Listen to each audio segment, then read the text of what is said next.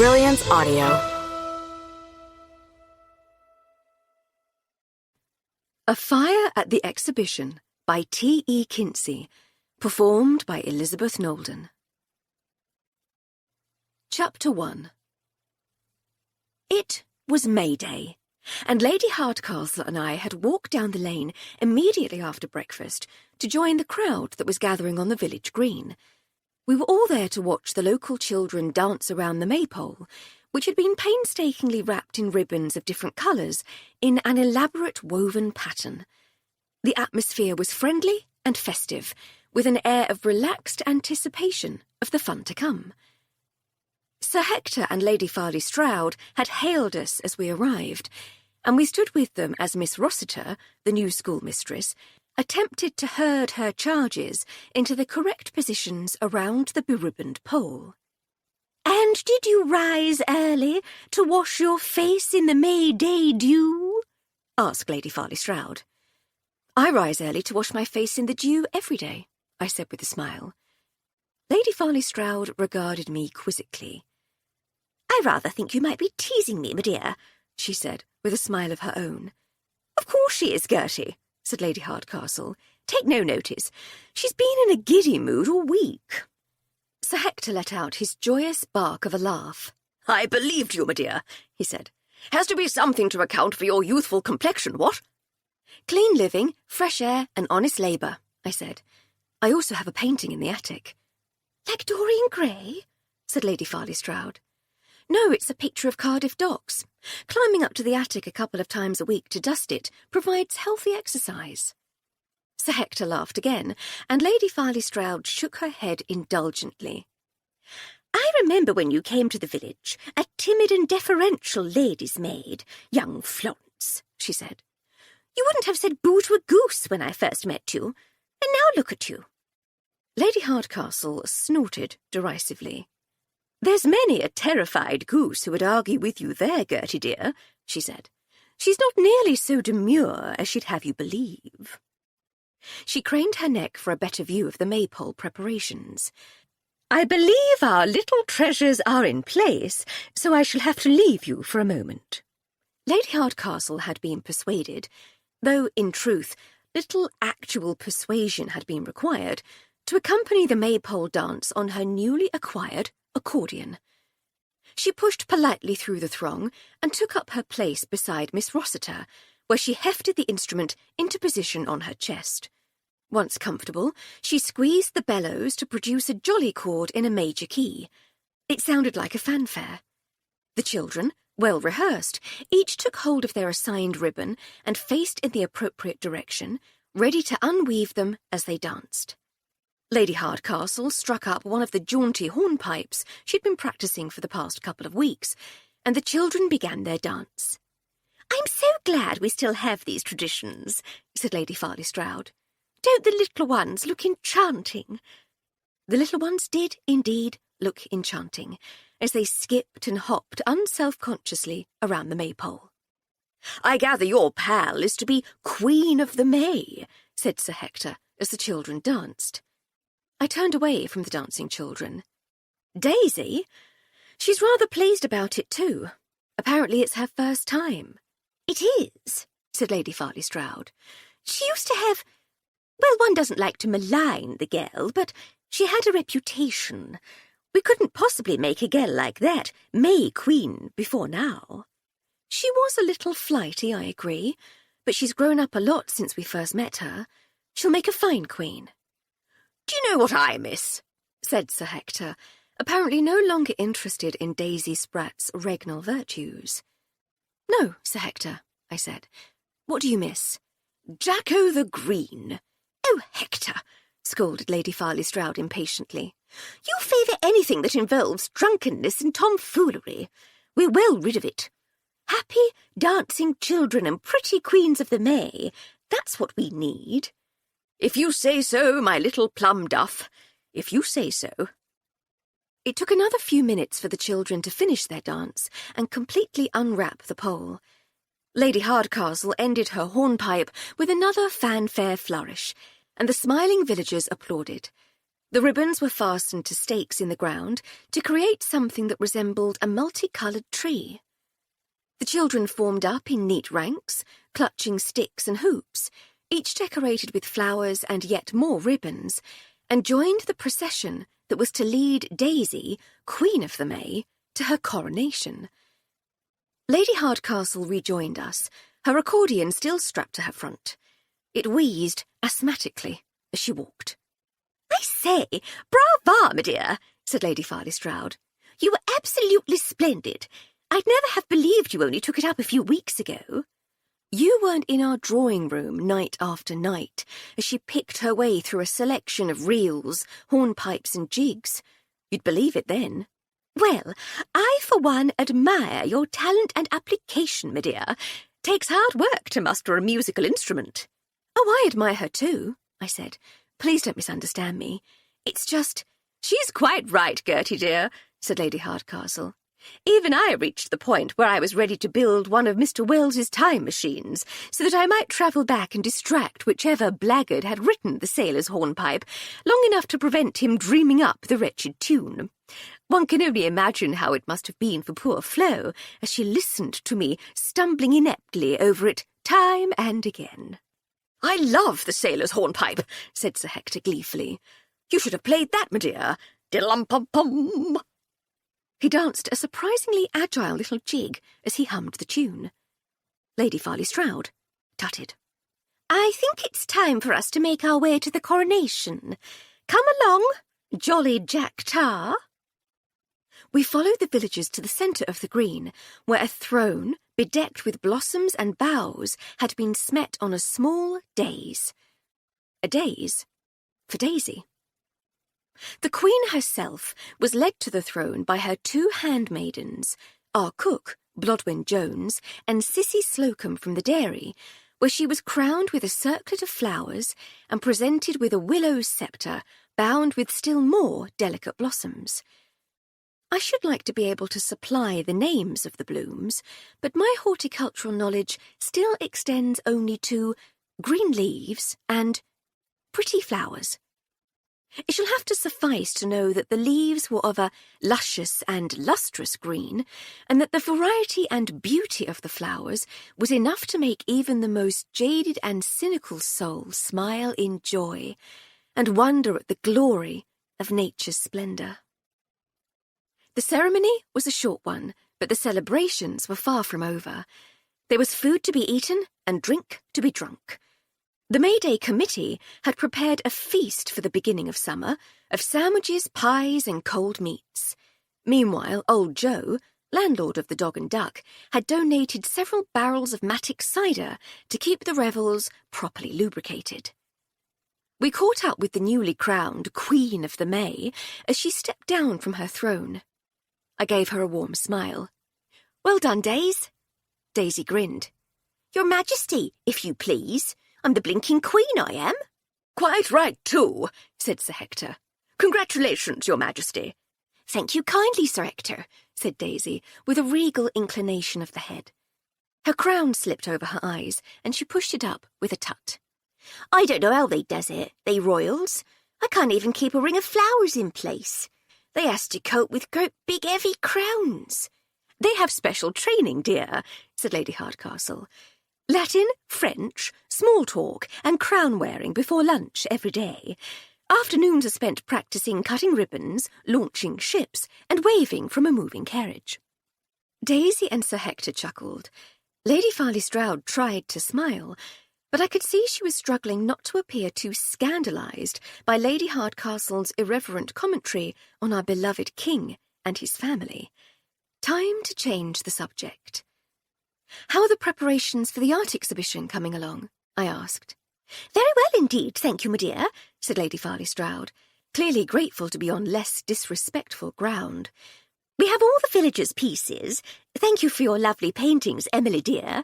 And the exhibits from the Chipping Bevington Museum will be arriving on Friday." "Is you-know-who still willing to display the you-know-what?" asked Lady Hardcastle.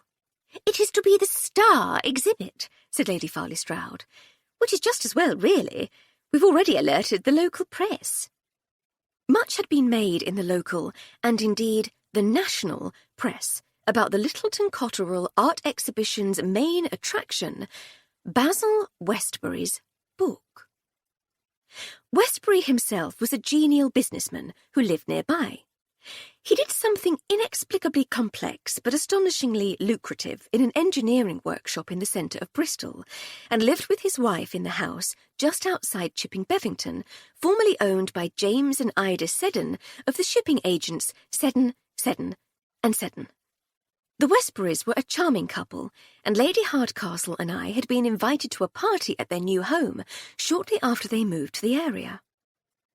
Unlike the previous occupants of the house, they wore their wealth lightly and were largely unostentatious in their habits, with one major exception. Mr. Westbury, it turned out, was obsessed by William Shakespeare, and indulged his passion by collecting everything Shakespeare-related that he could lay his hands on. His study, which he proudly showed off to all his guests, was a veritable shrine to the Bard of Avon. The walls were lined with valuable editions of the plays and poems. There were portraits of Shakespeare, busts of Shakespeare, and novelty souvenirs of Shakespeare, some almost as old as the great man himself. There was a fragment of wood in a satin-lined box on one shelf, accompanied by a wax-sealed, formally witnessed declaration that it was from one of the beams of Shakespeare's own house in Stratford-upon-Avon. All of which marked Mr. Westbury as charmingly eccentric, but not especially worthy of further examination or comment, until he bought the book. 2 years before moving to Littleton Cotterell, Basil Westbury had commissioned Dowers Stillwell, the world-renowned bookbinders of London, to produce a wholly remarkable, one-of-a-kind copy of the complete works of Shakespeare. The binding was set with over 1,000 specially cut jewels, and was made from more than 5,000 individual pieces of carefully selected leather, skillfully inlaid to depict characters and themes from the plays and poems. That alone would have made it a magnificent work of art, but it was raised to a higher level still by the 100 square feet of gold leaf that had been painstakingly applied to the inlaid and embossed leather. Not only were the front and back covers decorated, but also the insides of the boards, known, I later learned, as doublures, and the book's thick spine. It was 13 inches wide by 16 inches tall, and its value, though not officially disclosed, had been estimated to be in excess of £1,000. Its creation had been enthusiastically reported by the press at home and abroad, and the Shakespearean devotee who had commissioned it became a minor celebrity for a time. Lady Farley Stroud had asked Westbury if he would be prepared to display his newly delivered book at the Littleton Cotterell Art Exhibition, and he had gleefully acceded. He could think of nothing more wonderful than showing off his new possession. So excited was he, in fact, that not only had he agreed to allow the committee to display the book, he had offered to cover the cost of the insurance himself. His insurers had insisted that a condition of the cover was that their own security guards would accompany the book while it was on display, and that this round-the-clock security would attract a substantial additional charge. Even then, he hadn't demurred. He wanted as many people as possible to experience its beauty before he took it back to his Shakespeare shrine. "I'm looking forward to the local exhibits more," I said. "I'm very keen to see what our talented friends can do, but I can't deny I'm fascinated to lay my humble mortal eyes upon the wonder of the book." Lady Hardcastle laughed. "It has been rather enthusiastically over-promoted by the popular press, hasn't it? In rare moments of self-doubt, I, too, have wondered if we're deserving of having such a marvel in our midst." "You're both utterly beastly," said Lady Farley Stroud. "Basil Westbury is a charming and generous man, and his magnificent book will draw the crowds and put our little exhibition on the map." "It will, dear," said Lady Hardcastle, "as it deserves to be." "Yes, well, thank you," said Lady Farley Stroud. But you can make up for your mockery. I wonder, are you both free on Friday morning? I could do with a couple of pairs of trustworthy hands to hang the more expensive exhibits. Said Lady Hardcastle. Friday. Well, the tea-house in Chipping always has lovely cream cakes on a Friday, and there's a matinee in Bristol I've been hoping to catch. Lady Farley Stroud looked crestfallen. You silly goose, said Lady Hardcastle. Of course we'll help, won't we, Flo? Happy to, I said. I can't paint for toffee, but I have a keen eye for unevenly hung pictures and skewy sculptures. Thank you so very much, my dears. Would you meet us at the village hall at 10 sharp? Lady Farley Stroud looked around. I'm so sorry, must dash. Hector! Hector, where are you going? Sir Hector had seen his chance and had made a break for the cider, with his wife now in hot pursuit. Would you care for some luncheon, Your Majesty? Lady Hardcastle asked Daisy, as we watched our friends disappear across the green. I thought you'd never ask, said Daisy. I's famished. It's hungry work being the Queen, you know. Thursday passed largely without incident. The local badgers had been rootling in the flower beds again, but Jed Halfpenny, our jobbing gardener, repaired the damage in no time. Once he had gone, I explained to the flowers that it was the risk they took when they accepted free board and lodging in our garden. I think they understood. On Friday morning, I was gossiping in the kitchen with Miss Jones and our housekeeper, Edna Gibson, as I buttered some toast for Lady Hardcastle. Edna was still resisting the job title of housekeeper. She'd worked as a housekeeper before, but thought it was too much trouble. She much preferred to be a housemaid, she said, but she was so much more than that, and she was just going to have to lump it. Housekeeper or not, though, she absolutely refused to be known as Mrs. Gibson. Too formal for the likes of me, she said. But you call me Miss Armstrong, I said. That's different. You's a lady's maid. They's always Miss. Housekeepers are always Misses, like cooks. But I'm Miss Jones, said the cook. And I ain't no housekeeper, said the housekeeper. We all agreed that Mrs. Jones doesn't suit you, I said. And you have it your way, Edna. But you deserve more respect for the excellent work you do. As long as it don't involve me being called Mrs. Gibson, you can call my job what you likes, I suppose. Excellent, I said. You can have your new visiting cards printed at once. That would be summat, wouldn't it? Me, with a visiting card. You'd be the talk of the village. As long as it didn't say Mrs. Gibson. Mrs. Gibson is my Dan's mother, and she's a right one. I don't want to be mistaken for her. There was a shuffle of house slippers at the kitchen door. Good morning, said Lady Hardcastle with a yawn. Edna and Miss Jones both morning, miladied. Lovely to see you, I said. I was just waiting for your coffee to brew so I could bring up your starter breakfast. I have your toast. I handed her the plate, and she looked at it in sleepy confusion. Take it through to the morning room, and I'll be with you in a minute, I said. She plodded obediently off. You go with her, my lover, said Edna. She ain't very good at mornings. I'll bring the coffee through in a minute. You want any toast yourself? No, I'll wait for breakfast proper, I think. Thank you, Mrs. Edna. She laughed and flicked at me with a tea towel, but I was already out the door.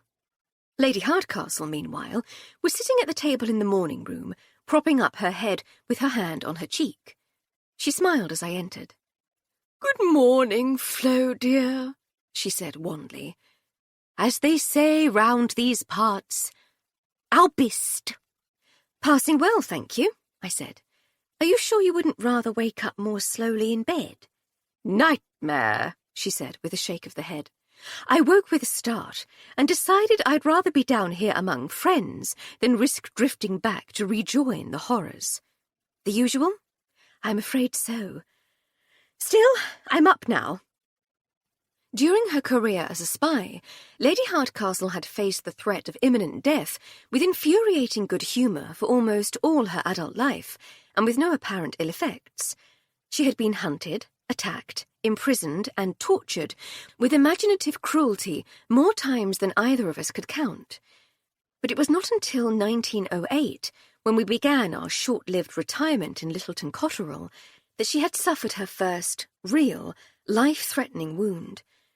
She took a stray bullet to the stomach during the murder investigation we unexpectedly found ourselves embroiled in, and it was this accidental injury that still gave her nightmares. When we talked about it, it was the arbitrariness of it that angered her most. There had been no intention on the part of her almost killer to do her harm. The shot, if it had been intentional at all, had been aimed at someone else. Blind chance had directed the bullet to her abdomen, and there had been nothing she could say or do to predict or prevent it. And still the events played out in her dreams, as her mind continued to rage at the unfairness of it. I never told her that the same event haunted my own dreams. It was my mistimed kick that had shifted the gun's aim, but it seemed altogether too self-indulgent to seek sympathy for my own nightmares, when she had been the one who suffered the consequences. She noticed my look of concern and frowned. "If you're going to get maudlin, I shall reconsider my decision and head straight back to bed," she said. "I came down for cheery company, not sympathy and hand-holding." "Right you are, then," I said. "Pull yourself together, you miserable old bat. That's more like it. Now, where's my coffee?" "It's right here, my lady," said Edna, as she entered carrying a tray. "I brought you some toast anyway, Miss Armstrong. I knows how tempting someone else's hot buttered toast can be." She set the tray down and left. "Thank you, Edna," said Lady Hardcastle and I in chorus. Then we tucked in and discussed our plans for the day. At 10 sharp, exactly as ordered, Lady Hardcastle and I presented ourselves for duty at the village hall. The hall's roof had been badly damaged by fire the previous summer, and the rebuilding work had been slow, delayed first by the unusually hot summer, then by the cold, wet winter. By mid-April, though, the repairs had been completed, inspected, and judged to be fit for the needs of the village for years to come. Guided, as they always were, by Lady Farley Stroud's vision, the village hall committee had decided that the grand reopening would be a celebration not just of the hall, but of the village itself. And what better way to celebrate, they had said, than by sharing the wealth of the village's collective artistic talents. There had been a few dissenting voices. Some members of the committee had insisted that the best way to celebrate would be by having an actual celebration, preferably with abundant food and drink. But Lady Farley Stroud's view, as Lady Farley Stroud's view so often did, prevailed, and an art exhibition had been organised. The bulk of the show was to be made up of villagers' own work, and we had been promised sketches, watercolours and oils, as well as photographs, collages, and even sculptures. Those who felt they lacked the necessary talent to produce work of their own had been encouraged to share any paintings or objects from their homes, if they thought others might appreciate them. The museum at Chipping Bevington had offered to lend a few local pieces from its collection to augment this section of the show, and after just one additional meeting with Lady Farley Stroud, had amended the offer to a few important local pieces. The hall, as we entered, smelled of sawdust, plaster, putty, and paint. The walls were bright, even in the wan light of the dull day that dribbled through the newly glazed windows. The air was filled with the energising buzz of happy industry, with Lady Farley Stroud's volunteers already hard at work, arranging the villagers' pieces under her watchful eye. "I think Mrs. Bland's wonderful portrait of her dog," said Lady Farley Stroud. "Hamlet, my lady," said Mrs. Gardner, secretary of the Embroidery Society. "What did I say?" "You didn't, my lady. I was just saying as how the vicar's wife's dog is called Hamlet. He's a Great Dane." "Quite. Well, Mrs. Bland's portrait of Hamlet might look better over here, next to Mrs. Stitch's sketch of her pet cat, don't you think? All pets together and all that." Mrs. Stitch was Mrs. Gardner's best friend, and the treasurer of the Gardening Society. Apparently I was the only one who found their respective roles in any way worthy of comment. But while Mrs. Stitch's skills as a horticulturalist were beyond question, her artistic abilities were, though joyously enthusiastic, somewhat more rudimentary. This was intended to be a celebration, not an opportunity for sniggering, and I thought it would be unfair to place Mrs. Stitch's cheerfully amateurish sketch next to Gigruti Bland's professional-looking oil portrait of her absurdly large dog. "If you'd welcome a non-artist's opinion," I said gently, "perhaps the cat might be better on the other side there.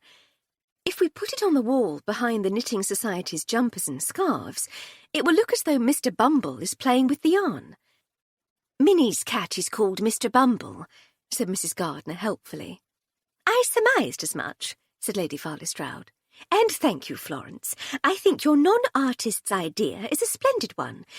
It will add a touch of charm and whimsy to the knitter's work. Goodness knows it needs it." I smiled my acknowledgement of her thanks and stepped aside so they could rearrange the exhibits. "Your place in heaven is assured, dear," said Lady Hardcastle, as we strolled around the hall, admiring the nascent exhibition. "I don't know about that," I said. "I harbour some terribly wicked thoughts. Don't we all? Gracious me! Even the most stout-hearted among us would have a fainting fit if they could see the inside of my head. I can well believe it. You're a disgrace at the best of times. Well, quite. But you did a good thing there, tiny servant. One tries to be kind, on the outside at least." Lady Farley Stroud had noticed our aimless meandering and was heading our way at full steam. "I'm sorry to leave you ladies unemployed," she said. "I had hoped the museum's delivery would be here by now." "That's quite all right," said Lady Hardcastle. "We were just admiring the display. We have a very talented village." "We do, don't we?" said Lady Farley Stroud, beaming with almost maternal pride. "And your pieces look especially wonderful. Thank you." Lady Hardcastle had 3 pictures on display. One was a watercolour, painted entirely from memory, depicting the Chinese city of Shanghai. There was another watercolour study, this time of the busy port at Calcutta, painted while we waited to board our ship home to England in 1901. And finally, a picture in oils of Park Street and the cathedral in Bristol, painted a few months earlier from a photograph I had taken when we were in town one day. "I'm glad you like them, dear," said Lady Hardcastle. "I do so enjoy painting. I ought to devote more time to it." "You have a rare gift, my dear," said Lady Farley Stroud. "But you really don't mind?" "Mind what?" "Having nothing to do. What with the delayed delivery and all, I worry you might think I have dragged you here under false pretences." "Have no fear, Gertie dear. I'm always happy to turn up for a job where there's nothing actually to do. I can indulge my natural indolence while basking in the self-satisfied glow of having conscientiously volunteered my non-existent services in the first place." Lady Farley Stroud let out a bark of a laugh, uncannily like her husband's. Several of the more timid volunteers looked round in alarm. "We shall have you busy enough, Emily, don't you worry," she said. "Busy enough indeed." We were standing beside a wooden plinth. "This is rather splendid," I said. "What's going on here?" It was a square column of pale, waxed wood, about 3.5 feet tall and perhaps a little over a foot square, topped with a very sturdy glass-sided cabinet. The cabinet was perhaps 3 or 4 inches larger all round than the plinth upon which it stood, and a little over a foot high. The sides of the plinth had been carved with a subtle pattern of interwoven vines, enough to add interest and texture, without distracting from what was obviously intended to be the main attraction, whatever was going to lie upon the angled stand in the case at the top. "It is, isn't it? Charlie Hill made it for us. He oversaw the roof repairs and made all the marvellous panelling for the walls as well. Each panel is removable, you know. Hill said it might suffer a little damage from time to time in a place like this, so he made it so individual sections can be taken out and repaired without having to dismantle the whole thing. He's an ingenious man." "He certainly is," I agreed. But this magnificent thing he built in his spare time. I told him he could earn a handsome living as a cabinet maker, but he insists he gets more satisfaction from his carpentry and joinery work. I likes making places for people to live and work, milady, he said. He's very skilled, I said. But what? I gestured at the empty glass case. Oh, sorry, my dear, rambling on as usual. It's for Basil Westbury's book. Ah, yes, of course it is. Neither the book nor its guards had arrived. They weren't due until the following morning, just before the exhibition opened, but the plinth was ready, and it looked to me like a very suitable temporary home for one of the world's most famous books. I was about to ask more questions about the security arrangements, but Lady Farley Stroud was distracted by the sound of grinding wheels and the clip-clopping of a heavy horse's hooves outside, as a large wagon drew up at the hall. "That's our delivery, I'd wager," said Lady Farley Stroud. "Come on, ladies, let's see what treasures they've sent us." At midday on Saturday, the 4th of May 1912, when the farm labourers had knocked off for the weekend and the local businesses had closed, almost the entire population of Littleton Cotterell and the surrounding villages had gathered outside the village hall. Queen Daisy's Days had been repurposed as a bunting-bedecked platform from which Lady Farley Stroud praised the extraordinary efforts of the villagers in raising money for the repairs to the hall and the wonderful work of the craftsmen who had carried out those repairs. When the applause died down, the Mayor of Chipping Bavington stepped up and welcomed us all to the inaugural Littleton Cotterell Art Exhibition.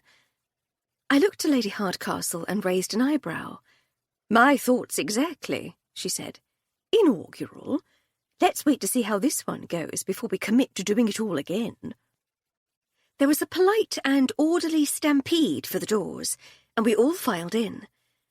The hall, of course, was horribly overcrowded. Far too little thought had been given to the possibility that if the entire village turned up to the opening ceremony, then the entire village would want to get in to see the exhibition. Fortunately, we had been able to take a good look round the day before, and were already well acquainted with Mop and Bucket, a still-life watercolour painted by Mrs. Grove, the vicar's housekeeper. We had already seen Dr. Fitzsimmons's charcoal anatomy sketches, and an expressionist work in pastels by Her Majesty, Queen Daisy, entitled Old Joe at the Bar. We had carefully hung Chipping Bavington Museum's series of oil-on-canvas landscapes depicting the Severn Valley as seen from the hill to the west of the village, and I had been personally responsible for nearly dropping a Bronze Age beaker that had been found close to a burial mound near Woodworthy. It had already been reconstructed once, so I was certain the experts could easily rebuild it a second time. I was nevertheless relieved that years of training in Chinese fighting arts had honed my reaction sufficiently that I was able to catch the prehistoric pottery before we needed to test those expert skills once more. As predicted, the Westbury Shakespeare proved to be the biggest draw. It's not every day that people get the chance to see a £1,000 book after all, and we were unable even to get close to it. This unevenness of crowd distribution did mean, though, that we just about had room to get to Sir Hector further back in the hall, where he was standing proudly beside his own exhibits. "I say, Hector," said Lady Hardcastle, "these are magnificent. Did you do them yourself?" Again, the familiar bark of a laugh. "No, my dear," he said. "These are from a collection. This is The Grange from the East by Edgar Summerhays." He pointed to a magnificent oil painting in a gilt frame. I was sure I must have seen it before, but amid all the Victorian-esque clutter at the Grange, it was hard to tell. It showed the buildings as they had been in the 18th century, after the building of the Palladian facade, but before the addition of the neo-Gothic sections in the mid-1800s. The house looked as magnificent as ever, though oddly naked, without its turrets and pointed arched windows. "And this," he continued, indicating an alabaster bust of a man with tousled hair, who was wearing a high collar and very realistically carved cravat, is the late Sir Theodore Elderkin. He was a major in the 8th Dragoon Guards during the Peninsular War. Fought at Victoria, you know. And when he came home, he bought the Grange. One of my predecessors, you might say. He's a handsome chap, said Lady Hardcastle. Is he? I suppose he is, now you come to mention it. They're fine pieces, Sir Hector, I said. Thank you, my dear.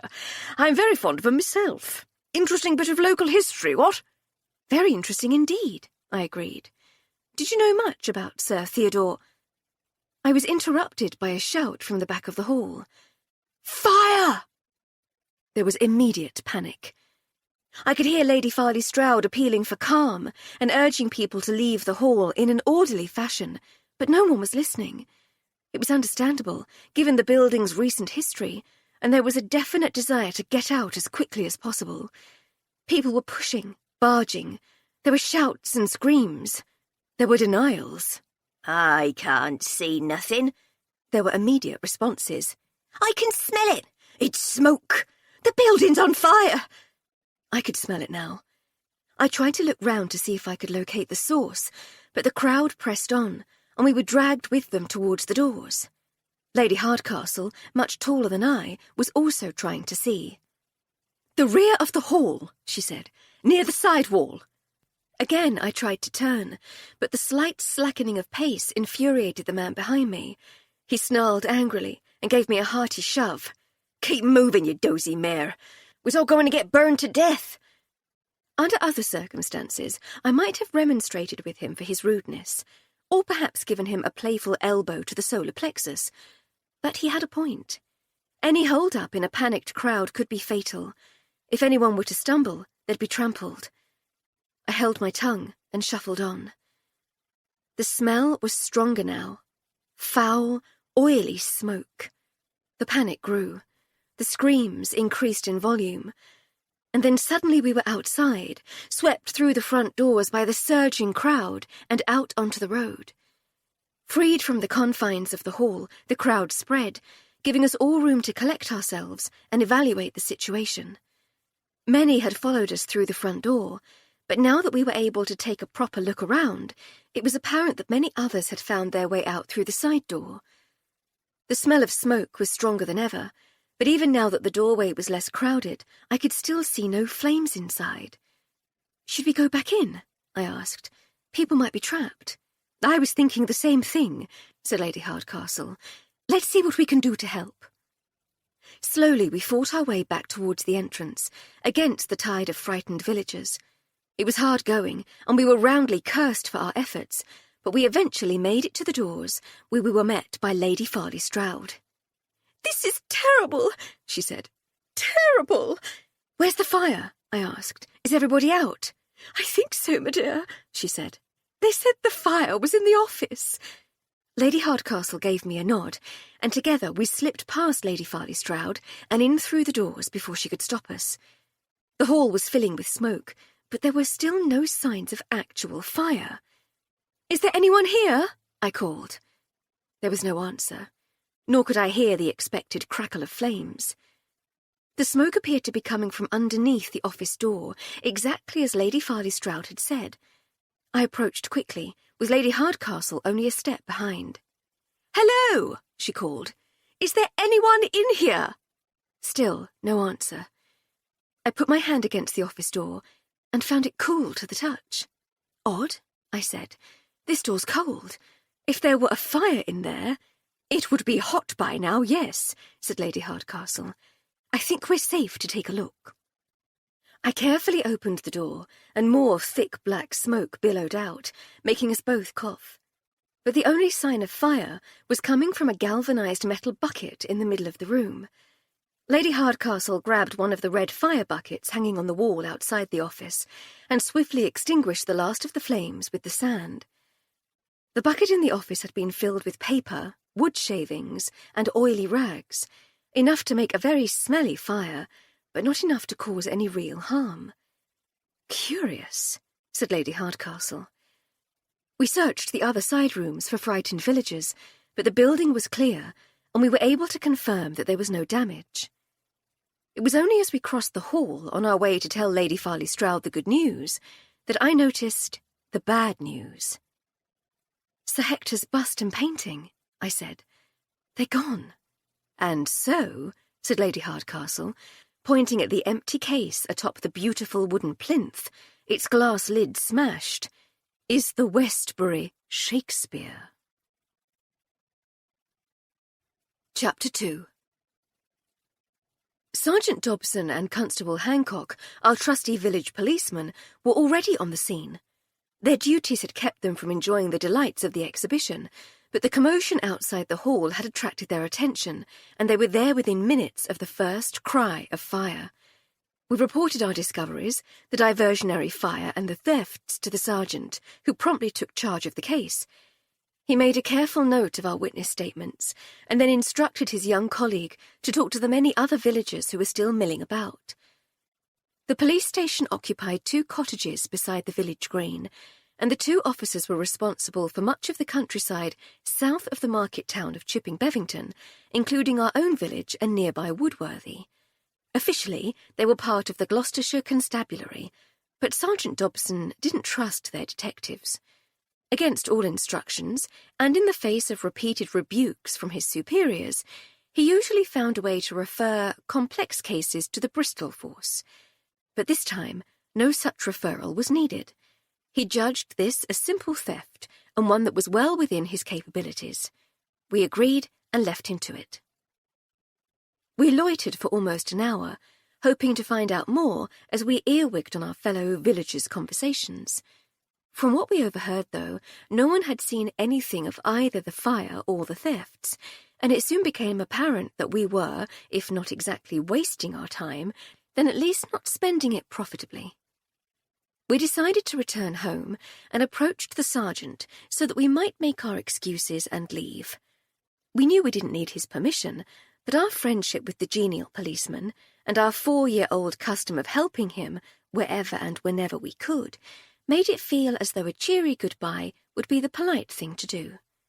Fortunately, he seemed to be briefly alone, taking a moment's pause from his interviews and reviewing his notebook. "Is there any more information you need from us, Sergeant?" asked Lady Hardcastle. "I don't think so, milady," said the bearded policeman. "Young Hancock and I have matters well in hand." "As always," said Lady Hardcastle with a smile. Sergeant Dobson looked down at his notebook briefly, then back at the pair of us. His expression didn't quite match his confident tone. "Is there something the matter, Sergeant?" asked Lady Hardcastle. "Well," he said slowly, "I know I said as how we's got it all in hand, but, well, I don't mind telling you, milady, but I's worried about this book of Mr. Westbury's. We deals with people who's had tools stole from their sheds, or who's lost a couple of cows. I can do that. But this blessed book is worth £1,000, they says. £1,000 bloomin' pounds, begging your pardon, milady." I suppressed a smile. Like all members of the upper classes, Lady Hardcastle swore like a navvy, and wasn't in the least bit bothered by the sergeant's blushing euphemisms. Still, she graciously put a hand on his forearm. "We're all friends here, Sergeant," she said. "You should hear the things I say in the privacy of my own drawing-room. Or perhaps you shouldn't. I'd make a docker blush sometimes, really I would. But as for the book, think of it like this. It's just a stolen item. Its value is just a number we attach to it for the purposes of commerce. Whether it's a hay knife stolen from a farmer's shed costing 4 shillings, or an ornate book stolen from an art exhibition costing £1,000, it's still just a stolen thing. If you can find one, you can find the other." "You're very kind, milady, but we still going to be a bit more worried about it than about old Jim Palmer's stolen pitchfork." "I understand. At least it's insured." "Well, there is that, milady," he said with a smile. "Speaking of which," I said, "where are the insurance company's guards? I thought they were supposed to be taking care of things." "Haven't seen hide nor hair of 'em, miss," said Sergeant Dobson. "By the time me and Hancock got here, they'd done a bunk. Didn't want to be questioned too closely about their dereliction of duty, I'd wager. Mrs. Gardner says she saw 'em leaving in a motor car with Mr. Westbury, so perhaps he's taken 'em off somewhere to give 'em a roasting in private." "Perhaps," I said. "Someone ought to," said Lady Hardcastle. "I mean to say, what on earth is the point of a security guard who allows the one thing he's guarding to be stolen?" "Some folk don't take their work as seriously as others," said the sergeant. "Then it's a good thing for Mr. Westbury that you and Constable Hancock are on the case," said Lady Hardcastle. "You're very kind, my lady. I mean it, Sergeant. You'll have it all wrapped up in no time. And we'd better leave you to it. You're sure there's nothing we can do for you right now?" "No, my lady. Thank you, but we's fine." "In which case, if it's all right with you, I think we shall be off. You know how to reach us if you think of any further questions." "I do indeed, my lady. Thank you." Our intention had been to try to talk to Sir Hector and Lady Farley Stroud. As one of the two victims of the theft and the main organiser of the exhibition, they had both been very busy with the police at first, so we had kept out of the way. But now we wished to talk to them, we found that they had gone. "They left about 10 minutes ago," said Mrs. Gardner. "Bert took them home in the motor car." We thanked her and started to walk back to our own house. "We should potter up to the Grange," said Lady Hardcastle. "I think this is one of those occasions where one can drop in on close friends unannounced." "I think you're right," I said. I remember a section of Debrett's devoted to the correct etiquette when a close friend has had a painting stolen from an exhibition. "Indeed," she said. "It's between misplacing of a much-loved pen and resignation of a favourite cook. We shall take the rolls." Lady Hardcastle's silver ghost roadster was a beautiful machine. She had taken delivery the previous June, and it had brought us both great joy, until it broke down in Bristol in November while we were investigating the murder at the theatre. Actually, that wasn't strictly true. When the car had been returned to us by a company representative and a liveried driver, she had been informed that Rolls-Royces do not break down. "I rather think mine did," she had said. "It left us stranded in Bristol and unable to return home." "Ah, yes, madam," the man had replied. "We are aware of the temporary failure to proceed, but the vehicle is working as expected now." She had signed the paperwork, and the man and his driver had purred away in the car we had been lent, while the roadster, that hadn't broken down, wasn't being repaired. A subsequent investigation, both Lady Hardcastle and I were keen to learn as much as possible about motor cars, had indicated that non-repairs had been extensive, with several important ancillary components replaced, and evidence that the engine itself had been stripped down. We had been unable to wrest any details from Rolls-Royce, who remained insistent that no repairs were needed on a motor car that had not broken down. The newly non-repaired car had seen us through the winter and spring without further incident, and we had decided not to torment the poor Rolls-Royce staff any further with questions they were obviously not allowed to answer. The gleaming silver machine was standing on the miniature driveway outside the house as we approached.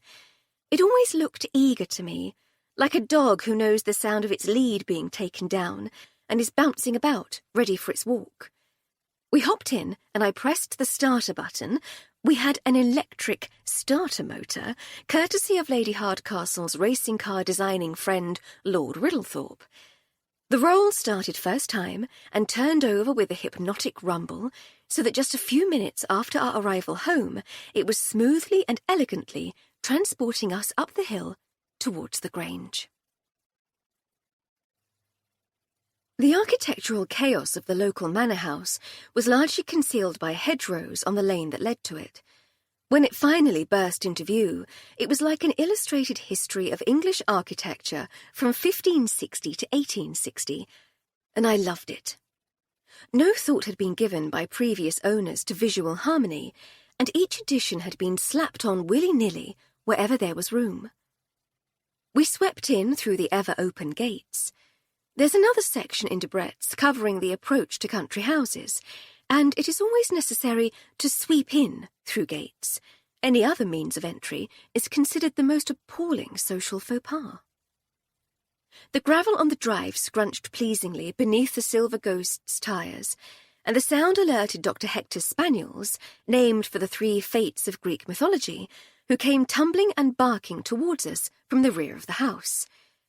I parked neatly beside the front door, and we stepped out to greet the girls as they bounced excitedly around us. "Hello, you 3, said Lady Hardcastle, as she bent to scratch Atropos, or Troppo, to her friends, affectionately behind the ear. "Is your family at home?"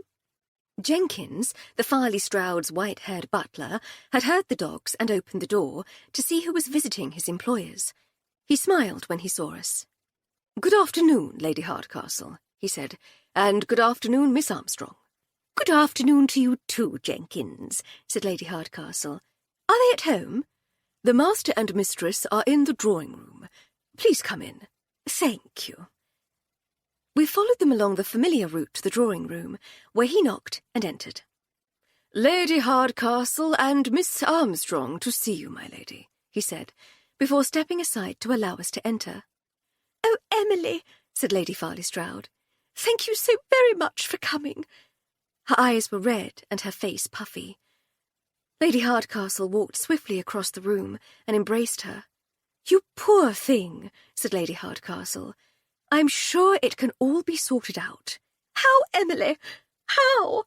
Hector's painting's gone, the bust's gone, and poor Mr. Westbury, his beautiful book, all stolen, all because of me." "All because of a thief, Gertie dear. You didn't do it. You didn't make it happen. And at least there was no damage to the village hall." Lady Farley Stroud pulled gently away. She wiped her eyes on a monogrammed handkerchief. "But I did leave the office door unlocked," she said. "If they hadn't been able to get in there, then they'd have found somewhere else to set their fire," said Lady Hardcastle kindly. "You're right, of course," said Lady Farley Stroud with a sniff. "Just being a ninny." "They won't get far," I said. "Dobson and Hancock will have them caught in no time." "In 2 shakes of an eye and the twinkling of a lamb's tail," agreed Lady Hardcastle. Lady Farley Stroud managed a small laugh. "Are you just leaving it to the boys in blue?" asked Sir Hector. "We were planning to, Sir Hector, yes," I said. "Sergeant Dobson is a very capable man." "Oh, yes," said Sir Hector. "Very capable indeed. It's just, well, the wheels of Wally Dobson turn slowly, and sometimes, even then, they don't grind especially fine. We're in a bit of a bind, do you see?" "Hector, no," said Lady Farley Stroud. "These are our friends, Apfelstrudel, and I'm beggared if I can do this on my own any more. Ain't no shame in asking a friend for help." "But—" "He's right, Gertie," said Lady Hardcastle. "If there's trouble, we shall do everything in our power to help. More if we can. Never, ever be afraid to ask." "But—" "Butts are for rainwater, my little Baumkuchen," said Sir Hector. "Emily and Florence have proven themselves more than capable of solving much more complicated mysteries than this, and we really don't have time to wait for Wally Dobson." "Why don't you tell us all about it?" said Lady Hardcastle, "and we'll see what we can do."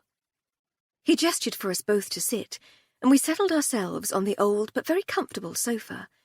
He waited for his wife to sit too, and with a defeated sigh, she eventually did. "You've always known money was a little tight up here at the Grange," said Sir Hector. "We've never made a secret of it." "I have," said Lady Farley Stroud indignantly. "Actually," said Lady Hardcastle, "it was one of the first things you ever confided in us. When the emerald eye was stolen, remember? You needed it back because you had a loan secured against it." "Ah," said Lady Farley Stroud. "Yes. Well—" "And we still do.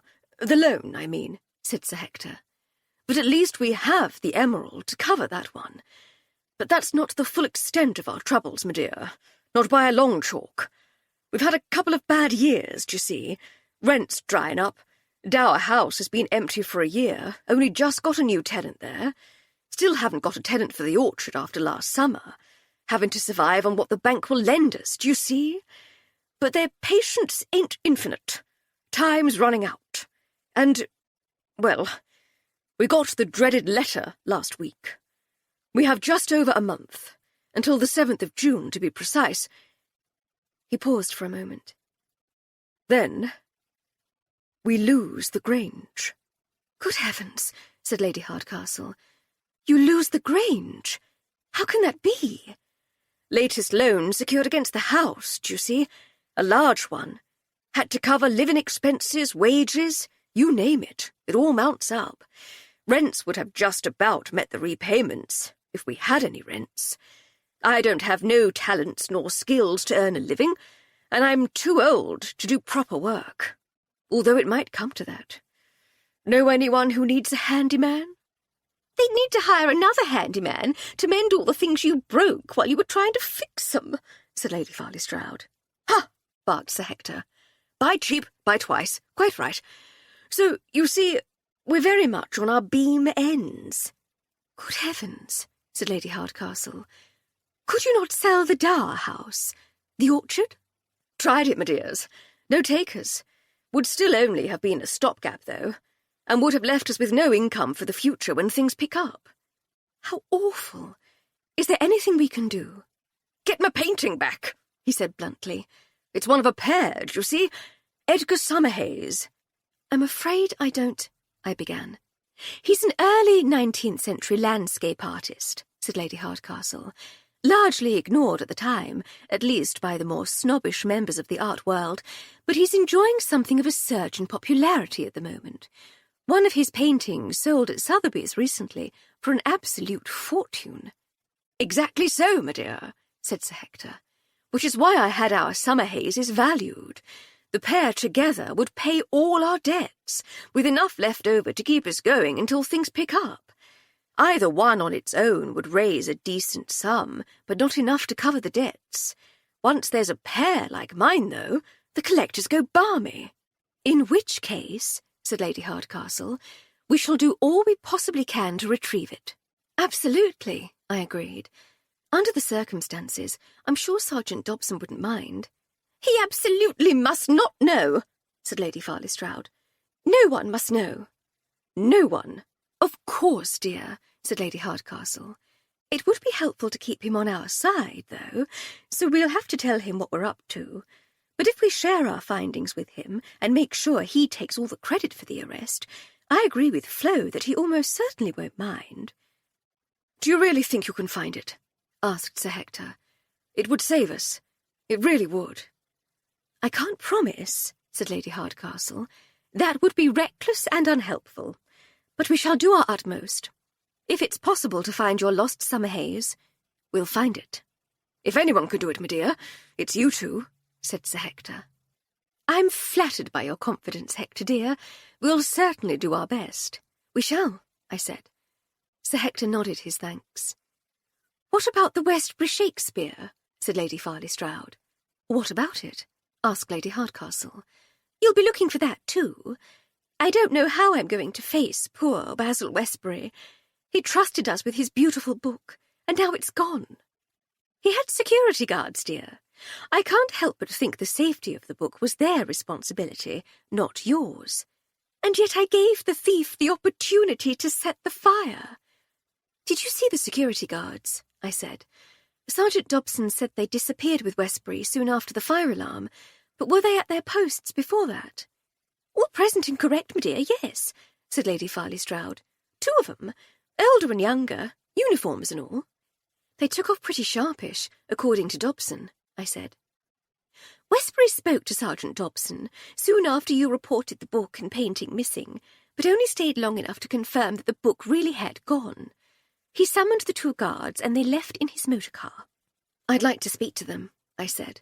I would too, said Lady Hardcastle. Do you have the details of the security company, Gertie? Westbury gave us all the details when we were making the arrangements. He was very excited. I can let you have their address. Thank you. "Please don't get sidetracked by the man's gaudy book, though, my dear," said Sir Hector. "It's a shame it's gone missing, but finding it won't save the Grange." "Have no fear, Hector dear," said Lady Hardcastle. "Your painting will remain our topmost priority, but we would be foolish to ignore the book. One presumes they're together, so when we've found one, we've found everything. If it happens that the missing Shakespeare provides us with good leads, then we shall pursue those. I'll wager we'll end up finding both the Shakespeare and the Summer Haze at the same place." "And the bust?" I said. "Oh, don't worry about that," said Sir Hector. "Interesting piece of history, but only worth a few bob. I kept it for its links to the house, not its monetary value." Lady Hardcastle nodded, and we all fell silent for a few moments. "Where on earth do you start with something like this?" asked Lady Farley Stroud suddenly. "We start at the scene of the crime and work our way outwards from there," said Lady Hardcastle. "We usually have a limited pool of suspects, but in this case it's not quite so simple. Everyone from Littleton Cotterell, Woodworthy, and all stations to Chipping Bevington was there. I think we can safely rule out a lot of familiar faces, but there were people there I'd never seen before." Lady Farley Stroud looked as though she might cry again. "Oh, but that won't deter us," said Lady Hardcastle hurriedly. "It might muddy the waters at the start, but we'll soon find a way to clear things up." "Most grateful to you, my dears," said Sir Hector. "Most grateful. Will you stay for tiffin?"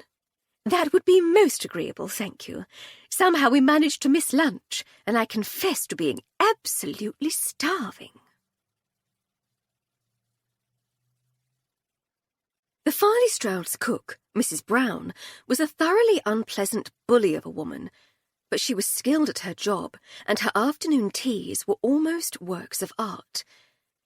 As we tucked into the delicious sandwiches and cakes, we managed to keep the conversation away from diversionary fires and stolen artworks.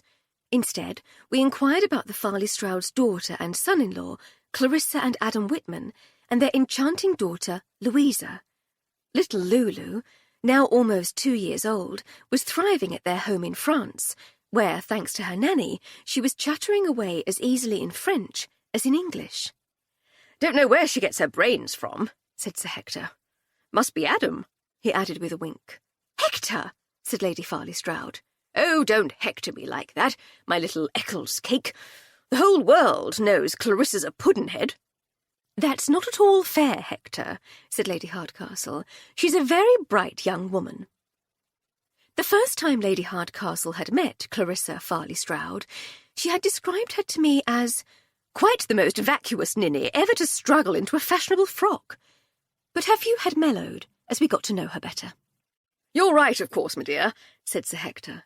"But you didn't know her when she was a little girl. I used to look on in despair sometimes. Do you remember that time she got her hand stuck in the spokes of the perambulator when she reached through the wheel to pick something up instead of reaching round it, or when she made lunch for her shoes?"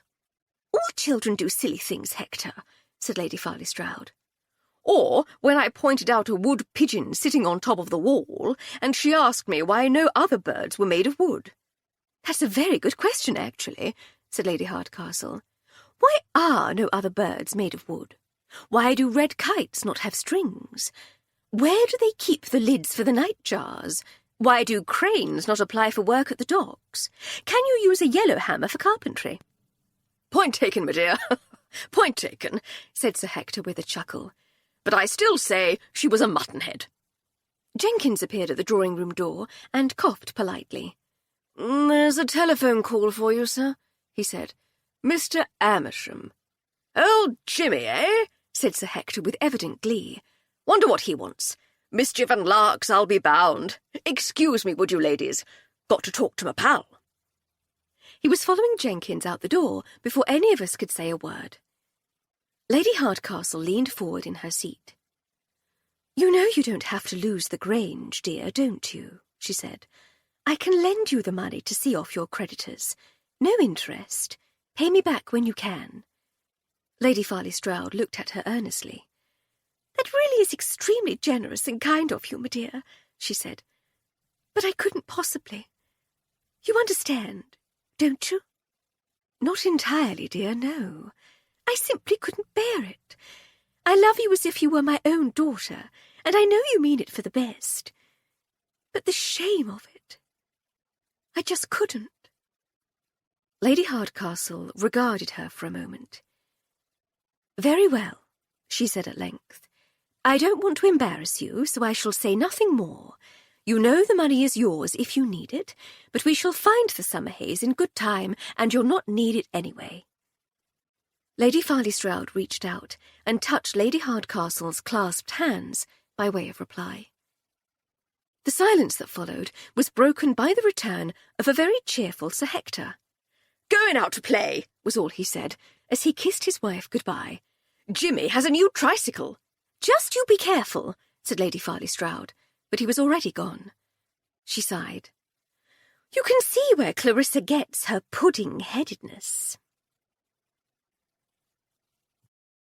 Chapter 3. On Monday morning, we thought it might be helpful to visit the village police station. If we were to be meddling in the investigation, even if only to hasten the return of the Summerhays landscape, it seemed best that Sergeant Dobson knew what we were up to. We made ourselves ready for the short walk into the village straight after breakfast. I had already been into the garden to complete my regular morning exercises, so I was able to say with confidence that jackets or light coats would be required. Armed with this knowledge, we were suitably protected against the slight morning chill as we made our way down the lane towards the village green. The skies were grey, but the hawthorn was in bloom, and birds were abroad, performing their avian morning chores.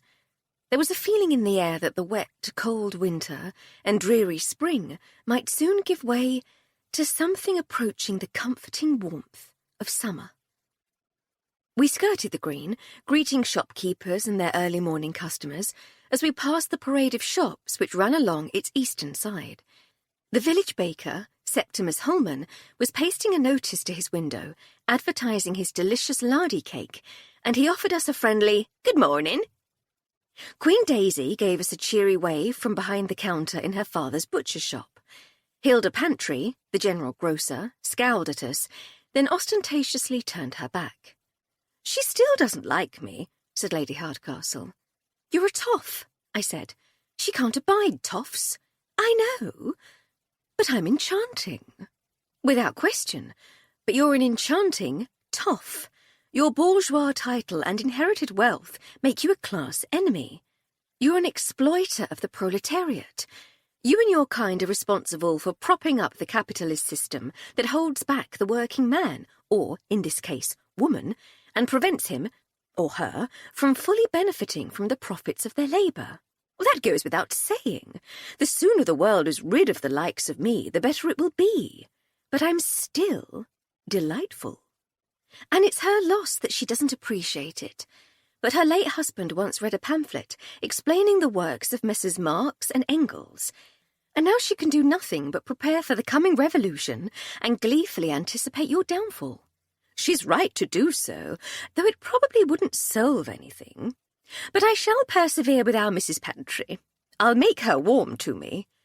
It doesn't help that she always thinks you're teasing her. That cheery politeness thing you do. She thinks you're making fun of her. She's not entirely wrong. And yet you still complain that she doesn't like you. Does she like you? She tolerates me, I said, but grudgingly. I'm friends with a toff, but I have proletarian roots and an exploitative proletarian job, so she can't quite justify open hostility. We also settle our account promptly each month. That counts for a lot, even to a revolutionary Marxist.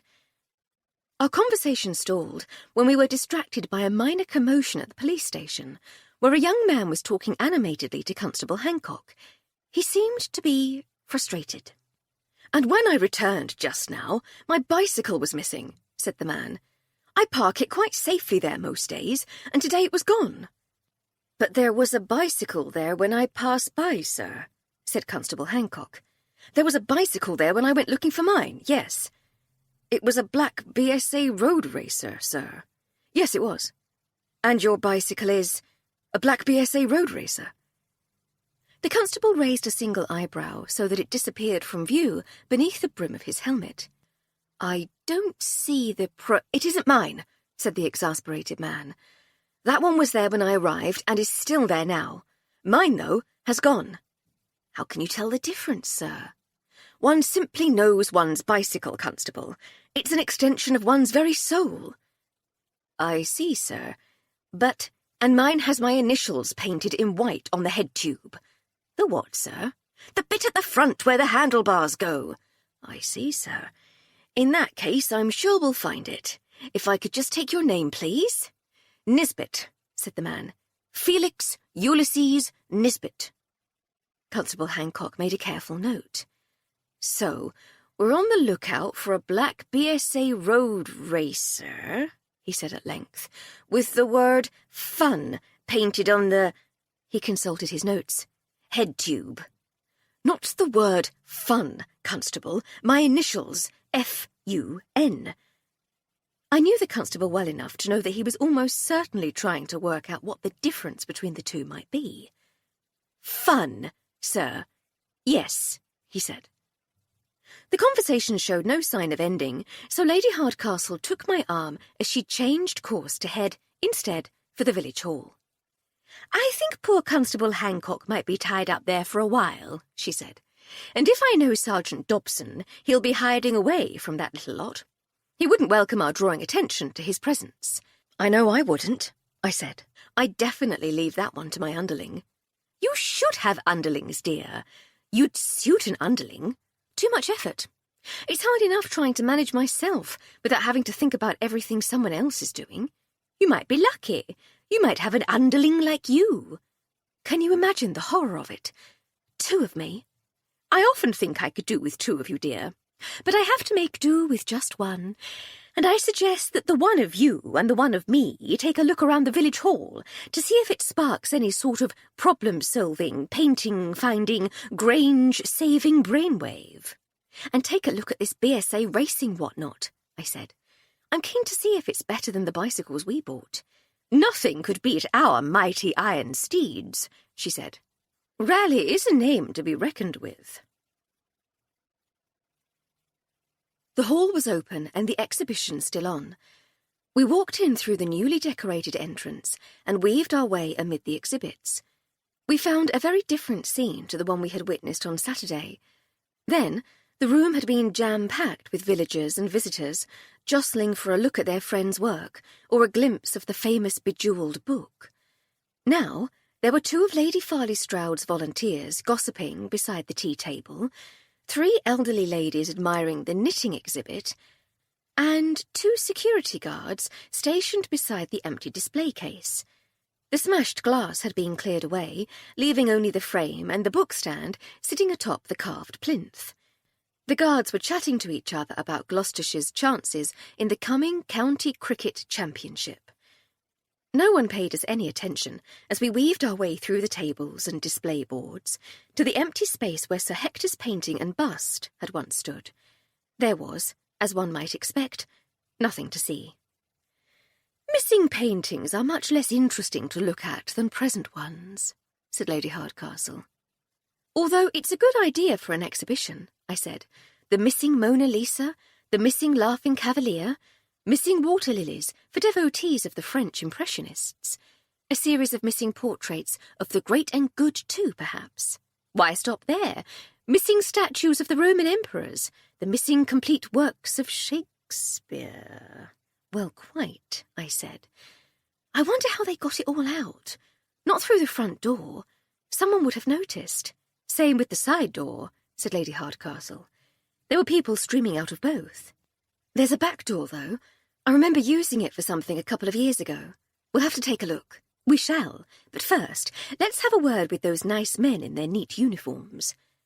She made her way over to the security guards. Good morning, gentlemen. Morning, ma'am, said the older of the 2. I'm Lady Hardcastle, and this is Florence Armstrong. Pleasure to meet you, m'lady. I'm Don Porter, and this here's Larry Templeman. The younger man grinned and nodded a greeting. You're the security guards employed by Mr. Westbury's insurers, is that correct? We are, m'lady, yes, said Porter. You have to forgive me if I sound rude, I said.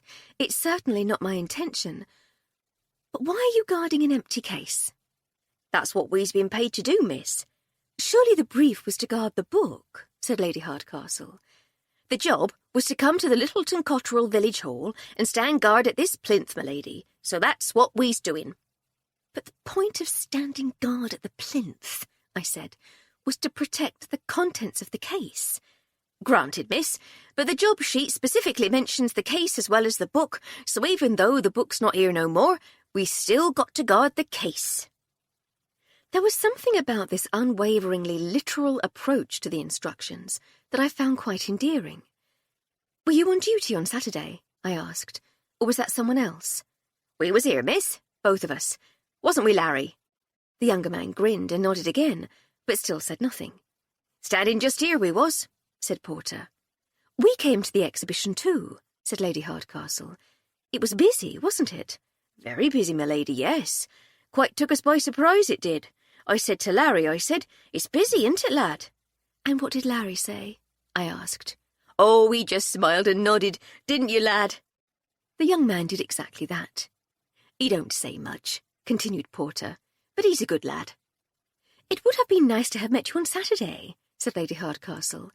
We were keen to see the book, but it was frightfully busy in this part of the hall, wasn't it? You were so thoroughly surrounded we couldn't get so much as a glimpse. It was a shame. I was rather looking forward to it.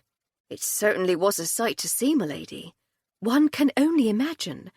And then someone shouted, "Fire!" and we were swept out with the crowd. As were we, my lady, said Porter. For the first time he looked a little unsure of himself. We tried to stay at our posts, but, well, there was too many of them. Like being carried out to sea by the tide it was. We just couldn't get back. And then it was gone, said Lady Hardcastle. Smashed the glass and took the book. We never saw hide nor hair of it again. You're obviously highly trained professionals, I said. So did you notice anyone suspicious while you were on guard? Was there anyone who made you think, "Hello, he's a wrong 'un"? Porter laughed. No, miss, he said. No one like that. It was just a friendly village crowd, like. Young and old, men and women, boys and girls. Everyone just happy and excited. It was a very jolly atmosphere. I thought so too, I said. It's a lovely village full of lovely people. It certainly seemed that way, miss. Except for one of 'em. One of 'em stole the book we was guarding. Exactly so, said Lady Hardcastle. It's such a pity you're not local. It would be nice if you'd recognised anyone. I'm sorry, my lady, I doesn't know no one. Well, there's your Lady Barley Cloud. Farley Stroud, I said. Yes, her, said Porter without any embarrassment. And we met Mr. Westbury when we escorted him here with his book, of course. Did he stay for the exhibition? Couldn't say, my lady. He went off with Lady Charlie Proud. Farley Stroud, I said again, before I could stop myself. I could see Lady Hardcastle grinning. I'm so sorry, said Porter. You did tell me. What did I say this time? Charlie Proud. Did I? He said with a laugh. Did I really? Well, I never. Funny what the mind drags up, isn't it? I was in the army with a bloke named Charlie Proud, see? Bravest fella I ever met, old Charlie Proud. I remember this one time. Mr. Westbury went off with Lady Farley Stroud, said Lady Hardcastle patiently. That's right, my lady. I never saw him after that. Tell the truth, we wasn't expecting to see him again until the exhibition closed at 5, when we were supposed to escort him and the book back to his house outside Chipping Bevington. Anyway, he walks off. Then there was a few minutes while you was all outside listening to speeches. Then the doors opened and we was swallowed up in the deluge. Wasn't we, Larry? Larry smiled and nodded as usual. Well, I hope they come and relieve you soon, said Lady Hardcastle. It can't be fun standing here guarding nothing. It's all the same to us, said Porter. Standing here, standing there. As long as we gets our pay at the end of the week, we don't mind, do we, Larry? Larry did not. It was extremely generous of you to spare the time to talk to us, said Lady Hardcastle. If we should have any further questions, how can we contact you? We works for Moberly, Burgess and Vincent, my lady. That's the name of the insurance company? That's right, my lady. Thank you, Porter. You've been most helpful. We left the guards to their guarding and walked through the exhibits once more to the large storeroom at the back of the hall. The old green doors were now painted blue, but we knew there had been no structural alterations to the building, and that meant the room itself would be unchanged. And that was significant, because there was another pair of similarly sized doors at the back of the room, which opened out to a weed-infested patch of ground behind the hall. The interior doors were unlocked, and we made our way between the newly tidied piles of bentwood chairs and the trestle tables stacked against the walls. "I like Daniel Potter," said Lady Hardcastle. "Donald Porter," I said without thinking. "That will never stop being funny," she said, with her familiar little laugh. It had become her habit to pretend to get names wrong, so that she could enjoy my exasperation as I corrected her. I'd already seen her glee when Porter himself had done it naturally, and I should have been on my guard. But she got me every time. "I like him too," I said, trying to steer us away from her little victory. "He's an odd one, though. It's odd that he seems so unfazed by everything, perhaps, but that's what I like about him. As long as he gets his pay packet at the end of the week, all's right with the world. Whatever strange things everyone else gets up to in the meantime are of no concern to our dear Porter. He just seems to accept the peculiarities of the world and all the people in it. He doesn't know us from Adam, for instance, but he didn't mind us asking him questions, and he didn't bat an eyelid when I said we might have more for him later." "It's not a bad way to be, when you put it like that," I said. "Perhaps we should all just accept the peculiarities of the world and all the people in it. It would certainly be less frustrating," she agreed. "It would," I said. "Take this, for instance," I continued, as I tried the outside doors. If I was more accepting of people's failure to secure their doors, I'd find this much less frustrating. The doors were unlocked, and we stepped out into the chaos at the rear of the village hall. There was a heap of burnt timber from the original roof, and a stack of offcuts of fresh wood from the repairs. There were empty paint cans, old rags, and a few large piles of general builder's rubbish. We walked to the corner of the building and looked back in the direction of the village green. The side door was hinged to open towards the rear of the hall, so that anyone coming out of the hall would be unable to see us. "One could come out here," said Lady Hardcastle, "hide one's booty, and then join the crowd streaming out through the side without any problems. One could come back later, perhaps under cover of darkness, and retrieve the loot." "True," I said, "although with this much cover, you could just hide here until the crowds had gone." "All that. It's riskier. There's no guarantee the Rozzers wouldn't check the back door, but certainly possible. I think we've found where the thief came out. I think we probably have," I said. We rounded the building and found the BSA road racer leaning against the wall. "I say," said Lady Hardcastle, "that's jolly smart." She inspected the area around the handlebars. "It's not fun, though." "Sadly for Mr. Nisbet, no, it's not," I said. "It looks faster than ours, though, fun or otherwise. Faster, perhaps, but ours have a ladylike elegance I enjoy. And look at that saddle. It doesn't look comfortable at all." She was right. The saddle seemed to have been made with lightness and streamlining in mind, rather than comfort. I winced at the thought of having to ride any distance sitting on it. "Why would anyone voluntarily do that to themselves?" I said. "I fear we shall never fathom the mind of the sportsman. Rather than try, shall we retire to the Dog and Duck for an early lunch and a ponder on the theft?" "I like that idea very much," I said. "Then let us away. Oh, but who's this in the fancy little car?" A smart green motor car drew up outside the village hall, and an elegant woman of about Lady Hardcastle's age stepped out. She took a small calfskin briefcase from the car and walked towards the front door. We quickened our pace along the side of the building to intercept the new arrival. She spotted us and quickened her own pace to try to get to the front door before we reached her. The result was the socially awkward meeting of 3 slightly out-of-puff women on a grass verge in front of a village hall. It would be more correct to say 2 out-of-puff and 1 calmly relaxed woman, but I shouldn't wish to make the others appear in any way lazy or unfit. "Good morning," said Lady Hardcastle cheerily. "Lovely day, isn't it?" The other woman made a show of looking at the overcast sky. "Delightful," she said. "I don't wish to be rude, but I am rather busy. Is there something I can do for you?" Lady Hardcastle's smile faltered briefly, and I saw a familiar look cross her face. She was trying to remember something. The smile returned brighter than ever as she said, "Cordelia? Cordelia Harrell? I'm afraid you have the advantage of me," said the woman. "Now, if you will excuse me, I really must—" "It's Emily! Emily Fanshawe. Well, it's Hardcastle now, but at Girton you'd have known me as Fanshawe. You used to tease me about it. Why on earth is it spelled like that if you pronounce it Fanshawe?" "Oh, yes, I think I recall. You had a brother at Queen's?" "King's, that's right. Harry.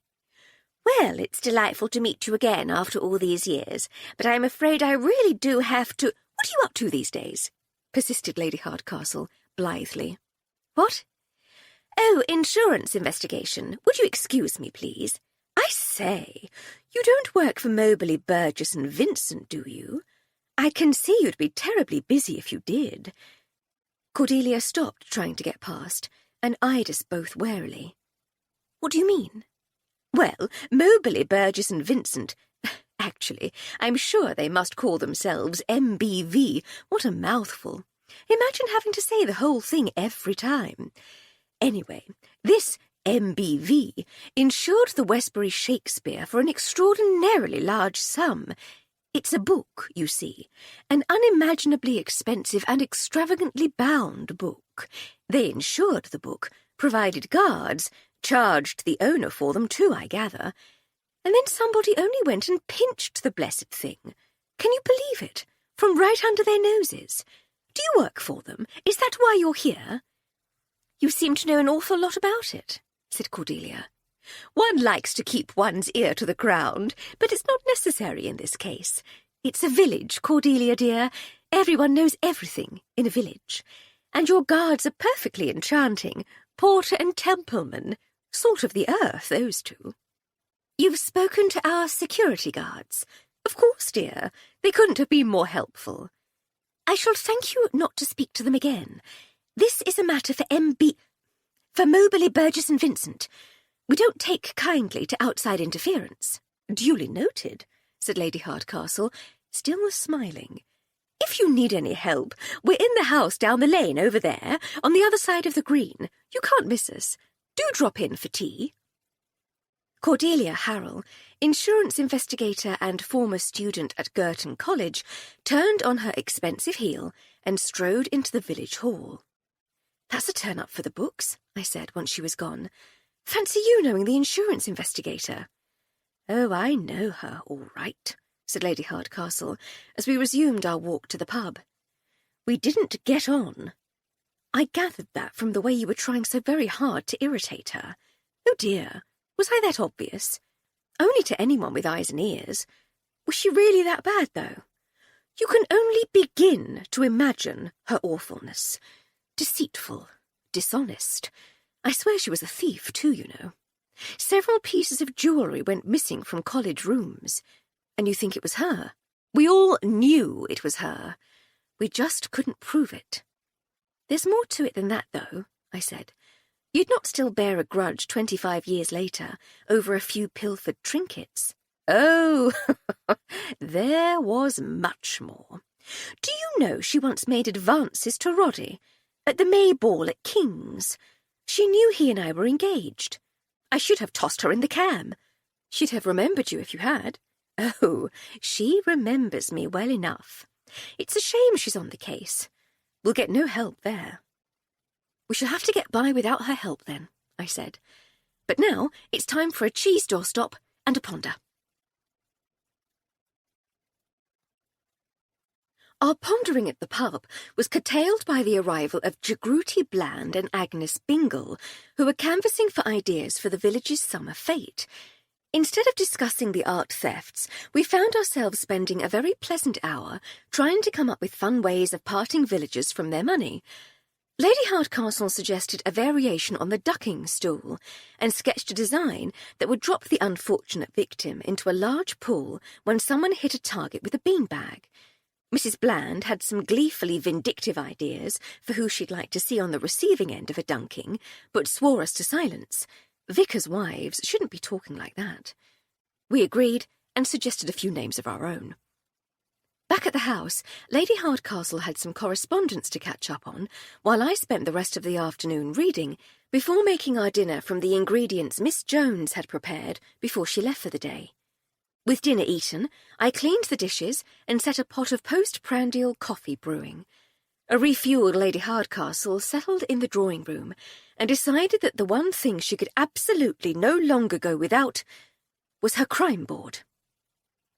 The blackboard upon which she liked to record her crime-solving musings lived in the attic most of the time, but was hauled out, I leave you to guess by whom, when there was a case.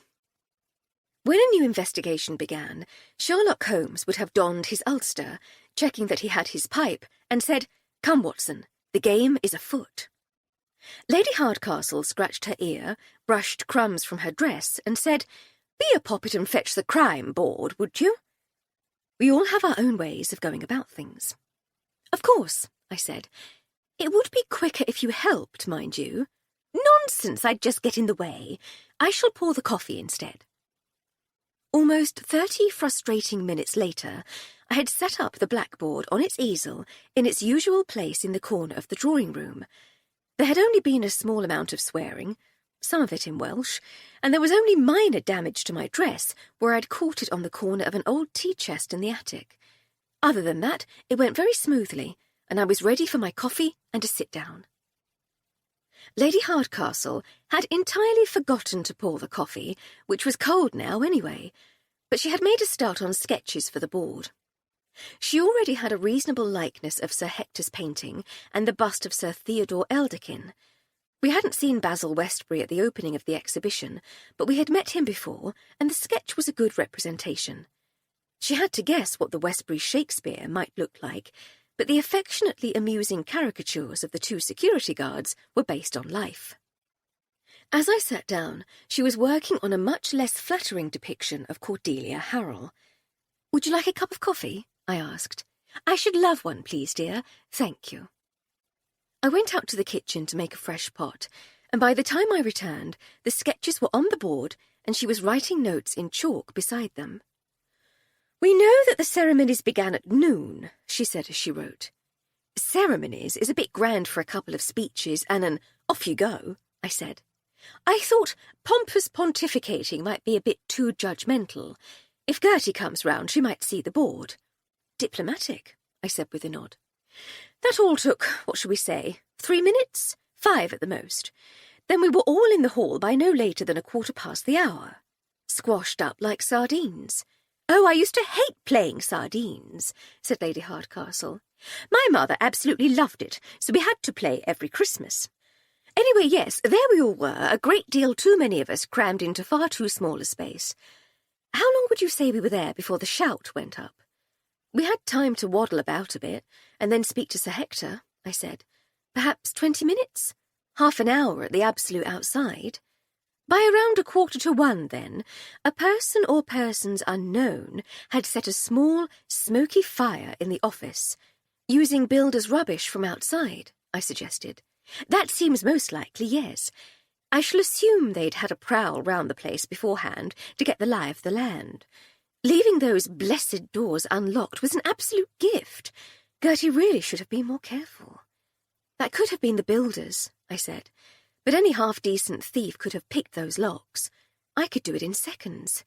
In which case, why not just break in at night?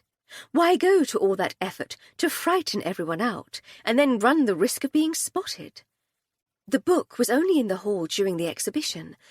Porter said they escorted it there in the morning, then they were to escort it back to Westbury's house in the evening." "Ah, yes, of course," she said. "So the thieves had to strike while everyone was there, because that was the only time the book would be present. And it had to be on opening day, because that's the only time they could guarantee a crowd big enough to cover their movements." "Exactly so." She made a few more notes on the crime board. "It's not a marvellous plan," she said after a while. "There are far too many unknowns," I agreed. It relied on the crowd fleeing all at once, or no one thinking to try to put out the fire, or no one else using the back door to escape, on the guards being swept out. It's a dreadful plan, utterly amateurish. And yet it worked, like a charm. Unless what, dear?" said Lady Hardcastle. "Well, what if it wasn't a plan at all? What if the fire was just a prank and not a diversion? What if some quick-witted opportunist decided to make hay when they saw everyone running for their lives?" "That's a possibility worthy of consideration, definitely," she said, as she made another note. "The mechanics of it all seem fairly straightforward," I replied, "even if they do rely altogether too much on luck. But I'm still puzzled by something." "I'm puzzled by almost everything." "Well, yes, but look at the stolen items. There's Westbury's book, which is worth, by popular estimate, around £1,000. And then there's Sir Hector's landscape, which is worth, what? He didn't say, but he implied that on its own it wasn't much, certainly not enough to get him out of financial trouble, although we don't know how much that would require. It must be a decently large sum, or an indecently large one," said Lady Hardcastle. "I see Hector's point about selling other bits of property being a poor long-term idea, but there are plenty of bits and bobs around the Grange that could be sold to keep the bank happy for a few more months."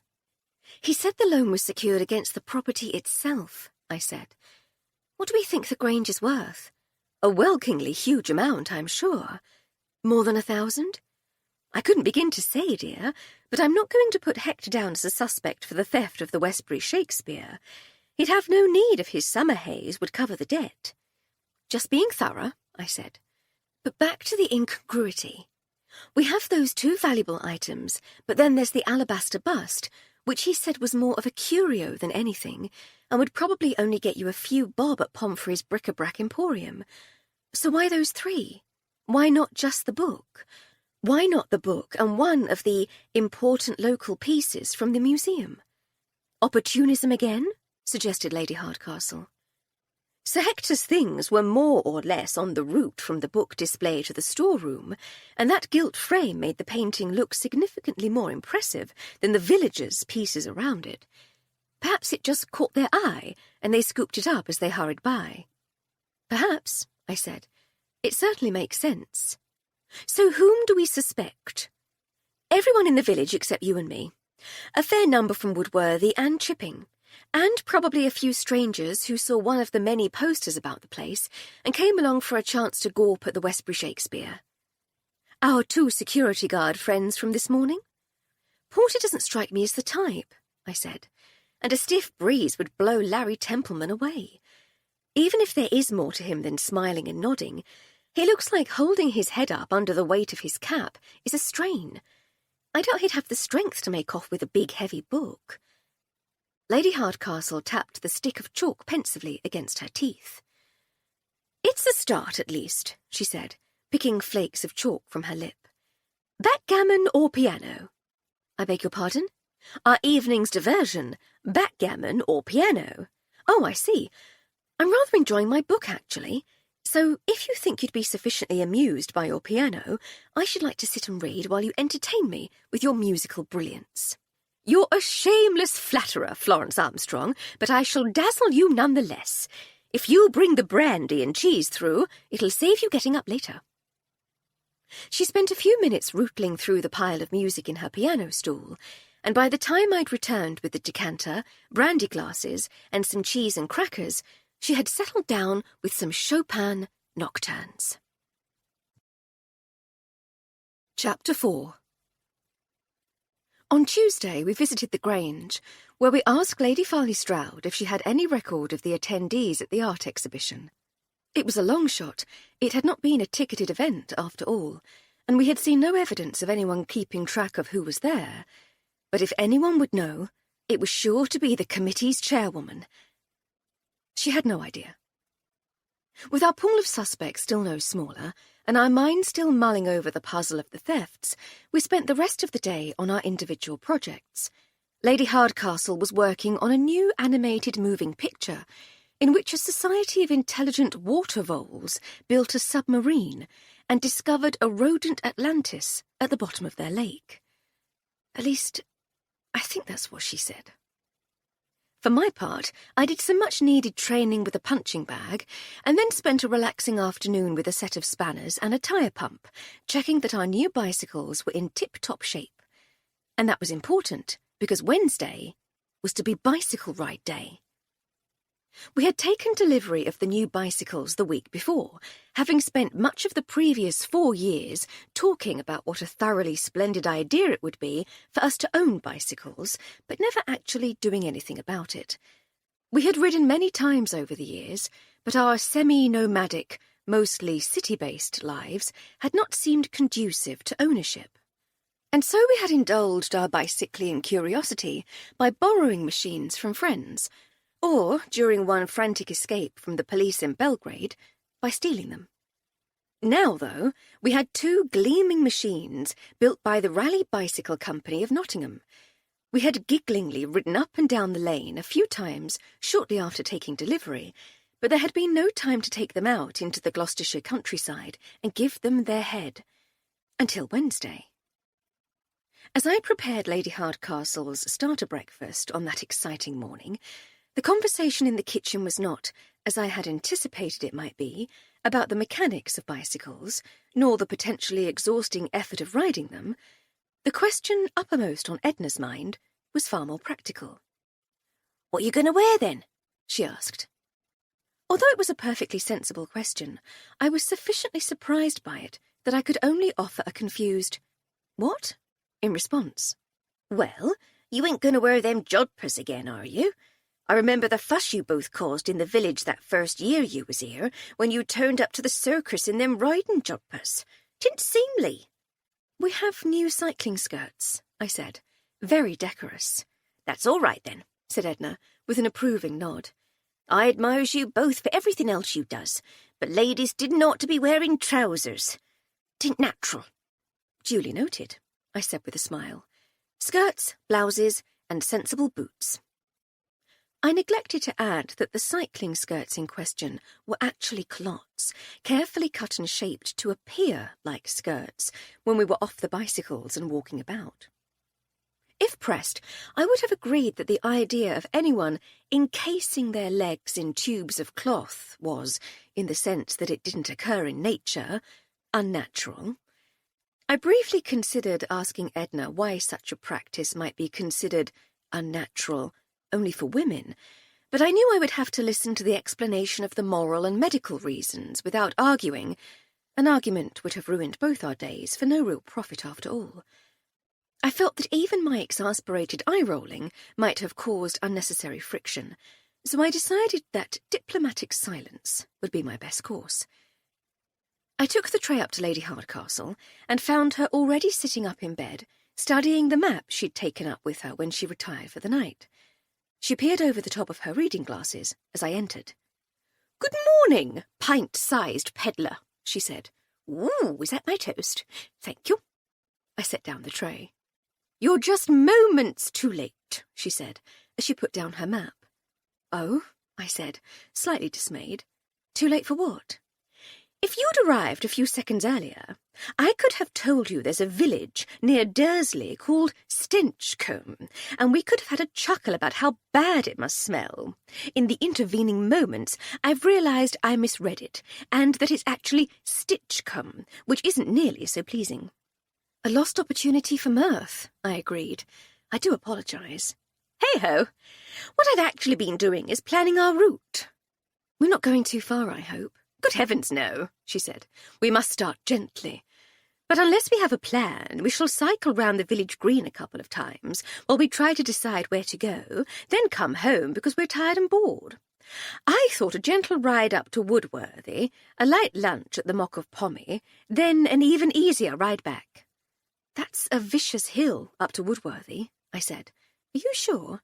This is why I needed the map. If we were to take the Gloucester Road, then the hill is, as you say, quite vicious. The route we usually take on the lanes past the orchard is better, but still a little steep in places. But I've found a route that will get us to Woodworthy without the challenge of any steep climbs at all. It's about a mile longer, but it will be less intense, and we can fly down the hill on our way home with our feet off the pedals and our legs stretched out before us, like a couple of wild young tearaways on an adventure. Would you mind taking the role of wild young tearaway on your own? I said. I'm not sure it would suit me, and one of us has to be sensible in case of accident. Very well, but you must at least shout, "Woohoo!" as we descend. It's practically the law. I shall do my best. Breakfast is in a quarter of an hour. By 9:30, with our outfits properly approved by the not housekeeper, we mounted up and set off down the lane. I encouraged Lady Hardcastle to take the lead. Your map-reading and navigation skills are far better than mine, I fibbed. You should be the one to guide the way. She genuinely was an excellent navigator, though not better than me, if we're being honest, but that wasn't why I wanted her setting the pace. I knew she did very little exercise, and I was afraid she might struggle to keep up if I were out in front. If I shot off down the lane and left her behind, I'd never hear the end of it. And that, like an argument with Edna about trousers, would ruin everyone's day.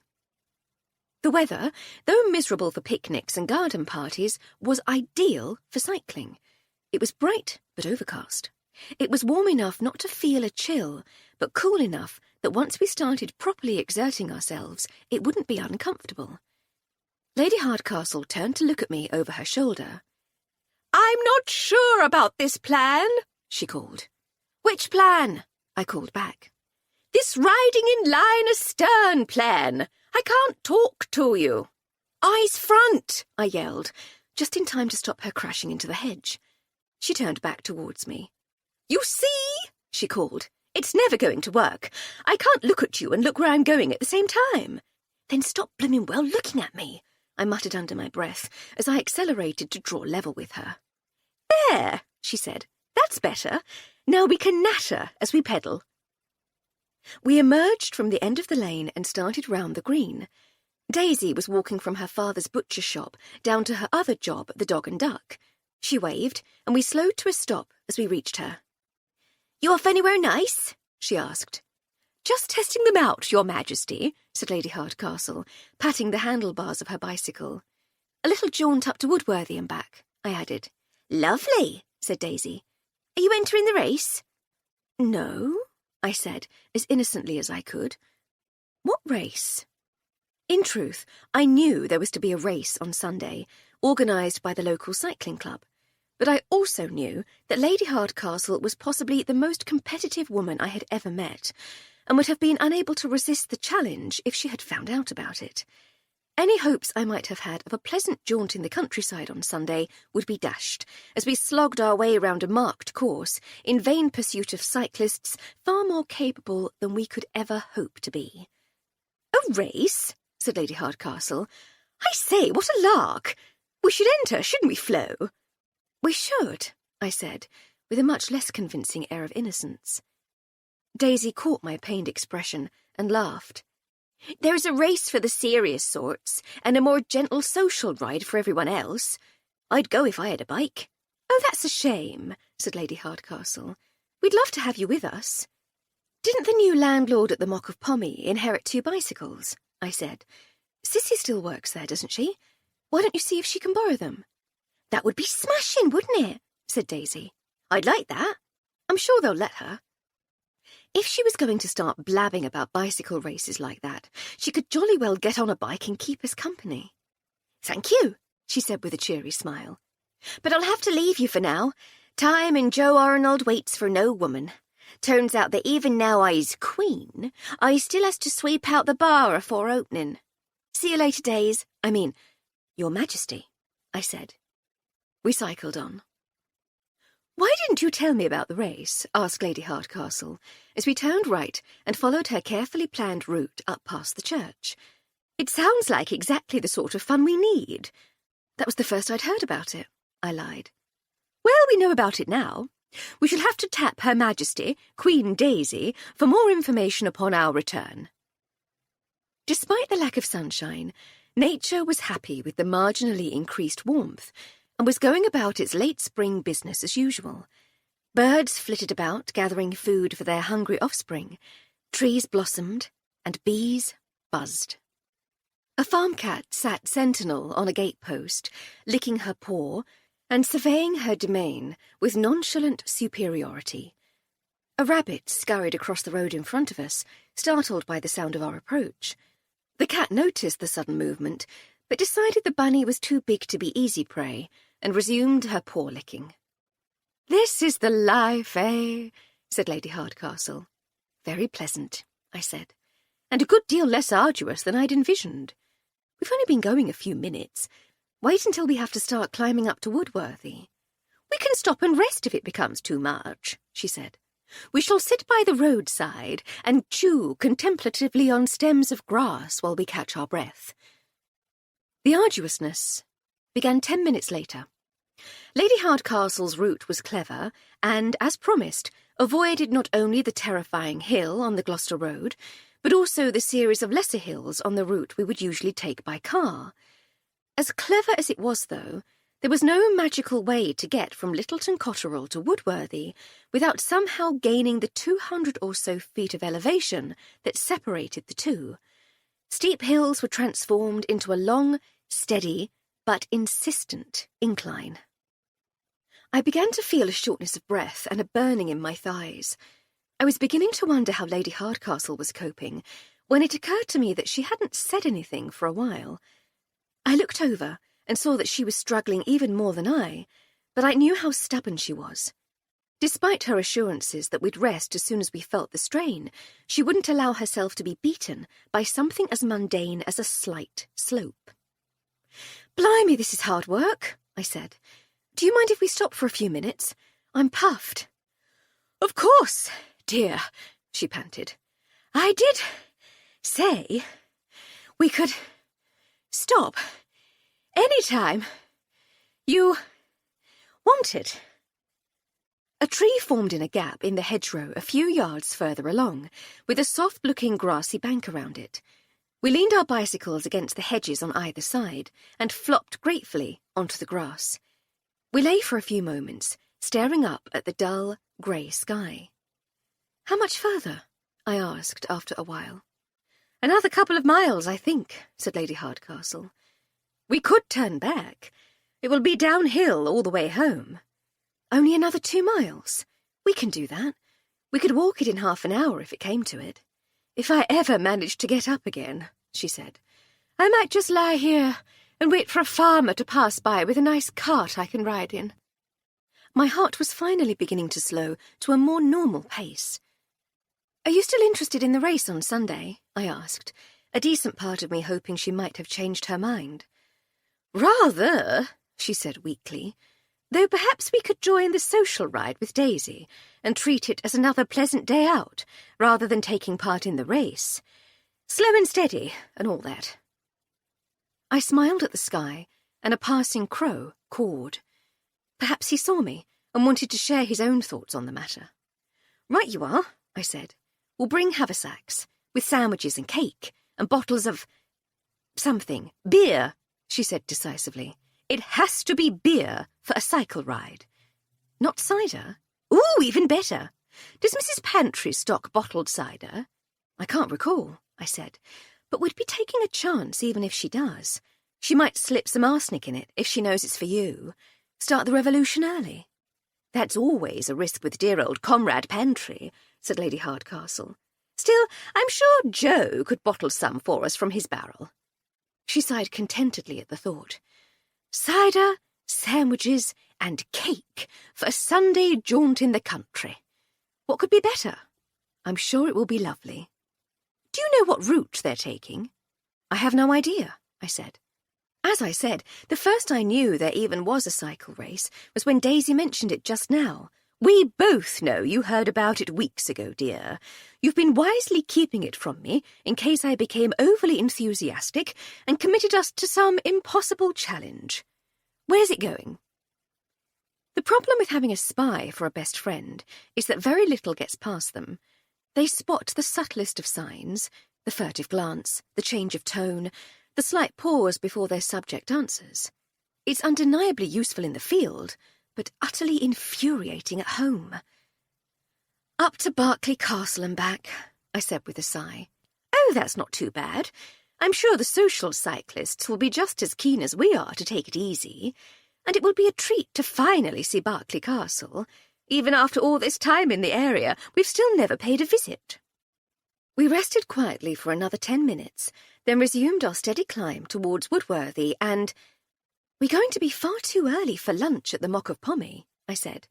"It can't be 11 o'clock yet." Lady Hardcastle looked at her watch. "It's almost that now. We'll be there in what? 10 minutes? Oh, yes, I see what you mean. I should have planned more carefully. Perhaps we might see if the village shop can sell us something to sustain our onward trip to Chipping Bevington. We shall lunch at the Grey Goose instead." We pedalled on. By the time the Woodworthy village green hove into view, I was ready to sell the bicycles to the first person we saw and walk home. The sheep grazing the green were unfazed by our scarlet, puffing arrival, though I imagined we earned a nod of greeting from the leader. She remembered us from the previous summer, I fancied, and was curious to know why we had abandoned the smart motor car in favour of these peculiar instruments of two-wheeled torture. I wondered if they had seen many humans riding about on such absurd machines, since the former tenants of the Mock of Pommy, both keen cyclists, as I remembered it, had left, but then I saw they had. Leaning against the wall of the village pub were at least a dozen bicycles. Not sturdy runabouts like our own, but sleek, purposeful racing machines. We had clearly stumbled upon a midweek meeting of a cycling club.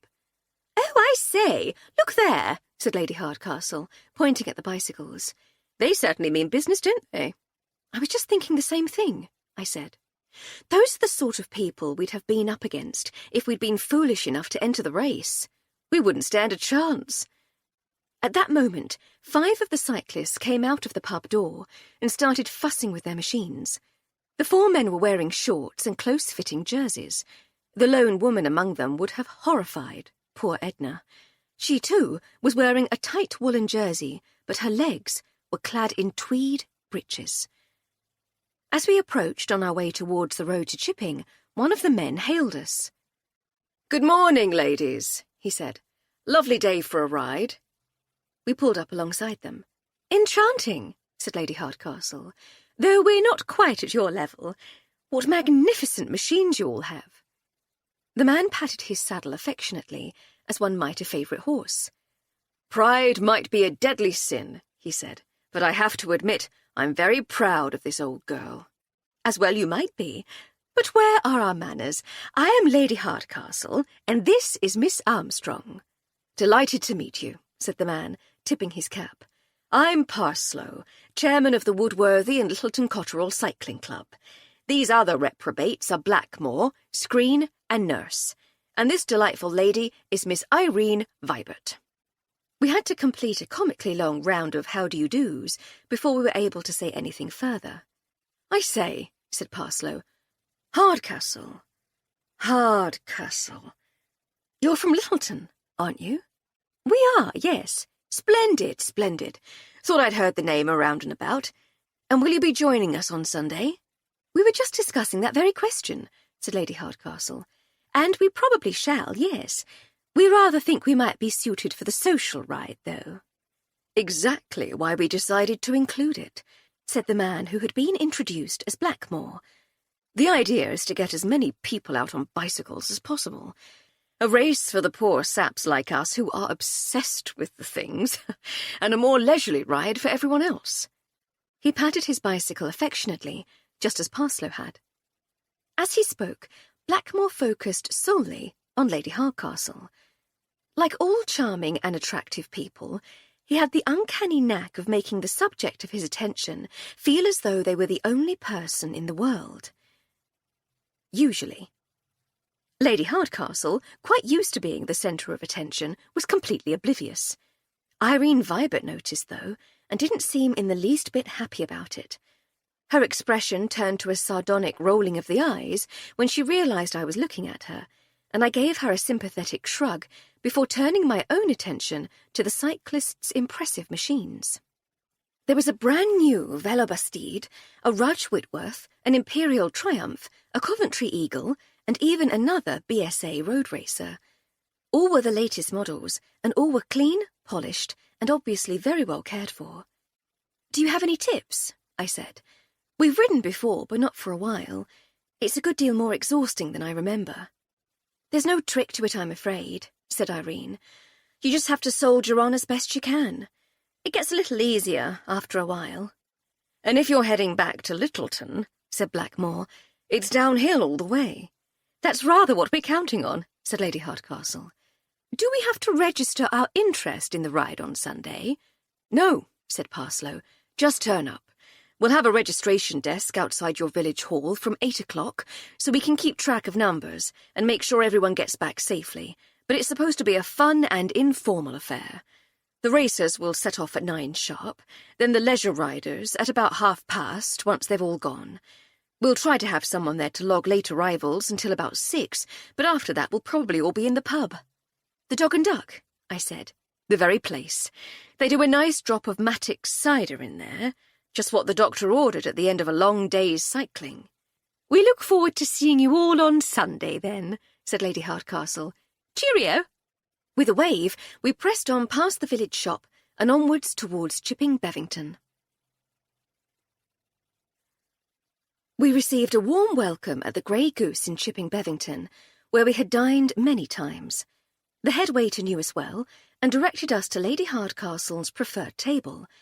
He was discreet enough not to comment on our bedraggled, shiny-faced appearance, but did bring a large jug of iced water with our menus, without needing to be asked. There were better tables in the former coaching inn. I should have loved to sit at the one in the bay window, from where I could watch the good people of the little market town going about their business, but Lady Hardcastle was very particular about seats in restaurants and cafes. Her early training, and subsequent years of service in the field, had taught her that she had to have her back to the wall, with a clear view of the main entrance and an easy path to an alternative exit. That a bicycling lunch in Chipping Bevington and an espionage mission in Budapest were entirely different propositions made not the slightest difference. Best practice was best practice, no matter what the circumstances. In truth, I agreed with her, and had often repositioned myself to get a better view of any secondary entrances, but that table in the window was very enticing. The substantial lunch we ate was almost certainly a tactical error, but it was difficult to regret dining at the Grey Goose, no matter how uncomfortable the overstuffed journey home might be. We lingered for quite a while over coffee, to try to give our lunch time to go down, as my mother always used to say, but eventually we could put it off no longer. We were going to have to get ourselves home. As has been noted more than once already, the journey home down the Gloucester Road was downhill almost all the way, and it was this knowledge that gave us the strength to mount the bicycles once more and start pedalling. Once astride our machines, though, we were quickly made aware of one of the more serious problems with bicycling. I was, and remain, in awe of the elegant simplicity of the design of the bicycle, the shape of the frame, the slender strength of the wire-spoked wheels, the ingenious chain and toothed wheels driven by the pedals. Where my admiration falters, though, is in the construction of the saddle. The rider's weight must be supported, but their legs must be free to move to provide propulsive power. The whole machine relies on its narrowness for its function and efficiency, and this means that it is impossible to provide a broad and supportive seat. Horse saddles are notoriously uncomfortable for the novice rider, but they are at least wide enough to spread the load. A bicycle saddle, though, is necessarily narrow, and this has serious implications for the neophyte bicyclist. We needn't dwell on the physics involved, nor on the specifics of Monsieur Pascal's pressure calculations. It shall suffice to know that the pressure exerted on the body of the rider is much greater when the seat upon which they sit is narrow than when it is broad. Next, Consider precisely where that pressure is applied. Selling the bicycle was no longer a consideration. I was by now ready to simply give my machine to the very next person we met. The Gloucester Road brought some relief. At least I could stand on the pedals and freewheel down the long hill. Lady Hardcastle, true to her word, was sitting with her legs out in front of her, whooping with delight. For a short while I was able to forget the discomfort and simply revel in the thrill of speed and share Lady Hardcastle's infectious joy in just being alive. The turning to Littleton Cotterell arrived all too soon, and I was compelled once more to retake my uncomfortable seat and resume pedalling. The road into the village passed the old dower house, part of the Granger's estate and one of the Farley Stroud's few remaining sources of income. Sir Hector had said there was a new tenant, but we'd not yet met them, so I was intrigued as we approached to see a woman leaving the front door and wheeling yet another bicycle along the path to the gate. Lady Hardcastle saw her too, and slowed to say hello. Cycling, I was beginning to learn, was a most social form of transport. "Good morning, dear," said Lady Hardcastle. "How lovely to see someone living in the dower house again. Welcome to the village." "Thank you," said the woman. She was lean and lithe, with greying hair and delicate lines forming around eyes that I imagined smiled often, or perhaps she just squinted a lot. She certainly squinted at me as I smiled back. "I'm Emily Hardcastle, and this is Florence Armstrong, by the way. Have you met any of the other villagers?" "Only a couple of the shopkeepers. I moved in last week, you see, so I've not had many opportunities. I'm still finding my way about." She held out a hand. "Angelina Goodacre." She shook both our hands. Her grip was firm and her expression warm. Her accent, I judged, was from somewhere in the northeast, Newcastle perhaps, or Middlesbrough. It was soft, though, barely noticeable. She had travelled. I gestured towards the bike she'd leaned against the garden wall. "Another cyclist, I see." "Very much so," said Angelina. "For most of my life. Love the things." I had slipped free of the seat and was standing on the road, my feet either side of the frame. "We're rather new to the whole thing. I thought you looked a little puffed." "More than just a little, dear," said Lady Hardcastle. "I'm absolutely done in. It gets better. You'll be addicted in no time." "I hope so," I said. "And talking of getting better, have you any tips on—" I twisted slightly so I could gesture at the saddle of infinite torment. "These things?" She laughed. "Ah, those things." She gave a nod of understanding. "I'd like to be able to tell you there's a secret known only to experienced cyclists that will save you from the agony of the saddle. A simple but effective trick that will make riding a bike like sitting on pillows stuffed with feathers plucked from their own bellies and cheerfully donated by magical, extra fluffy geese." "But," I said, "but you'd just have to get used to it, I'm afraid. It'll take a few days, but soon you won't even notice it." I looked suspiciously at the saddle. I couldn't imagine ever not noticing that thing. She laughed again. "I promise," she said, "and the thighs will get stronger too." She patted her own beneath her cycling skirt. "I'm not entirely convinced I shall be able to walk again for a few hours," said Lady Hardcastle, "let alone cycle. But we shall persevere." "We shall," I said, with a good deal less conviction. "Oh, but we have to," she said. "We're going on the ride to Berkeley on Sunday." "The race?" said Angelina. "I haven't learned much about village events, apart from the art exhibition and the cycle race. I'm definitely going to enter that." "There's a leisurely ride for those of us who aren't racers," said Lady Hardcastle. Angelina smiled. She was spared having to say anything kind about our chances in the race.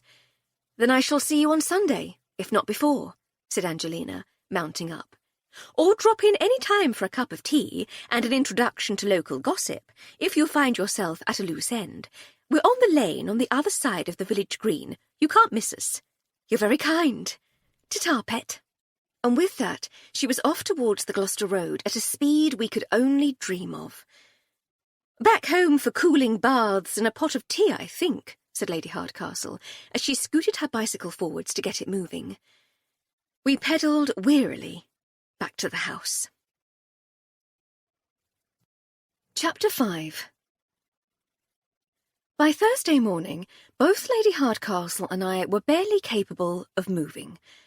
I would have counted myself as one of the fitter members of our little village community, but our short cycling adventure had left me stiff and sore.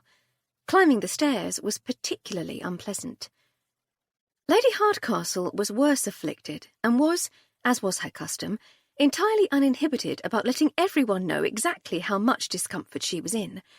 Edna was sympathetic, for a while, but soon decided that all the bedrooms needed a thorough clean, and to set off to do just that. Miss Jones listened patiently and offered tea and cake, but soon she, too, had to ask to be excused so she could get back on with her work. I was as kind and considerate as always, and this, I think, was my saviour. I listened solicitously to a particularly lengthy outburst of moaning and grumbling as we made our way slowly from Lady Hardcastle's study to the drawing-room for morning coffee. As we stood by the window, contemplating the view of the tidy little front garden and the lane beyond, I gave her a few "oh, I knows," and at least one "you poor thing." Suddenly, she looked at me and said, "Oh, but listen to me going on about myself. You must be suffering too, dear. Are you?"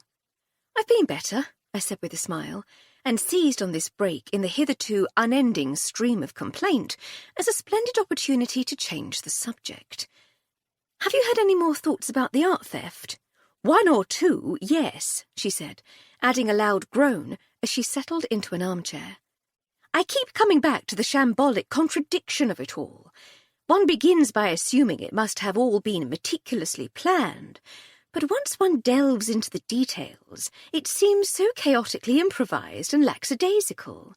The fire, one presumes, absolutely had to be part of a plan. They knew they needed to clear the hall and decided a fire alarm would do the trick. In order to pull that off, they had to find some suitably combustible materials and a fireproof bucket to put them in. They seem quite organised up to that point. Ideally, they would have decided upon the best place to set the fire. My choice would have been one of the side rooms, but the choice of the office seems to have been made by chance. Gertie lamented her failure to lock the office door, so one presumes that was how it was usually expected to be, which means that the use of the office was just happenstance. They simply found the door unlocked and made up their minds on the spot. The ability to improvise is vital in any sort of underhand activity, but that seems like an unnecessary deviation. Why not use the meeting room next door? That's always open. And then there's the overall complexity of the scheme. There are so many moving parts, so many things that have to work just so for it all to succeed, and yet the execution is starting to look slapdash and amateurish. "It did work, though," I said. "It worked well." "I'm stumped." "For my part," I said, after a few moments' thought, "I'm still baffled by the fact that two professional security guards managed to allow themselves to be driven from the hall by the crowd and then made no attempt to return. We didn't see them at all after we'd been inside to check for stragglers. I think professional might be over-egging it a bit. They're paid, certainly, and they wear uniforms, but I'd not infer any special skills or abilities based on those two facts alone. And Porter said he didn't mind where he was standing as long as he was paid to stand there, so I don't see any particular dedication to duty either." "I still think there's something odd about them," I said. "As odd can be," she agreed. "But do we have any aspirin? I do ache so." We were feeling a little more like our old selves on Friday and decided that if we were to enjoy our Sunday ride to Berkeley, we really ought to spend a little more time on the bicycles. A short jaunt through the local lanes before lunch was called for, we thought. Just a few miles to keep us limber and to try to get beyond "great merciful heavens, will this torment never end?" and closer to, actually, bicycle saddles aren't so bad. The weather was pleasingly warm, with the sun peeking through the clouds every so often to lift our spirits. Once more we cycled along the lane, skirted the village green, and headed up past St. Arolda's Church. The vicar gave us a wave as we passed by, but he was with Mrs. Stitch, presumably in her capacity as chairwoman of the Church Flowers Committee, and we decided to keep going. We were still among the small thatched farm workers' cottages, which clustered round the back of the churchyard, when Lady Hardcastle slowed to an unexpected stop. "Blow this," she said, defeated. "I fear my optimism was entirely misplaced. I hurt in places where there didn't ought to be places, and my hat has come loose from its moorings. I propose we return to the pub for a light lunch and a large glass of something reviving." I wasn't feeling too bad, but I was happy to forego even a short ride if there were sandwiches and cider on offer instead. We wheeled around in the road and cycled sedately back to the Dog and Duck, where we propped our bikes against one of old Joe's popular outdoor tables and stepped inside. The lunchtime crowd of farmhands and other local workers was beginning to build. Daisy was behind the bar, but was looking a lot less chipper than usual. The cause of her unusually harassed demeanour was easy to see, though, and came in the form of insurance investigator Cordelia Harrell. "But that's what I'm asking you, Miss Spratt," she was saying. "Exactly where were you standing when the shout of 'Fire' went up, you stupid girl? Are you too simple-minded to understand? It's really not a terribly complicated question. And what I'm telling you, Miss Harrell, is that I don't remember exactly where I stood." "You don't remember where you were standing?" said Cordelia superciliously. "That's what I said," said Daisy, with a shake of her head. "Good afternoon, Cordelia, dear," said Lady Hardcastle. "How lovely to see you again so soon. Have you come to our delightful village pub for a little light luncheon? I recommend the sandwiches, so generous, or the pies made by our local baker, Mr. Holman, and wash it all down with a glass of Matic cider. It's a treat not to be missed." "I'm working," said Cordelia through gritted teeth. "Are you, dear? Is that what it was? Do you know, it sounded to the untrained ear for all the world as though you were just being unpardonably rude to one of my dearest friends." Daisy rolled her eyes and treated me to her very best cheeky grin. She was perfectly capable of standing her ground against the likes of Cordelia Harrell, but no one is ever disappointed to have an ally. "The wretched girl won't tell me where she was standing," said Cordelia, now slightly flustered. "Perhaps she doesn't remember," said Lady Hardcastle. "I can tell you precisely where I was stood if it helps. You're on my list, don't you worry. I should be dismayed were I not. What kind of investigator would ignore me? I have been arrested by the police on 3 continents, after all. I'd be suspicious of me from the outset." Cordelia regarded Lady Hardcastle closely before snorting derisively. "Arrested? You? For what? Using the wrong fork at dinner? Good Lord, yes, now you mention it. I'd quite forgotten that one.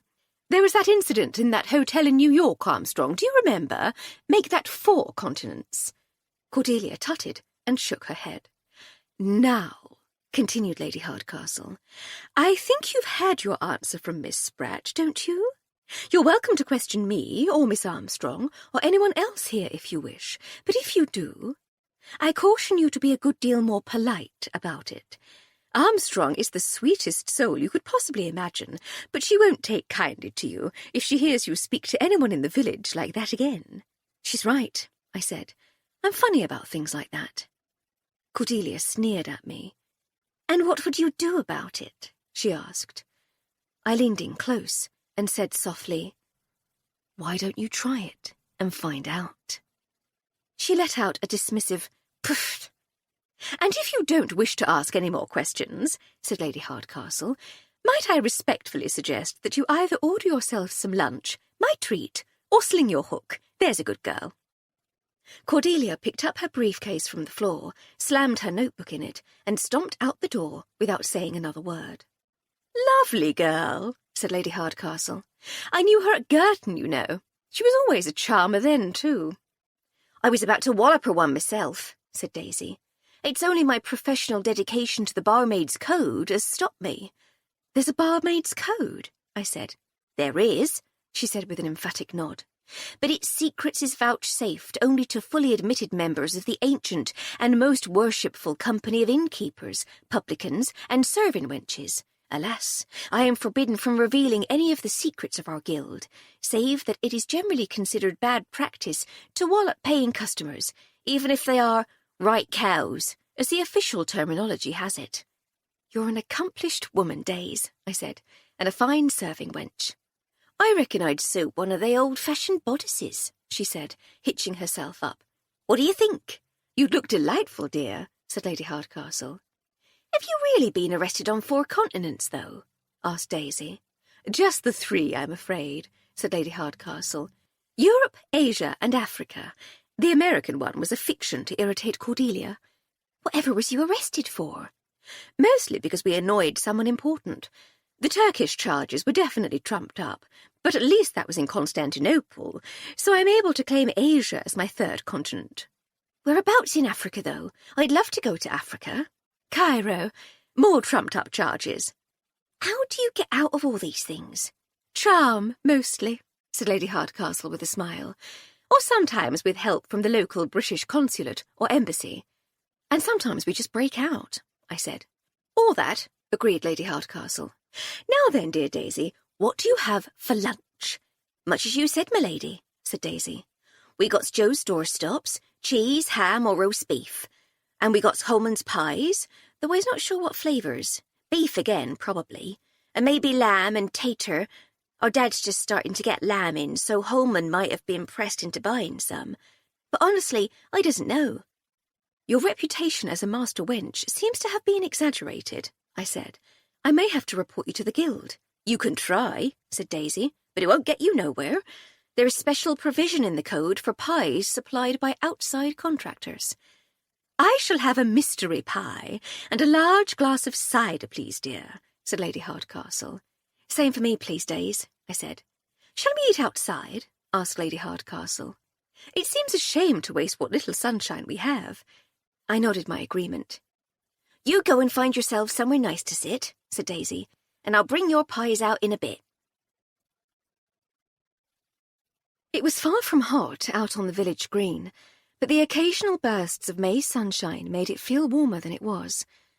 After the previous summer's deadly heat wave, there were many who were relieved that 1912 had so far seen much cooler, damper weather, but I would have settled for a compromise. Warm, but not hot, perhaps. As for the much-needed rain, I would have preferred occasionally drizzly to perpetually drenched. My daydream Paradise Island featured warm sunny days, cool rainy nights, and fields filled with ripening crops, and a complete absence of cattle, and a house which tidied itself as Lady Hardcastle passed through it. The Dog and Duck's landlord, Joe Arnold, had introduced outdoor tables the year before, and they had been an instant hit. It hadn't exactly turned the village pub into a Parisian pavement cafe, but it did at least allow people to enjoy a drink in the sunshine on a late spring afternoon, or to watch the cricket on a summer's evening with a pint of cider in front of them. This spring, the rickety trestle tables and folding chairs had been replaced by sturdy outdoor tables and benches. We chose one in the shade of an unidentified tree and made ourselves comfortable. Lady Hardcastle sat with her back to the pub, looking out across the green. I sat opposite her, with a much less interesting view of the pub and the shops beside it. I looked up at the tree instead. "It's a common horse chestnut," said Lady Hardcastle, noticing my puzzled gaze at the fat hands of leaves and the pinkish-white blossom. "Aesculus hippocastrinum." "Ah, conkers," I said. "And the same to you, dear. But yes, conkers. You've seen them on the ground here every autumn for the past 4 years, and yet you've known me for 18 years. You know I never pay attention to plants and trees. And yet—" "Point taken, dear." "Aeschylus I've heard of," I said. "I once found a translation of the Persians on a dusty shelf in a library somewhere in Lancashire. It didn't make much sense to me, but I was only 11. Different spelling, I'm afraid," she said. "You know, it's a source of constant wonder that you can converse with dentists, duchesses and dustmen on everything from Greek tragedy to the capitalist exploitation of the working man, from the latest releases at the cinema to Bradford's chances in the FA Cup. I was right there. You were. And yet, You can't retain even the most basic horticultural information. It's a question of interests and priorities, I said. As I've explained many times before, most plants are green, some have pretty flowers, some bear tasty fruit. What more do I need to know? If you knew which plant was which, you'd know whether the fruit was safe to eat, for a start. That's what greengrocers are for. Your reasoning is sound, dear, of course. But this is a horse chestnut, and it will still be a horse chestnut next month, when you've erased this conversation from your mighty brain and have to ask me again. And for as long as I have you to ask, I have no need to retain the information myself. I can devote my mighty brain to matters that actually interest me. Like the two young strangers over there on matching bicycles.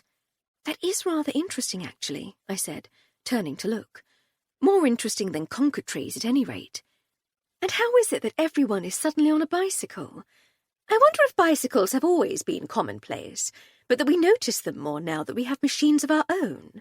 I should probably write a monograph on the subject. You probably should. They're coming this way.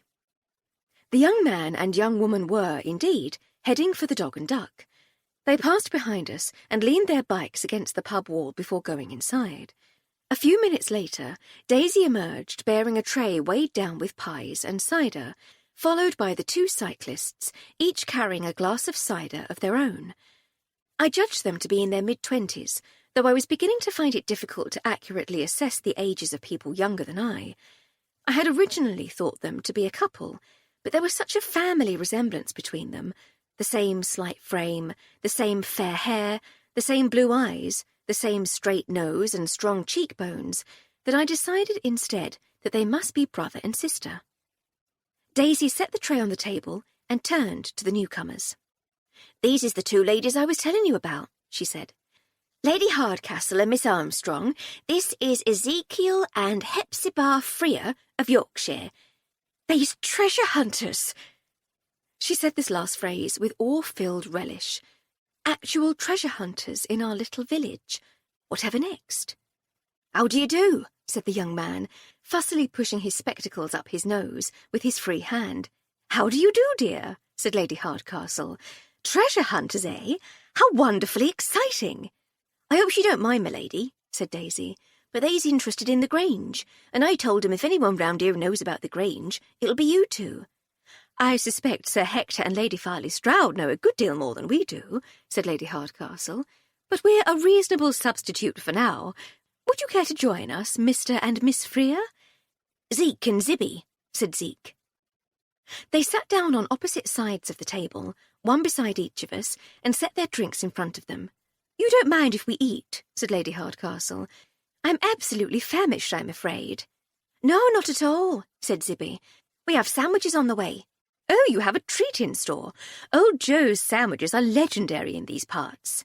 "We know," said Zeke with a warm smile. "We arrived here yesterday, and they was the first thing we tried." We took our plates from the tray. Daisy's failure to perform that simple service for us was further evidence of substandard wenching, I felt, and tucked in gratefully. My pie was lamb and potato. Lady Hardcastle's was beef and mushroom. Thankfully, Daisy reappeared before our decision to eat without waiting for our new companions became awkward, and as soon as they had their enormous sandwiches, I felt comfortable giving voice to my curiosity. "So then, Zeke and Zibby," I said, "what exactly does a treasure hunter do? I presume you don't have maps leading to Captain Flint's treasure where X marks the spot." They both laughed politely. "We don't, I'm afraid," said Zeke. "It's all a fair sight more mundane than that.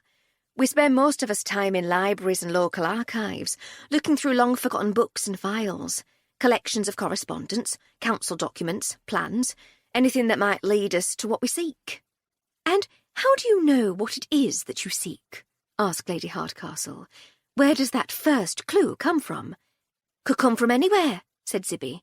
"A reference in a tattered book, some story the old folk tell, anything really."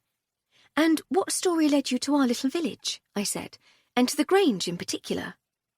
"It was something we read in an old account of the Peninsular War," said Zeke. "War's always a good source of treasure. The siege is broken, the battle won, and the victorious troops ransack the town, taking whatever catches their eye. Spoils of war." Looting, I said. Looting implies it's illicit in some way, said Zibby, but this was almost encouraged. Generals tended to turn a blind eye and let their men take what they wanted. It was a reward. So we came across a story about a huge trove of gold and jewels, said Zeke. Portable stuff. It had been collected by a French colonel as Napoleon's armies made their way through northern Spain and into Portugal. Then it was seized from him by a British officer as Wellington chased the French back to France. All we knew was it were a cavalry major as took it, said Zibby, but none of the accounts told us where it happened or who was involved. We've been chasing up and down the country, said Zeke, following trail after dead-end trail, trying to find out who this cavalry major was. We thought we'd tracked him down to an old place just outside Dursley, but the fellow who lived there never served in Iberia. He were at home living off his spoils from the war in Austria by then. But the family as lives there let us look through their library, said Zibby, and that was where we came across a history of the 8th Dragoon Guards we'd never seen before. The fellow's an amateur army historian, you see, and it talks about their heroism at the Battle of Vittoria and how one of their majors distinguished himself with his bravery and gallantry before losing his arm, trying to save his men when they were surrounded by French hussars. The French were routed at Vittoria and fled, said Zeke, leaving their baggage behind. And that were when the British troops fell on the baggage train and helped themselves to whatever they could get their hands on. This time, said Zibby, Wellington wasn't best pleased and called his men the scum of the earth. But the baggage contained almost all the French loot from the campaign, and at least one officer managed to secure several chests of gold and jewels for himself before his men could get their hands on it. He retired back to England with his fortune and moved to Gloucestershire. So when we read that, we knew we were finally in the right part of the country. There were another reference later on to Major Teddy Elderkin and his one arm meeting some of his old comrades in Chipping Bevington. So we come down to Chipping Bevington, began Zeke. They have a marvellous library in Chipping, said Lady Hardcastle. They do, he said. That were the first place we went. I hope they were helpful. If not, have a word with Miss Frances and mention my name. We found her most accommodating. Small woman in her 60s, asked Zibby. That's her, Fauna Francis. She has a sister called Flora, a fact that restores my faith in English parents. We met her, said Zeke, and she were as helpful as you say. She pointed us towards the local history section, where we learned about Major Sir Theodore Elderkin, late of the 8th Dragoon Guards, who retired to Littleton Cotterell with his beautiful wife and his army pension in 1814. He bought the Grange, an old Elizabethan manor house, which has been recently extended by its owners to incorporate a modern Palladian facade, and they lived out their days there. No one ever heard from him again. And you think he bought the place with his liberated treasure? I asked. It all fits together, said Zibby. So yes, we do. And you think some treasure remains? I said. How do you know he didn't blow what was left after buying the Grange on gambling and loose living? The archives at the Chipping Bevington Library show how much he paid for the Grange, said Zeke, and the story of the treasure gave an estimate of how much it was worth. With what he had left, he could have raised merry hell for decades. But no one heard of him or his treasures again, said Zibby. He lived modestly, as far as we can tell. Well, within the means of a retired cavalry major, with a pension and rents from his tenants. That treasure is still at the Grange somewhere. I shouldn't like to be the one to pour cold water on your dreams, said Lady Hardcastle, but we know the present owners very well. If there were treasure at the Grange, they'd know about it, and so would we. Ah, but that's the point, do you see, said Zeke. No one knows about it. Elderkin brought it home, bought his home with it, then hid it away for a rainy day. He doesn't ever seem to have mentioned it, and nor does anyone else. The couple died childless within a few months of each other in 1851. The house was sold on to a tobacco merchant from Bristol, who added a new wing in the Gothic revival style. Then the Farley Strouds bought it when they returned from India for good in 1876. There's no mention in any local histories of Sir Theodore's enormous wealth, said Zibby. Nothing in the archives about generous acts of philanthropy, no scandals of debt or dishonour, just an old war hero living a quiet life as a country squire. Assuming he had the treasure in the first place, I said. We always has to make some assumptions, agreed Zeke, but never outlandish ones. There were treasure after Vittoria, and some of it came home with a cavalry major, and in Sir Theodore Elderkin we have a cavalry major with enough money to buy a manor house and set himself up for a comfortable retirement. His family was well-to-do, but not enough to buy their middle son a big house in the country.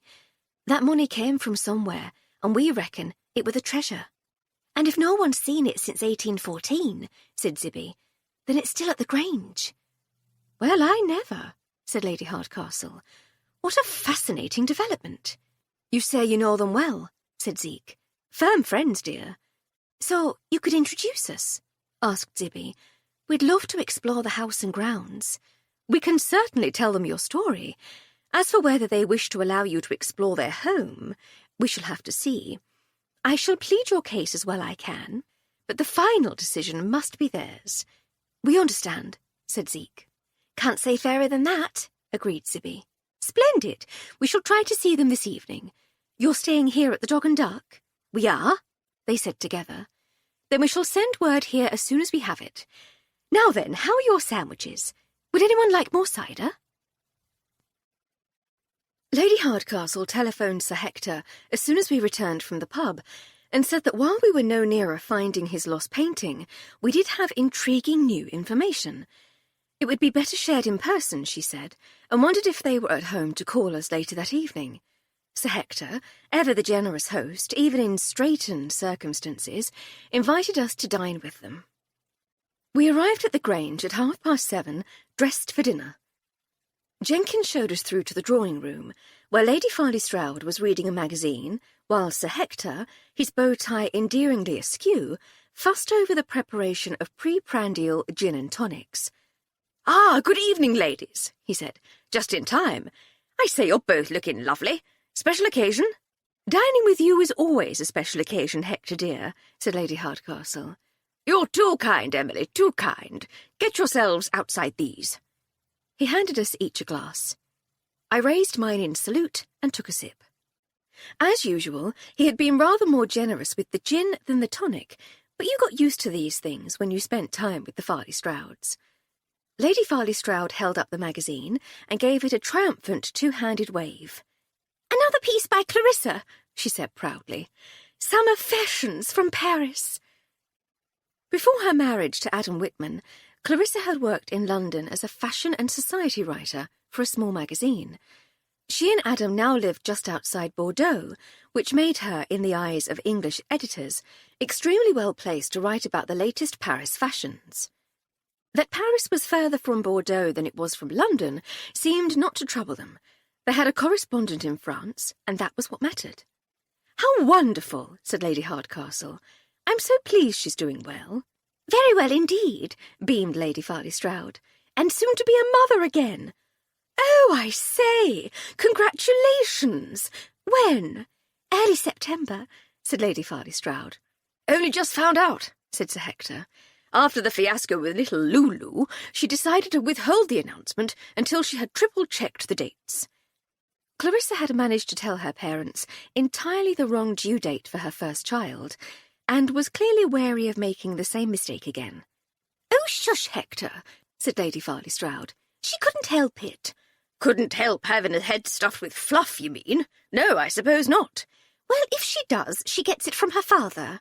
"Touché, my little pineapple upside-down cake. Touché." "Left myself open for that one, what?"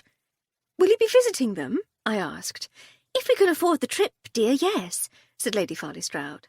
"Might have to move in with them if the bank takes the Grange," said Sir Hector. Lady Farley Stroud looked crestfallen for a moment, but then made a very obvious effort to brighten the mood. "Hector tells me you have news," she said. "Do say it's something diverting and fun." "It's to do with the Grange, actually," said Lady Hardcastle. "And yes, I suppose it is quite fun." And for the next few minutes we told them about our meeting with Zeke and Zibby Freer, and recounted, as best we could remember it, the story of the treasure of the Grange. "Well, I never," said Sir Hector when we had finished. "Are they certain there's treasure here, this Zeke and Zibby?" "What kind of names are those?" asked Lady Farley Stroud. not sure we can trust people who call themselves Zeke and Zibby. Their full names are Ezekiel and Hephzibah, I said. To be honest, if I'd been saddled with a moniker like either of those, I'd find a suitable nickname as soon as I could. I suppose so, she said. But yes, Hector, said Lady Hardcastle, dubious hypocorisms aside, they do seem to be in earnest. And can we trust 'em? Can we trust anyone, dear? That's the thing. They're extremely keen to meet you, we know that, and I would guess they'll press you for carte blanche to poke about the house and grounds once they do. If you're thinking about letting them, I'd keep close tabs on them, and make very certain you all agree on what share they get of the spoils, if they happen to find anything. Never mind this fabled treasure. They'll be trying to pinch the family silver, said Lady Farley Stroud. They'll be disappointed, said Sir Hector. Family silver went years ago. Well, it's up to you, dear, said Lady Hardcastle. If you want to meet them, I'd be happy to make the introductions. Can't see it would hurt, said Sir Hector, after a few moments' thought. There's precious little left to steal now the summer haze has gone, and it's not as though they'll find anything. We've been here, 36 years? I've been over every inch of the place one way or another. Never seen so much as a stray Napoleonic franc. Then again, I wasn't looking for lost treasure, so if they know where to look, I'd be happy to give 'em a cut. If they're right about what Elderkin brought back, there'll be more than enough for everyone. What fun! I'm going to offer to bring them to you, but the Rolls isn't built for 4, or even 3, come to that. No matter, my dear, just send them up. We'll know who they are. Not many Zeeks and Zibbies in the world. They can easily make their own way, I said. They have bicycles. Everyone seems to have a bicycle all of a sudden. Everyone? Said Lady Farley Stroud. Are you sure? I'm certain I've not seen a bicycle for years. You'll see them everywhere now, dear, said Lady Hardcastle. Just you wait. Lady Farley Stroud frowned in puzzlement, but before she could ask anything further, Jenkins sounded the dinner gong, and we obediently made our way to the dining room. Chapter 6. We managed to catch the Freers at the pub on Saturday morning, and passed on Sir Hector's message. They expressed their delight and gratitude, and we spent the rest of the day trying to get on with our regular obligations. Lady Hardcastle shut herself away to catch up with some correspondence, while I checked the household accounts, mended a dress, and wrote to my sister.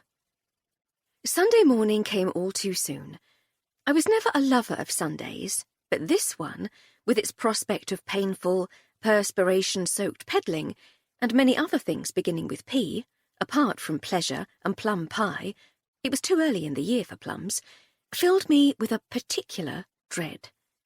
Nevertheless, we had made our promises to ourselves and others, and a commitment is a commitment, no matter how exhausting. So I was up early putting together a picnic while Miss Jones got on with preparing a fortifying breakfast. She had asked if she could leave early so that she could spend the day with her new beau, a postman from Chipping Bevington. He was a keen cyclist, postmen often are, and she wanted to see him off on the race.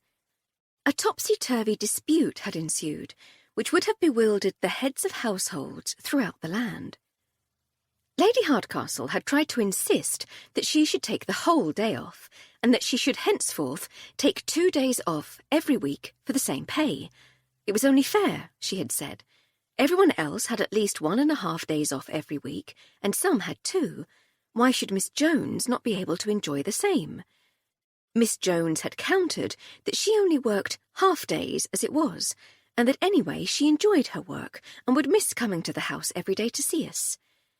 The argument had become bizarrely heated, and Lady Hardcastle had only backed down when she realised that Miss Jones had begun to cry.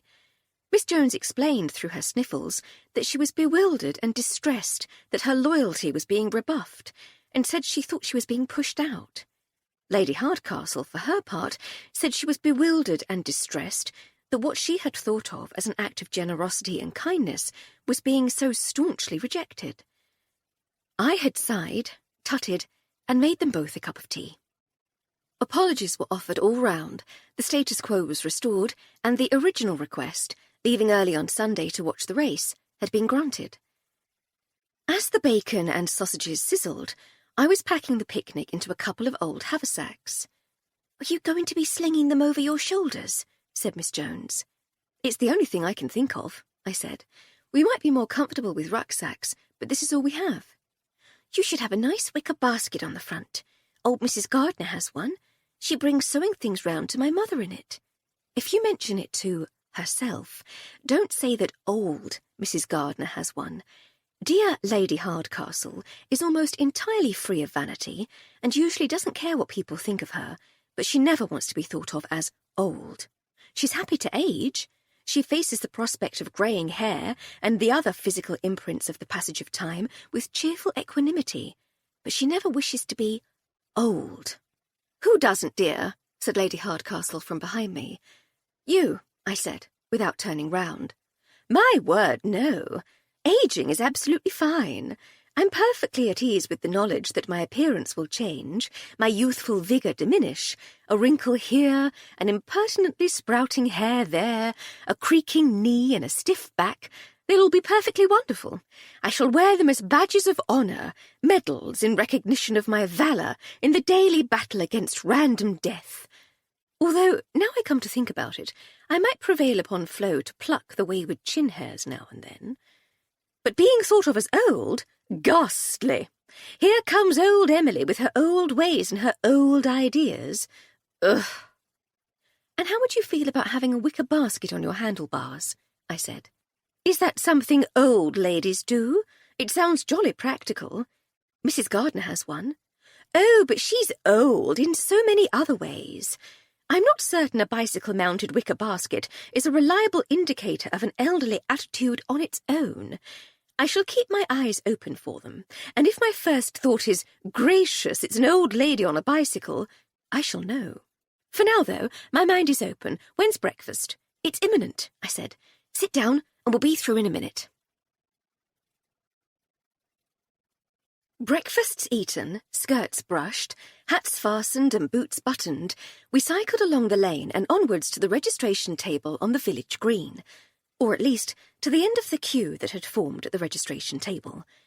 We joined the queue behind Zeke and Zibby Freer. "Good morning, dears," said Lady Hardcastle. "How goes the treasure hunting?" They both looked round, furtively. "Very well indeed," said Zeke quietly. "Thank you for the introduction." "You've been to the Grange, then?"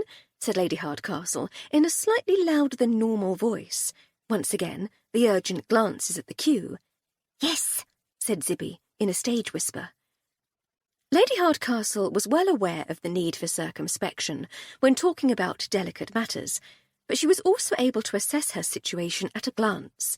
She knew the assembled cyclists, absorbed as they were in their own conversations about the ride ahead, weren't even aware that others were talking, let alone that they might be openly discussing enticing secrets.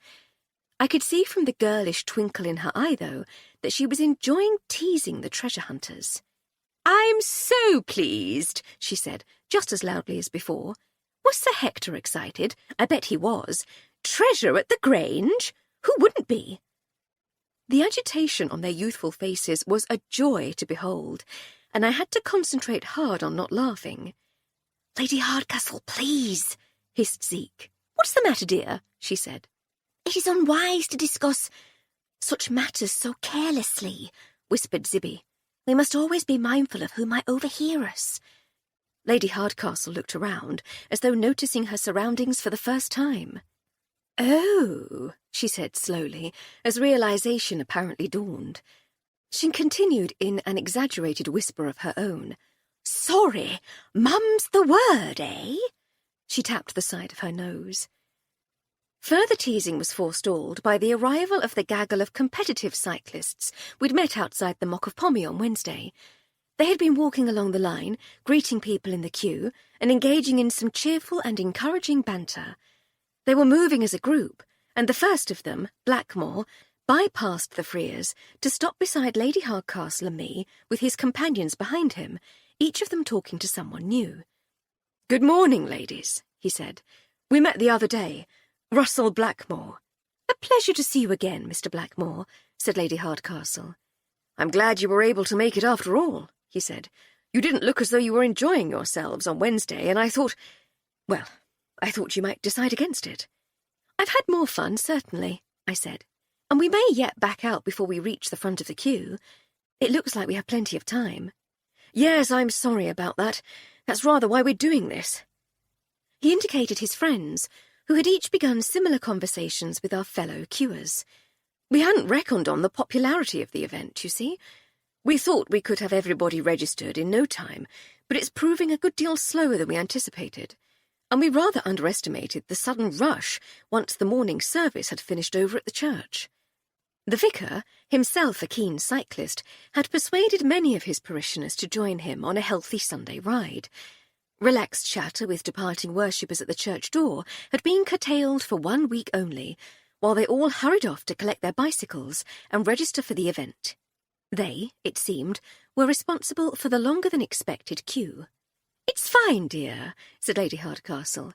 "As Flo says, it gives us time to decide whether we really do want to go through with it, or whether we'd rather sit outside the Dog and Duck with a nice glass of cider and wait for you all to come back." "Well, I hope you don't," said Blackmore. He lifted his light cotton cap and brushed back his thick, dark hair as he spoke to her. His smile was a good deal warmer than the smile of a committee member apologising for a delay really needed to be. "We were admiring your bicycle outside the pub on Wednesday," I said. "The BSA road racer, wasn't it?" "What? Oh, yes," he said, reluctantly turning his attention away from Lady Hardcastle. "Yes, it is. You know your bicycles, Miss Armstrong." "I'd like to be able to pretend I do," I said, "but I only recognised it because we saw one just like it earlier in the week, outside the village hall. It's quite distinctive." "That was probably mine, actually. I came over to the art exhibition last weekend and ended up leaving it there for a couple of days. Not the sort of thing I'd usually do, to be honest. Quite fussy about the old girl. But I was with some pals, and when we were driven out of the hall by the fire, we sort of ended up at the pub and, well, you know, what with one thing and another, I didn't get a chance to pick it up until Monday afternoon." The queue shuffled forwards, and he shuffled with us. "I don't suppose you saw anything out of the ordinary that day?" asked Lady Hardcastle. "The day of the fire," he said, his head whipping keenly back towards her. "Not unless you count dozens of people stampeding for the village pub, no. Why?" "The thefts," she said. "Some artwork went missing." "Really?" He laughed. "Who would ever want— Oh, I'm so sorry. Did you have anything on display?" "Nothing worth stealing, I'm afraid. Mr. Westbury's book was taken, though, along with an oil painting and a bust, both belonging to the Farley Strouds." "Oh, I say. How terrible. I ought to pay more attention. I saw the book. A bit gaudy for my taste, but the papers say it's worth a packet." "About £1,000, I said. "So I heard," he replied absently. He didn't even pretend to look my way. "You coming, Blackmore?" said a voice I recognised as belonging to club chairman Parslow. "On my way," said Blackmore, still without looking away from Lady Hardcastle. "We're assembling the racers," said Parslow, slightly less patiently. "I'm sorry," said Blackmore. "I have to go. Perhaps I'll see you later?" "If we make it back from Berkeley in one piece," said Lady Hardcastle. "I look forward to it," he said, and reluctantly wrenched himself away. "Someone's got a pash on you," I said with a grin. "What?" said Lady Hardcastle. "Oh, don't be so silly. You really didn't notice?" "Notice what?" "Never mind," I said, shaking my head. "Last chance to back out. Are we going to Berkeley, or sitting under the horse-chestnut tree?" she said with a weary sigh. "Sitting under the conker tree with the cider and waiting for your new admirer to come home victorious." "We ride," she said decisively. "To glory, or to Berkeley and back, whichever is the easier." We shuffled on towards the registration table. By the time the racers were finally assembled, it was almost 9:15. They would be setting off a good 15 minutes later than advertised, but would do so with no less excitement or sense of occasion. There was a palpable air of anticipation and excitement as Parslow climbed to the top of a stepladder holding a tin megaphone. He held the comically conical instrument to his mouth. "Welcome, one and all," he trumpeted, "to the inaugural Woodworthy and Littleton Cotterells Cycling Club's annual race and convivial ride." "They're going to need a catchier title if they're going to try to do this every year," muttered Lady Hardcastle. There were titters from those around us. "Your convivial riders will be free to set off soon," continued Parslow, "but the main event of the day will be the 2 laps of the 22-mile course to Berkeley Castle and back. The winner of this 44-mile race will receive this magnificent trophy." He reached down to take hold of the large silver cup that was being passed to him by one of the other committee members, "generously donated by Parslow Engineering." He held the trophy aloft. "I'm not certain it's quite the done thing to praise one's own generosity," muttered Lady Hardcastle, to more titters. Parslow passed the trophy back to his assistant and was handed a starting pistol in its place. "Our volunteer marshals have been working hard to make sure the route is properly signposted and will be available to offer assistance at key points along the way." This elicited a polite ripple of applause for the volunteer marshals. "And now," shouted Parslow, "racers, make ready!" There was a rustle of clothing and a chatter of metallic clicks as the riders steadied themselves. "Take your marks! Get set! Go!" There was a loud bang and a plume of grey smoke as he fired the starting pistol. I could almost feel the collective heave as more than 20 energetic racing cyclists set off, accompanied by a rousing cheer from we convivial riders. Among the committee members and a few complete strangers, I managed to catch sight of Angelina Goodacre, the new Dower House resident, in sporting breeches and a loose blouse, and wearing a lightweight cotton cap. Such was the congestion as they funneled into the lane leading up beside the church that Parslow was able to get down from the ladder and mount his own racing machine before the last of them had gone. His place on the stepladder was taken by a lady of middle years I recognised from our own village. She was holding the club's megaphone, but seemed a good deal less comfortable than Parslow with having to use it. She began apologetically. "Well then, convivial riders." I mean, what an awful phrase. She seemed to have forgotten that the speaking trumpet was amplifying her voice. "We, that is to say the committee, would like to allow the racers a clear 15 minutes to get themselves on the way to Berkeley before we, that is to say, we convivial riders, set off. It is intended that this should be a relaxed and sociable ride. Please take your time, and do take the opportunity to chat to your neighbours as you go. We, that is to say, the committee, anticipate that some of us, that is to say, we convivial riders, will be passed by some, if not all, of the racers on their second lap of the course before we return home. Please give them room to pass, and don't be shy about offering a hearty hurrah as they go." She began to climb down from the stepladder, but was stopped by one of her committee colleagues. She stepped up again and still had the megaphone to her mouth as she said, "What? Why?" "No, dear, I don't want to fire the blessed thing. Will you do it then?" She looked out at the amused crowd of convivial riders. "My colleague, Mrs. Bennet, will be firing the starting pistol when it is time for us to leave. Enjoy your ride." She climbed down, and we lost sight of her in the small crowd. "Are we all set then, dear?" said Lady Hardcastle, as we wheeled our bicycles onto the road with the others. "Raring to go," I said. "If nothing else, we can enjoy a convivial lunch and a convivial bottle of cider when we convivially reach the convivial halfway point of our convivial ride at convivial Berkeley." It's odd, isn't it, how words can suddenly sound entirely alien when one repeats them like that. I saw a reference to it in a journal a few years ago. "It's a shame," I said. "I was rather fond of convivial until just then. A most agreeable word. Shall we be trying to keep up with the herd, or shall we just potter at our own speed? I think our chances of keeping up with anyone are slim at best. Even the older ladies from the gardening and sewing clubs look like they're more at home on bicycles than we are." Mrs. Gardner and Mrs. Stitch were surrounded by the embroiderers and dibblers of their respective societies, and they definitely did appear more comfortable than we did. Grey hair, a little stoutness, and a few wrinkles belied their ages, but they were far from old. "Our own pace, then," said Lady Hardcastle. "But if we find ourselves among Congenial company on the way. So much the better. We waited for the wholly unnecessary sound of the starting pistol. Somewhere ahead of us in the crowd of bicycles on the road out of the village, a watch chimed the half-hour. Seconds later, the crack of the starting pistol told us it was finally time to go. Lady Hardcastle and I laboriously set off.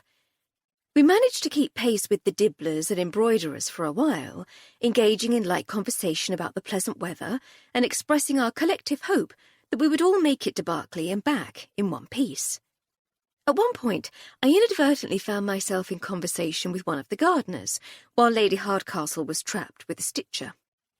To the delighted amusement of the other two ladies, we managed to shuffle our positions on the road so that we could each have conversations we actually understood. Until that point, I had been utterly unable to comment on the best place to plant clematis, while Lady Hardcastle was ill-equipped to discuss the relative merits of different brands of silk embroidery thread. Once we'd swapped over, though, our temporary travelling companions had a knowledgeable conversation partner for another mile or so.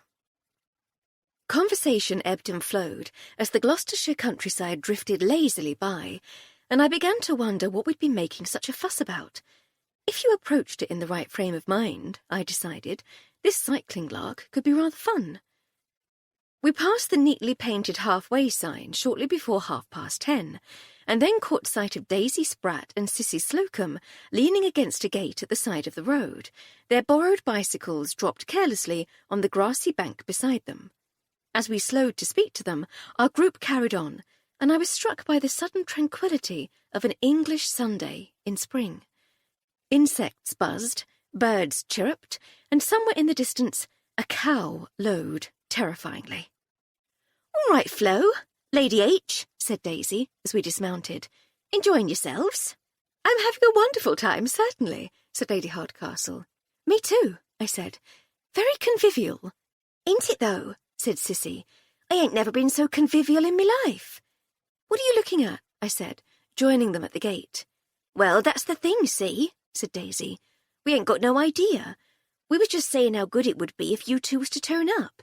If anyone knows what they is, we said, it'll be Lady H and Flo." She indicated the creatures in the field.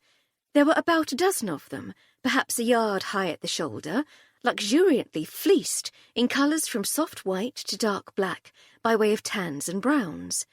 They had the faces of long-eared sheep and absurdly long necks. They looked like furry, miniature, humpless camels. "Alpaca," said Lady Hardcastle and I together. "You'll pack a what?" said Cissy. "No," I said. "They're alpaca. They're from Peru.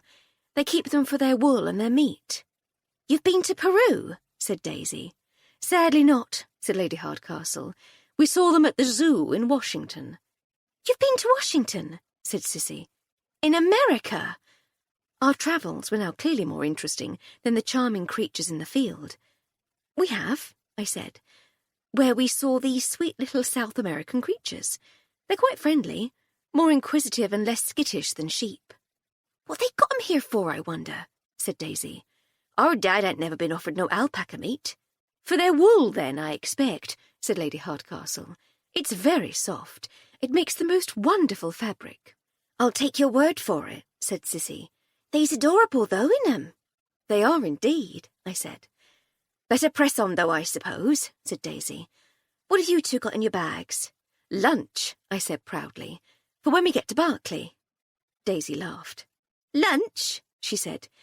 "'Tain't going to take you much more than another half-hour to get to Berkeley. Early 11s is more like. The whole idea is to be back at the village for lunch. Old Joe's doing a big roast. Got loads of meat from our dad's special like." "One can never be too prepared," said Lady Hardcastle. "But if there's a big lunch waiting for us at the Dog and Duck, perhaps we should share our fortifying snack with you two ladies. We wouldn't want to be so full we can't eat old Joe's special roast." "A very generous offer, my lady," said Cissy. "Can we ride with you?" We set off again. We were moving no quicker with the youngsters, neither of whom were overly familiar with the mysteries of cycling, but the journey passed just as pleasantly in their cheerful company. The marshal's post at the convivial turning point, a trestle table and folding chair, with a cardboard sign on a wooden post beside it, was just outside the town of Berkeley, within sight of the castle. We gave our names to the marshal, a nice old gentleman from one of the little hamlets between Littleton Cotterell and Woodworthy, and turned round to find somewhere to eat our sandwiches. A grassy bank by the side of the road gave us a comfortable place to sit, complete with a view of the ancient castle and of our fellow cyclists as they approached the marshal's post. At least, we would have been able to see them had we not been the last of the convivial riders to arrive. We took our time over a leisurely break, soaking up the warmth of the watery sun and enjoying Sissy and Daisy's seemingly endless supply of village gossip. During a lull in the conversation, following a particularly salacious story about one of the church bell-ringers and a widow from Charfield, Daisy looked wistfully up at the castle. "I always wanted to go in there," she said. "Into the castle?" I asked. "Yes. I remember seeing it years ago when I come up with our dad for something in the town. It's like a fairy tale." "I suppose it is a bit," I said. "I bet you've been in loads of castles, ain't you?" "A fair few, European ones. Now those are proper fairy tale castles." "I'm sure I met the Baroness once," said Lady Hardcastle. "Which one?" said Daisy. "This one, Baroness Berkeley. It was at some sort of tiresome society function in London, I imagine. Unless she's secretly employed by Harry's lot and I met her at work, in which case I probably shouldn't have mentioned it. It's unlikely, though." "It was last year, at the coronation," I said. "Oh, Flo, you're a marvel. So it was. Anyway, she's a charming woman, and I'm sure I could invite myself and a few friends round for tea, if you're keen to go inside." "I wouldn't know what to do with myself," said Daisy. "Oh, nonsense. Just be Daisy Spratt, butcher's daughter and barmaid. She'll love you. You too, Sissy. You're both thoroughly charming company." "I don't think I could, my lady," said Sissy. "As you wish," said Lady Hardcastle. "But if either of you changes your mind, just say the word, and we'll have you inside the castle before you can say Edward II and the red-hot poker." While we were talking, I'd been tidying up the detritus of our elevenses, packing the leftovers in one bag and the rubbish in the other. "Shall we set off for home soon?" I asked. "I'm ready," said Lady Hardcastle.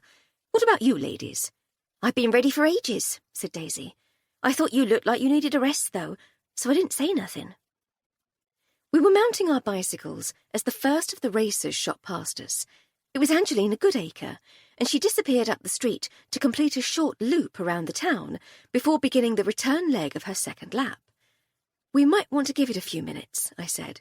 "Where there's one, there's bound to be—" With that, half a dozen more flushed and perspiring riders hurtled through. "We might get stuck here a while," said Lady Hardcastle. "I suggest we set off and just try to obey old Mrs. What's-her-frock's exhortation to keep out of their way as best we can."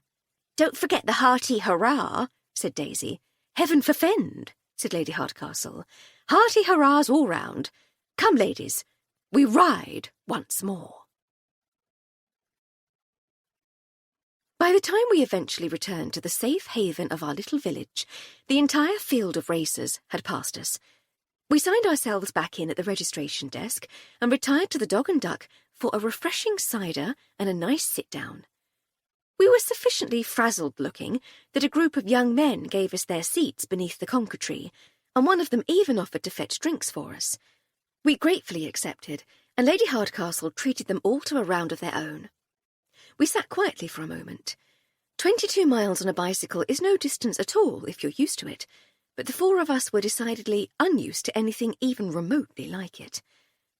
The quiet of our repose was broken by a familiar voice. "Good afternoon, ladies," said Diana Caudle. "Have you had the most possible fun? You certainly look like you have." She sat down and put her glass of cordial on the table. "No drinks? Would you like me to—" At that moment, the kind young man arrived with a tray of 4 ciders, which he set down next to Miss Caudle's cordial. "There you go, ladies," he said. "I got your change and a message." He put some coins on the table with the drinks. "A message?" said Lady Hardcastle. "How intriguing." "It's not for you, I'm afraid, my lady. It's for Daisy. Old Joe says, now let me get this right, would I Tell Her Majesty, Queen Daisy, to get her lazy behind back in the bar at her earliest convenience. He said it with a smile, mind, but I think he's suffering in there a bit. In and half busy. Are you going back inside? Asked Daisy wearily. I am. Tell him I'll be there as soon as I'm able to stand upright again. Right you are. The young man left. It's all go, isn't it? Said Miss Caudle. It never stops round here, let me tell you, said Lady Hardcastle. One hardly has a minute's peace. I rolled my eyes. To what do we owe the pleasure of your delightful company this afternoon? I asked. I'm doing a piece about the cycle race for the Bristol News, said Miss Caudle. Not my usual thing, you understand, but I thought it would be fun to come out and see you. 2 birds, 1 stone and all that. Imagine my surprise when I found the birds had flown. Then imagine my utter, goggling astonishment when Edna told me the reason you weren't at home was because you'd gone on the ride yourselves. I didn't even know you owned bicycles. We got them a short while ago, said Lady Hardcastle. We'd been threatening to for ages. Oh, you had, but I thought them idle threats. You know, like, we really must invite you and Simeon round for dinner sometime.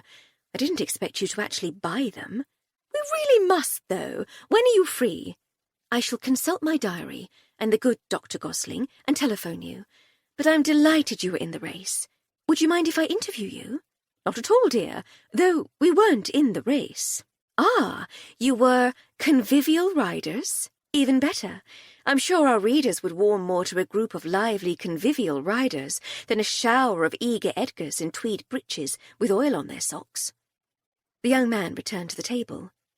Sorry to interrupt, he said diffidently, but old Joe is in a right state in there. Could you— Course, said Daisy. Sorry, ladies, duty calls. She stood up, taking her cider with her.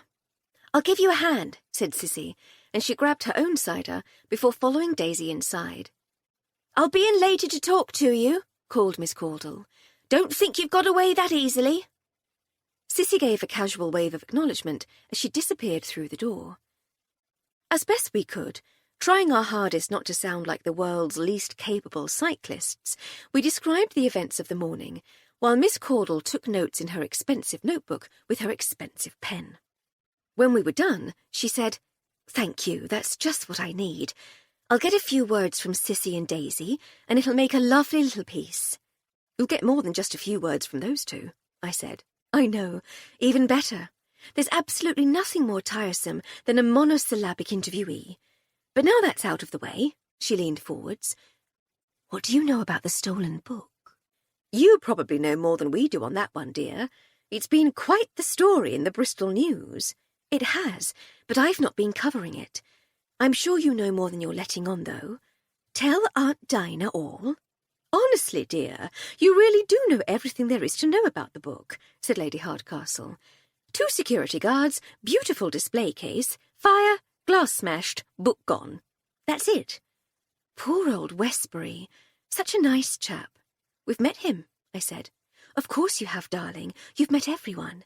He's an engineer, isn't he?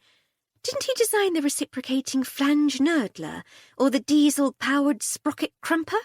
Something like that, I said. Made a fortune at it. And then wasted it on Shakespearean tat and gaudy books. Such a shrewd businessman in every other regard, and then he goes and plunges a packet on binding a book he had specially printed, too. Not even a valuable first folio. We all have our fancies and foibles, dear, said Lady Hardcastle. I suppose so. Weren't some other pieces stolen, too? Oh, actually, I said, there might be something you don't know there. At least, it's not been mentioned in the reports I've read. The other missing pieces belong to Sir Hector Farley-Stroud. Did they really? Said Miss Caudle. Well, that is interesting. To me, at least. I know the Farley-Strouds, after all. I suppose our dear editor thought it wasn't worth mentioning them, though. When a book worth a cow goes missing, that's the main story. What were the pieces? A landscape painting of the Grange by Edgar Summerhayes and a small bust of one of the former owners. Summerhayes? I'm surprised we didn't mention that. It must be worth a few bob. Didn't someone sell one of his at Sotheby's recently? Enough to buy themselves most of Leicestershire? Quite a few bob, said Lady Hardcastle. But it's one of a pair and much less valuable on its own, and that's rather why we're more interested in the painting than the book. We want to get it back for them. A much more noble pursuit than retrieving dear Basil's vanity piece. How far have you got? Nowhere at all, I said. We allowed ourselves to be distracted by bicycles. We've been cogitating, said Lady Hardcastle.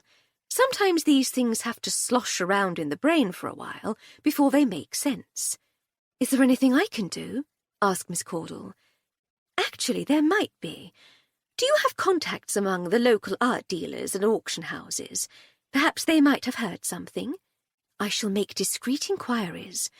That renewed interest in Summerhaze should work to our advantage, said Lady Hardcastle.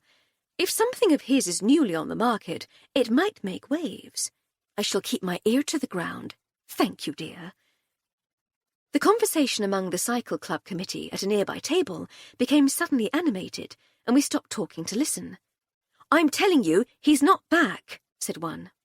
Are you sure it's not just a mistake in the register? Said another. Are you saying I don't know how to keep a register? Said the first. Gentlemen, please, said Parslow. I'm sure it's just an oversight. He probably forgot to report himself home. He clambered up and stood on the table. Ladies and gentlemen, he called, has anyone seen Russell Blackmore? Murmurs and head-shaking followed, but no news of Blackmore. Anyone? Was anyone riding with him? More head-shaking. Thank you, said Parslow. If anyone sees him, could they tell him to let the committee know he's safe? Parslow climbed inelegantly down from the table and resumed his seat. That's odd, I said. Probably found a quieter pub somewhere and stopped for a pint, said Miss Caudle. I know I'd have been tempted. No, I said, not him. We met him. He was serious about the race, and he was keen to get back here. Whatever for? I nodded towards Lady Hardcastle. An admirer, eh? Said Miss Caudle. Well, I'm hardly surprised. I mean, look at you there, with your face all red and your hair askew. You're a catch. Oh, do shush, the pair of you, said Lady Hardcastle. But Flo's right. He should definitely be here by now. We ought to offer to help. Flo, be a poppet and fetch the rolls, would you? I'll tell the committee we'll make a tour of the route. The poor chap might be lying in a ditch somewhere. An hour later, we returned to the village green. I had driven slowly round the entire route from Littleton Cotterell to Berkeley and back, with Lady Hardcastle kneeling on the passenger seat looking forwards, and Miss Caudle perched on the luggage rack looking to the rear. We had seen a couple of farmers, a dispiriting number of cows, and a courting couple, but of Russell Blackmore there had been no sign. We reported back to the cycling club committee and returned home. Miss Caudle joined us for afternoon tea, but had to get back to Bristol to see her fiancé, Dr. Gosling, so she was unable to stay for dinner. Lady Hardcastle and I tried to play backgammon after dinner, but we were both so exhausted that we retired early, in hopes that, rested and rejuvenated, we might be able to make some progress in the case of the stolen painting in the morning. Blackmore should have reappeared by then too. Chapter 7. Monday was spent once more on prosaic domestic matters, but we did find time over morning coffee in the drawing-room to discuss our lack of progress in finding Sir Hector's stolen painting. Time was not on our side. The bank would foreclose on the loan on the 7th of June, and it was already the 13th of May. We had less than 4 weeks to save the Grange, and so far we had nothing. They won't have to leave, though, will they? I said, once we'd run through what we knew, or, more properly, didn't know. You'll lend them the money, won't you? I would do it without a moment's hesitation, said Lady Hardcastle. There'd be a delay of a few days while my solicitors in London arranged for the liquidation of certain assets and the raiding of 1 or 2 rainy day accounts, but the money would be theirs. The problem is they won't take it. Gertie is adamant, as you know, so I buttonholed Hector the other evening after dinner to try to talk some sense into him. He won't budge either. If they won't accept the money, there's nothing we can do. It's not as though I can trot along to their bank and make a deposit on their behalf. I suppose so, I said sadly. We returned to pensively sipping our coffee and staring at the crime board. A few moments later, Edna bustled in, apparently on the hunt for a lost duster. "Sorry to interrupt," she said, "but you ain't seen my long feather duster, have you?" "You're not interrupting at all," said Lady Hardcastle. "We're just lamenting our ongoing failure to track down poor Hector's lost landscape." "I has every faith in you," said Edna. "You always come through in the end." "In the end, dear, yes. But this time we can't drift on in our usual haphazard fashion and hope for the best. They need that painting back soonest." "Rumour is they's got money troubles," said Edna, with a sage nod. "One forgets how effective the village rumour network can be," said Lady Hardcastle. "Obviously one ought neither to confirm nor deny, but, well, yes. And having a pair of summer hazes will dig them out of their hole. Then they's lucky to have you helping them. I hope we can live up to your faith in us, dear, I really do. I don't suppose you have any insights that might help us?" "Help you find a missing painting, my lady? I can't even find a missing feather duster." "It's in the dining room," I said, "propped up against the sideboard. You can't see it from the door." "Oh, my word, you're right," said Edna. "I put it down yesterday when I was cleaning that lovely Chinese figurine. She looks so beautiful, that lady, sitting there with that bird on her finger. I loves that one. I got a bit lost in it, I don't mind saying, imagining her life, wondering what she's thinking, imagining your lives, for that matter, wondering about all your adventures. After all that, I completely forgot my duster. Thank you, Miss Armstrong." "My pleasure," I said. "But you are sure you can't think of anything that might help the Farley Strouds? You know everything and everyone." "And them as I don't know, I probably knows their mothers," she said with another nod. "So who are the local ne'er-do-wells and good-for-naughts?" asked Lady Hardcastle. "If something goes missing in the village, what's the first name on everyone's lips when they're looking for the culprit?" "Mickey Yawn," said Edna, without a moment's hesitation. "He's a bad lot, is he?" "Ah, now, I never said that. You asked who everyone points the finger at, and it's definitely Mickey. But as for him being a wrong un, well, he's no angel, that's for sure. He was lovely when he was a little un, but he was a bit of a terror as a young lad, always in some sort of bother. He's been caught more than once with things that wasn't his, but he's been accused more often than he's been guilty. Once you get us a reputation like that, it's hard to shake off, isn't it?" "It is," agreed Lady Hardcastle. "But he might be acquainted with the sort of people who could have committed the theft." "He might," conceded Edna. "His girlfriend's a right one for a start. Olive Church is her name is. Her dad. Well, now, her dad's a proper villain. Nasty piece of work." "Might he have had something to do with it?" "Bill Churches wouldn't know a valuable painting from a copper pie tin. He's more the sort to wallop you over the head and nick your purse. No, it wouldn't be him." "But if Yawn knows him, he might know other local criminals too," I said. "True," said Edna.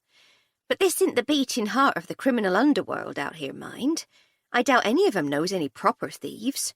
Not like the sort you's looking for." "That's the thing, though," I said. "From everything we've seen so far, this wasn't the work of proper thieves. It looks like the work of bumbling chancers who got away with it more by good luck than good judgment." "Well, Mickey Yawn's what you'd call a bumbling chancer, that's for sure, and I reckon his mates are and all. And that's why he might know what's going on and who's doing what," said Lady Hardcastle. "If our experience over the years has taught us anything, it's that petty criminals like to boast to each other about their latest coups." "You might be right there," said Edna. "He's always boasting about this and that. A right braggart he is, or a puck-fist, as our grandpa would have called him." "Oh, I say, what a splendid word. Where was he from, your grandfather?" "Dudley." "Really? We once pursued a Prussian spy to a boarding-house in Dudley. Is it a local word, do you know?" "Couldn't say, my lady, but it fits little Mickey Yawn to a T." "If we wanted to speak to him, where might we find him?" I asked. "Funnily enough," said Edna, "I knows his mother. She was telling me t'other day he's doing some labouring for a builder over Totworth way. I can get you the address if you likes." "That would be most helpful, dear, thank you," said Lady Hardcastle.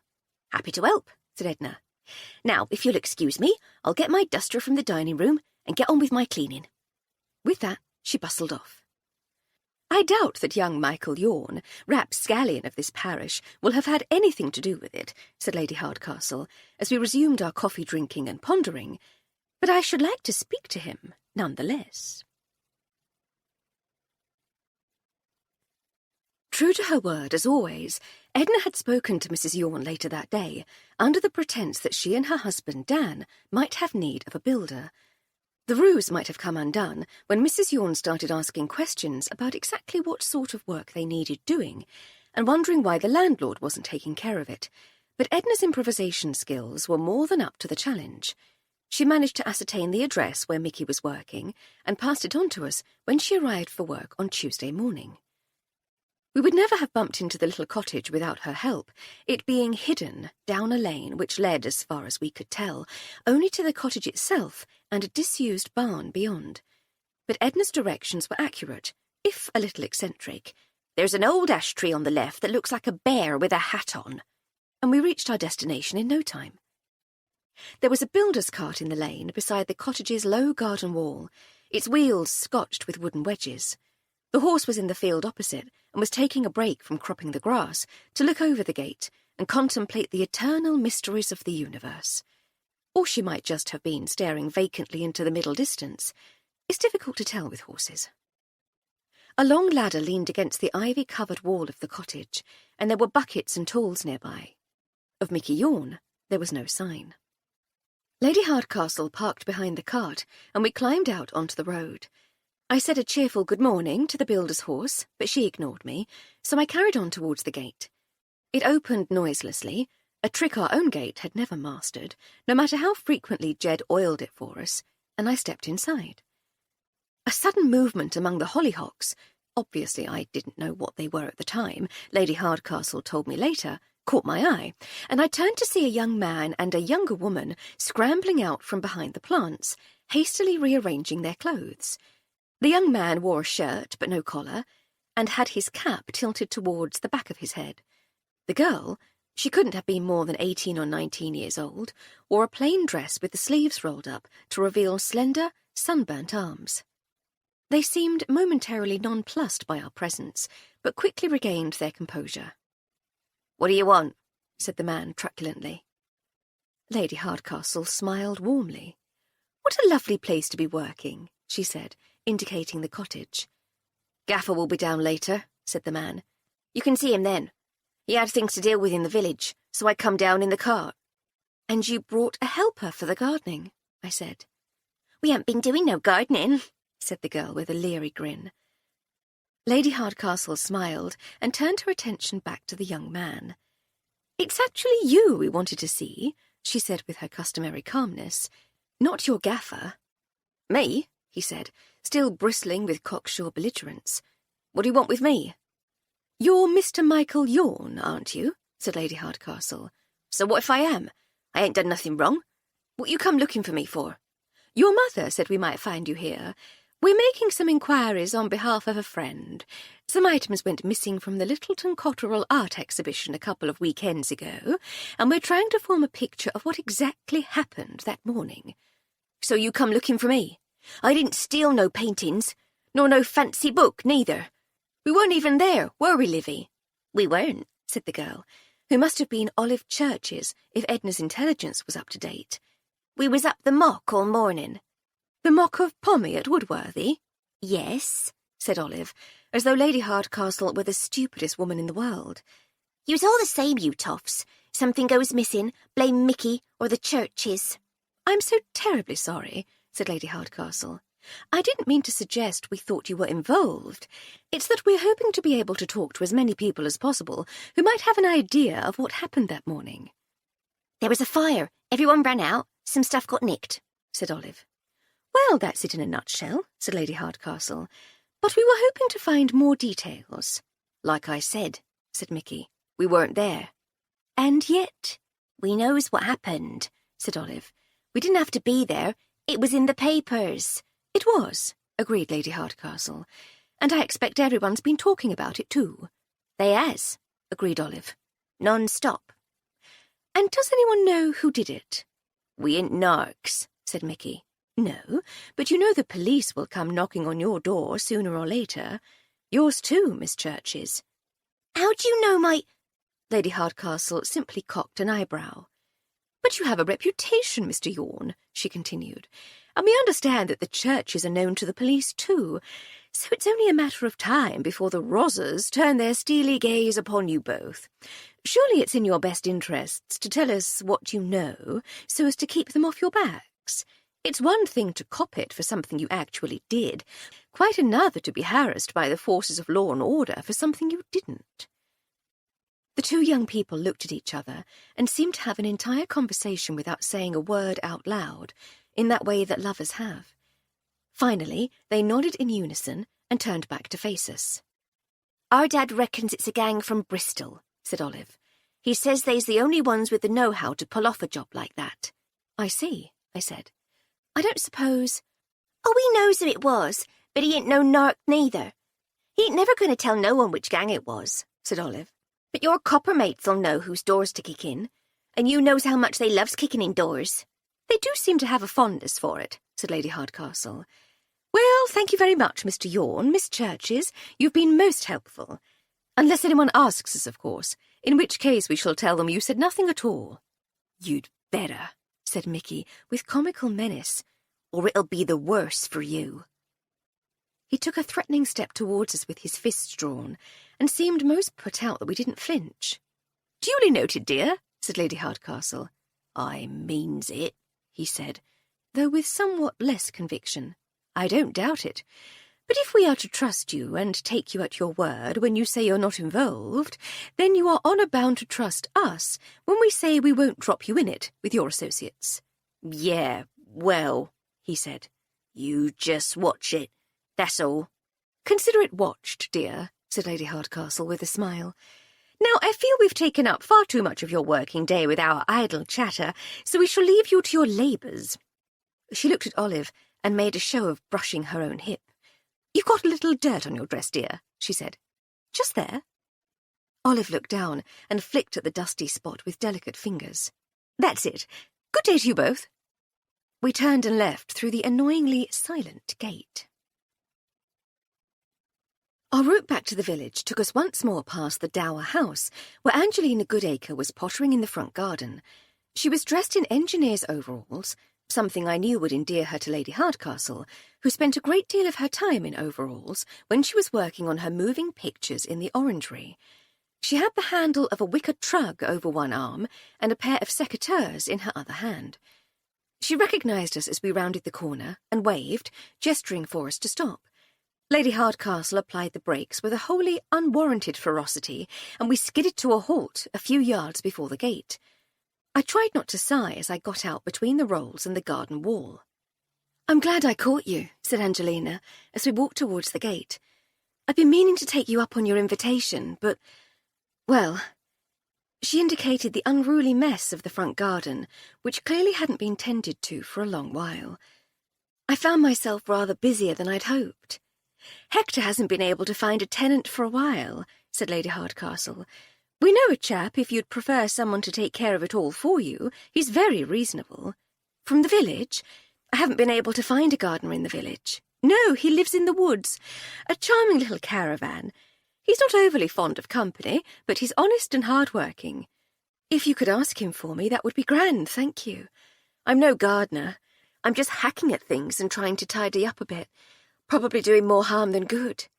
"Jed will see you right," said Lady Hardcastle. "Will you come in for some tea? I need a break." "That would be lovely, thank you. Door's open, kitchen's out the back where you'd expect it to be. Make yourselves comfortable and I'll get rid of this lot." She joggled the trug full of clippings and weeds. The dower house, like the Grange itself, had seen better days. It was clean and tidy, but it could have done with a lick of paint, and the furniture, which had been the latest thing about 50 years ago, was slightly battered and definitely in need of the ministrations of a good upholsterer. The kitchen, as Angelina had suggested, was easy to find, and I took the liberty of putting the kettle on. Lady Hardcastle took 3 cups and saucers from the dresser, and between us we set about making a pot of tea. Angelina arrived, wiping her hands on her overalls, just as the kettle boiled. "Oh, you've shown me up as a rotten hostess," she said. "I really was going to make the tea, I promise." She washed her hands in the sink and then wiped them on her overalls again. I noticed oil stains among the garden grime. At least let me cut you some cake, she said. I got it from Hulbert's? Holman's, I said. Yes, that's him. Nice chap. Makes a lovely lard cake. At her invitation, we sat down together at the large oak table. How are you settling in? Asked Lady Hardcastle, as Angelina poured the tea.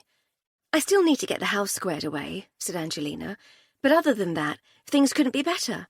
I've had a chance to explore the village a little more since we last spoke, and it seems like I made a good choice. The people are friendly and kind, the shops are convenient and well-stocked, and the pub seems lively and fun. Glad to hear it. There are a number of clubs and societies beyond the cyclists, if you have any other interests. I shall keep my eyes and ears open. Did you enjoy the ride on Sunday? We did, thank you. Most convivial. I saw you setting off, I said. How did you get on in the race? I might have caused some upset there, said Angelina. I won. I say, well done you, said Lady Hardcastle. Thank you. They put on a show of being gracious about it, but the only one who was genuinely pleased was a young woman called Irene. Irene Vibert, I said. We met her the other day up at Woodworthy, when we were out for a ride. That's the girl.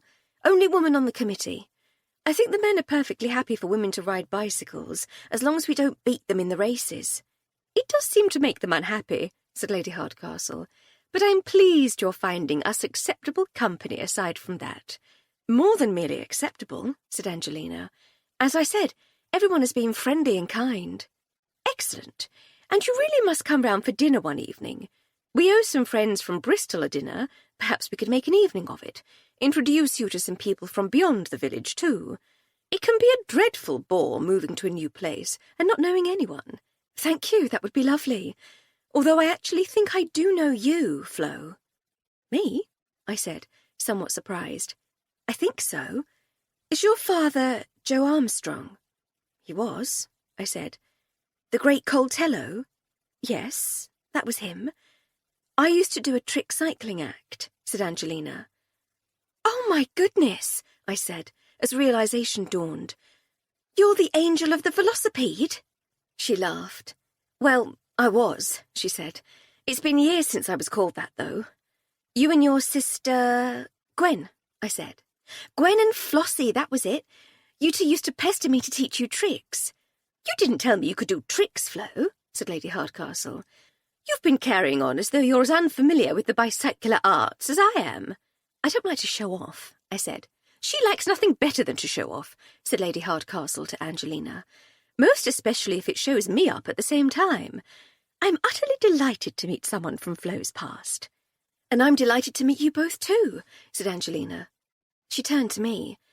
I thought I recognised you the other day, but I knew I'd not met you recently, and you're too young for it to have been more than a few years ago.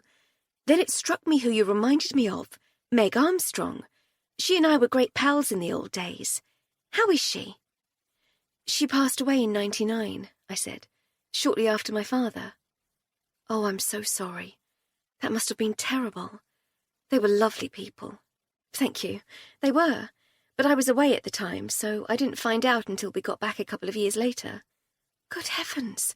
How awful for you. Where were you? China at first, then Burma, then India. Quite the traveller, said Angelina. I've been very lucky, I said, with a nod towards Lady Hardcastle. I work for an adventurous lady. You do? I thought you were just pals. Oh, we're definitely pals, I said, but officially I'm her lady's maid. Well, I never, said Angelina. I keep trying to promote her to companion, said Lady Hardcastle, but she won't have it. It's just a job title, I said, and it's one that would sometimes put me in an uncomfortable position. I'm happy as lady's maid. Our housemaid's the same, said Lady Hardcastle. I keep trying to promote her, too. She's definitely the housekeeper, but she's having none of it either. I think I've made a breakthrough there, actually, I said, but we're absolutely not to call her Mrs. Gibson. I shall do my best to remember. Is she married to Dan Gibson? Asked Angelina. That's right, I said. I've met them at the Dog and Duck. Life and soul, the pair of them. They're wonderful, said Lady Hardcastle, and I don't know what we'd do without her about the house. Tell me, dear, are you still trick cycling? Sadly not, said Angelina. There's not much call for it anymore. I did some work for a moving picture company last year, but I think the days of crowds of circus-goers oohing and ahhing at a woman on a bicycle are long gone. There's an added element of jeopardy when it's a woman in her 50s, she gestured to herself, but only in that she might have a heart attack and peg out in the middle of the act. You don't look as though there's any danger of that, I said. You still look fit as a flea. She really did look as strong and vital as I remembered her. To a very small child, every adult looks ancient, of course, so the difference in my mind was just between an ancient woman with red hair on a bicycle and an ancient woman with white hair at a kitchen table. But she was still lithe and lissom, and I couldn't imagine her heart giving up any time soon. You're very kind, she said, but it would be a young woman's game, even if the game still existed. I get by, though. Lady Hardcastle, I knew, was desperate to ask exactly how Angelina was getting by, but there's a peculiar English taboo against such inquiries. People may volunteer the information themselves, though that can still be regarded as something of a faux pas, but it's absolutely not at all the done thing to ask a new acquaintance what they do for a living. Lady Hardcastle had been skating on thin social ice with her, "Are you still—" But it would be a serious gaffe to press the matter.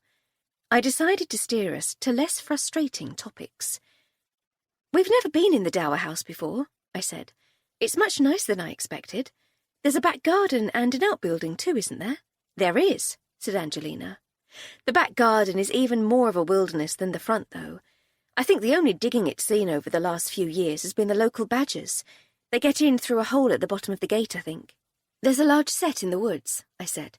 "They roam far and wide in their search for food, and we're definitely on their route. I love them, and if they want to dig up the garden searching for earthworms, then good luck to them."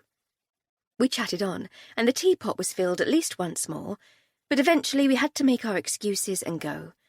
Lady Hardcastle repeated her invitation to dine with us, and said she'd be in touch as soon as we had a date from Dinah Caudle and Dr. Gosling. Angelina saw us out, and we drove off into the village, leaving her with her trug, her secateurs, and her Herculean labour. As we approached the green, I noticed that Cordelia Harold's car was parked outside the village hall again. "Your mate's back," I said, pointing. "Ooh, so she is," said Lady Hardcastle. "Let's go and see what she's up to." She parked the Rolls reasonably neatly behind Cordelia's brand-new Wolseley. We alighted, straightened ourselves out, and strode into the hall. Cordelia was standing next to the now empty display plinth, deep in conversation with the book's owner, Basil Westbury. Mr. Westbury had his back to us, but I could see Cordelia's smiling face as she reassured him that she had every confidence the book would be recovered soon, and that it wouldn't actually prove necessary to settle the insurance claim he had just made. Her warm expression changed to cold hostility when she caught sight of us. "What do you want?" Lady Hardcastle smiled. "Good afternoon to you too, Cordelia, dear, and to you, Mr. Westbury. How lovely to see you again." Mr. Westbury turned round, and his own face lit up with a welcoming smile. "Why, Lady Hardcastle," he said, "it's wonderful to see you too, and Miss Armstrong. The circumstances could definitely be better, but it's always a pleasure to see you both." Cordelia was still glaring. "This is a private meeting." "A private meeting in a public place, dear," said Lady Hardcastle. "We'll not be in the way. We just wanted to take a look around the hall again while the exhibits are still here, in case it inspires any new insights into the crime." "Oh, I say," said Mr. Westbury. "Are you investigating too? How exciting! Lady Farley Stroud was extolling your virtues as expert crime solvers only the other day." "They are most definitely not investigating anything," said Cordelia. "I absolutely forbid it." "Yes, Mr. Westbury," said Lady Hardcastle, completely ignoring this oafish outburst. "As a matter of fact, we are. Hector lost a couple of pieces too, and we've offered to help to try to retrieve them for him." "I will not have amateurs getting in the way of an official insurance investigation," said Cordelia. "I shall take legal steps to stop you if I have to." "Obviously we're still in the early stages," continued Lady Hardcastle, "but we've had a certain amount of luck with this sort of thing in the past, so we're a long way from giving up hope. Our assumption is that your book was the principal target, while Hector's pieces were swept up opportunistically, as it were, as the thieves made their exit. The museum's expensive pieces are over there, beyond those display boards. She pointed to the other side of the hall. So Hector's landscape and bust were the only other objects of value between your book and their means of escape. We think they grabbed your book and made for the exit. On the way, they saw an expensive-looking frame and a Regency alabaster bust and thought, hello, what's this? In for a penny and all that, and legged it out the back with all three. Legged it out the back, said Cordelia. How on earth can you possibly know that? Lady Hardcastle finally paid attention to the increasingly irritated insurance investigator. We don't know, dear, but it's a safe assumption. The crowd was streaming out through the front and side doors, so they'd have been tumbled at once if they'd gone that way. Even the most inattentive visitor would have noticed someone carrying a hulking great book with a painting under the other arm and a bust of Sir Theodore Elderkin peeking out of their coat pocket. You seem to know a lot about the layout of the building, said Cordelia. How do you even know there is another door? We live here, dear. Do try to keep up. But please don't let us interrupt any further. We'll have our little poke about and be on our way. Just carry on as though we weren't here. The exhibition was still officially open, though with the star exhibit gone, and with the initial romantic attraction of the scene of the crime having already worn off, visitor numbers had dwindled to just a handful each day, and the organising committee had decided that just one volunteer was required to supervise them. She was sitting beside the tea table, concentrating on her knitting. Lady Hardcastle and I had doubled the visitor numbers just by turning up. We wandered the room, taking our time over not really looking at anything, presumably merely to irritate Cordelia. It was fun for a while, but eventually, having extracted all the childish pleasure we could from our little game, we added one last dig by leaving through the storeroom and the back door. Well, that was fun, said Lady Hardcastle, as we returned to the rolls. Most entertaining, I said, but we didn't really learn anything. Au contraire, my little croquembouche. Must you? My apologies, dear. Been spending too much time with Hector, what? But we learned two interesting things. Mr. Westbury has made a claim against his insurance policy, and Mobley, Burgess and Vincent are not at all keen to pay out. And how does that help us? I have no idea. Lunch at the Dog and Duck? I don't mind if I do, I said. We left the motor car where it was and walked across the green to the pub. The pub was as lively as ever, with the usual crowd making the usual amount of cheerful noise over the usual pies and sandwiches and the usual pints of beer and cider. I noticed the Freers in the snug and suggested we join them. That's a wonderful idea, said Lady Hardcastle. I find their oddness strangely endearing, and they might have some news of the fabled treasure. Pie and a pint? Go on, then, I said. No, better make it a half. A pint will just make me sleepy. I'm only little. I'll put the old room with our gracious queen, then. You go and sit with the intrepid Freers. The intrepid Freers were deep in conversation, but they looked up as I entered and invited me to sit with them. Is Lady Hardcastle with you? Asked Zibby. She is, I said. She's just ordering some lunch. She'll be here in a moment. That's good, said Zeke. We were just talking about the... He looked around to make sure we weren't overheard, then mouthed the word, treasure. How exciting, I said. How are you getting on? Have you found anything new? We've found nothing new, said Zibby. We've visited the Farley Strouds again, but our latest information seems to have led us astray. Lady Hardcastle arrived, carrying 2 glasses of cider, and joined us at the table. Good afternoon, Freers all, she said. How goes the treasure hunting? Fine, thank you, said Zeke quietly. I smiled. They were just about to tell me all about it. Oh, splendid, said Lady Hardcastle, sitting down. Does that mean you've made some progress? Some, said Zibby. We found another reference to the hidden items in another book at the library. My goodness, how very exciting. It confirmed the other stories we'd heard about the French colonel, Mounier, and his plunder, said Zeke. Treasure from northern Spain and Portugal, some of it looted from the Americas. There was mention of Incan gold, Mayan opal, silver from Brazil. There's yet another mention of Major Teddy Elderkin and his sudden wealth. And then, said Zibby, almost as a side note, there's an account of a grand ball at the Grange in 1815 to celebrate the British victory of the Battle of Waterloo. It said that treasures of the New World and the Old, captured from the French, were on display. And then nothing else. Either the trail's gone cold, said Zeke, or it ends at the Grange, said Zibby. We have certain clues as to where the treasure might be hidden, said Zeke. But when we visited the Grange, said Zibby, there was nothing there. Oh, how frighteningly disappointing, said Lady Hardcastle. Do tell me you're not giving up, though. We most definitely are not, said Zibby, but we might need your help. Our help? I'm sure we'd love to, but what help could we possibly be? We know nothing of— She made an exaggerated show of looking around and then lowered her voice. Secret, hidden valuables. Ah, but you do know Sir Hector and Lady Farley Stroud, said Zeke. We thought perhaps you might be able to have a word with them, find out what else they might know about the history of the house. But you can ask them yourself, dear. They're really frightfully friendly. You'll have a job stopping dear old Hector telling you everything there is to know if you give him but half an excuse. I'm not sure he took to us, said Zibby, and Lady Farley Stroud was quite frosty. Well, I can't promise anything, said Lady Hardcastle, but I'll have a quiet word. If they say they're no longer interested, then that shall have to be the end of it, but if I can talk them round, I shall. Thank you, Lady Hardcastle, said Zeke. Yes, thank you, said Zibby. At that moment there was a commotion in the public bar. The door clattered open, and a man's voice called out breathlessly, "It's Ross Blackmore! They found him in the woods! He's dead!"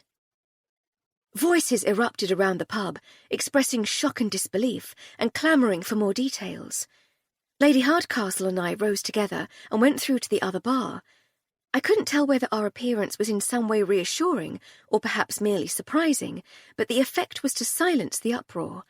The owner of the voice was one of the committee members we'd met in Woodworthy, but I couldn't remember his name. "Have the police been informed?" asked Lady Hardcastle. "They have, my lady.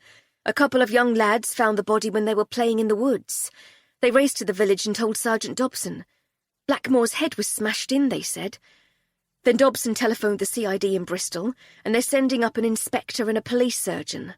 They're meeting Dobson at the police station." "Thank you, dear," said Lady Hardcastle. "Come on, Flo. I think we'd better go and speak to dear Sergeant Dobson." As we swept out, I could hear someone in the bar say, "What they going for?" Another voice replied, "Don't you know nothing? They's experts at this sort of thing. Solved many a murder round here, they have." The door closed behind us, and we marched swiftly across the green to the village police station. Chapter 8. Sergeant Dobson was sitting behind the desk in the little police station, eating a pork pie. He leapt to his feet as we entered, then brushed pastry crumbs from his tunic. He hurriedly swallowed the last of his pie and swigged a mouthful of tea from a tin mug to wash it down. "Afternoon, ladies," he said, wiping tea and yet more crumbs from his beard. "What can I do for you?" "The word in the pub is that you found Russell Blackmore's body," said Lady Hardcastle. "News travels fast round here, my lady. Some young lads found him in a copse out towards Oldbury." "No wonder we didn't see him when we went out looking," I said. "Was he on the route of the cycle race?" "No, miss. A lane just off it, up by Woodacre Farm." "Oh, I know where you mean. By the blasted tree." "That's it, miss." "I wonder what he was doing there," said Lady Hardcastle. "A dalliance, perhaps?" "That don't make no sense to me, my lady. I talked to all the cycling committee when they was arranging the race. I was police liaison, see?" He said this with enormous pride. "Russell Blackmore was the keenest of the law. He wouldn't have allowed no distractions, not even for a lady, though he was definitely one for the ladies." "It's a terrible shame he's gone," I said. "I rather liked him." "He was a decent fella," said the sergeant with a nod. "The cycling chappie in the pub said you'd telephoned the Bristol CID and they were sending an inspector. I don't suppose—" Inspector Sunderland, my lady, yes. Always my first call, Inspector Sunderland. You knows what I thinks of Gloucester CID. It'll be a chilly day in Hades afore I ever calls them idiots first. Lady Hardcastle smiled. Other than Sergeant Dobson and Constable Hancock, we had seldom had any dealings with the Gloucestershire force, and the others we had met always seemed at least averagely competent. I couldn't imagine that the CID could possibly be as bad as Sergeant Dobson claimed, but for reasons of his own, he had taken very strongly against them. "It will be lovely to see the Inspector," said Lady Hardcastle. "Is he coming right away?" "He is, my lady. I called him almost an hour since, so he should be here soon." "News doesn't travel that fast, then," I said. "The dog and duck only just found out." "Reasonably fast, though, miss. I telephoned Mr. Blackmore's employer, Mr. Parslow, after I spoke to the Inspector. Then he must have told the rest of the committee. They none of 'em has telephones. He was the only one I could talk to when we was planning the route, so he must have sent messages out, or telegrams. Either way, 'tisn't bad going to get news to the dog and duck in less than an hour." "I suppose not, when you put it like that," I said. "Who was it as told you?" "It was either Screen or Nurse. We weren't introduced properly when we met them. Tall, gangly, dark hair, spectacles." "That'll be John Nurse," said the sergeant. "He works up the road at the coal merchants. I expect Parslow sent a lad over there. He runs the timber yard out on the way to Chipping. Gordon Screen's a stocky little fella, works for Parslow as a bookkeeper." Sergeant Dobson was, as always, very well informed about the goings-on in the area, and I was about to ask for more information about the cycling club committee, but we were interrupted by the sound of a motor car drawing up outside. Moments later, Inspector Sunderland walked in, closely followed by Dinah Caudle's fiancé, the police surgeon, Dr. Simeon Gosling. "Good afternoon, Sergeant," said the inspector as he strode in. "Oh, and ladies, what an unexpected delight. Please don't let us interrupt, though. We're happy to wait while you complete your business." "Don't be silly, Inspector dear. You are our business. We heard what had happened and came over to the station to see if we could find out more. Were we cats, we should be long dead." Dr. Gosling had grinned and waved as he entered, but was now frowning in confusion. Inspector Sunderland caught sight of his expression. "Curiosity and its consequences, Gosling," said the inspector. Dr. Gosling was still frowning. "It killed the cat," said the inspector with a sigh. "Oh," said Dr. Gosling, as realization slowly dawned. "Of course it did. With you now. Do carry on." With only occasional interruptions from Lady Hardcastle, Sergeant Dobson recounted the pertinent details of the bicycle race and its attendant convivial ride, of Blackmore's failure to return, of the search of the route. This prompted an entire description from Lady Hardcastle of our own efforts on Sunday, and of the discovery by 2 boys earlier that day of the unfortunate cyclist's body. "Why were the boys not at school?" asked the inspector, when the sergeant had finished. "Hop in the wag, sir," said Sergeant Dobson. "I went easy on 'em over it on account of how they'd reported the body instead of pretending they hadn't seen nothing." "And the body is still in situ?" "I sent Hancock up there to keep watch, sir." "Right you are, Sergeant. Thank you very much. If you'd be good enough to give us directions, Dr. Gosling and I will go up and look for ourselves." "We know the way," said Lady Hardcastle. "We can navigate." "Assuming I allow you to tag along, my lady," said the inspector with a smile. "Oh, now you're being silly again, Inspector dear. We both know you delight in our company." "Come along, then," he said with mock weariness. "Lead the way." He turned back to Sergeant Dobson. "Thank you for the information, Sergeant. I alerted the mortuary before we left, so they should be here soon. Please give them directions." "Of course, sir. If they's not there afore you needs to leave, just tell Hancock to wait for 'em." "Thank you. We'll call in before we return to town to bring you up to date on our findings." "Very good, sir." The inspector turned on his heel and made to leave, only hindered briefly by Dr. Gosling's clumsy attempt to get out of his way. Lady Hardcastle made to follow them, but then turned back. "One more thing, Sergeant. We had a word with Mr. Michael Yorn and his delightful paramour, Miss Olive Churches. They say they couldn't possibly have been involved in the theft from the art exhibition because they were drinking at the Mock of Pommy in Woodworthy at the time. Thank you, m'lady. I'll check with Will Morgan. The new landlord? Yes, m'lady. Nice fella. Keeps an orderly house. Splendid.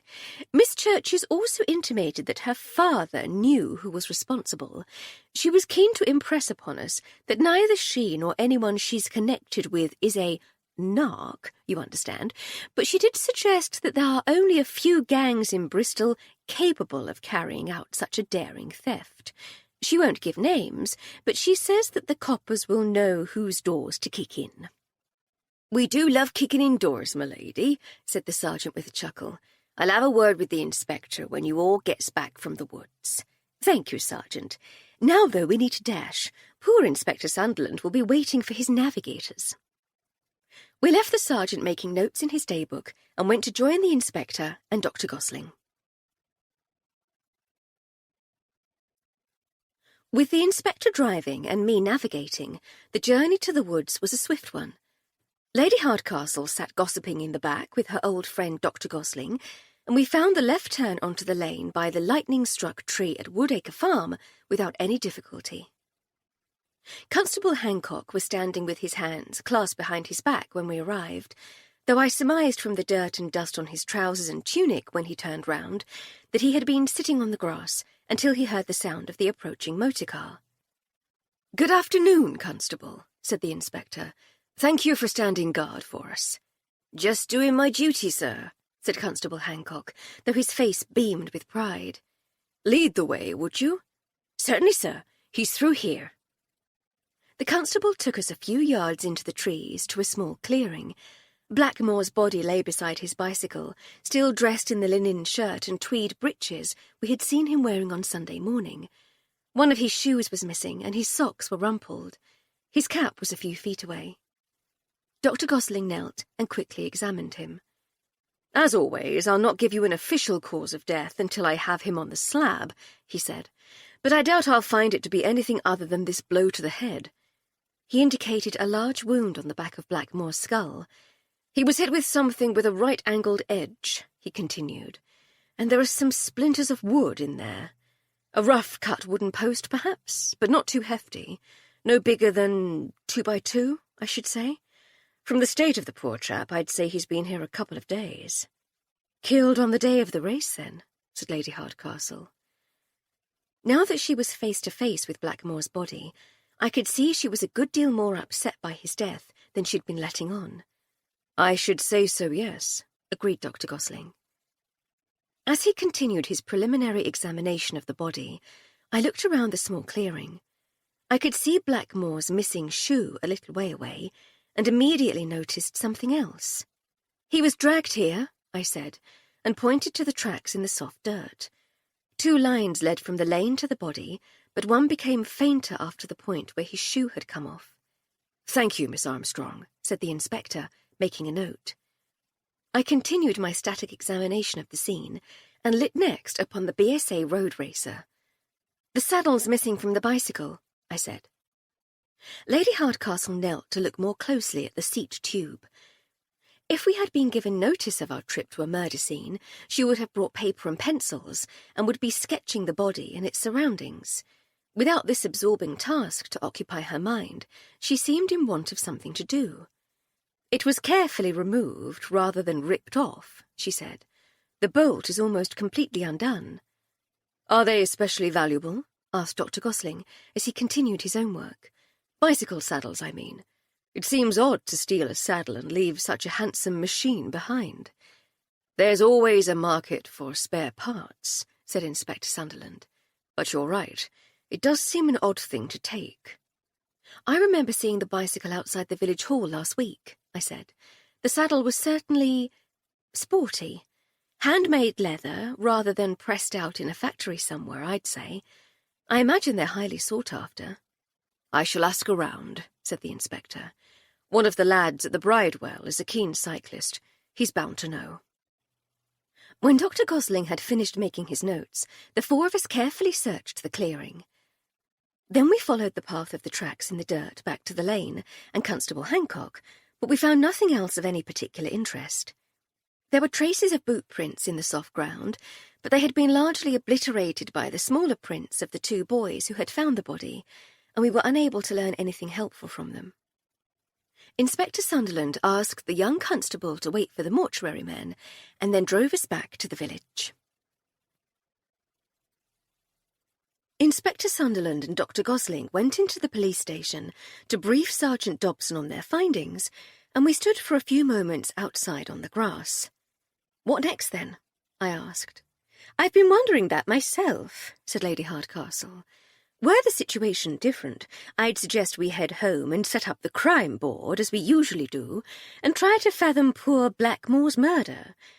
But as much as I'd like to see his killer brought to justice, we've pledged our help to Gertie and Hector.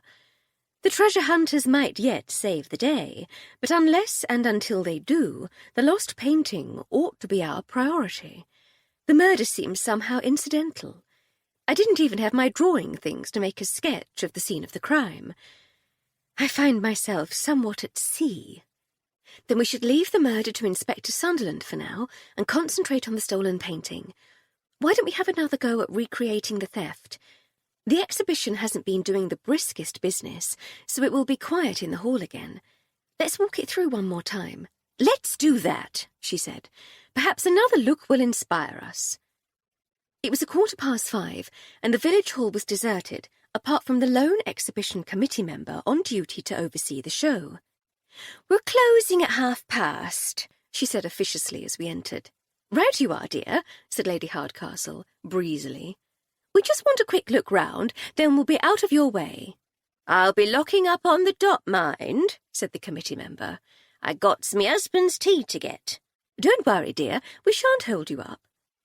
She was already back to her knitting as I led the way to the back of the hall and out through the storeroom to the builder's rubbish behind the building, and I don't think she noticed us at all. "I'm completely in your hands here, dear," said Lady Hardcastle, once we were outside. "You've done this before, after all. You're the queen of reenactments. How do we proceed?" "We imagine ourselves as the thieves," I said. "It's the opening day of the exhibition, and we're lurking out here, unseen. How many of us are there? At least 2, I should say. I don't think anyone could do it alone. Well, one of us, perhaps, but not mere mortals." Lady Hardcastle smiled. "Now," I continued, "I know you and I aren't convinced it was an expertly planned job, but they must have had some sort of plan. They must, at the very least, have had some idea how they were going to steal the most expensive book in the country." "Agreed.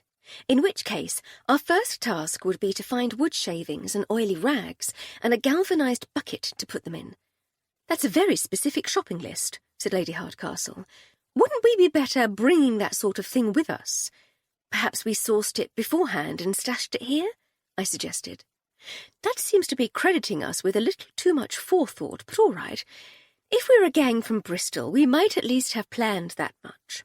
So perhaps we brought the bucket, but were confident we could cast about here among the detritus of the arcane builder's arts for the rest."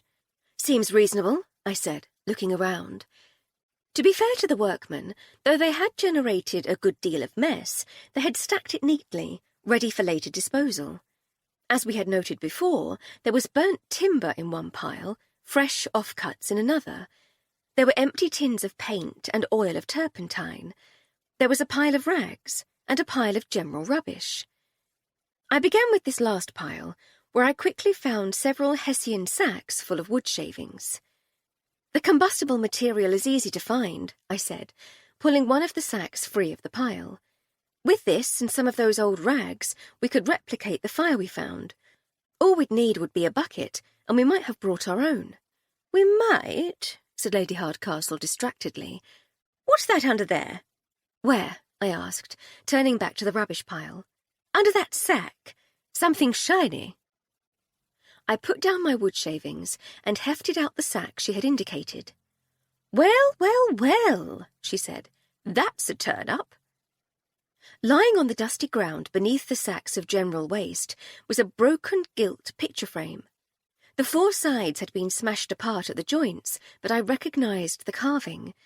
This was the frame that had once held Sir Hector's summer haze. A little more searching revealed 2 sizable chunks of alabaster, which were clearly recognisable as parts of the bust of Sir Theodore Elderkin.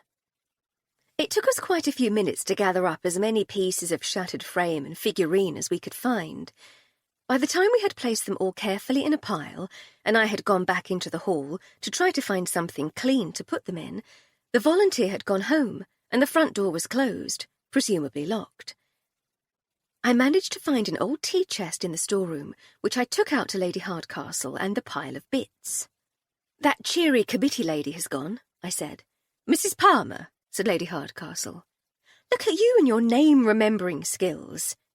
I served on a village committee with her at some point. I can't remember which one, I'm afraid. How do you know she's gone?" "She wasn't there. That's usually the first sign. Had she locked up?" "The front door," I said. "As far as I could tell, at least. I didn't actually check. But not this one. It all adds to the idea that very little forward planning was needed. It's an opportunist's paradise. It is. What are we going to do with this little lot?" I indicated the pile of pieces we were placing carefully in the tea chest. "I thought we might take them to their owner," she said. "It's not quite the heartening news I should prefer to take him, but it does at least indicate that we haven't forgotten him." "Right you are," I said. "Now, it's as good a time as any. Would you be a pet and fetch the rolls for me? I'll wait here and guard our treasure." With the tea chest loaded onto the luggage rack on the back of the Silver Ghost, I drove us up to the Grange, where we were greeted, as we so often were, by the 3 boisterous Springer Spaniels. "Hello, ladies," said Lady Hardcastle, as she stepped out of the motor car. "How are my favourite girls?" The dogs wagged their greetings and pushed and shoved for their turn at receiving attention as she crouched to scratch their ears. "Are your people at home?" "Are they? I'm sure they are. They wouldn't leave 3 wonderful girls like you behind, would they? No, they wouldn't. Shall we go and find them? Shall we?" She stood, and the 3 fates in canine form continued to bounce energetically around her. As she started towards the front door of the house, they formed an honour guard, and the 4 of them marched together in stately procession. I unstrapped the tea chest and lifted it free. "It's all right," I said. "Don't worry about the box. I'll bring it." "Thank you, dear," said Lady Hardcastle, without turning round. The tea chest wasn't especially big. On the other hand, though, neither am I. Holding it in front of myself in both arms, I was unable properly to see where I was going. Given Lady Hardcastle's insouciant dismissal of my efforts, I was less than properly concerned when my unsightedness caused me to bump into her as she stood on the doorstep, ringing the bell. "Oopsie-daisy," she said. "Are you all right back there?" "Quite all right, thank you," I said. Jenkins answered the door, and the 3 dogs disappeared at speed from my limited line of sight, presumably having bolted into the house. He greeted us warmly and led the way to the drawing-room, where he announced us and left. I was mildly irked that he hadn't offered to relieve me of my light but cumbersome burden, but I said nothing. Lady Farley Stroud gave us a friendly "Hello, my dears," from her armchair, but didn't get up. Sir Hector, though, bounded to his feet. "Hello, girls," he said jovially. "What do we have here?" "Some bad news, I'm afraid," said Lady Hardcastle. She finally took the tea chest from me and put it on the floor at Sir Hector's feet. "And perhaps a little good news." He peered into the wooden box. "That looks like my picture frame," he said sadly. "And, oh, is that the last earthly remains of Sir Theodore Elderkin?" "We rather fear it might be," said Lady Hardcastle. "It took a fair amount of rootling about, but I think we have all of him. He broke into fairly large pieces, so it should be possible for a competent restorer to repair him." Sir Hector bent down and did some rootling of his own. Eventually, he gathered all the pieces of the broken bust and laid them on a side table. "Where's his base?" asked Lady Farley Stroud. "His what, dear?" said Lady Hardcastle. "He was on an alabaster base. It's missing." Lady Hardcastle indicated some of the more finely smashed pieces. "Are they not it?" she said. Lady Farley Stroud rose from her chair and poked at the shards. "These are some sort of biscuitware," she said. "Probably from something else. The base was solid alabaster. They've taken the base and left the bust. In bits." "Sorry, dear," said Lady Hardcastle.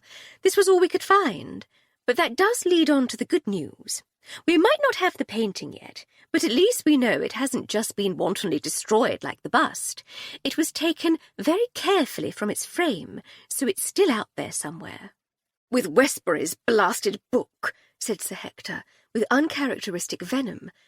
"If that wretched parvenu hadn't been so insistent on showing off his tawdry book, none of this would have happened. I'd still have my summer haze, and we'd still have a home." "We'll find it, Hector," said Lady Hardcastle. "It's early days yet. Sergeant Dobson is going to arrange for some likely suspects to be interviewed in Bristol. Our friend Dinah Caudle of the Bristol News is keeping an outlook for sale notices at the auction houses. I'll ask Inspector Sunderland if he knows of any fences in Bristol who might be able to handle such things." "Fences?" said Lady Farley Stroud. "Receivers of stolen goods, my lady," I said. "Just so," said Lady Hardcastle. "And of course we'll keep digging. We spoke to some local ne'er-do-wells this morning, and they claim to have had nothing to do with it, but I'm sure they know more than they're letting on."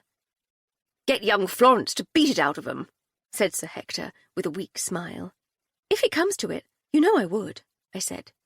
"Don't go getting yourself in trouble on our account, my dear," he said, "but we appreciate the sentiment." "And the treasure hunters might yet save the day," said Lady Hardcastle. "We spoke to them earlier, and they seem absolutely convinced that the treasure of Teddy Elderkin is real. I'm sure they'll find it." "Are you, my dear?" said Lady Farley Stroud. "Are you really? They came up here the other day, you know. They scuttled about the place with their notebook, muttering to each other like little goblins, then came and muttered to Hector about— About what exactly, dear?" "Nothing of any substance," said Sir Hector. "Some stuff I already knew about a French colonel, a story about a ball here at the Grange, already knew that one too, and some wild speculation about a secret vault in the grounds." "A secret vault?" I said. "They didn't mention that to us." "Probably because they knew you'd laugh your heads off," said Lady Farley Stroud. "Secret vault, indeed." "Got to say I agree with the Memsahib," said Sir Hector. "We've been here 36 years, and I ain't ever found a secret vault. Went all over the place with builders, engineers, and architects in the early days. Whole thing always looked to me as though it'd fall down any minute, do you see? Had to get the experts in. But none of us ever found anything even remotely like a secret vault. Not sure your treasure hunters are on the right track, my dear." "A couple of useless articles, if you ask me," said Lady Farley Stroud. "They do seem a little peculiar," agreed Lady Hardcastle, "but I find them rather charming." "You certainly enjoy teasing them," I said. "Oh, definitely. They adopt the most serious and mysterious manner whenever they mention the treasure. They're quite delightful. But they asked us to pump you for more tales of Teddy Elderkin's hoard and its possible resting place. I told them to ask you themselves, but they don't think you like them very much." "I certainly don't," said Lady Farley Stroud. "They make I shudder, as Cook would say. Talking of Cook, will you stay for dinner?" "Thank you, dear, but no. Our own wonderful cook was preparing something delicious for us, and we have 1 or 2 matters to attend to at home. Another night, perhaps." "You're always welcome, my dear," said Sir Hector. "While we still have a home, that is." "Oh, shush, Hector," said Lady Farley Stroud. "You know how that sort of talk distresses me." "Sorry, my little Victoria Sponge." "Is there anything we can tell them, though?" said Lady Hardcastle. "The treasure hunters, I mean." "Oh, tell them they can come back and speak to me," said Sir Hector.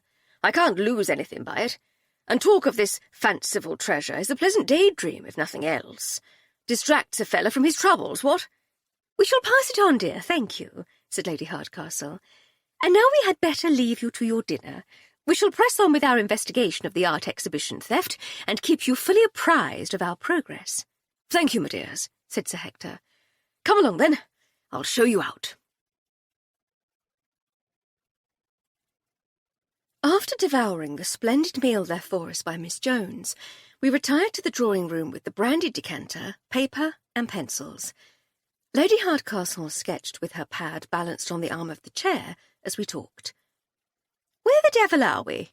she asked. Up a gum tree without a paddle, I said. That's where we are. I rather fear you may be right. Further despondency would surely have followed had not the doorbell rung at that moment. Who the devil can that be? Said Lady Hardcastle, looking towards the window. It was 8 o'clock in the evening, and although the sun had not long ago set, it was dull enough outside that I had already lit the lamps. She would have seen nothing but the room reflected back at her against the dim outline of the trees across the lane. I know a way to find out, I said, putting down my brandy balloon and standing up. Send them away with a flea in their impertinent ear, she said. Calling on a lady at this hour, I mean, really. I opened the door, braced for trouble. Well, you never know. The countryside can be as dangerous as the city at night time. I needn't have worried. It was Dinah Caudle. Miss Caudle, I said with a smile. Hello. You're never going to call me Dinah, are you, Flo, dear? I never am. Cordis? She said with an encouraging shrug. Oh, I know. The girls at school used to call me Bronte. How about that? Why on earth? It started out as dinosaur, you know, from Dinah. Then it went to Brontosaurus because I have a long neck. And then just Bronte. And did you like that?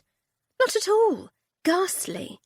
Then why, just anything other than Miss Caudle. We're best pals. Have been for ages. I can't have my pal calling me Miss Caudle. I shrugged apologetically. Not to worry, dear thing, she said. Look, I'm sorry to call on you so late. Shockingly late, I said. I have strict instructions to send you away with a flea in your ear for your impertinence. Quite right, too. I should come back tomorrow. You should, I said, standing aside. But since you've come all this way, you'd better come on in. There's cognac and a mad old lady in the drawing-room. I'll fetch another glass. Or would you like something other than cognac? Something to eat too, perhaps? I can't do anything about the mad old lady, I'm afraid. She's part of the fixtures and fittings. I don't suppose you have any cheese? And a little port? Coming up, I said. I'll join you both in a moment.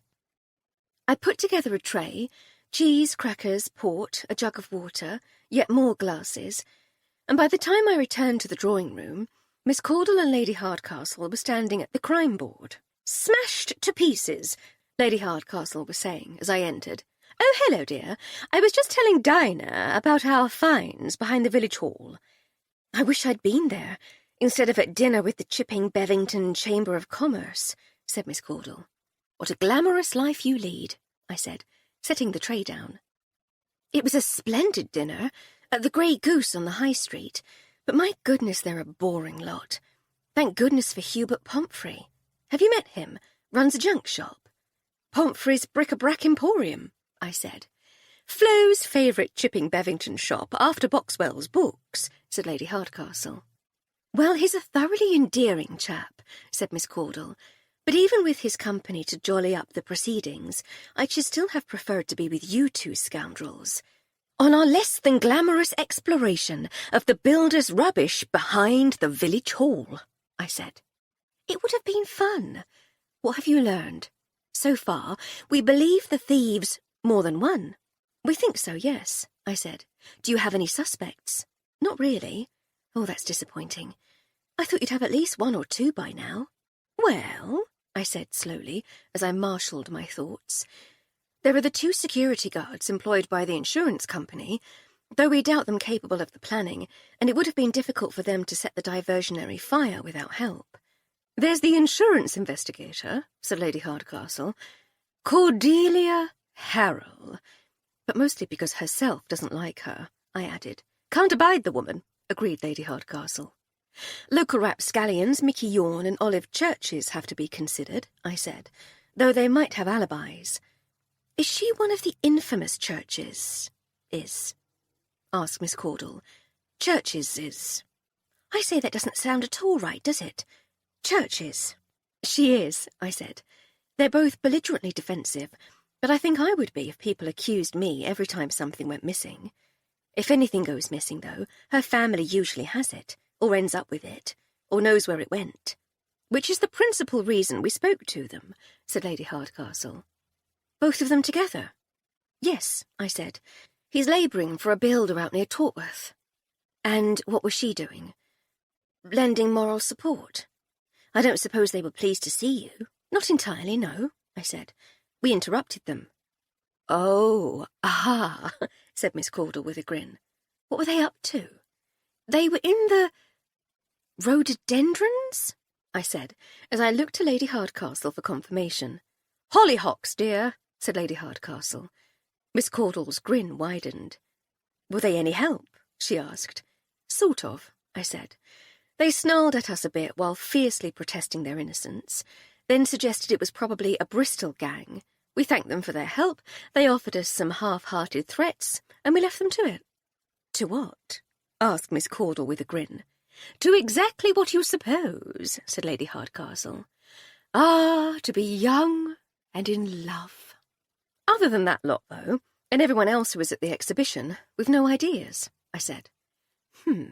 Said Miss Caudle, but I interrupted. You believe that the thieves... What? I ran through our supposed sequence of events, starting with the discovery that the rear door of the hall was seldom locked, on to starting a fire with builder's rubbish, and then stealing the book, the painting, and the bust. Then they slipped out through the back door, removed the painting from the frame, smashed up the bust, and mingled with the crowd before slipping away. Why would they do all the business with the painting and the bust, though? That would have taken time. They had plenty of time, said Lady Hardcastle. That wasn't the problem. The problem, I believe, was that the painting and the bust weren't part of the original plan.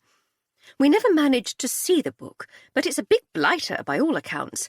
Huge, said Miss Caudle with a nod. So they say, said Lady Hardcastle.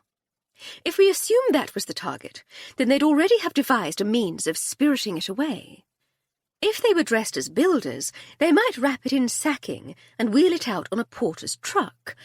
There's been so much work going on there that no one would pay any attention to a couple of builders moving heavy things about, even on exhibition day. If they were dressed more smartly, they might put it in a perambulator, I suggested. I've never seen a man pushing a perambulator, said Miss Caudle. Oh, I know. They were father and uncle, and they dressed the book as a small child and swung it by its arms as though on a Saturday afternoon walk. All excellent suggestions, said Lady Hardcastle. But with the addition of the painting and bust, their best-laid plans had gang agley.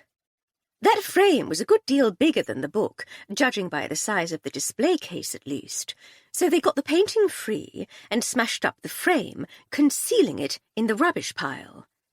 Why smash the bust? Asked Miss Caudle.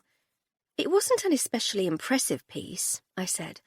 At first glance, and because it was with a very nice painting, they might have thought it worth picking up, but once they were outside in the daylight, I imagine they thought it was more trouble to conceal it and get it away than it was worth. They were already in the mood for smashing things up, so a few quick blows with something heavy, and they could hide it with the broken frame. No one would be any the wiser. That all makes sense, said Miss Caudle. Then off to a waiting builder's wagon, and on to Bristol and the sale rooms. Any luck there? Asked Lady Hardcastle. Not a peep, sadly. I wouldn't expect the book to turn up.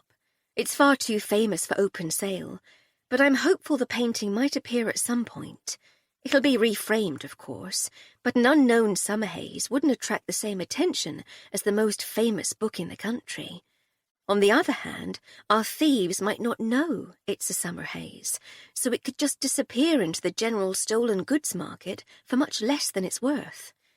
I've already promised Hector and Gertie that we'll ask Inspector Sunderland to lean on some fences. I quickly dismissed the image of Inspector Sunderland leaning on his garden fence as he chatted with his neighbour about stolen artwork. Who are these two? Asked Miss Caudle, pointing at the newest sketches. They are the aforementioned Mickey Yawn and his beloved Olive Churches, I said. Ah, of course. You said you know the Churches? Know of them. They make regular appearances in the Crown Court reports at the Bristol News. But you said you were only talking to them because of what they might know. Well, we were, said Lady Hardcastle. But he's a spiky chap, you see, in appearance and manner. As I said, it was his reputation for taking things that aren't necessarily his that prompted us to talk to him. But I don't know. He and Miss Churches certainly appeared to know more about what was going on than they were prepared to tell us. I think they're worth putting on the board, said Miss Caudle. They look like wrong uns. Perhaps I've just drawn them that way, but we suggested to Sergeant Dobson that it might be worth his while asking Bristol CID to have a word with the Churches. Have you heard about Russell Blackmore? I asked, changing the subject. The missing cyclist from the race on Sunday? Said Miss Caudle. Yes, said Lady Hardcastle. Found dead this afternoon. Murdered. Good heavens, said Miss Caudle, rummaging in her bag for her notebook, an expensive pen. Details, please. We recounted our visit to the scene, including Dr. Gosling's presumption of murder. Who on earth would want to do such a thing? Asked Miss Caudle, when we were finished. Who indeed? Said Lady Hardcastle. I wonder if he might have been a philanderer, I said. So it might perhaps have been a jealous husband. What are you basing that on? Asked Miss Caudle. Rumours? Gossip? She is fixated upon the idea that he was flirting with me at the registration queue, said Lady Hardcastle. He couldn't have made it more obvious without getting down on one knee and proposing marriage there and then, I said. Pish and fiddlesticks, said Lady Hardcastle, with an added pfft. Pish and fiddlesticks notwithstanding, I said, it's possible that our dear friend Lady Hardcastle was not the only woman in the area at whom the late Mr. Blackmore had set his cap. If other targets of his amorous attentions were less gormless and more receptive, he might have upset any number of husbands and suitors. It's more than possible, said Miss Caudle, and this is very much my area of expertise. I shall make discreet inquiries. Conversation turned then to less criminal matters as we munched our way through the cheese and sipped delicately at our drinks.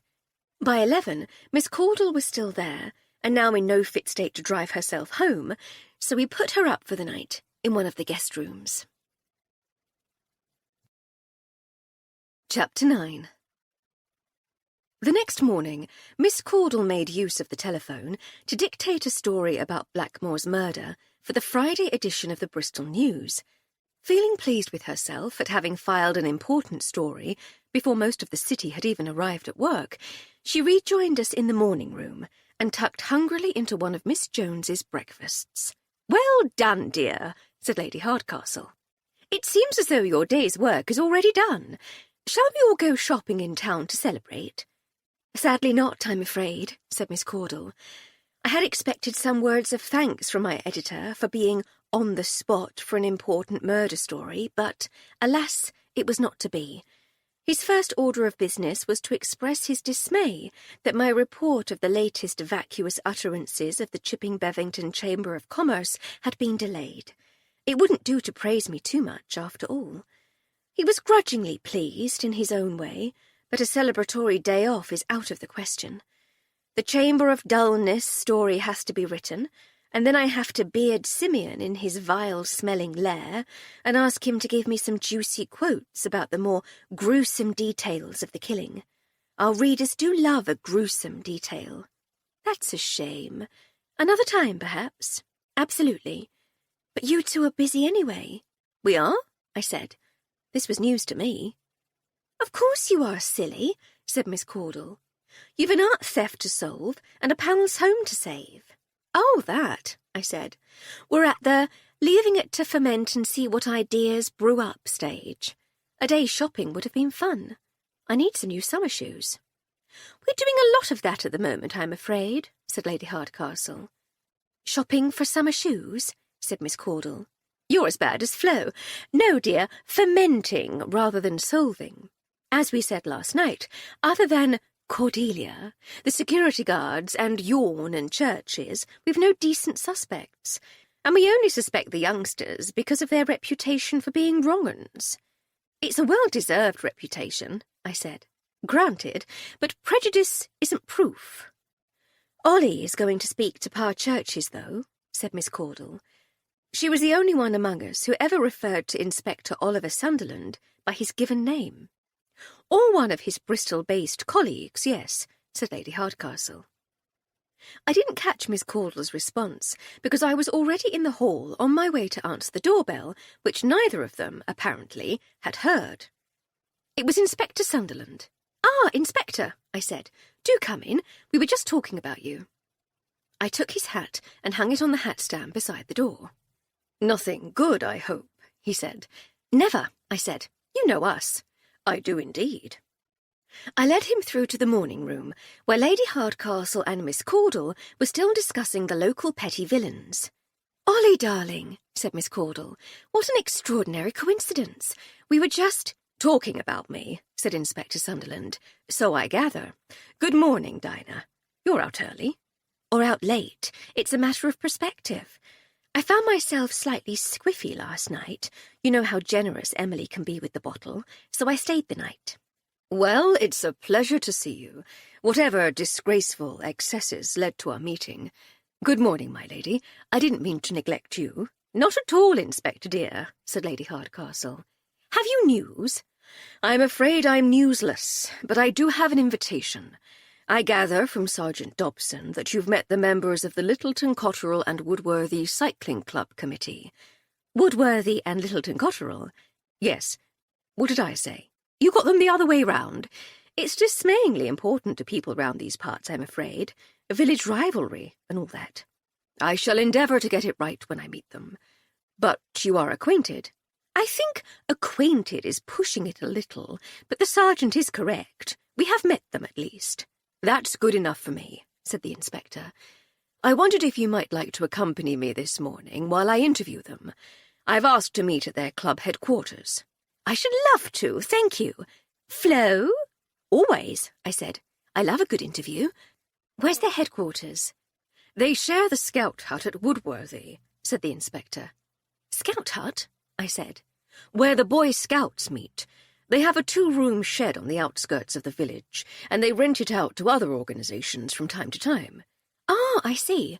Our local troop meets at the village hall." "They don't have a fancy village hall in Woodworthy," he said. "I'm afraid I can't invite you, Dinah. I'm pushing my luck taking these 2 civilians without inviting the press as well." "I quite understand," said Miss Caudle. "As it happens, I have to get back to town. I've been trying to find ways of putting it off, but I really do have to write my Chamber of Commerce piece."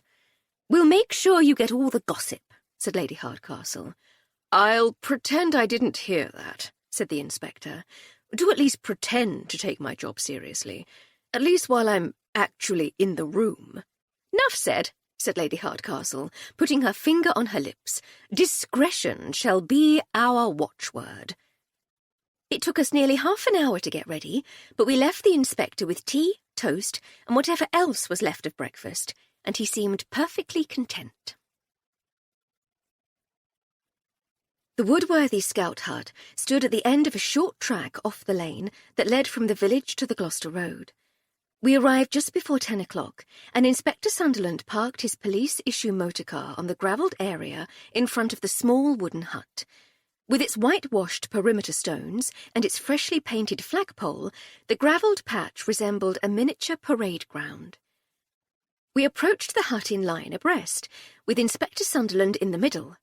We looked every inch the team of professional investigators, ready to find the truth and see justice done. We stood up a little straighter as the inspector knocked loudly and confidently on the door. There was no answer. He tried the doorknob. The door was locked. "Well, that was somewhat anticlimactic," I said. "I expected to sweep in with, 'Hello, hello, hello, what's all this here then? You're nicked, me old beauty.' Instead, there's a wooden hut with a locked door." "To be fair, we're only here to interview them," said Inspector Sunderland. "Arrests may follow, of course, but questions and proof first." "Spoil sport. Can't a girl daydream? I haven't so much as threatened someone for months, let alone got involved in a decent scrap." "You threatened Cordelia only the other day, dear," said Lady Hardcastle. "Technically, you threatened her," I said. "I merely backed up your threat with a little snarling menace. You do it so well. You're my little Welsh terrier." Somehow I was always some sort of dog. I could have been a lion, or a tiger, or a fearsome bear, but no, bloodhounds and terriers were my lot. "Do I know this Cordelia?" asked the inspector. "An insurance investigator," said Lady Hardcastle. "She works for Moberly, Burgess and Vincent." "Oh, how I loathe insurance investigators." "It's not like you to take against people like that," I said. "I do try to treat everyone fairly and equally, but insurance investigators get my goat. They're always so officious. They treat us as though we're all stupid, and then when we solve the case for them, they collect their fat fee and claim all the credit." "You'd especially despise this one," said Lady Hardcastle. "We were at Girton. I was going to say together, but let's settle on at the same time." We didn't get on. We still don't, as it turns out. What's her surname? So I know to ignore the case if she complains about being beaten up by a small, well-dressed woman, you understand. "Harrel," said Lady Hardcastle. "Cordelia Christiana Harrel. She went by Cece for a time, or tried to. It didn't catch on." Harrel. I think I've seen her name in the daybook. Some jewellery went missing from a house in Sneyd Park, I think, or maybe a painting. I can't remember the details, but I vaguely recall a Harrel. "If she's working in the Bristol area, you're lucky that you've managed to avoid her, that's all I'll say." The inspector was about to respond, but we were suddenly distracted by the scrunch of narrow tyres on the fine gravel of the tiny parade square. 4 cyclists had arrived. The leader, Parslow, hailed us. "Good morning, Inspector," he said, "and Lady Hardcastle and Miss... don't tell me. Miss Arbuthnot." "Close enough," I said. "I didn't expect to see you two here. Do you work for the police?" "Miss Armstrong and I are acting as consultants," said Lady Hardcastle. "I see," said Parslow with a slight frown. "I'm sorry we're late, Inspector. Screen got a puncture out on the main road. Luckily we always carry spare inner tubes and tools, but it's a frightful palaver." "I've often wondered if it might be possible to repair a perforated inner tube in the field," said Lady Hardcastle. "A small rubber patch, coated on one side with some sort of rubber fixative. One wonders why no one has come up with a solution. It would need to set reasonably swiftly, without too much complicated additional fiddle-faddle, though. Perhaps that's why." "Perhaps," said Parslow, now even more puzzled by this strange lady. "Shall we go inside?" He unlocked the scout hut door and ushered us all in. Although it was, apparently, its official designation, it would perhaps be doing the building a disservice to describe it as a hut. The main room was, I estimated, about 25 feet wide and 30 feet long, with windows on 2 sides. It was like a scaled-down version of our own village hall. "The Scoutmaster's office is over there," said Parslow, pointing to a door at the far end of the room. So far, none of the other 3 cyclists had said anything. Thanks to the helpful details Sergeant Dobson had given us the day before, I now knew the tall man with the dark hair and spectacles to be John Nurse, while the shorter, stockier one with the fair hair was Gordon Screen. The woman was easy to remember, even without the sergeant's help. She was, as Angelina Goodacre had told us, the only woman on the committee. She was Irene Vibert. They filed in, still silent, and stood expectantly, waiting to be told what to do. These were not people, I judged, who were used to being interviewed by the police. I wondered how they'd all managed to get time off work, and why the inspector had allowed them to come together. Perhaps he didn't suspect them, after all. Parslow unlocked the office door and ushered Lady Hardcastle, the inspector and me into the cluttered scoutmaster's office. It had a desk with a battered leather chair, with just enough room amid the boxes and books for a folding visitor's chair on the other side. "We weren't expecting such a large police contingent, I'm afraid," said Parslow. "There were some more folding chairs in the storeroom, but I'm not entirely certain where we'd put them." He gestured at the tiny remaining floor space. "Lady Hardcastle can have the chair," said the inspector. "I'll perch on the desk. Miss Armstrong, I don't wish to appear too ungentlemanly, but would you mind standing?" Not at all, I said. There's just about enough room in that corner behind Lady Hardcastle. You're very kind, he said. In which case, Mr. Parslow, I think this will do splendidly. I'd like to speak to you one at a time, if I may. Does anyone need to get away urgently? Screen and Miss Vibert both work for me, Parslow said, so I think I can get them the time off. Grinning, he paused for the laugh that never came. But, Nurse has been given time off from his job at the coal merchants under sufferance, so perhaps he's the one we shouldn't detain. Thank you, said Inspector Sunderland. Would you send him in, please? Parslow left us briefly alone. I'm going to find it a little difficult to take notes sitting here, said the inspector, indicating the battle-scarred desk. Would you mind helping me out by keeping a record of the conversations, please, my lady? Not at all, Inspector dear. I'll do you proud. Mine were the lecture notes the other girls wanted to copy, you know. I'm sure they were. Miss Armstrong, you're sure you'll be comfortable back there? If I had a halfpenny for every time I've stood in the corner, listening to the conversations of my elders and betters, I'd be able to employ herself as my servant, instead of the other way round. I gestured towards the already seated Lady Hardcastle. Never your betters, dear, she said. Never say that. Never even think it. You're the best of us. Hear, hear, said the inspector. Blushing, I took my station and awaited the arrival of our first interviewee. John Nurse had seemed bold and confident as he announced Blackmore's murder at the Dog and Duck, but here in the cluttered scoutmaster's office he seemed much less sure of himself. He was tall, but in the presence of a police inspector and two strangers from a neighbouring village, he seemed somehow diminished. Mr. Nurse, said the inspector warmly, please take a seat. I'm sure Mr. Parslow has already told you, but I'm Inspector Sunderland of the Bristol CID, and I'm investigating the death of Mr. Russell Blackmore at the request of the Gloucestershire Force. Yes, said Nurse. He did say. His voice was quiet, his manner unsure. Excellent. And my friends here are Lady Hardcastle and Miss Armstrong of Littleton Cotterell. They've assisted me in many cases in the past, and I find their help invaluable. Nurse nodded to us both in turn. Now then, continued the inspector, you're the clerk at Leighton's Coal Merchants, I believe. I am, said Nurse. And you're a member of the committee of the Woodworthy and Littleton Cotterell Cycling Club, is that correct? Lady Hardcastle had her back to me, so I couldn't tell for sure, but I'd have been willing to bet she was smiling at the care the inspector took to get the village names in the right order. That's correct, said Nurse. I'm the club secretary. And Mr. Blackmore was on the committee too? Social secretary. Did he work with you at Leighton's?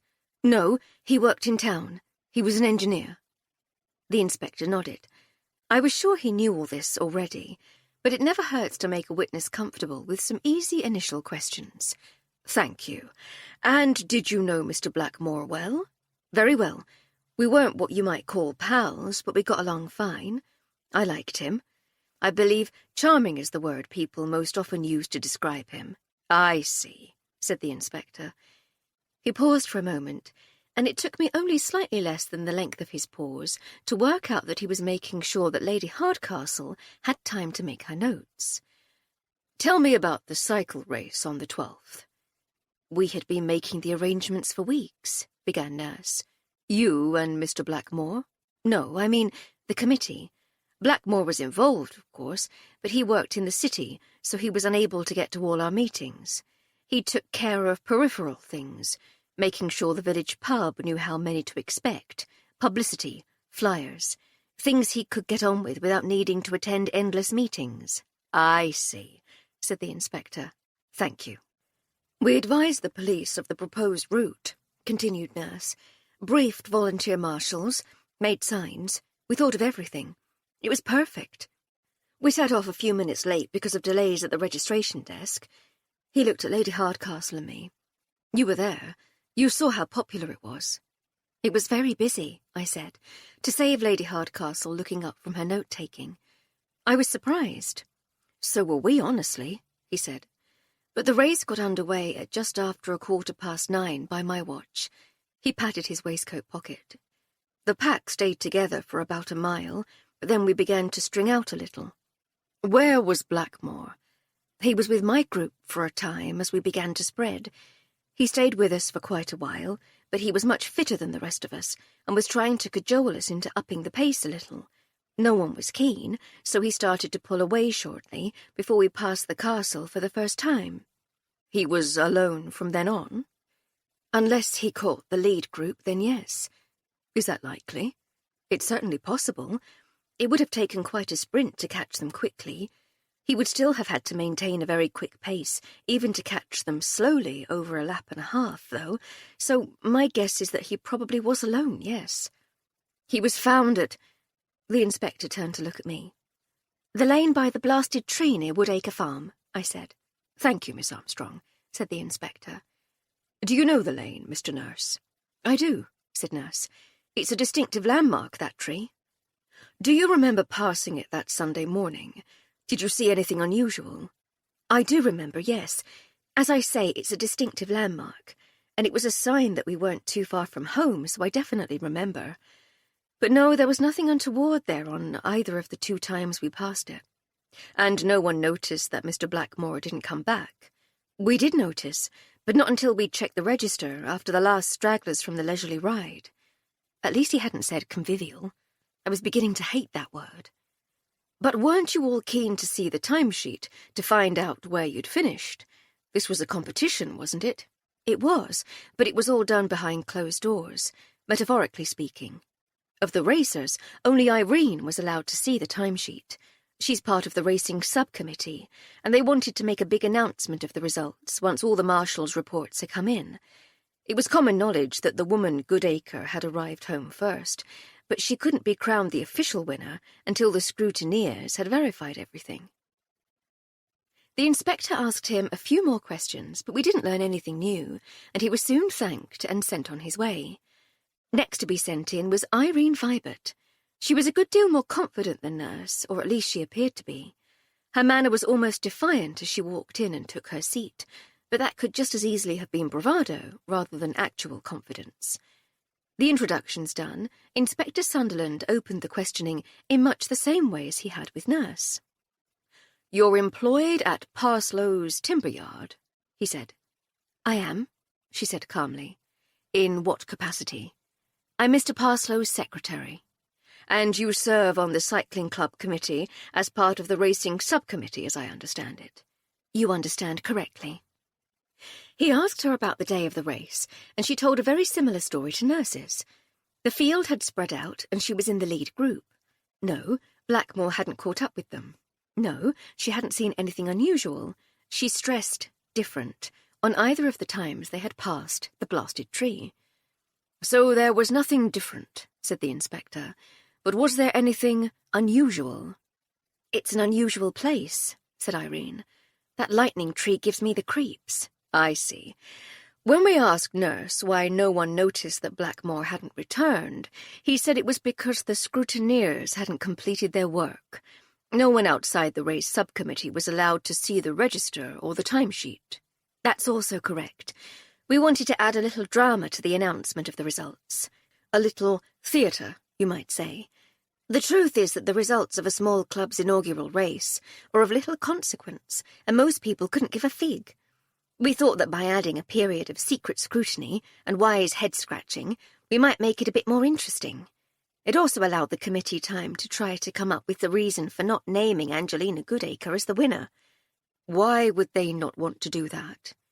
"An incomer winning the race was bad enough, but an incomer who happens to be female? It was surely a sign of the apocalypse." "Did they manage to disqualify her?" "Not on your life.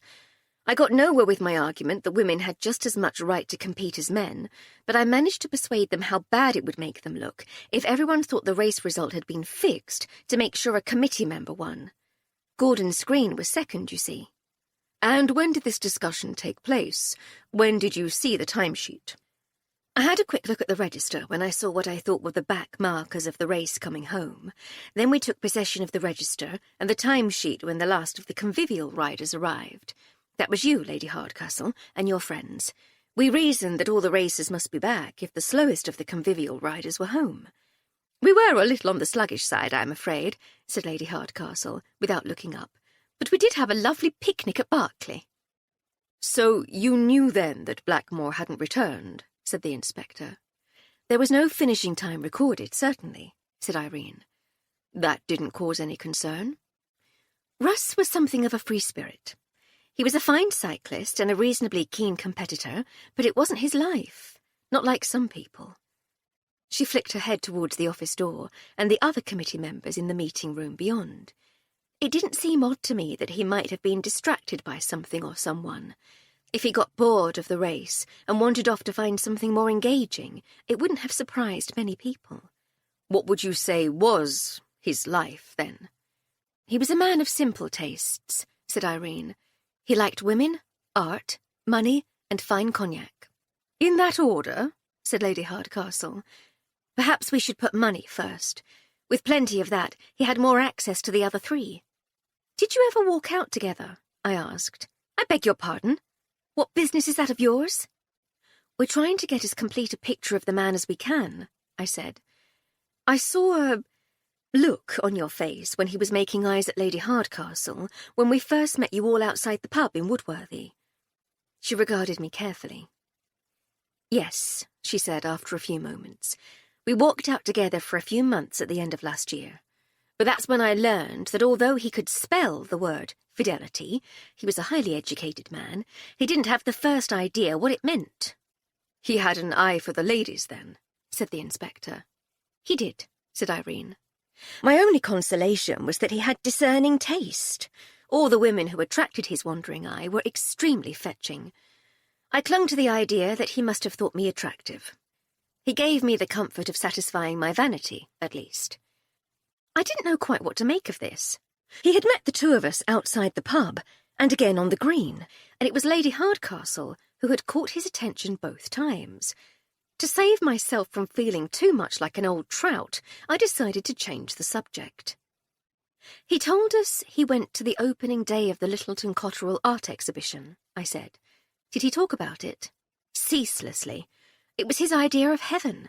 He couldn't wait to go. Money, art, and all the young local women, all in the same place at the same time. But it was that gaudy book that really obsessed him. In what way obsessed? I asked. He talked about how much it had cost, how much it would be worth in the future, how much he wished he had something like that. For all his professed dedication to beauty, it was the price of the thing that really lit his fuse. What did he say about the theft? He never mentioned it. Lady Hardcastle looked up. Not at all, she said. Not a word, said Irene.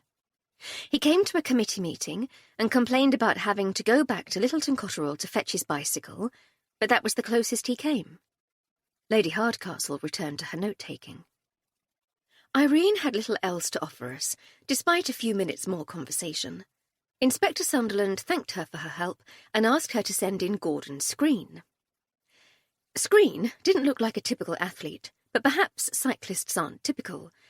At the risk of exposing a terrible prejudice, though, he did seem like a typical accountant. He was tedious, pedantic, and irritatingly humorless. He also had nothing useful to tell us, nothing new at least. His version of events corroborated those given to us by Nurse and Irene, as did Parslow's when we spoke to him. With another round of thanks, the cyclists were dismissed, and Inspector Sunderland drove us back to Littleton Cotterell.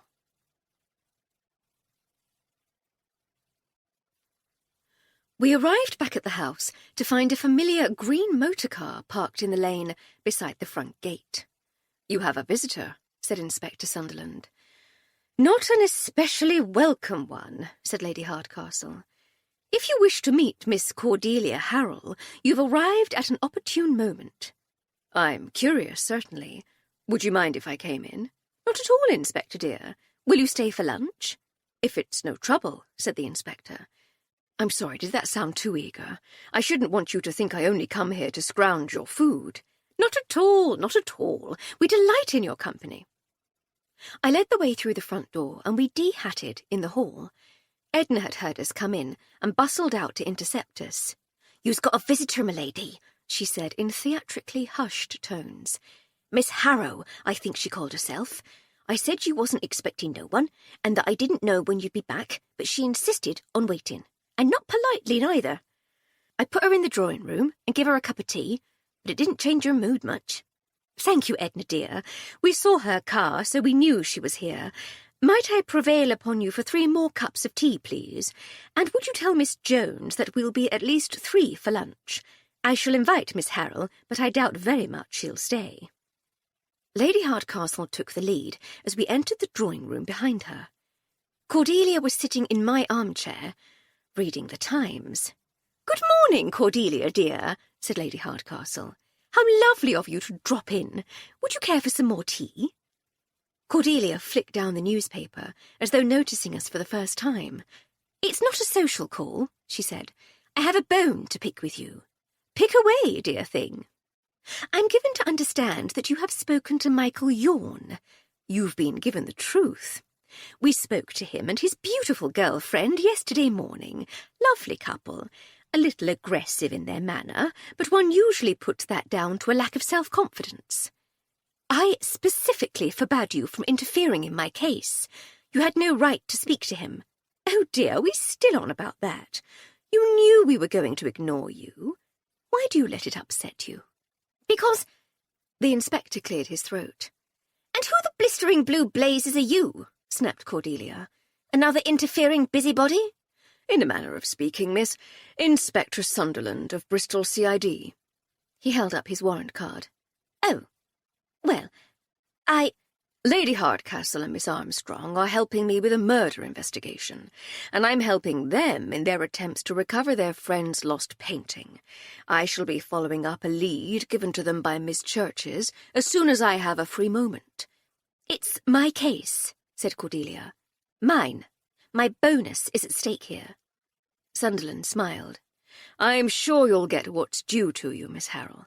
Don't worry." Cordelia folded the newspaper with a snap and stood up. "Yes. Well," she said, "you see that I do. Good day to you." She made to leave. "You won't stop for lunch, dear?" said Lady Hardcastle. "It would be lovely to have you." "I'll see myself out," said Cordelia, and did just that. "I see what you mean," said the inspector as the front door slammed. "Do we put her aggression down to a lack of self-confidence?" I asked. "Quite possibly," said Lady Hardcastle.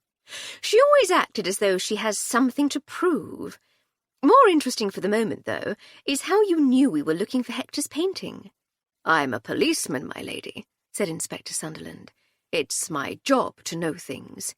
"Well, yes, but—" "Dobson told me," he said with a smile. "You know what a gossip he is." Edna entered with the tea. "A pot of tea for you and the inspector, m'lady," she said. "I understand from the slamming door that Miss Harrow declined your kind invitation." "Regretfully, she has an appointment elsewhere," said Lady Hardcastle. "We shall be 3 for lunch, after all."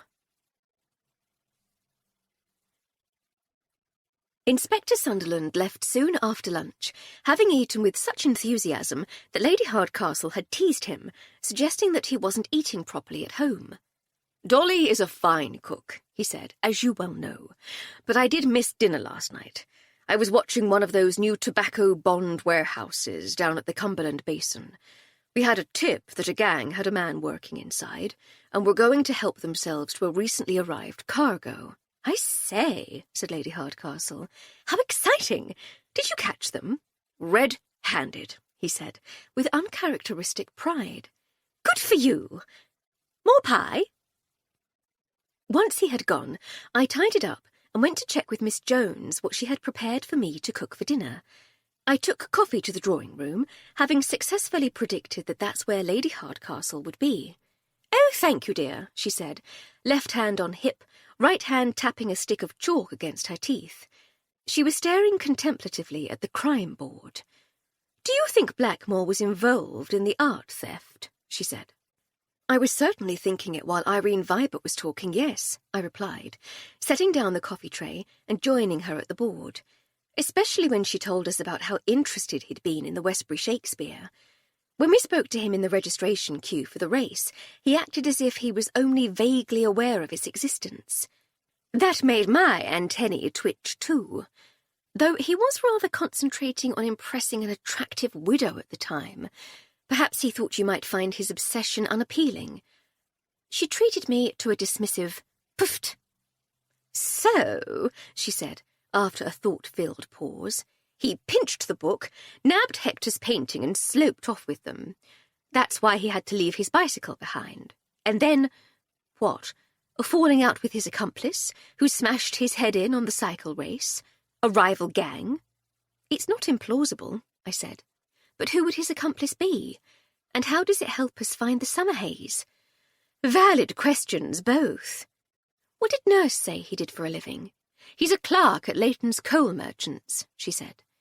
I could see the twinkle in her eye and the hint of a nascent grin. I sighed. "Very good," I said. "And Blackmore?" "Blackmore never said where he worked. They'll never find your body, you know. Nurse said that Blackmore was an engineer, but he didn't say where. You don't suppose he worked for Westbury? It would sit well with his obsession with the book, certainly. One imagines Westbury's staff would know all about it. We shall have to ask the inspector the next time we speak to him. He'll know." Chapter 10. On Thursday morning, I volunteered to pop into the village to get some chops for lunch. Miss Jones said she was happy to go herself, but I fancied the walk, so I went instead. Spratt's was quiet, with Fred painstakingly placing little paper frills on the exposed bones of a rack of lamb, while his wife, Eunice, totted up the columns in the sales book. The tinkle of the bell as I opened the door, and the scuffing of my boots on the sawdust on the floor as I entered, made them both look up. "Good morning, my dear," said Mr. Spratt. "How bist?" "I'm very well, thank you," I said. "And you?" "Can't complain," he said with a smile. "He don't do nothing but complain," said Eunice. "Morning, noon and night. This is wrong, that's wrong, they're wrong, I'm wrong. Ain't nothing right in Fred's world." Fred Spratt dealt with his wife's affectionate but ceaseless criticism by feigning deafness. He smiled at me again and winked.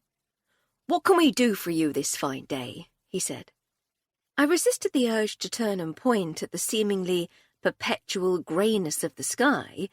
There were more things to a fine day than cheerful weather, after all. "I have a craving for chops," I said instead. "Then you've come to the right place, my dear. I got some lovely lamb in." "So Daisy told me. That's what made me think of it." "How many do you want? A dozen?" I laughed. "2 will be fine," I said. "No, make it 4. Let's go mad."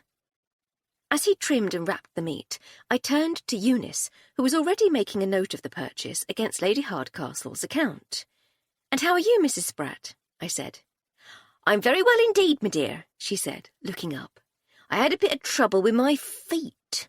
I does suffer with my feet, always has. Fallen arches, bunions, ingrown toenails, you name it, I's had it. I'm a martyr to my feet. But Dr. Fitzsimmons sorted I out. He's wonderful, old Dr. Fitzsimmons. Do you know, I once had a ganglion on my foot, right there on the top it was." She lifted her left leg behind the counter and pointed to the top of her foot. "And do you know what he did?" "No, Eunice, I have no idea." "He said, 'Take off your stocking, Mrs. Spratt.' And I said, 'I reckon you ought to at least buy I a drink first.' He did laugh. So I took off my stocking, and he said, 'Put your foot up on this stool for a minute while I look something up.' So I did as I was told, and he picked up this big medical book from his shelf, and he comes over towards I, and wallop! He slams that big old book down right on the top of my foot. So I yells out, called him a few choice names and all, but he just smiles and points to me foot. And do you know what? The cyst had gone. He burst it with his book. He's a clever man, old Dr. Fitzsimmons." "He certainly is," I said with another laugh. "Is the family well?" "Grand, thank you. Our Sammy sent a letter from Singapore, if you can believe it. Imagine a Spratt seeing the world." Sammy Spratt, their eldest, served in the merchant navy. "He's enjoying himself, I take it?" I said. "I reckon so. His letters always make it seem as though he is. So he's all right. And our Daisy, well, you knows how our Daisy is." "I do indeed. I'm glad to hear you're all doing well." "She did say something about wanting to see you, mind." "She did?" "Something about the new woman in the dower house." "Did she say what?" "No. She's a funny one, though, I'll tell you that." "Daisy?" I said innocently. Lady Hardcastle was a bad influence. Eunice laughed. "No, you silly goose," she said. "That new woman up the dower house. She never had faggots. Can you believe it? She looks at least 50, and she ain't never had faggots." I suppressed a smile. "She's from the northeast," I said. "I couldn't say for certain whether they have faggots up there." "A life without faggots and gravy," said Eunice sadly. "The poor buggers." Fred, still smiling, shook his head as he handed me the neatly tied package of chops. "Enjoy your lamb, my dear," he said. I thanked them both and stepped outside.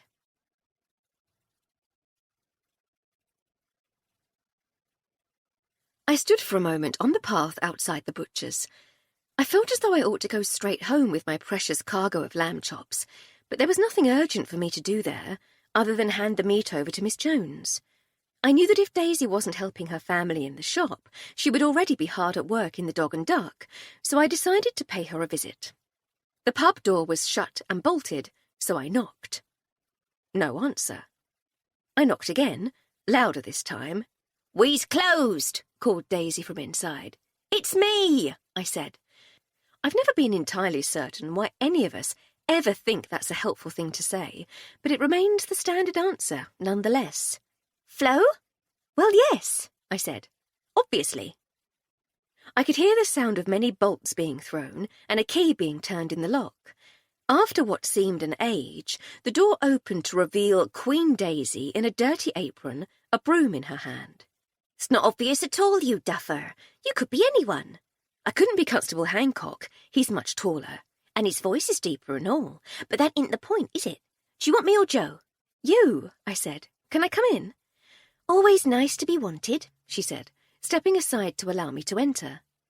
"I've just been speaking to your mother," I said, once I was in the bar. "Did she tell you about her feet?" she asked, resuming her sweeping. "There was a certain amount of foot-related discourse, yes. She's a martyr to her feet, our ma. So she tells me. She also tells me you wanted to see me." "Oh, my word, so I did. It's about that Angelina Goodacre, from up the dower house." "She told me that, too." "I's very suspicious of her. She's up to no good, I reckon." "What makes you say that?" "You know as how Felix Nisbet had his bike nicked from outside the village hall?" "Yes, the fun fellow." "I never thought he was much fun, to tell the truth. They're his initials. He's Felix Ulysses Nisbet, and he has fun painted on the head tube of his bicycle. But yes, I know it was stolen. We saw him while he was complaining about it to Constable Hancock." "Ah, right," said Daisy. "Well, I seen that Angelina on a bike just like it." "Half the population of Gloucestershire has a bike just like it," I said. "It's a very popular model." "That's as may be, but I still think there's something up. There's comings and goings up at the dower house. It's just round the corner from ours, and I seen a van arriving one evening." "Probably just a delivery." "That's what I thought at first. Then I saw it again a couple of nights later. Same van, same time of the evening. And that's when I thought, ain't no one does deliveries in the evenings. There's something going on. I reckon she's going round the district nicking bikes for a gang of bike thieves, and they selling them on." "There's a black market for bicycles." "There's a black market for everything. You ought to know that better than anyone, the sort of people you hangs about with." "True, true," I said. "Have you told Hancock?" "I did, and he told me not to be so daft." I said. "That won't do. I shall tell herself, and perhaps we can pass it on to Inspector Sunderland. He'll know what to do." "I knew I could count on you." "Always. Any other gossip?" "Sissy's got some new stockings." "Nice, but not up to your usual high standards." "It's all I got, I'm afraid." Then I shall leave you to your mighty labours. I held up the packet of chops. I have to get these back to Blodwyn, so she can work her magic on them for our lunch. I'll see you about then, said Daisy with a smile. Mind how you goes. I left the pub and walked home. I went straight to the kitchen and gave the chops to Miss Jones, who opened the packet at once and nodded appreciatively. He does get some lovely meat, does Fred, she said. We briefly discussed my preferred method of preparation and favoured accompaniments, but we decided to keep it simple. Good idea, said Miss Jones. Let the meat speak for itself. I was glad Lady Hardcastle wasn't there, or her brother Harry for that matter. We would surely have had to smile politely while they made themselves giggle about what a poor butcher Fred Spratt would be if his meat was still talking.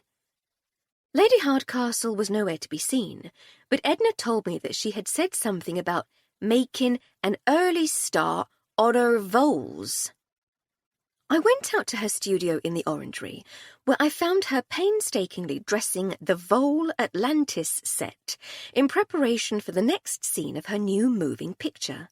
"Florence Armstrong, as I live and breathe," she said as I entered. "What a delight to see you. What brings you to my artificially watery lair?" "I bring news from the village," I said. She put down a tiny plaster statue of a heroic water vole that was apparently intended for the Atlantean town square and looked up at me properly. "News, you say? I am all ears," she said. I passed on Daisy's account of Angelina Goodacre's recent activities and her speculation about a stolen bicycle racket. "Do you think there's anything in it?" asked Lady Hardcastle when I had finished. I never knew anyone at the circus who wasn't making a few bob on the side with some sort of scheme or other, I said. Even as a small girl, I suspected that not all those schemes were strictly above board. Well, yes, but there's a good stretch of clear water between not strictly above board and downright illegal. One accepts that people in all walks of life will have a little sideline, a pururgon, an agitation latérale, an avocation, if you will. If I must, you absolutely must, I insist upon it. But not everyone's avocation is illicit. Could Miss Goodacre be a criminal? Anyone could be a criminal. You're really not helping. Very well, I said with a sigh. From what I remember of Angelina, bearing in mind that I was about 6 or 7 years old when I first met her, I have absolutely no idea whether she's capable of stealing bikes and selling them on for profit, but it's easily possible that she might be. "Thank you," said Lady Hardcastle. "What about clonking people over the back of the head with a lump of wood? Would she do that?" "Blackmore's bicycle wasn't stolen. How is that related?" "His bicycle wasn't stolen, but it looks like his saddle was." "It's my turn to ask something then," I said.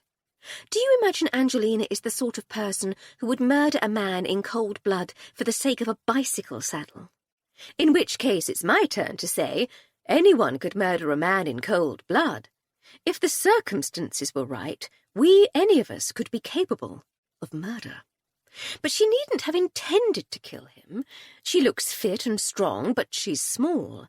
Blackmore was a vigorous man. She almost certainly doesn't have your fighting skills to fall back on, so if things cut up rough, she might grab a nearby lump of wood to even things up a little. Thus armed, it's all too easy to kill a man by accident. And having killed him, she might have decided that being caught in possession of the bicycle would be too much of a risk, whereas a saddle might still fetch a shilling or two. It would be less easily traced back to the manslaughter, and would add a small sliver of profit to an otherwise unsuccessful venture. That's surprisingly plausible. Oh, and Daisy said Goodacre has the same make and model of bicycle as Blackmore. If Blackmore's saddle were of some special sporty design, it might increase the value of her own, without her having to steal the whole thing. Another possibility, said Lady Hardcastle. How about this, though? I said. She and Blackmore were the art thieves. They met in the woods to discuss their next motive, but had a falling out over the division of the spoils. A fight ensued. She grabbed a handy lump of wood. Except, she said sadly. We didn't see a lump of wood. It all falls down there somewhat. She might have taken it and disposed of it somewhere else. I certainly would have. There's another problem, though. If she stopped to argue with Blackmore so close to home, how did she still win the race? She couldn't have, unless all this happened on the first lap. We've assumed, well, I've assumed at least, that he was killed on the second lap, but that's not necessarily the case. If she killed him on the first lap, she might still have had plenty of time to catch the leaders, overhaul them, and win. So we need to find out more about her, I said, and more about exactly how the race played out. Perhaps, said Lady Hardcastle. At the very least, we need to tell the inspector. I said I'd telephone him to ask where Blackmore worked, so I shall let him know of our Goodacre suspicions while I'm at it. She paused to indicate her model. But I should like to finish the agora before I do. An agora, no less. And here's me thinking it was a town square. They are the descendants of ancient Greek water voles, lost forever beneath an English lake. They have an agora, not a common or garden town square. But why are they Greek? I said. Surely I have imagined a race of underwater water voles living for centuries beneath an English lake. They have built a city. They have a complex political structure and a rich and vibrant culture. They have written poems and erected statues. They wear clothes. Their land-dwelling cousins have invented and constructed an iron submarine, in which they shall journey to the lacustrine depths in search of this lost civilization. All of this is perfectly acceptable to you, but you draw the line at their being Greek? Well, if you put it like that, I said. Tea?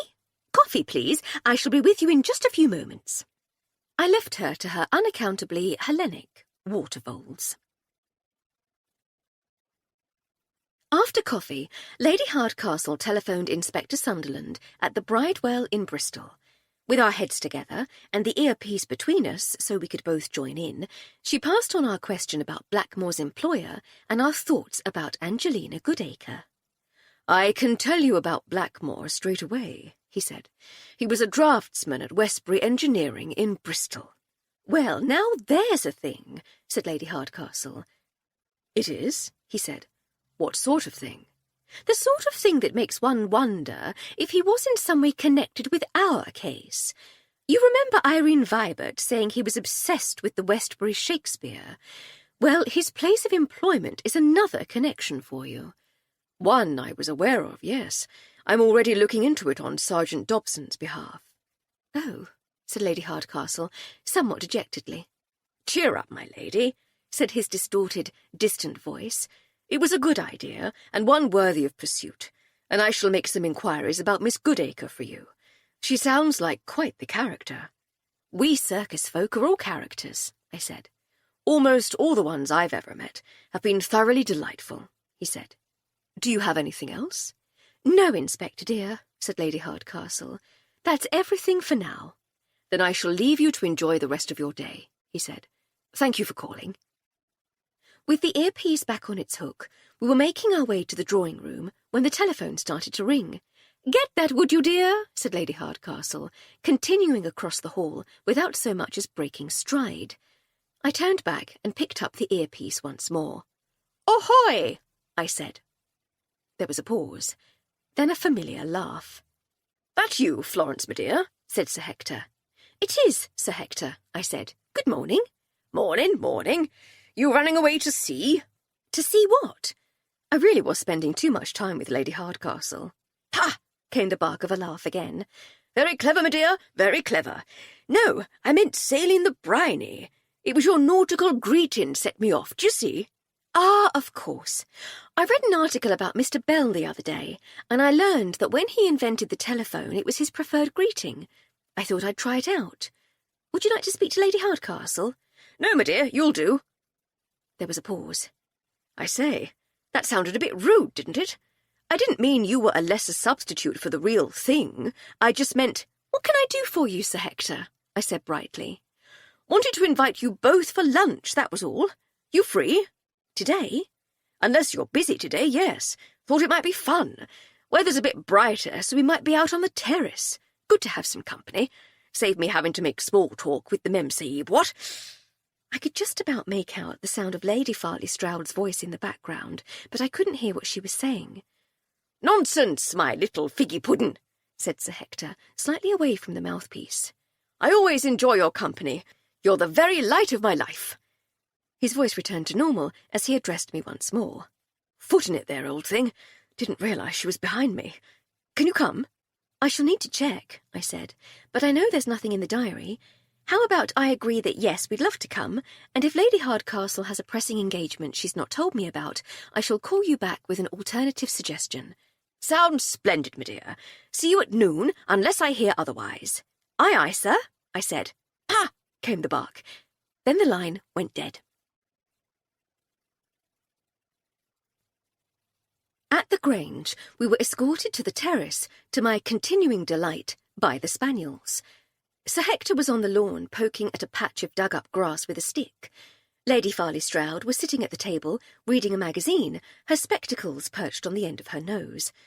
She looked up at the sound of the dog's claws clattering on the flagstones, and regarded us in confusion. Peering over her reading glasses, she appeared quite forbidding, and I felt suddenly guilty, as though we were trespassing. Her bewildered frown turned into a smile when she realised it was us, and my anxiety turned to relief. How absurd that I should feel like an interloper in this place I had visited so often. Brains are stupid. "Emily, my dear," said Lady Farley Stroud. "Florence, how wonderful to see you. I'd completely forgotten you were coming." "Ahoy there!" called Sir Hector from the grass. He waved his stick in greeting. "Badgers!" he said by way of explanation as he poked the ground again. "Digging up my lawn, what?" "They dug up our buddleia, dear," said Lady Hardcastle. "They're handsome little fellows, but they're no respecters of garden shrubs." So that purple thing was a buddleia, I thought.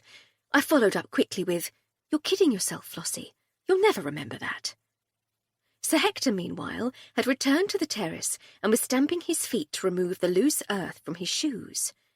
"Must you do that here, Hector?" said Lady Farley Stroud. "We've a perfectly good boot scraper by the side door." "Therein lies the flaw in your scheme, my little apple crumble," said Sir Hector. "The side door's all the way over there." He waved his stick in the general direction of the side of the house. "Whereas I find myself standing here, greeting our guests. Hello, my dears. Thank you for coming." "We wouldn't miss it for the world, dear," said Lady Hardcastle. "But you really must come to us once in a while. Miss Jones would love to cook for you." "Might have to hold you to that when the place is repossessed," said Sir Hector. "But for now, allow an old fellow the chance to play the genial host as lord of the manor." "A role you were born to." "Ha! Hardly. But sit ye down. Take the weight off, what? A chew to peg before lunch?" "It's a little early to start drinking, Hector," said Lady Farley Stroud. "Nonsense, my dear. Not suggesting we get sloshed. Just a little livener." Lady Farley Stroud tutted and rolled her eyes as she closed her magazine. "I'll keep you company, Hector," said Lady Hardcastle. "Can you make mine brandy rather than whiskey, though, please?" "Certainly, my dear. Florence?" "Same for me, please," I said. Sir Hector bustled off through the French doors into the house. He never asked Jenkins to make drinks, preferring to see to this important task in person. At Lady Farley Stroud's invitation, we joined her at the table. "While he's gone," she said, leaning forward conspiratorially, "tell me honestly what chance you think you have of getting the summer haze back." "Honestly, honestly?" said Lady Hardcastle. "Brutally frank with no sugar-coating," said Lady Farley Stroud, with an emphatic nod. "And without that old buffer interrupting. He bolts back and forth between mindless pessimism and equally mindless optimism, like a startled horse. I can't have a sensible conversation with him about it." Lady Hardcastle thought for a moment. "Very well," she said at length. "At the moment the chances appear slim. We have no leads, as the detectives say, merely a couple of fanciful notions that may yet take us nowhere. That said, though, Inspector Sunderland is helping dear Sergeant Dobson by making inquiries in the city, so things haven't stalled completely. Then there's the insurance investigation into the Westbury Shakespeare. I don't hold the investigator in particularly high esteem, ghastly woman, but she might discover something by sheer blind luck. And never forget that our customary modus operandi is to go from having no idea whatsoever what's going on, only to solve everything in a flash at the last moment. So I would say you should prepare for disappointment, but not give up hope entirely. Lady Farley Stroud smiled. Exactly the sort of equivocal response I'd expect from a diplomat's widow, my dear, she said. But I appreciate your candour. Thank you. It's the best I can do, I'm afraid, said Lady Hardcastle. As far as we can fathom it at the moment, your painting wasn't the target of the theft. It seems more likely that was the Westbury Shakespeare. But the thieves' escape route took them past the summer haze, and it seems it was too tempting for them to pass it by. You say Sunderland is asking questions in the city? Yes, we spoke to Mickey Yawn. Such a pity about that one, said Lady Farley Stroud sadly. He was such a charming little boy. His mother used to bring him along to village events. She was always helping with this and that. She still does. Little Mickey was a mischievous little scamp, but there was no malice in him. I wonder where he took a wrong turn. We may never know, said Lady Hardcastle. We haven't quite ruled him out, but the information he gave us seems more promising. His girlfriend is that dreadful Olive Churches, said Lady Farley Stroud. Well, I say she's dreadful. To be honest, I've not said more than a dozen words to her, though 7 of them were, "Put that back at once, young lady." But her family, my goodness, such villains. So we're given to understand. Miss Churches was vehement in her denials of any involvement in the theft, but she did intimate that her father, her villainous father, Lady Farley Stroud interrupted again, her gang-leading villainous father, yes. She hinted that he knew who was behind it, and that's what Inspector Sunderland is pursuing. Do you believe her? It would be foolish, I think, to ignore her, said Lady Hardcastle, but equally foolish to take her entirely at her word. There was a fair amount of bravado on display from both the youngsters when we spoke to them, so it's likely she was merely showing off. And what do you think, Florence? Asked Lady Farley Stroud, turning to me. I agree, I said. It could well be a gang from the city, but there's an amateurishness about the whole endeavour that speaks against the involvement of professional crooks. The plan was clever. Start a fire, pinch the book in the confusion, then disappear into the milling crowd. But none of it was foolproof. A lot was left to chance, and would only work perfectly if things played out exactly as the thieves imagined they would. If even a single element of the plan had failed to work, the whole enterprise would have come crashing to the ground. And there's the theft of your own pieces. It just doesn't seem like something an experienced gang would allow themselves to be distracted by. They'd have been in, grabbed the Shakespeare, and hoofed it. No shilly-shallying, no eyes lingering on other shiny things. Grab the book and get out the back door. And whom do you suspect, my dear? I can't escape from the thought that the late Russell Blackmore is tangled up in it somehow. He worked for Basil Westbury, and he was, at least according to one of his cycling friends, obsessed by the Shakespeare book. He has something to do with it all, I'm sure. We could hear Sir Hector's footsteps as he crossed the ballroom on his way back to the French doors. Hush now, girls, said Lady Farley Stroud. We're talking about Clarissa and her happy news. Sir Hector arrived at the table and set down the tray of drinks. I brought you one, Sasha Torter. Didn't want you to feel left out, what? Lady Farley Stroud rolled her eyes, but took the proffered whisky nevertheless. So, what have I missed? He said. What have you ladies been talking about? Babies, said Lady Farley Stroud. Ha! Leave a group of women alone for 5 minutes and they'll always talk about babies. Or overthrowing the government and introducing a parliament of women. One of the two. It would be a mighty improvement if we did, said Lady Farley Stroud. Can't gainsay you on that one, my little tart-ta-ta.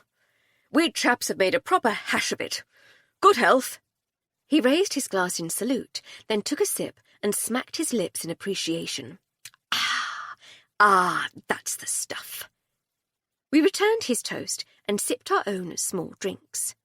Luncheon is on the way, he said, as he set his glass down. It'll be a few minutes yet, though, says Jenkins. Lovely, said Lady Hardcastle. Have you heard anything more from the Freers?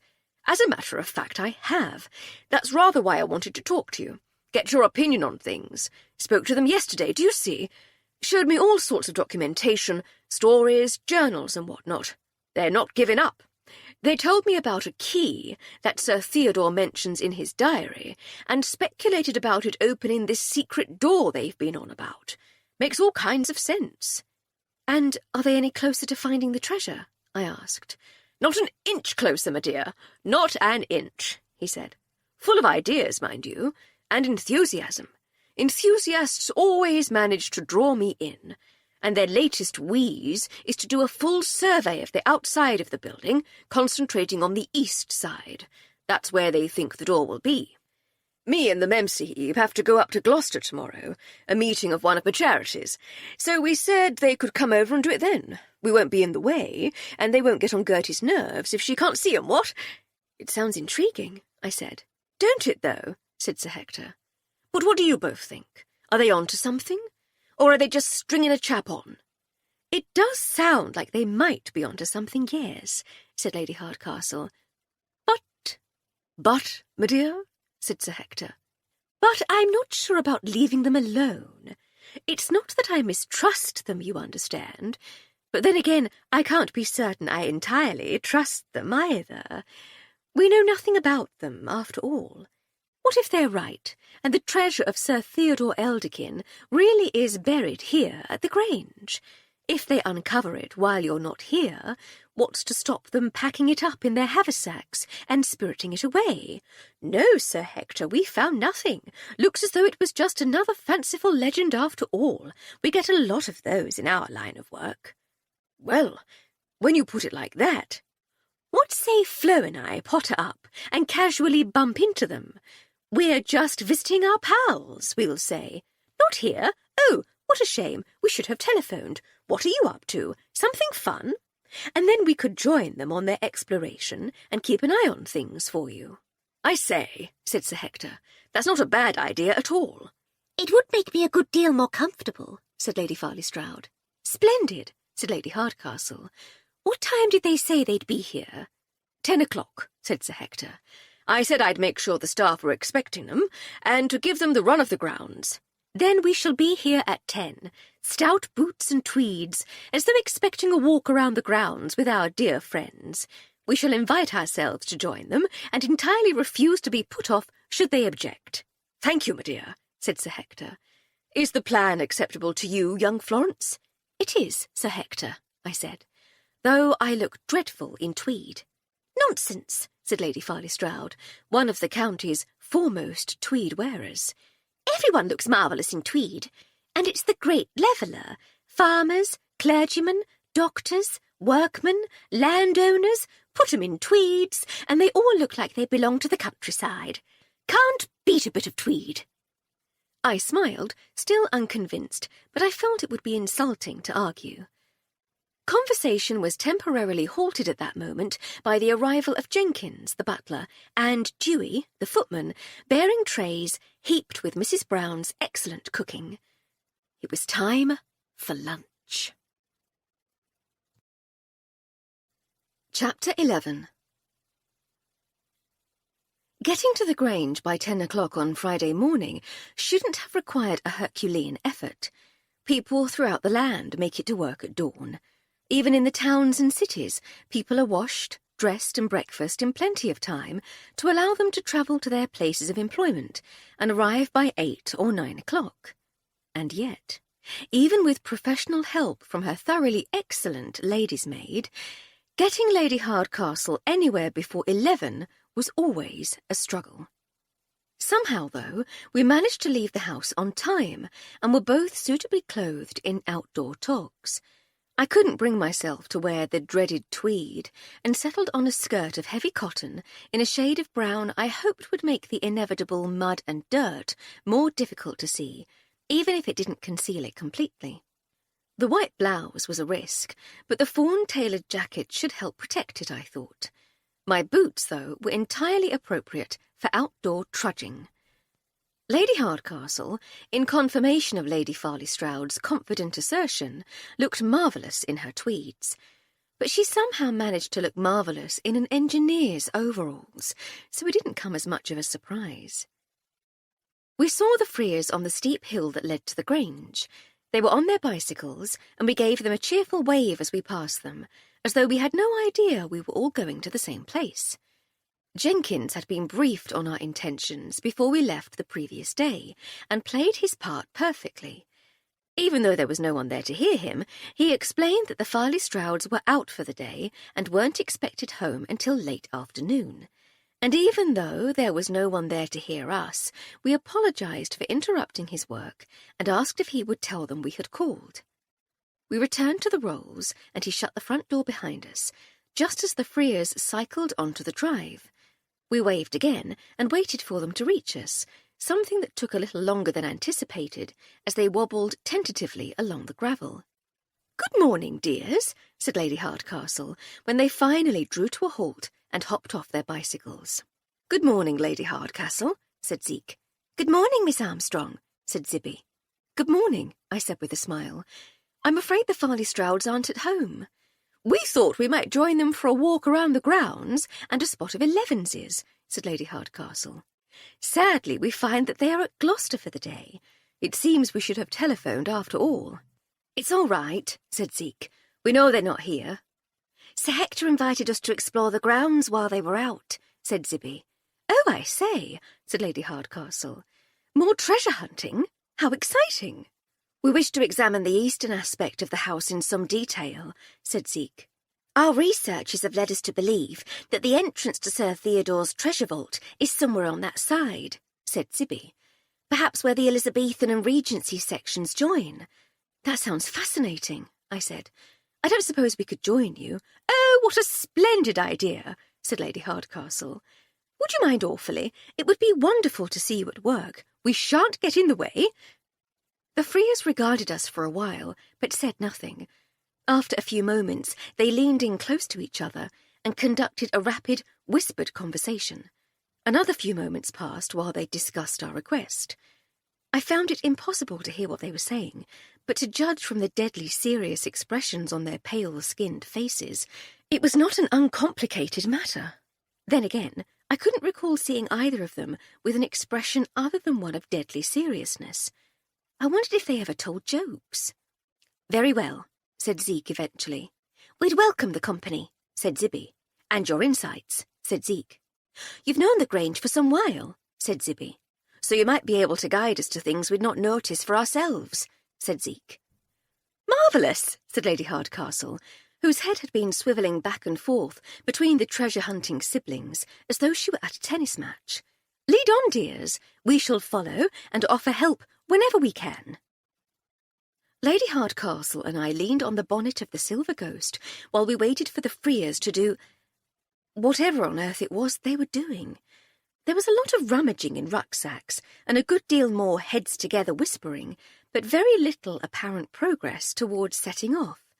I began to wonder if we would ever manage to explore the grounds at all. "Do you remember when we first came to the Grange?" asked Lady Hardcastle, as they continued to fribble about with their notebooks, pencils and diagrams. A compass was consulted, distant landmarks pointed at, and marks made on a map. "I do," I said, "although we didn't come up together at first. You came to a welcome to the village dinner, and then I was sent up on my own a couple of weeks later to help with Clarissa's engagement party. We didn't come here together until after that, when Lady Farley Stroud asked you to help find her missing emerald." "Ah, yes, that's right. I've always loved it here, and I've always loved Gertie and Hector. It took Lady Farley Stroud a little while to warm to me, but I love them too. It would be a shame to see them lose the Grange. I'm sure they'd be fine, but they go with this place like crumpets and butter. Crumpets are lovely things. Butter is a splendid invention, but fresh butter on a hot, toasted crumpet has a magical wonderfulness that neither component can manage on its own. And I'd miss visiting this place too. It's a shabby, chaotic shambles, but it's so warm and welcoming. I would too. We'll not let them lose it. We'll find a way." The fiddle-faddling seemed to be over, or at least easing off a little, and the Freers appeared at last to be ready. "Shall we begin?" asked Zeke, in a tone that suggested Lady Hardcastle and I had somehow been the cause of the delay. "But of course, dear," said Lady Hardcastle. "Ready when you are." We pushed ourselves up from the bonnet of the rolls and followed them to the eastern aspect of the Grange. They set off with great purpose, striding here, pointing there, poking this, prodding that, and all with the conspiratorial muttering that had characterized their behaviour since their arrival. We explored every inch of the wall, paying special attention to the sections where the early 19th century construction and the original Tudor building met the Victorian additions. Zibby was no draftswoman, but she had nevertheless been nominated as a graphical note-taker. She was making sketches as they made their way round the building, and the look of concentration on her pretty face was thoroughly endearing. The results of her efforts, though, were far from impressive. Her frowning, her lip-biting, and her painstaking drawing had produced little, as far as I could tell, that was of any use. It might be that I was maligning her. We had recently been made aware of an exciting new Spanish artist, Pablo Picasso, and it was possible that Zibby was a follower of the Cubist school. Whatever the truth, it was going to take a good deal of patient interpretation to make sense of her scrawls. We watched the creation of the sketches with growing fascination as the friars progressed around the Grange. Although, perhaps, progressed is the wrong word to use. It carries connotations of success and achievement, alongside the more mundane notion of merely moving forward through a task. As we watched, it slowly became apparent that success and achievement were in short supply, and that the friars were growing increasingly frustrated at expending so much painstaking effort for so little reward. Lady Hardcastle and I managed to be fascinated in the process at first, and both asked what I considered to be perfectly reasonable questions. We wanted to know more about their research and their methods. We asked about treasure in general, and the Grange in particular. At first, their responses were polite, if a little vague, but as time passed, the politeness turned to impatience, and the vagueness to terse evasion. Things, I surmised, were not proceeding according to plan, or at least not according to hopes and expectations. There was a brief moment of excitement and enthusiasm when Zeke hauled on a large stone planter to tip it slightly so that Zibby might look underneath. I wondered what they might be expecting to find. A spare key, perhaps? My grandmother's neighbours in Cumdare seldom locked their doors, but when they felt the need to do so, they always made sure there was a spare key concealed outside, usually under a flower pot on the windowsill. Or perhaps it wasn't a spare. Perhaps it was the key that Sir Hector had mentioned, the key to the secret vault. As it turned out, it was merely providing dark, damp shelter for half a dozen now panicking woodlice, who scurried back into the gaps between the flagstones as the unexpected daylight and unwanted attention hit their armoured backs. Zeke lowered the planter, shaped like a giant's goblet, back into position with a good deal less care than it deserved.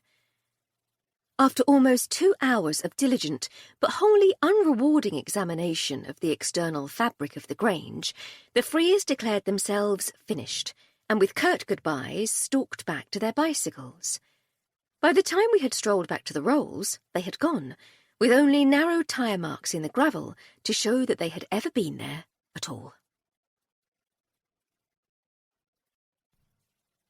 We arrived back at the house just as Edna was putting on her coat to go home, having previously asked if she could leave at noon to tend to her husband's latest injury.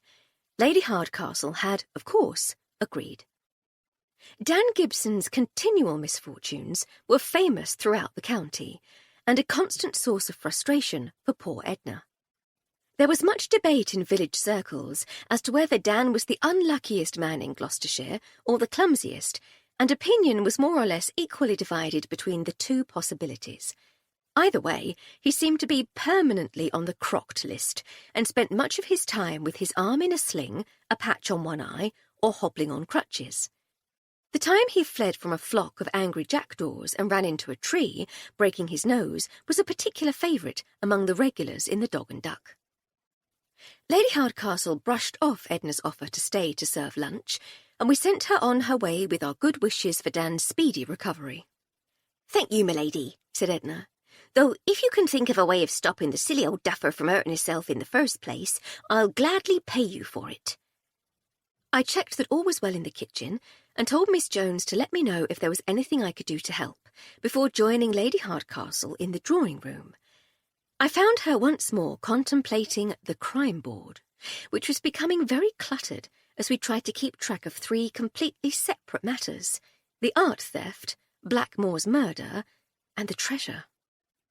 I'd been hoping to add something useful to the treasure section following our trip this morning, said Lady Hardcastle, but as it turns out, it was a morning well and truly wasted. I was so bored, I started to count the bricks in the garden wall at one point, I said. How many were there? More than 6. I'd say they could easily number in the dozens. That many? You missed your calling, dear. You should have been a quantity surveyor. I would have preferred any occupation to being snapped at all morning by a couple of irritable children. They're in their 20s, said Lady Hardcastle with a laugh. Children, I repeated, and supercilious ones at that. They mean well. At least I hope they do. I am prepared to put up with a little rudeness if it means they find the lost treasure of Sir Teddy Whatnot and save the Grange. That's it, though, isn't it? I'm increasingly of the opinion that Sir Teddy Whatnot and his Napoleonic treasure are a myth, like El Dorado or Atlantis. We're more likely to discover your Greek voles living at the bottom of the lake than treasure concealed in a secret room at the Grange. You may be right, said Lady Hardcastle. Get that, would you, dear? I'll just make a couple of notes here before I forget. She had said this in response to the ringing of the doorbell, as though under any other circumstances she might have answered it herself. It was Inspector Sunderland, and I conducted him back to the drawing-room. Good afternoon, Inspector dear, said Lady Hardcastle, as he and I entered. What an unexpected delight, and just in time for lunch. Good afternoon to you too, my lady, said the Inspector, but I'm really not here for lunch. Of course not. It's just a coincidence. Flo, dear, can you see if Miss Jones can manage one more for lunch? No, really, said the Inspector, without a huge amount of conviction. Nonsense. We'd be delighted to have you join us. I glided out, consulted Miss Jones, and glided back again. Lunch will be in about a quarter of an hour, I said. Splendid, splendid, said Lady Hardcastle. Just enough time for us to find out the real purpose of the Inspector's visit. She winked. Honestly, said the Inspector, it's really not like that. I take no notice of her, I said. But really, he tried to continue. How long have you known her? I've known you both since the summer of 1908, I think. 4 years now. And you've not noticed her fondness for mischief, her tendency to tease people? Well, yes, but so don't rise to it. She'll grow tired of it soon enough, and she'll move on to something else and leave you alone. You really are the most rotten spoil-sport, Florence Armstrong, said Lady Hardcastle. I could have had him squirming all the way to pudding, which he would have eaten with gusto, while still protesting his innocence, by the way. Someone needs to keep you in check, I said. I turned to the Inspector. So, tell us, apart from a free luncheon, what is the real purpose of your visit? This earned me a Sir Hector-style "Ha!" from Lady Hardcastle and an exasperated shrug from Inspector Sunderland. Actually, I'd quite like your help, he said. I'm getting absolutely nowhere with the Blackmore case. Talking to the committee was of only marginal help, and my inquiries into everyone's backgrounds gave me just a little. But you two always managed to cut through to the heart of things in the end, so I thought I might ask if you wouldn't mind coming with me as I take another look at the scene of the murder. But since I'm apparently just here for free food, perhaps you'd prefer not to bother. Investigative nose-pokery, said Lady Hardcastle. Count me in. I apologise unreservedly for my reprehensible teasing. You absolutely did not call on us mumping for free food, and the fact that you always appear at meal times is entirely coincidental. You'd like to come, then? Rather. Would you like some free food? It's the purpose of my visit. I had to agree with Irene Vibert. The lightning tree was definitely unnerving. As we pulled up beside it in Inspector Sunderland's motor car, I imagined what it might look like silhouetted against a moonlit sky and had to suppress a shudder. We turned into the side lane and clambered inelegantly out of the inspector's vehicle. Well, I was inelegant about it, at least. Inspector Sunderland always seemed to flow everywhere, as though his suit were filled not with a policeman, but with smoke, while Lady Hardcastle had a grace about her that belied the impression of clumsiness she so carefully cultivated most of the time. Of the three of us, I was the only one who ever did any actual exercise, who had ever studied the intricate, controlled movements of the Chinese fighting arts, and I always fell out of motor cars as though I had been tipped out of a sack. "Are you all right there, dear?" asked Lady Hardcastle, as I stumbled into a patch of cow parsley. "Quite all right, thank you," I said, straightening my dress. "I just can't seem to get the hang of it. Do they give you lessons or something? One of my governesses tried to teach me how to alight elegantly from a carriage when I was little, but I horsed about so much and for so long that I made her cry. She never attempted it again. Some of it must have stuck, though. Well, perhaps you can teach me one day. I've got green stains on my skirt, look. Poor dear. I have a girl who cleans that sort of thing up for me." The inspector, meanwhile, had taken his perpetually unlit pipe from his jacket pocket and was sucking pensively on it as he considered our surroundings. "It's quite a substantial lane, isn't it?" he said. "Do you think he simply took a wrong turn?" "It's possible," I said. "From what Nurse told us in the scout hut, he hadn't been involved in the planning of the route, so he might have made a mistake. Then again, the route was clearly marked. They'd put signposts out at all the spots where they expected us to turn off from the obvious road." "Actually, yes. I remember reading that in Dobson's report, now you mention it," he said. "You met Blackmore. Did he seem like the sort of fellow who would get confused and take a wrong turn?" "He seemed like quite an alert chap," said Lady Hardcastle. "Very with it. Not at all the vague and distant sort we so often meet."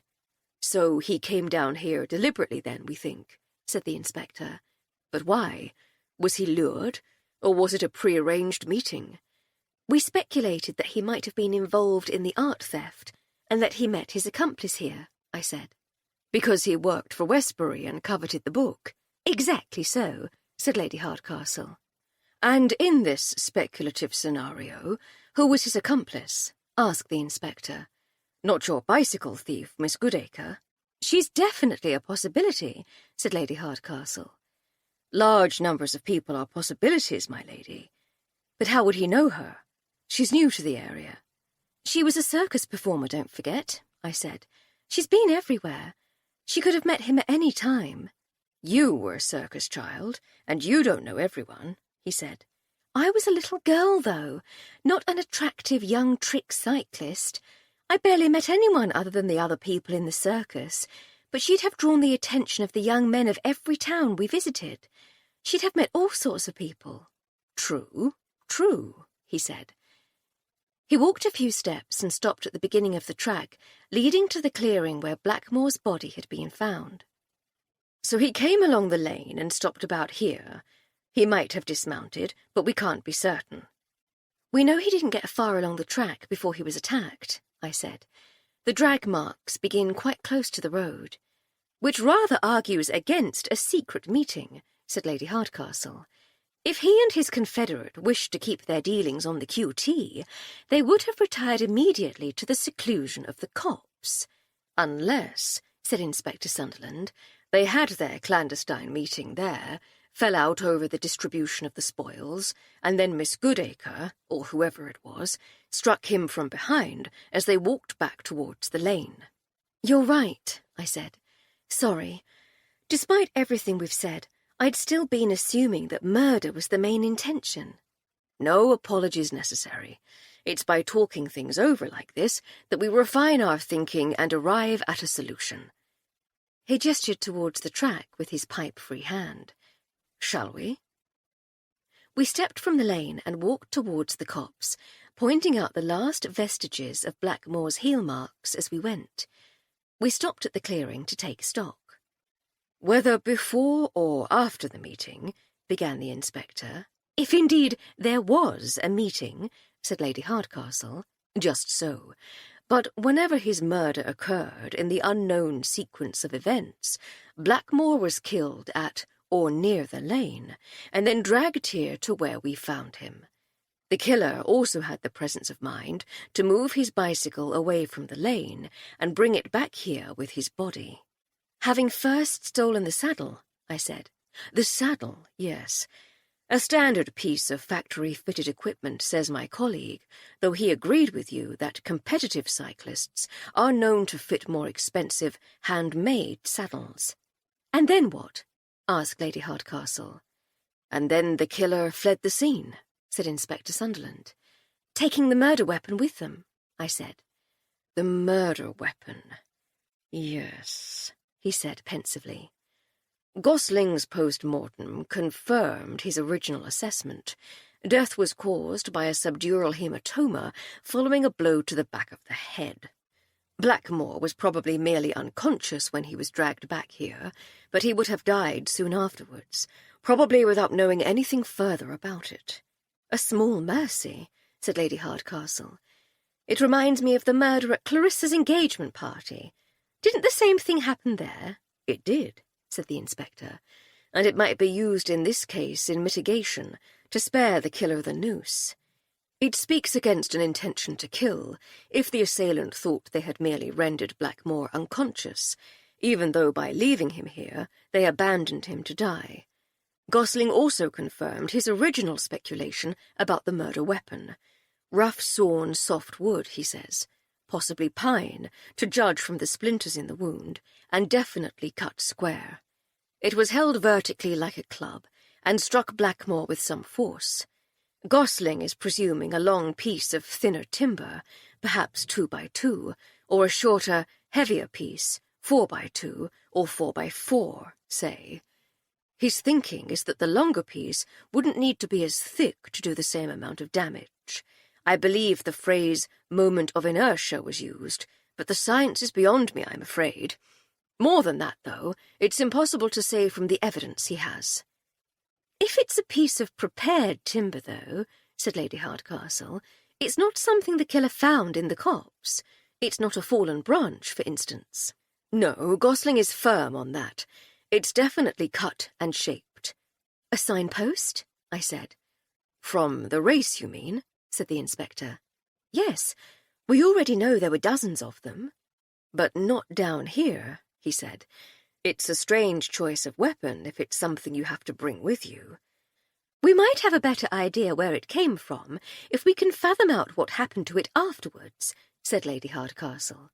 "No one is going to risk walking around with a blood-stained wooden post. It must have been dumped somewhere, and probably somewhere nearby." "Shall we split up?" I said. "Let's start by assuming it's not near the track. We'd have seen it by now if it were. Let's further assume it's not more than 10 yards from here. The killer would have wanted to ditch it quickly before they were seen with it. So it's somewhere in a 10-yard circle, centred on the track." "An oval, then," said Lady Hardcastle, "with the track as its long axis." "And is that more helpful than what I said?" "It's more accurate." "Will it assist us in finding the discarded murder weapon?" "I concede the point, dear," she said. "Carry on." "Thank you. But it's still an oval." I sighed. "If we ignore the section nearest the track, and each take one of the remaining quadrants of the oval," I said, "we can cover the ground in no time." "Backside this section," said Lady Hardcastle, her arms out to indicate the area she wished to search. She set off without waiting for us to agree. "Which section would you prefer?" said the inspector. "I honestly don't mind," I said. "In that case, why don't I go this way and you go that?" "A splendid idea." "We can meet back here when we're done." He walked off, eyes down, scanning the ground ahead of him. I did the same, but in the opposite direction.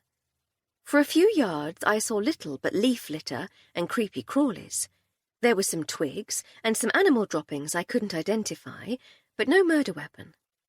I walked in what I imagined was a purposeful zigzag, intending to cover the full extent of my assigned section of the circle. It was as good as a circle, no matter what Lady Finicky-Draws said. Time passed without my noticing as I concentrated on my task. With my eyes darting everywhere, I covered the ground thoroughly, noticing everything out of the ordinary, from unusually mossy stones to a patch of bare earth in the shape of Ireland. Or an owl. Or possibly both. Ireland is most definitely shaped like an owl. I had almost reached the end of my self-appointed search area when I saw it. The killer had gone to a reasonable amount of effort to conceal it, brushing it over with leaves and dirt, but a flash of the unnatural whiteness of a large piece of card gave it away. I had found a bicycle race signpost. With my fingers in my mouth, I gave out a loud, piercing whistle, and in just a few moments, Inspector Sunderland was by my side. "That was quick," I said. "It's one of those pieces of police training that never leaves you," he said. "You hear a whistle, and you come running. I know it wasn't a police whistle, but it's almost an instinctive reaction nevertheless." I pointed to my discovery, still exactly as I had found it. "I thought I'd leave it there so we could uncover it together," I said. "When you're in the witness box, you need to be able to say you saw it for yourself." "You're rather good at this," he said. "I once had a defence brief try to claim a piece of damning evidence had been fabricated because I didn't see it until it had been removed from its hiding place and brought to me by a member of the public. We called the person who had found it to the stand, but without a corroborating witness it did no good." "I have my moments," I said. "You certainly do. Would you like to do the honours?" "In a moment," I said, "but we ought to wait for herself. She'll be most put out if we discover an important piece of evidence without her." "I wouldn't want to make things awkward for you," he said with a smile. "Oh, it's not like that, really," I said. "Actually, I want to share the moment with her. We do these things together." He smiled again and nodded. He knew us well enough to understand that it was true. 2 minutes later, though, I was regretting my choice. There was still no sign of Lady Hardcastle, and I was growing impatient to examine what I had found. With a nod of warning to the inspector, I put my fingers in my mouth and whistled again. "Oh, do be patient," said Lady Hardcastle, as she emerged from behind a tree. "I heard you the first time." "That was ages ago," I said. "I feared you'd been carried off by wolves." "There haven't been wolves in England for quite a while, dear. Were you thinking of badgers?" "I often think of badgers. They're adorable, but you did take your time." "I'm sorry," she said. "I was distracted by this." She held up a bicycle saddle in her gloved hand. "Blackmore's?" asked Inspector Sunderland. "It looks very much like it from what I can remember," said Lady Hardcastle. "It rather rains on the hypothesis that Angelina Goodacre killed him to steal his saddle," I said. "It does," she agreed. "But we were none of us particularly convinced by that one anyway." "True. Do you think you might be able to get fingerprints from it, Inspector?" "I might, but I can't promise anything if it's been out here all this time. If you'd be good enough to keep hold of it just like that, my lady, that should maximise our chances of finding any unsmudged prints." "Of course," she said, dropping the saddle by her side with her finger still looped through its metal frame. "But why all the whistling? What have you found?" "This," I said, as I pointed to the almost concealed signpost. "Oh, I say! Well done, both." "It was all Miss Armstrong's doing," said Inspector Sunderland. "I merely answered her whistle." "Well, now I feel doubly bad. Not only am I dilatory in my whistle answering, but I've given credit to the wrong person. Can you ever forgive me, dearest Flo?" "Do shut up," I said. "There's a good girl." "Shutting up now, dear," she said. "My lips are sealed. Not another word shall I utter. Silence shall be my watchword, though my watchword shall never be so much as breathed, of course, for to speak its name aloud would be—" "Have you finished?" "Quite finished, thank you. Do proceed." I crouched beside what we believed to be a piece of white card and began carefully to sweep away the leaves and dirt. Slowly, I uncovered more of the stout card, and then the piece of 2-inch pine post to which it was attached. Moving now away from the card, I revealed more of the post until, finally, about 5 feet from where I had started, I reached the end. It was stained brown with dried blood. Chapter 12. Back at the house, I'd hoped to be able to watch Inspector Sunderland at work with his fingerprint powder, but despite an extensive search of the boot of his car, it seemed he had neglected to bring it. Instead, I carefully wrapped the saddle in grease-proof paper so that he could take it back to the Bridewell and examine it properly. I made a pot of tea and took it to the drawing-room, where Lady Hardcastle and the inspector were examining the bicycle race sign. "I'm no expert in forensic science," said Lady Hardcastle, "and I bow to your own experience if you think differently on this, but I am prepared to go out on a limb and say that this post is almost certainly the murder weapon." "I am happy to agree with you," said the inspector. "Gosling should be able to ascertain the blood type from what's left here. It won't confirm it conclusively, but if it doesn't match Blackmore's, at least we could rule it out." I picked up the sign and hefted it. It seemed an unwieldy and eminently dodgeable weapon for a face-to-face fight, but it would serve well enough for a surprise attack from behind. I swung it experimentally before examining the sign itself. Painted in large black letters were the words, "Cycle Race," with an arrow underneath, pointing to the right. "It seems identical to the signs we saw around the course," I said. "We should check with the race committee to see where this one was placed. You'd imagine they had a record of where they put them all, so they could collect them up afterwards. They might have noted which one was missing." "They might indeed," said the inspector. "Thank you. I presume it was placed on the left-hand side of the road to indicate that riders should just continue straight on." "It would," said Lady Hardcastle, "but turning it through 90 degrees would instruct them to turn right." "You're suggesting it might have been used to divert Blackmore up the lane?" "It's a possibility, don't you think? We know Blackmore was riding on his own, so his killer might have sent him off course and then followed him, taking the sign with them. Any riders coming along behind would have carried on along the correct route." "Thinking about it," I said, "it's an odd place to put a keep-going sign. It's not as though anyone might have been in a quandary about whether to go up the lane. It's not the sort of road the rest of the course ran on. We might find that all the committee signs are accounted for, after all." "And this one is a fake made by the killer?" said Lady Hardcastle. "Yes," I said. "You see," said the inspector, as he made a note in his notebook, "this is precisely why I call upon you two for assistance. I'd have thought of that later today, I'm sure, but here you both are, putting things together at once." "You flatter us," said Lady Hardcastle, "but we're not quite as brilliant as all that. We're getting nowhere with the art theft, after all." "Ah, yes," said the inspector, flipping through pages in his notebook. "The art exhibition. I knew there was something I wanted to tell you. Now, where is it? Let me see. Ah, here we are. I had one of the lads look through the records and make some inquiries of other forces about your Cordelia Harrell. You knew her at university, you say, my lady?" "That's right," said Lady Hardcastle. "She and I were up at Girton together." "But she wasn't studying the sciences with you?" "Good Lord, no. She was one of the arts crowd.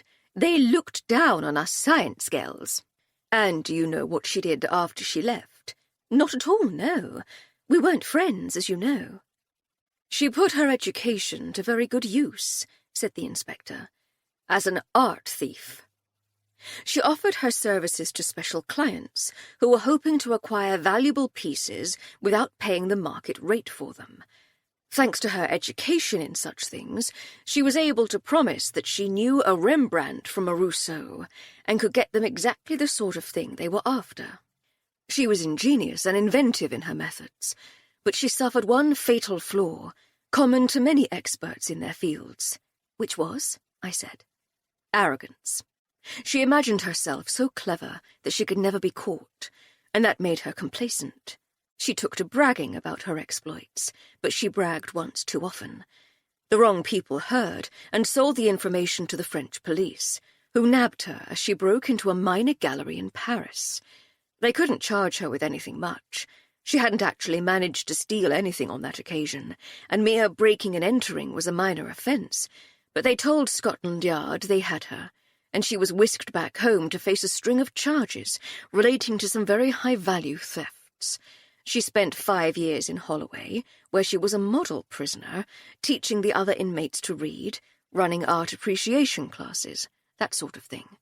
And upon her release, she managed to find employment as an insurance investigator. "Poacher turned gamekeeper," said Lady Hardcastle. "It takes a thief to catch a thief and all that." That seems to have been the rationale, yes. Well, well, well, naughty old Cordelia. It rather puts her out of the frame, doesn't it? Or squarely back into it, I said. A leopard can't change its socks. Indeed, she said, no thumbs. But it would seem foolish to jeopardize her new career. She didn't exhibit especially sound judgment in her first choice of career. There are many worthy things she might have done with her knowledge, and £1,000 worth of book is a mighty temptation, even for a reformed thief. She'd certainly have the right contacts when it came to sell it on and realise her profit. "I've been thinking along the same lines," said Inspector Sunderland. "I'll make sure Dobson knows, and I'll get someone to keep an eye on her movements." He flipped another few pages in his notebook.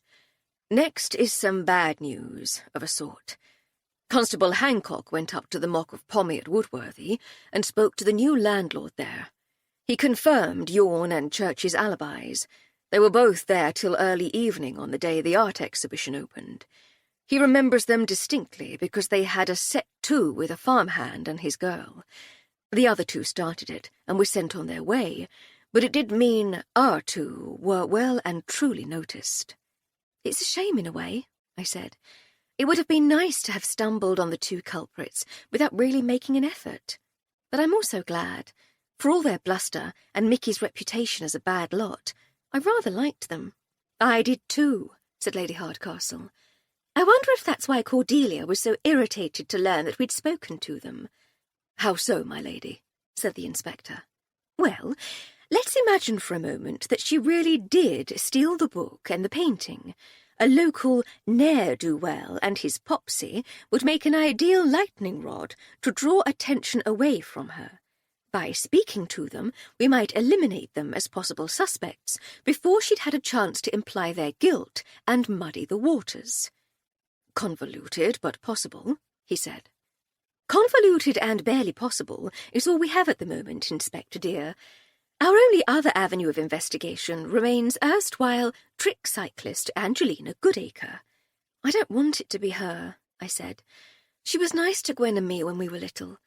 But if Daisy is to be believed, she's definitely up to something over at the Dower House. I think some surveillance is called for." "And if it's going to involve breaking and entering, I don't want to know anything about it," said the inspector. "Not unless you actually find something. And even then I'll need something more than my friend Miss Armstrong broke into her house and found something incriminating, if I wish to persuade a magistrate to grant me a search warrant." "I am the very soul of stealth and discretion," I said. "You can rely on me." The sun set around 8. By past it wasn't quite dark, but it was gloomy enough that I thought I might risk setting off on my snooping mission. Dressed in my loose Chinese exercise outfit of black tunic and trousers, and armed with a battery-powered flashlight, I slipped silently along the lane towards the village. I skirted the edge of the green, keeping to the shadows to avoid being spotted, and made my way via a convoluted route through the back streets to the Dower House. I had to melt into an alleyway between 2 blocks of cottages when I saw Fred and Eunice Spratt on their way to the pub. It wasn't that they would have minded what I was up to. I knew from conversations we'd had with them over the years that they would have heartily approved.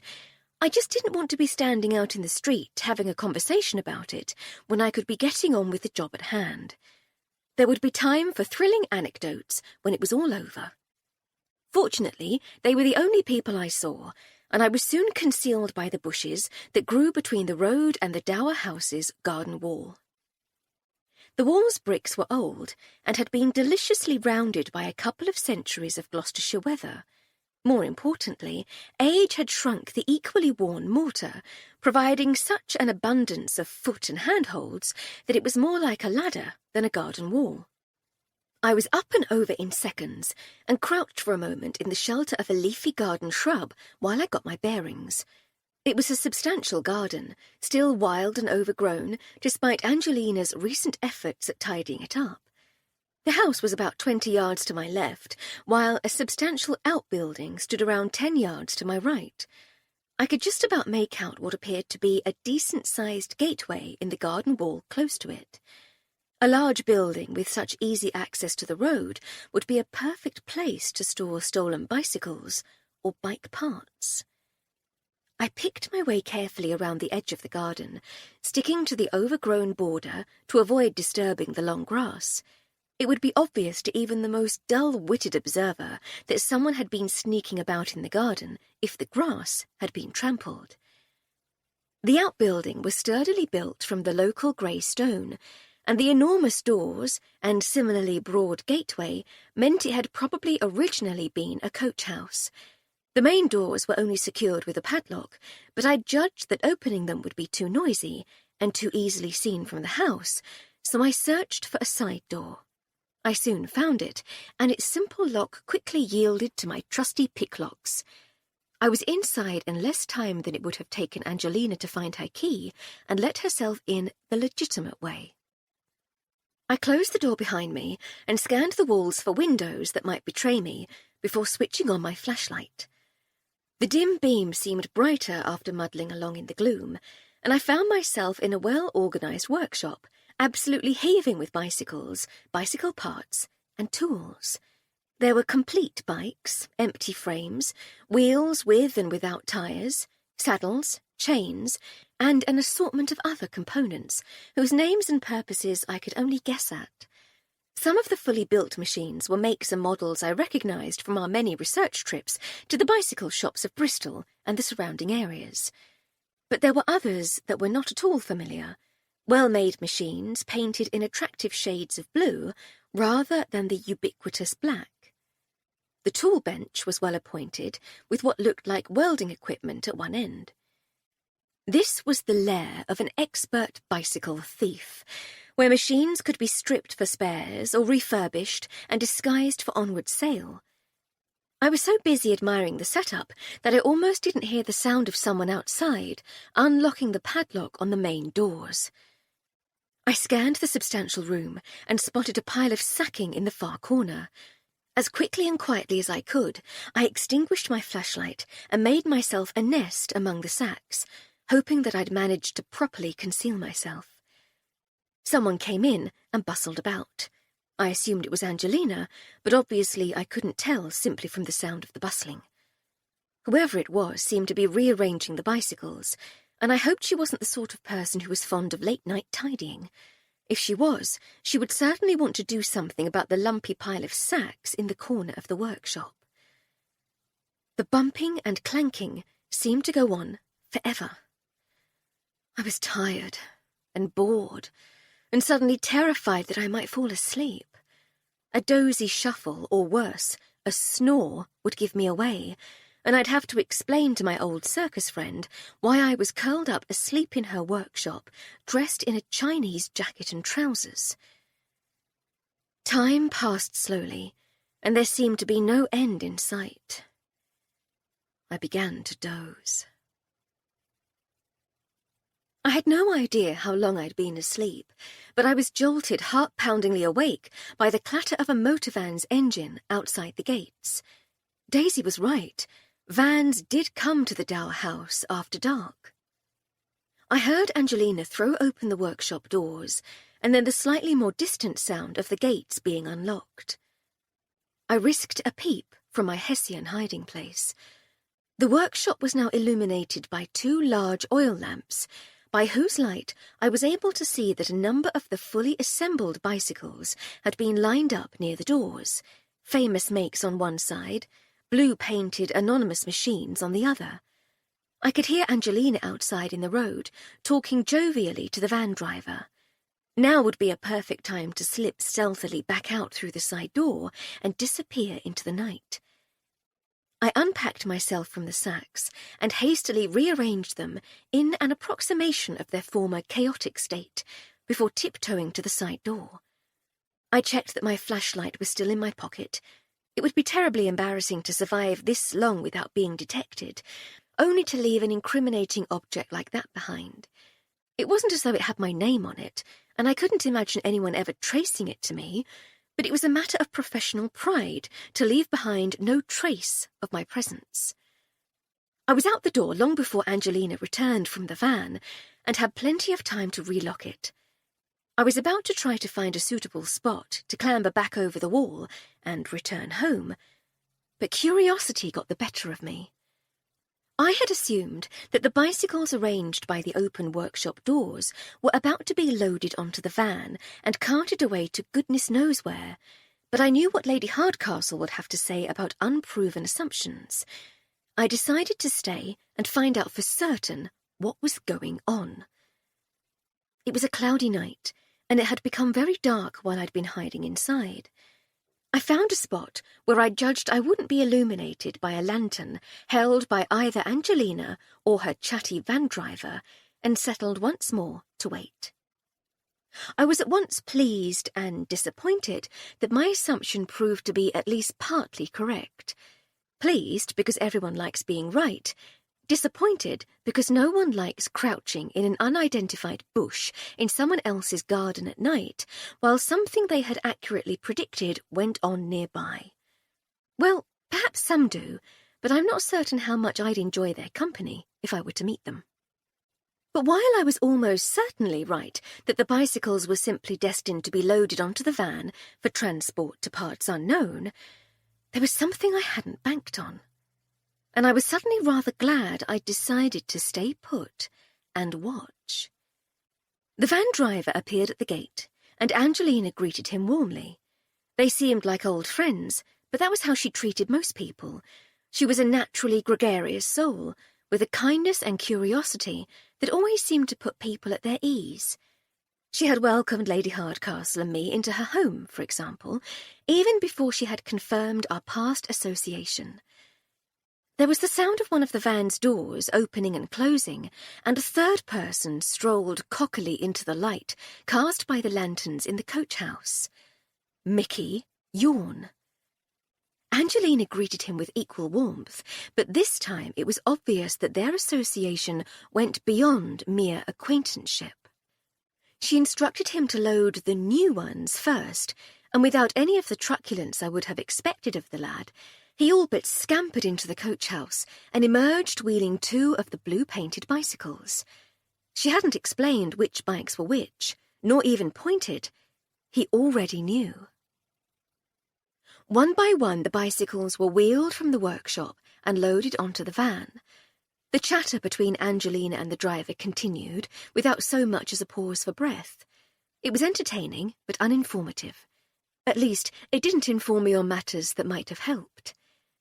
I learned that the driver's eldest boy had a new job at the docks, that his wife had made a lovely fish pie the night before, and that his Skittles team were now second in the league. But I still didn't know what the arrangement was between the two, nor where the bicycles were bound. Mickey chimed in cheerily from time to time.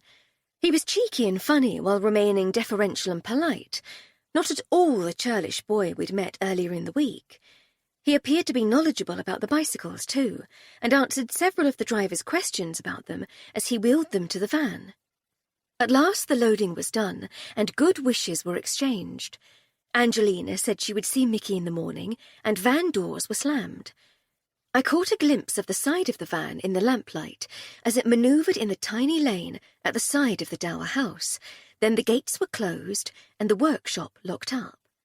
Angelina, humming an old music hall tune, walked back to the house, carrying her lanterns.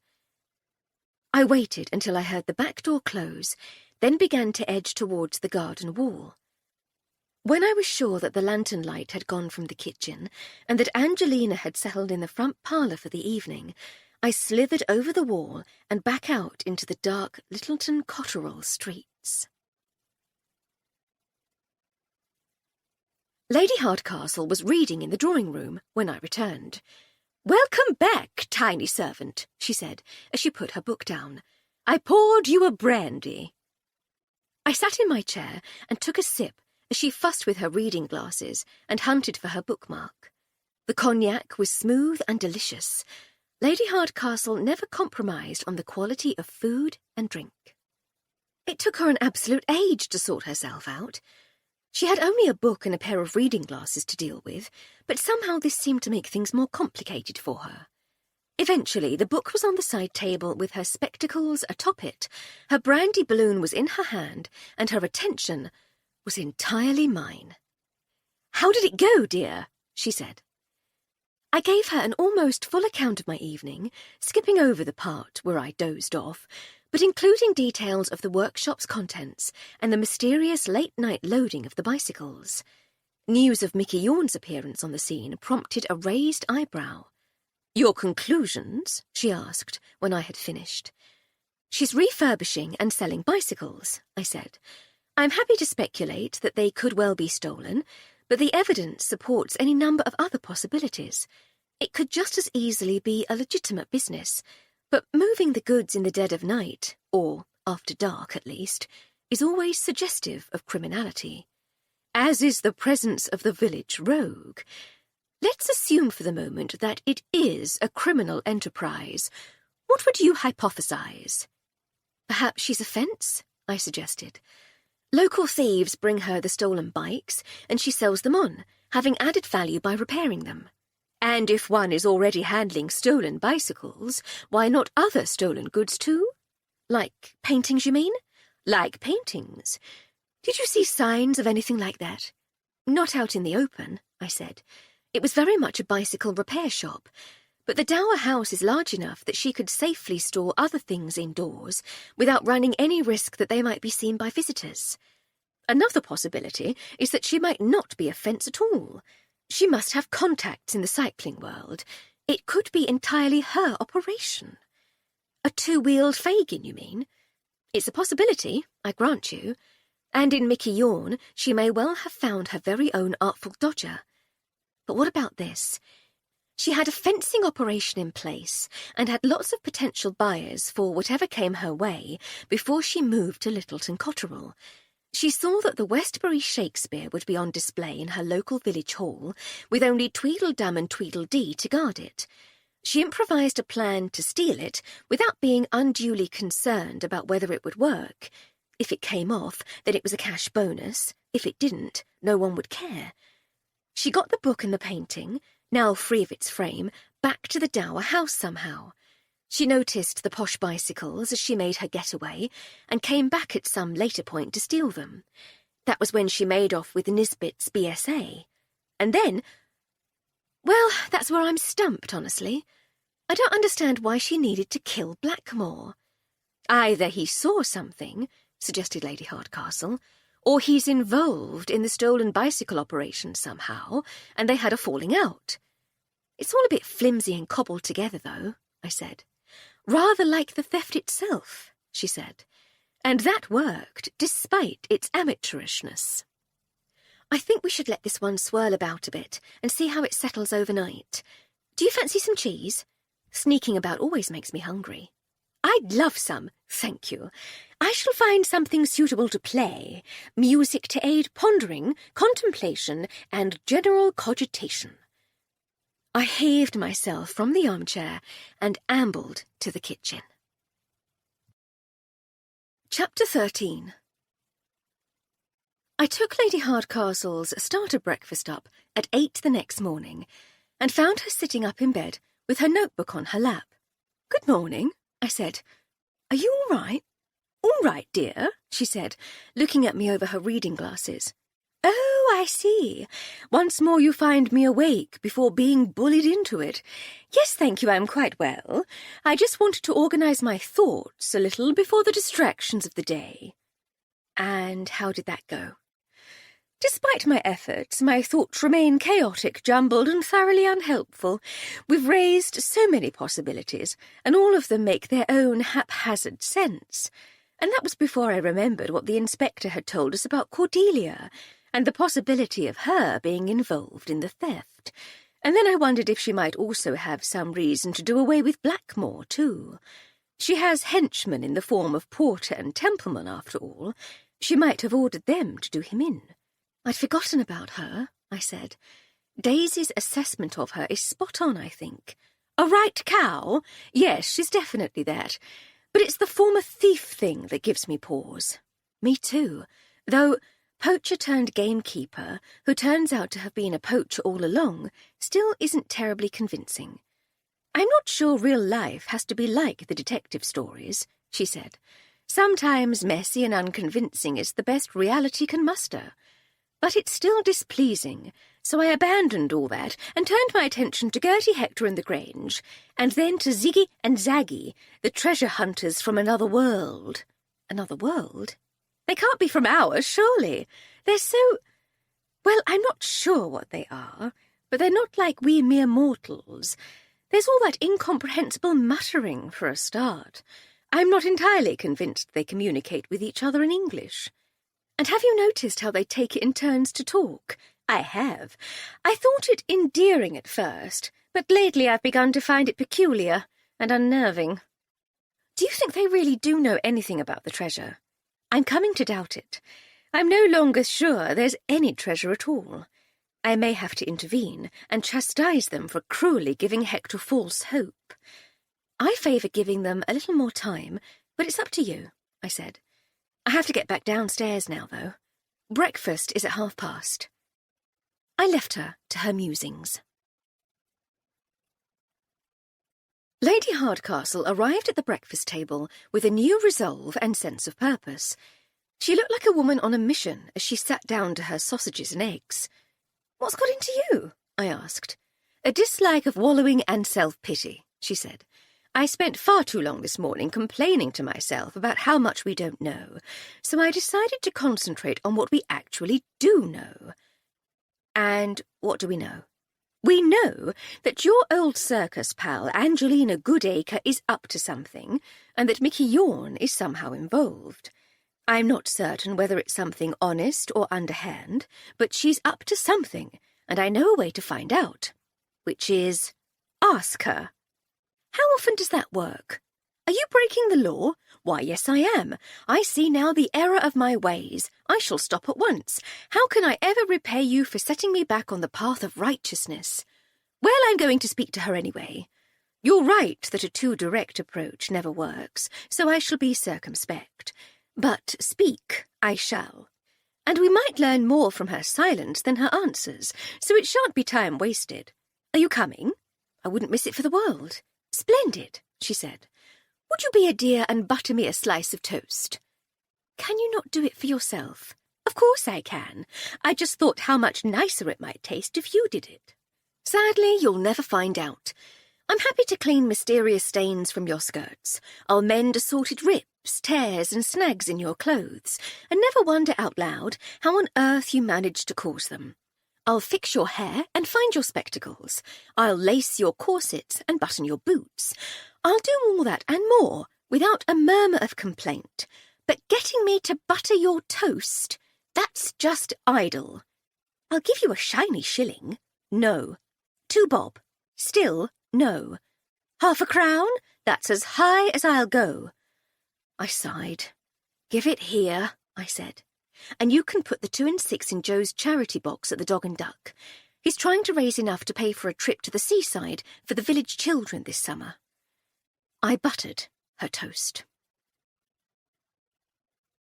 There was no answer when Lady Hardcastle rang the Dower House doorbell. Her friendly, but loud, rat-a-tat on the Lion's Head door-knocker produced a similar lack of response. We peered in through the drawing-room windows. The curtains and shutters were open, but there was no one in sight. "Well, that's disappointing," said Lady Hardcastle. "She might be trying to tame that jungle of a garden," I said, "or carrying on her nefarious bicycle business in her workshop. She might, at that. Let's be friendly country neighbours and intrude. It's the sort of thing one does out here. Oh, really? Won't that be awkward? I shall trail behind you like a reluctant but obedient servant. You're silly. Of the two of us, it's you she knows best. And even if she didn't, the trick to dealing with almost any potentially awkward social situation is to behave as though what one is doing is perfectly acceptable. If one exudes an air of confidence, one can get away with anything. Unsure how to eat an oyster? Who cares? Eat it confidently enough, and any way is the right way. The same goes for wandering into someone's garden when one doesn't get an answer at the front door. Do it timidly, and you're an impertinent intruder. Do it confidently, and you're a welcome guest. You've explained all this to me many times, I said, but it doesn't make it any easier. We'll be fine, she said with a reassuring smile. Come, let us find our new neighbour. She strode off around the outside of the dower house and tried to open the gate that led through the wall into the garden. It had a fiddly latch, and I smiled at the thought that it had been easier to scale the wall the previous evening than it was to enter through the gate. Eventually, she figured out the latch's eccentricity and opened the gate to reveal the wild and untamed garden.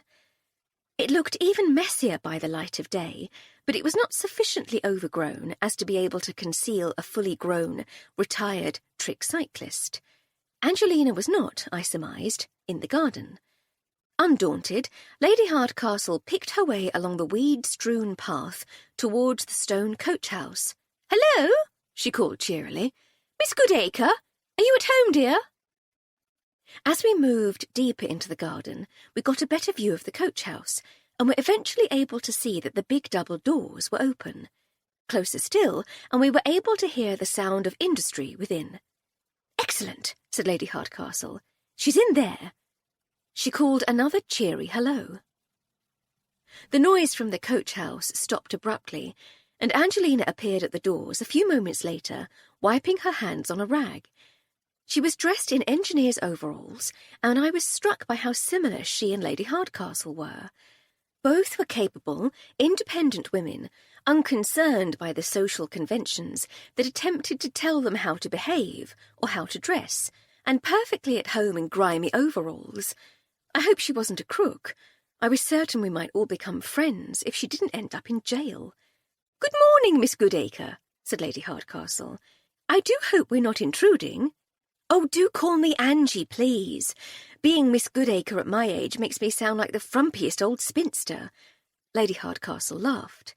"Then I ought to be Emily," she said. "Being Lady Hardcastle at my age makes me sound like... Actually, it creates quite the impression and comes in jolly handy. But do call me Emily anyway." "I can imagine," said Angelina. "And no, you're not intruding. I was just doing a little work in my shed." "It's rather a grand shed." "It suits my purposes, certainly." "I imagine it would suit most purposes. Other than building aeroplanes, that requires a much bigger shed." It was Angelina's turn to laugh. "I should imagine it does," she said, "though I've never seen an aeroplane up close, much less a shed where someone might build one." "Oh, you absolutely must, dear. They're quite the most exciting things. There's a factory on the road to Bristol." "Is there indeed? I shall have to cycle down there one day and take a look. You won't regret it, I'm sure. But to what do I owe the unexpected pleasure of your visit?" "Nothing in particular, dear," said Lady Hardcastle. "We were out for a walk and decided to call in on our new neighbour." "I'm very glad you did. Thank you. Would you care for some tea?" "That's very kind, but no thank you. We shouldn't want to stop you from—" Lady Hardcastle held out her hand to indicate the coach-house and its open doors. "From pottering in my shed? No, honestly, you're not interrupting. It's nice of you to say so, dear, but we really did just come to say hello. And, well, I have to confess to a certain amount of nosiness. I have long been curious what lay behind these walls, you see. Walled gardens always seem so intriguing, don't you think? We walk or drive past every week, and I've often thought, I wonder what delights are contained within those old red brick walls. What goes on there? Now that we know the tenant, I thought it might be a perfect opportunity to have a look." "Are you horribly disappointed?" asked Angelina. It's still in a shocking state. I'll not lie, it's probably seen better days, but as I said last time, the next time we see our man Jed, I'll ask if he wouldn't mind calling on you. He's terribly good with this sort of thing. The garden at the house had been neglected for a year or two before we moved in, and then for a year or two afterwards as well. I enjoy a garden, but I found the initial work more than a little daunting. But Jed has turned it into a tiny Eden in just a couple of summers. I'd appreciate that, thank you. I had no idea there was such a lovely coach house here, though.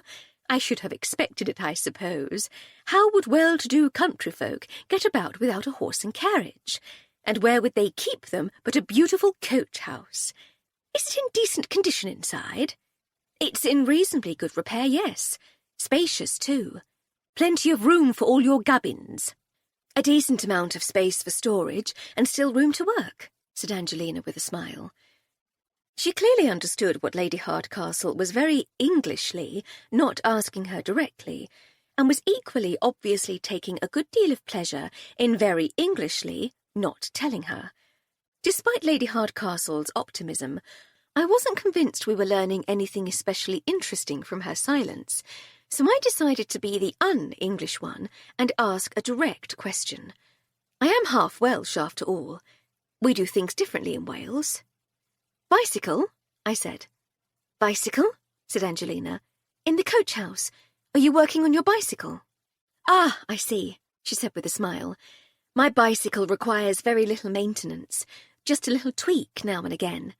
Then what? Just pottering about, you know. Got to keep the old hands busy or they'll seize up. She flexed her fingers to demonstrate their enduring suppleness.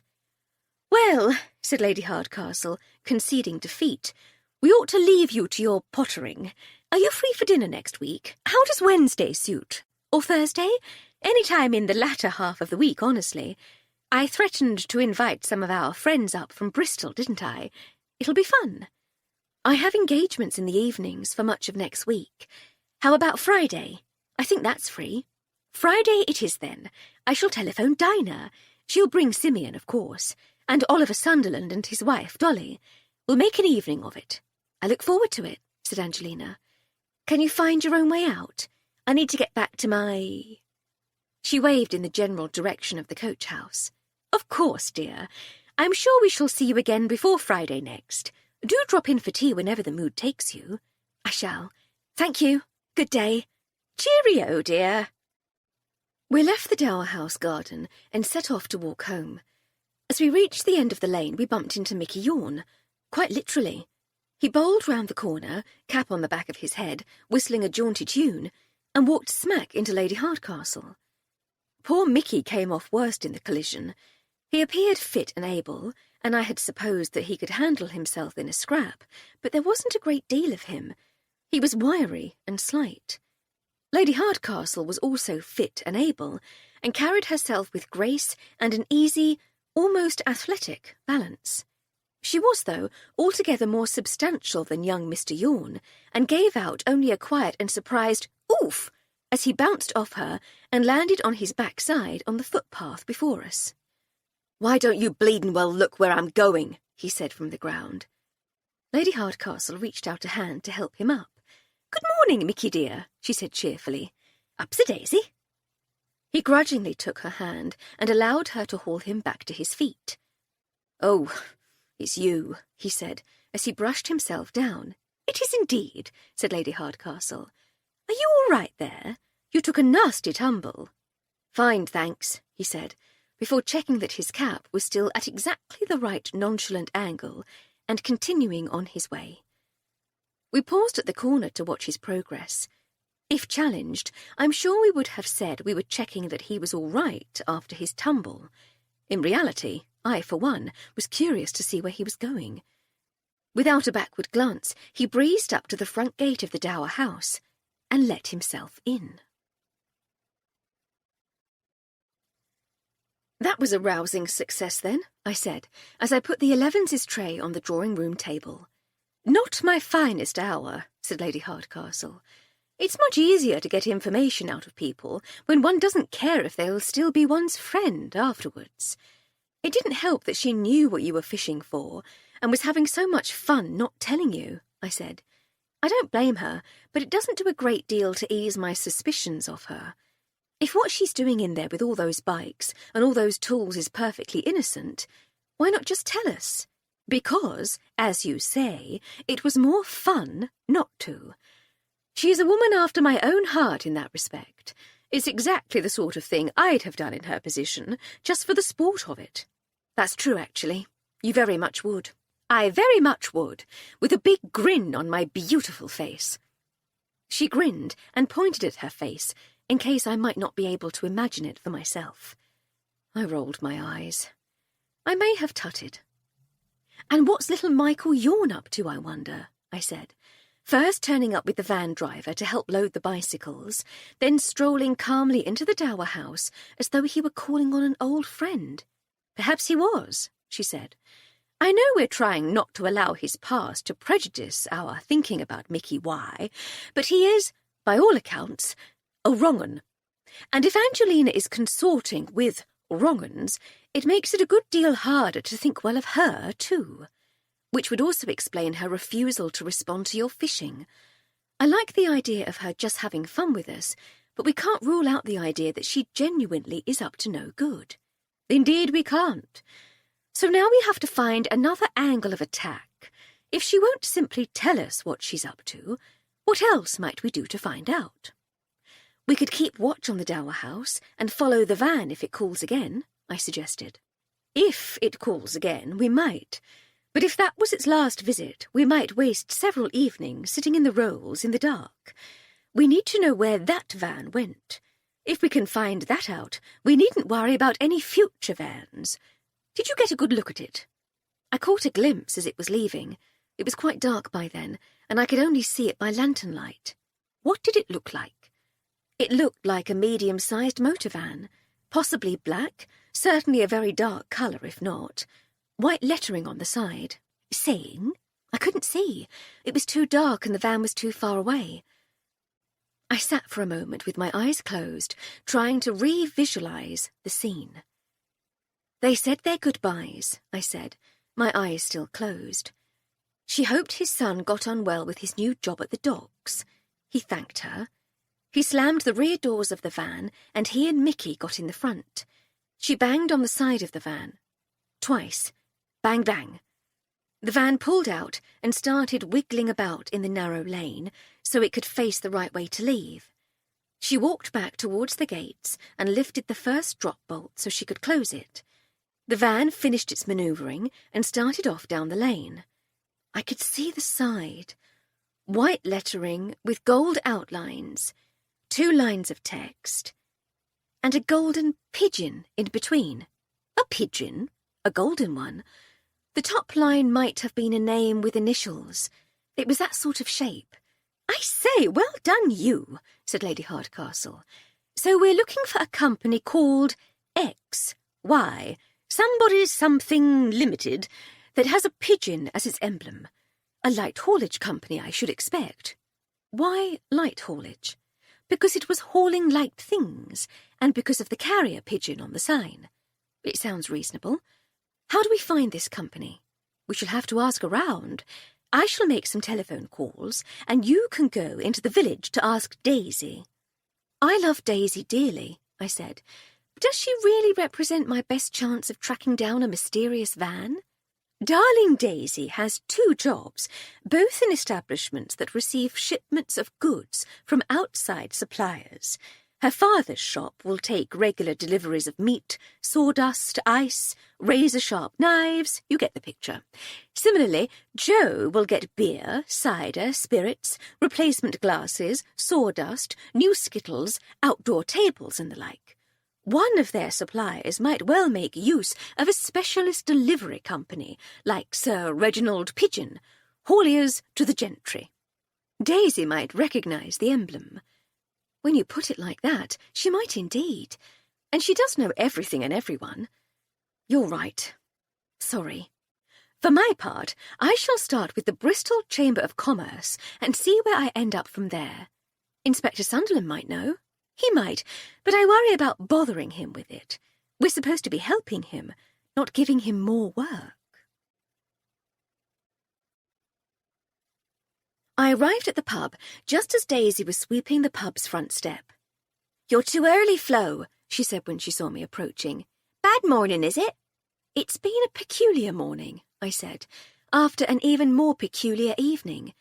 Can we go inside a minute?" She finished her sweeping, and we entered the bar. "Another night on the brandy?" she asked. "Starting to see pink elephants?" "The brandy came after the peculiarity," I said, "and we usually see teal giraffes. We're too classy for common or garden elephants, pink or otherwise. But the oddness began when I went up to the dower house. "There's something going on up there, isn't there? I told you." "You did, and there is." I recounted my evening's adventures again, this time leaving in the part where I briefly fell asleep. I thought it would amuse her, but omitting mention of Mickey. It was bad enough us thinking ill of him, based solely on supposition and prejudice, without spreading it to the rest of the village. "See," she said when I had finished. "Vans coming and going in the night. Bikes on the move. Can't be legal." "It might be, though," I said, "and that's why I've come to see you." "Me? I don't know nothing about what's legal and what's not. That's your territory, that is." "Ah, but we thought you might know about vans." "I don't know nothing about them, neither. I reckon you's made one of your rare mistakes there, Flo, my dear." I ran her through Lady Hardcastle's delivery-based logic, and Daisy smiled. "When you puts it like that, I suppose I do see a lot of vans," she said. "And you said you'd seen the one that called at the dower house. Do you remember anything about it?" "Not really. It was a van." "The one I saw was black," I said. "Or dark blue, perhaps." "Same as the one I saw." "And it had white lettering on the side, outlined in gold." "That's it." "And the writing said—" Daisy thought for a moment, her face screwed up delightfully in concentration. "P.J. Culver," she said at length. "Deliveries. And a drawing of an eagle or something." "It would be a pigeon if his name's Culver," I said. "How's that?" "It's an old word for a pigeon. You know more about vans than you think, Your Majesty." "I still say I don't know nothing about vans. I just knows how to read." "You read more than I managed to," I said, "even if you can't tell a pigeon from an eagle." "Thanks, Days." I turned to leave. "You off then?" she said. "Not time for a quick one and a natter afore we open? Joe won't mind, and it'll be nice and quiet. Won't be nobody here for another hour." "No time, I'm afraid," I said from the door. "Places to go, people to see." I gave her a wave and headed for home. Lady Hardcastle was in the drawing-room with a cup of tea when I returned. "Hard at work, I see," I said, as I helped myself from the pot on the table. "I'm waiting for a nice young man at the Bristol Chamber of Commerce to telephone me," she said.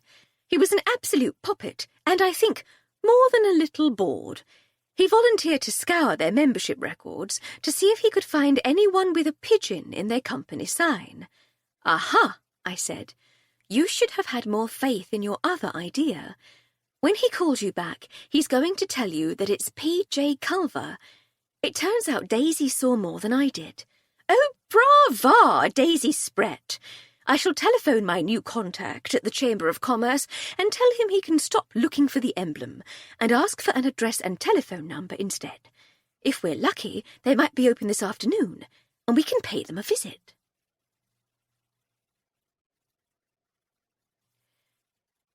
As it turned out, we were very lucky indeed. Mr. Culver had no telephone, but his yard just outside Westbury-on-Trim was very easy to find from the directions given to Lady Hardcastle by her new friend at the Chamber of Commerce. As we drew up in the Rolls, I pointed out the dark blue motor van parked outside the open garage. "That's definitely the one I saw last night," I said, "or one very like it. Good old Daisy." "We should make more use of her," said Lady Hardcastle. "She's a very observant young lady." "We're building up quite the pool of potential agents." "We are? Who else is there? Dinah Caudle is desperate to get involved. Don't you remember? That night in the apple orchard. It was all she could talk about." "Ah, yes, of course. And with Edna on hand for local intelligence." "I knows his mother," I said. in my best Edna voice. "Quite," she said with a laugh. "Come on, though. Let's see if Mr. Culver, or one of his minions, is prepared to be indiscreet enough to tell us about one of his clients." We got out of the motor car and approached what I assumed to be the office beside the garage. Lady Hardcastle knocked on the door, opened it, and walked in. A bald man in a neat and well-made suit sat behind a large, tidy desk. He looked up as we entered, and his smile lit up his round face. He stood. "Welcome, ladies," he said warmly. "What can we move for you today? Good afternoon, Mr. Culver, is it? P.J. Culver," he said, leaning across his vast desk and offering her his hand. "I'm Lady Hardcastle, and this is Miss Armstrong." He stopped mid-lean. His smile, already broad, threatened to split his face in two as he heard our names. "Lady Hardcastle," he said in a tone of disbelief. "The wonderful crime-solving amateur detective from Littleton Cotterell, and Miss Florence Armstrong, her remarkable lady's maid, confidant, and right-hand woman?" "Oh," said Lady Hardcastle. "Well, I'm not entirely certain I would have described us in quite such glowing terms, but that definitely sounds like us, yes. It's a pleasure and an honour to meet you both. Please," he indicated the two visitors' chairs on our side of the desk. "Take a seat. How may I help you? Are you on a case? Do you need to move important evidence?" Our names had appeared in the press as a result of our sleuthing, of course, and Miss Caudle's flattering accounts of our exploits in particular had meant that we often saw a flicker of recognition whenever Lady Hardcastle introduced us. But Culver's reaction went far beyond mere recognition. I'd encountered admirers in the circus. My father always called them "I loves," because they invariably introduced themselves by saying, "I love your act." But I'd never met any since. Until now. Culver, it seemed, was an I love.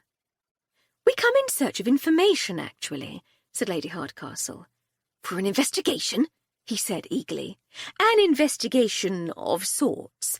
It's more by way of filling in some gaps in our knowledge regarding events peripheral to our current investigation. The person in question isn't, as far as we know, involved in the case, but it would help us to know what their business entails." "How very exciting! It would be an honour to assist you, my lady, in any way at all. You can entirely count on my discretion, of course." "Thank you. How many vans do you have?" "3, my lady." "And do they all look like the one in your yard?" She gestured towards the door and the yard beyond. "Yes, all identical in every respect. I bought them together last year." "Splendid," said Lady Hardcastle. "One of them was in Littleton Cotterell last evening, I believe." "It was," he said, opening a large diary. "Treadways, Bicycles and Roller Skates booked it to pick up a delivery from the Goodacre Bicycle Company of Dower House, Littleton Cotterell." "Ah, I see. Thank you. Is it a regular job?" He turned a couple of pages.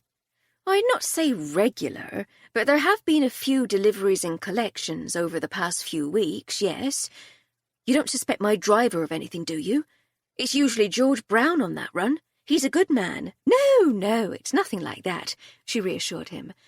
"You say there have been deliveries as well as collections?" He looked through the diary again. "Yes," he said, "though I couldn't tell you exactly what.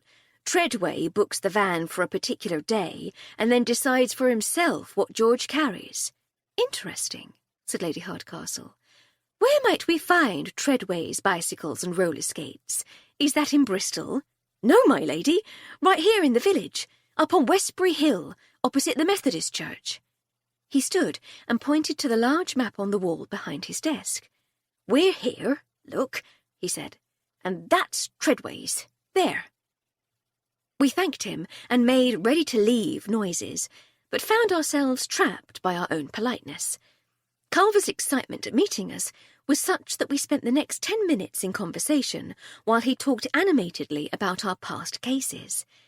He asked us about Spencer Carradine's murder at the Hayrick, about Nolan Cheetham and the moving picture show, and had one or two additional observations about the murder of the reporter Christian Brookfield during the 1910 general election.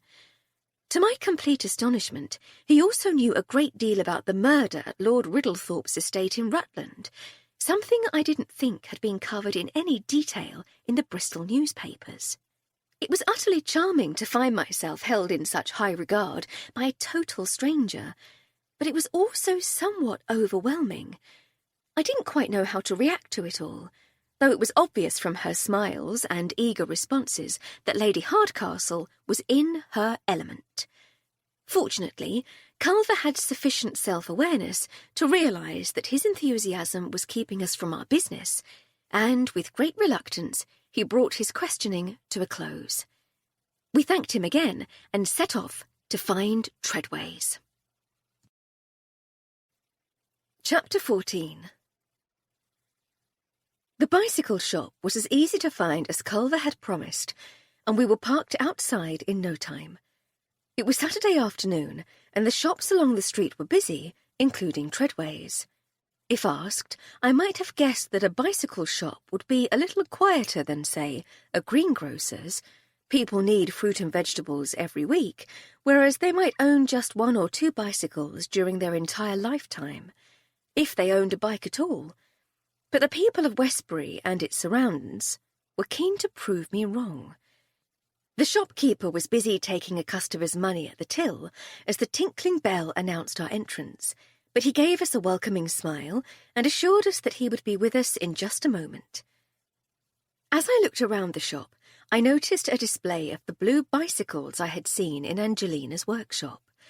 By the light of day, it was obvious that they were extremely well-made machines, fitted with quality components and finished to a very high standard. I pointed them out to Lady Hardcastle. "These are very much like the ones I saw last night," I said quietly.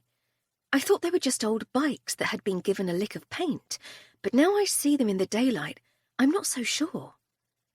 Lady Hardcastle was about to reply, but the shopkeeper had concluded his business with the other customer and was approaching us. "I see you're admiring the new Goodacres," he said. "Fine machines, very fine machines." "I've not heard of the make before," I said. "No, you won't have. Treadways is the exclusive agent." He said this rather proudly as he patted one of the saddles in the same way Parslow had done when we first met him outside the Mock of Pommy.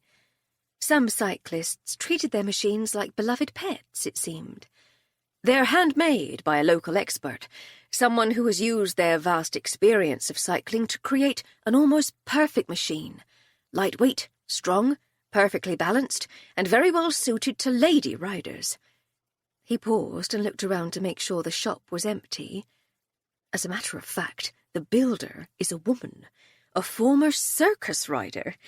I usually have to keep that under my hat, you know how people can be about such things, but under the circumstances... He gestured to us both, as though our wearing dresses explained everything. "How wonderful," I said. "They do look rather splendid." "They are. They really are. Miss Goodacre has been a marvellous find." I made a show of examining the Goodacre bicycles, while Lady Hardcastle turned her attention to a brand-new BSA road racer. "Another excellent choice, madam," said the shopkeeper. "A very popular machine, especially for racing, but a little, shall we say, ubiquitous?" "I've certainly seen a good many of them about," said Lady Hardcastle. "Well, quite. Sometimes it can be advantageous to blend into the crowd a little, and if you want something that looks a little more conventional, this is a remarkably good bicycle. For a small additional fee, though, Miss Goodacre can make specialist adjustments, so that even a factory-made bicycle can be turned into a one-of-a-kind, bespoke machine." "It's well worth considering," she said. "We each have a rally at the moment, but we have recently become interested in racing, and we've been wondering—" "Rallies, ladies' bicycles are splendid," said the shopkeeper, "but not at all suited to racing. If you're serious about racing, I strongly recommend one of the Goodacres. As I say, they're very much designed with the lady racer in mind. We offer a 2-year guarantee against manufacturing faults, and Miss Goodacre will service and maintain the machine free of charge during that period. She does repairs for us, too, should the worst happen and you take a tumble." "I see," said Lady Hardcastle. We're only looking at the moment, but you've given us a lot to think about. Thank you, Mr. Treadway, said the man. Ezra Treadway, at your service. Thank you, Mr. Treadway. We shall give the good acres some serious consideration. I can arrange for you to take one out for a trial run if you like. Some other time, perhaps, said Lady Hardcastle. He caught me eyeing a display of roller skates. We offer a free course of lessons with those, said Treadway. I'm not sure I'd ever have the opportunity to use them, I said, but it's tempting. Well, you know where we are if you change your mind. We do indeed, said Lady Hardcastle. Good day to you, Mr. Treadway, and thank you for your time. I look forward to seeing you both again, he said. We returned to the rolls. We set off at once for home, fully intending to go straight to the crime board to organise our thoughts. But as Lady Hardcastle drove us back towards Littleton Cotterell, she announced a change of plan. I think we ought to go and visit Angelina, she said. You do? I said. Why? It just feels like the sort of thing we ought to do. At the very least, we should apologise for thinking ill of her. Does she know we think ill of her? If she doesn't, she's a great deal more dull-witted than I've been giving her credit for. I could only have made it more obvious if I'd said, "Are there stolen bicycles and artworks in your giant shed, dear?" She knew exactly what we were angling at. I suppose so, I said. In that case, we should definitely call on her. And so we did. Unlike our earlier visit, Angelina answered the doorbell almost at once and warmly invited us in. You absolutely must join me in a cup of tea this time, she said. She grinned as she added, It'll be a squash, obviously, but we're all pals. You can find the drawing room. She disappeared off to the kitchen. The drawing room was easy to find, especially since we had looked in through the windows and seen it earlier that morning. We settled on mismatched but comfortable chairs that looked as though they had once been at the Grange, probably because that's exactly where they had come from. There were a few personal items in the room, but I was delighted to see a framed photograph of Angelina from her circus days. I stood and went to look more closely, and found my eyes misting over with tears as I realised that I knew the others in the group. I struggled to recall any of their names, but their sternly unsmiling photograph faces brought back a flood of memories. The angel of the velocipede stood proudly in the centre, looking young and beautiful. She was leaning on her bicycle and was flanked by several other performers. There was the strong man, the acrobats, the two clowns who may have been called Bright and Breezy. What caused the sudden tears and the tightening of my throat, though, was the man at the end of the line. With 3 knives fanned in his left hand, his right resting on the shoulder of the trapeze artist next to him, was the great Coltello, my father. I had seen him only occasionally after Gwen and I had returned to Aberdare, but this was exactly how I remembered him. It couldn't have been long after that photograph had been taken that our grandmother had become sufficiently frail that our mother had taken her 2 youngest girls home to take care of her. Our father had visited as often as he was able, but it wasn't long before I left home myself to work in Cardiff, and I had seen very little of any of them after that. The man in the photograph was dark-haired and handsome. His moustache was neatly trimmed and styled to make him appear more Italian than Northumbrian for the circus audiences. Despite the Victorian fashion for serious faces in photographs, there was a hint of a mischievous smile on his lips. I remembered how he was always the one encouraging Gwen and me to misbehave, and our mother's exasperation as we gigglingly followed his lead. Angelina entered with the tea and set it down on the wobbly table. Fond memories there, she said, indicating the photograph. Good times and wonderful people. I miss them all. I didn't trust myself to be able to speak quite yet, so I just nodded and retook my seat. Angelina poured the tea, and we exchanged minor pleasantries about the weather. Once we were all settled, Lady Hardcastle took a sip of her tea and said, "We've come to apologise, dear." "Apologise?" said Angelina. "Whatever for?" "For this morning," said Lady Hardcastle, "and for thinking you might be up to something nefarious." Angelina laughed. "Wherever I've been, people have thought I was up to something nefarious," she said. "A single woman in possession of a profitable business must be in want of locking up. Which is precisely why my conclusion jumping has caused me such self-reproach. I should have known better. On the other hand, though—" "On the other hand?" "Well, you could simply have told us about Goodacre bicycles. You knew we were curious." Angelina laughed again, exactly the sort of mischievous laugh I knew well from years of working with Lady Hardcastle. "And where would be the fun in that?" she said. "In the first place, you have to remember that it's absolutely none of your business. And in the second, watching you tiptoe gingerly around the subject, desperate to ask what was in my workshop, but too English to say it out loud, was just far too funny. Bringing a premature end to my entertainment by simply telling you would have been unthinkable." "You make an excellent point, dear," said Lady Hardcastle, saluting her with her teacup. "And you make an excellent bicycle," I said. "They look wonderful." "You've seen them?" said Angelina. "We paid a visit to Treadway's," I said. "Good heavens, you have been busy. I wondered if you might have resorted to breaking into the workshop and taking a look for yourself." "That would be very unneighbourly," I said, "though not beyond my capabilities." "So I've been hearing," said Angelina. "The word around the village is that the little girl who played pranks on people with her twin sister and begged to be taught bicycle tricks has grown up to be a spy and an amateur sleuth, masquerading as a lady's maid. I like to think I'm at least a satisfactory lady's maid," I said. "More than satisfactory," said Lady Hardcastle. "There's no masquerading about it. But the other things are—" She paused for a moment, as though weighing up Angelina's trustworthiness. "True," she said eventually. "Are they indeed?" said Angelina. "I thought they were just village gossip."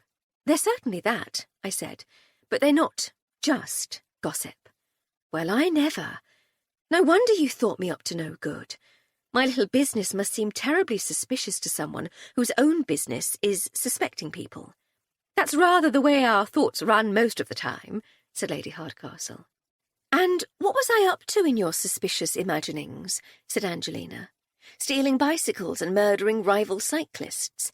Oh, and had I stolen the book and the painting too?" "I'm afraid so," I said. "We had quite an elaborate scenario worked out." Once more, the naughty girl laughed. "And why are you telling me this?" she said. "How do you know it's not true?" "We don't," said Lady Hardcastle. "And this might be a cunning ruse on our part to lower your guard and trick you into inadvertently revealing your guilt," I said. "You can never tell with lady spies and their pretend maids." "I shall be on my mettle," said Angelina. "What made you suspicious in the first place?" "A chap called Nisbet had his bike stolen from outside the village hall, and Daisy from the Dog and Duck saw you on a BSA road racer just like it. Nisbet got it back. It just turned up at the village hall the next day. He came to me asking if I'd take a look at it, but it was undamaged. The saddle was a bit wonky, but it had come to no harm on its adventures." "Well, that's good news for Nisbet, I suppose. But Daisy also saw a Culver's van calling on you late one evening. That's how we traced your bicycles to Treadway's and found out about your business." "Nothing's a secret in a small village, I suppose," said Angelina. "I thought I could keep things on the QT by moving stock at night, but that clearly just made me more interesting." "I'm afraid it did, dear," said Lady Hardcastle. "But we understand now." She was about to say something else, but we were all distracted by the loud slamming of the back door. She and I exchanged puzzled glances. "You there, Ange?" called a familiar young voice. "I got to the bottom bracket off like you said." The voice was getting louder as its owner approached. "Bearing's completely had it." This diagnosis was delivered by a slightly oily Mickey Yawn, who was now standing in the drawing-room doorway, wiping his hands on a rag. "Oh, sorry," he said. "I didn't know you had company." "Don't worry, Mickey," said Angelina. "Just some friends from the village. Lady Hardcastle and Flo Armstrong." Lady Hardcastle and I smiled greetings. "We've met," said Mickey. "I'd better be getting back to it, though. I'd like to get it all done afore I goes tonight. I just thought you'd want to know you was right." "Thank you," said Angelina. "Always good to be proved right. I'll come out and give you a hand in a while." Without another word, Mickey was gone. "You've met my new apprentice, then?" said Angelina. "We have," I said, though the last we heard he was a builder's labourer. He was. He's been working for his old gaffer this week on a job out near Tortworth, but his real passion is machines. He's a fine mechanic. He seems to understand how things work without having to be told twice. I don't suppose I'll keep him long before he gets snapped up by a motor car garage somewhere, but for now he's helping me with repairs and so on. "How very splendid," said Lady Hardcastle. "It's nice to know he's not the rascal that everyone thinks he is." "Oh, he's an absolute rogue," said Angelina with a chuckle. "But he's good at his work, and he does as he's told." "I hoped there might be good in him," said Lady Hardcastle. "But back to less pleasant matters. I don't suppose you have any insights into the murder or the theft. We're still rather stumped." "I'm afraid I can't help you. Blackmore was behind me during the race, and I know nothing about the art world." "Sorry." "Not to worry," said Lady Hardcastle. "It's our problem, not yours." Angelina looked at me as though contemplating something, then put down her teacup and stood. "Would you just excuse me for a moment?" she said, and left the room. Lady Hardcastle gave me a "what's all that about?" look, and I just shrugged. Angelina returned a couple of minutes later, holding another framed photograph. She handed it to me. "I'd like you to have this," she said. "We took a few photographs that day, for publicity, you know, and this was always one of my favourites. Such a lovely picture of your father." Her Geordie accent came through very strongly on this last word. I looked at the photograph. It was the same group, in slightly different poses, and my father wasn't even pretending to try not to smile. I couldn't stop the tears this time. We decided to end our busy Saturday with a trip to the Grange. It was about 6 in the evening, so we were cutting it fine if we wanted to catch the Farley Strouds before dinner, but we knew they wouldn't mind. We had no news, but Lady Hardcastle felt we ought to keep them apprised, even if it was simply to say that we knew nothing more.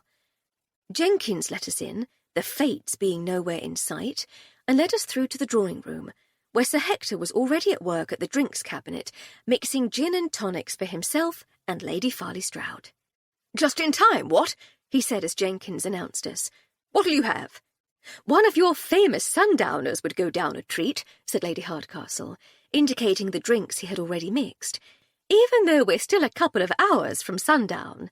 "Sun would be setting if we were in India, my dear. Goes down about 6 this time of year." "Florence?" "Looks as though I'll be driving us home," I said. "Just the Indian tonic water for me, please." "As you wish, my dear. Sit yourselves down. Make yourselves at home." We did as we were asked. "Good evening, Gertie dear," said Lady Hardcastle. "You're very quiet." "Hello, my dear," said Lady Farley Stroud, cheerfully. "No use interrupting the old duffer when he's making drinks. Best just to wait till the storm passes." "Best plan, my little pastel de nata. Should never distract a master craftsman while he's busy at his work." "Will you join us for dinner?" asked Lady Farley Stroud. "Not tonight, dear, I'm afraid. We have plans."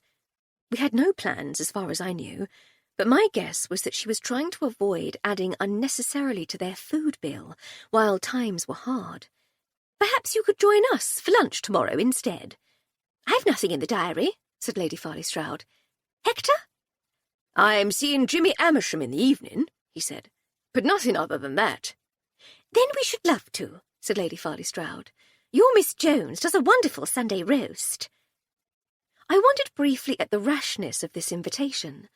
I knew Miss Jones had a large joint of beef that would serve 4 comfortably, with a good deal left over for sandwiches. But did Lady Hardcastle know that? After less than a second's thought, I realised that yes, of course she did. She pretended to pay no attention to household matters, preferring to let Edna and Miss Jones feel as though they were trusted to run things without her interference. The truth, though, was that she knew to the farthing what was being spent, and exactly what it was being spent on. She knew there was beef aplenty. "We usually dine at 1 on a Sunday," said Lady Hardcastle. "Do come along any time from 12, and we can have a little livener beforehand. If the weather is fine, perhaps we might sit in the garden for a while." "What a splendid idea," said Lady Farley Stroud. "I do love your little garden. Your man has worked wonders with it." "He has, hasn't he?" agreed Lady Hardcastle. "Any news on my painting?" asked Sir Hector, as he finally joined us. "None at all, dear, I'm afraid. We thought we might have found a likely suspect, but it turns out her business is entirely legitimate." "Goodacre down at the Dower House?" he said. "You suspected her?" "Yes," said Lady Hardcastle. "We did." "Gell's running a bicycle company, manufacture and repair." "You knew?"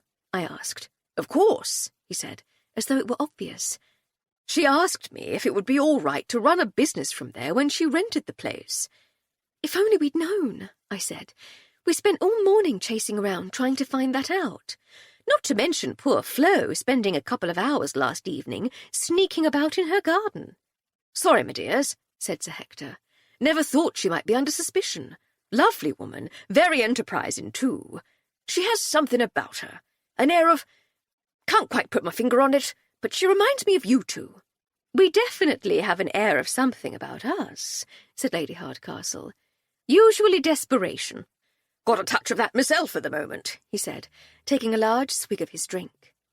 "What happened when those peculiar treasure people came to the Grange yesterday?" asked Lady Farley Stroud. "Did they find anything?" "They found nothing," said Lady Hardcastle. "They did it very thoroughly, though," I said. "They failed to find anything at great, tedious length." "Boring work, is it? Treasure hunting?" said Sir Hector. "It is the way they do it," said Lady Hardcastle. "Zibby does have some eccentrically abstract drawings of the eastern aspect of your home, though," I said. "You could frame them and put them with your summer haze." "Might be a nice addition if we had both the paintings," said Sir Hector. "Missing one's a view from the east, t'other one's a view from the west. That's why they need to be together as a pair. Both views of the house as it was before the new wings were added. Do you see?" "Ah, yes, I understand," said Lady Hardcastle. "To be honest, I don't remember ever seeing them." "Keep 'em in the study." "Ah, that would be why. I think we've only been in there once, when Gertie was asking for help with the missing emerald in '08. "And, to be truthful, unless you knew they were paintings of the Grange, you probably wouldn't notice them anyway. Even when you know, it's difficult to interpret 'em. The place looked so different then." "Which makes it all the more important that we get it back for you. We've allowed ourselves to become distracted by Inspector Sunderland's murder case, but we shall redouble our efforts to track down the painting and save the Grange." "We'll do everything in our power," I said. "What would we do without friends like you?" asked Lady Farley Stroud. I didn't voice the reply that popped immediately into my head. You'd be in exactly the same position. We're utterly useless, and we've achieved nothing. Instead, I raised my glass in salute, and we drank to friendship. It was a nice evening, so I took us home by the roundabout route. The road I chose skirted the Grange estate, and we hadn't gone far before we spotted Zeke and Zibby with their compasses, maps, and what looked like a military pace stick. They were measuring distances in the field and making more notes. Lady Hardcastle asked me to stop, so I pulled up beside a gate and we got out. The Freers paid us no attention as we approached them across the Farley Strouds' land. They huddled together as they usually did and didn't even look up from their maps and notebooks. "We have the landowner's permission to be here," said Zeke, still without looking up. "You can ask at the Grange," said Zibby. "We've just come from there, dear," said Lady Hardcastle. "How are you getting on?" "Oh, it's you, Lady Hardcastle," said Zeke. "Good evening." "And Miss Armstrong," said Zibby. "Good evening." "Good evening," I said, trying not to laugh. "We had a flash of inspiration," said Zeke. "There is a poem in one of the journals we've been reading," said Zibby. "It mentions an elm tree and talks about the pace of life. There's a line about, 'My heart is yours to the setting of the sun.'" "It doesn't sound like a classic of literature," said Lady Hardcastle. No, it's tosh, said Zeke, which is why we thought it had to be a clue. No one would have gone to all the trouble of writing it down otherwise. And how is it a clue? I said. The elm tree is obviously the starting point, said Zibby, pointing to a tree near the boundary hedge. And his heart, or his treasure, is buried to the west, in the direction of the setting sun. But how far to the west? Asked Lady Hardcastle. 70 paces, said Zeke. Because, I said. Because the traditional span of a man's life is 70 years and 10, said Zibby. The pace of life. And how do you know how long his paces were? I asked. Zeke proudly held up the military pace stick. We borrowed this from the museum in Chipping Bevington, he said. Sir Theodore was a military man, and this gives us a standard military pace. I couldn't fault their logic, though I had serious doubts about their assumptions. Very clever, I said. So where would it be? This is what's puzzling us at the moment, said Zibby. We've made all the measurements, and it should be there. She pointed, and for the first time I noticed a mound of freshly dug earth. We went down quite a few feet at precisely the correct spot, said Zeke, but there was nothing there. If it was buried, I said, might it not be 6 feet down? You know, where you might bury a body. That's a thought, said Zibby. We should dig down a little further before we give up. Zeke's shoulders sagged. It was clear that we should dig actually meant Zeke will have to dig. There's another consideration, said Lady Hardcastle. I presume you've come due west from the elm tree. We have, said Zeke, which is fine in general terms, but the sun doesn't actually set in the west. Depending on the time of year, it might set anywhere between south-west-ish and north-west-ish. She held her arms out to indicate a surprisingly wide arc of the horizon. If the poet were being precise and literal, you might have to know exactly when in the year it was written. Are there other clues? The date of the journal entry, perhaps? The poem is on a loose sheet, said Zibby, tucked inside the back cover. We'll have to reread it carefully to see if we can discern a time of year, said Zeke. After we've dug down to 6 feet, said Zibby pointedly. After that, yes, said Zeke wearily. I do hope you find something, said Lady Hardcastle. It would mean a lot to the Farley Strouds if you found their treasure. The Freers looked at us sharply. Their treasure, they said together. Actually, said Lady Hardcastle, you're right. It might belong to the Crown, but I'm sure they could come to an arrangement, given that it's on their land. If the coroner declares it to be treasure trove, said Zibby. Meaning that treasure was buried with the intention of retrieving it later, explained Zeke. Then it's up to the Crown what happens to it, said Zibby. Unless it has some archaeological or historical significance, though, the Crown often passes it back to the finder, not the landowner, just as they would if it wasn't declared treasure trove. And you would keep it all, said Lady Hardcastle. We would have found it, said Zeke. On the Farley Strouds' land, I said. It's treasure belonging to the former owner of the land, and, said Lady Hardcastle, arguably part of the estate as purchased by subsequent owners. And they've helped you find it, I said. Well, said Zibby. Not exactly helped, said Zeke. They've cooperated with you, I said, and answered your questions, said Lady Hardcastle. They were perfectly within their rights to tell you both to sling your hooks, I said, but they welcomed you and gave you every encouragement and assistance, said Lady Hardcastle. You would certainly deserve a finder's fee, I said, but almost anyone would consider the treasure to be rightfully theirs. Almost anyone, said Zibby. But not us, said Zeke. Then you ought to refill that hole and leave, said Lady Hardcastle. Once Sir Hector finds out about your attitude, I'm sure all permissions to be on his land will be rescinded. If you don't want to be sued for trespass, you really had better sling your hooks. You have no power to tell us what to do, said Zibby. Only the landowner can do that, said Zeke. The landowners are dear friends of ours, I said, taking a step towards them. Do you want to find out how hard I'm prepared to fight for my friends? They glared at us, but seemed, for now at least, in no further mood to argue. They sloped off towards the pile of earth, and Zeke sullenly picked up his shovel. We waited until we were sure he was properly refilling the hole, and then returned to the rolls. The Farley Strouds would be eating by now, so we decided not to interrupt. Instead, Lady Hardcastle telephoned them later that evening. Sir Hector was furious and assured her that his staff would have instructions to shoot the Freers on sight if they ever reappeared on Grange land. Lady Hardcastle persuaded him that shooting them might be a step too far, but that granting them further access was definitely a bad idea. Sir Hector reluctantly agreed. His estate manager, Ambrose Mogg, had a shotgun, though, he said. Terrible accidents could happen. Lady Hardcastle hoped most sincerely that no accidents occurred, and wished him good night. We spent the rest of the evening playing cards. I even allowed her to win a few hands. Chapter 15.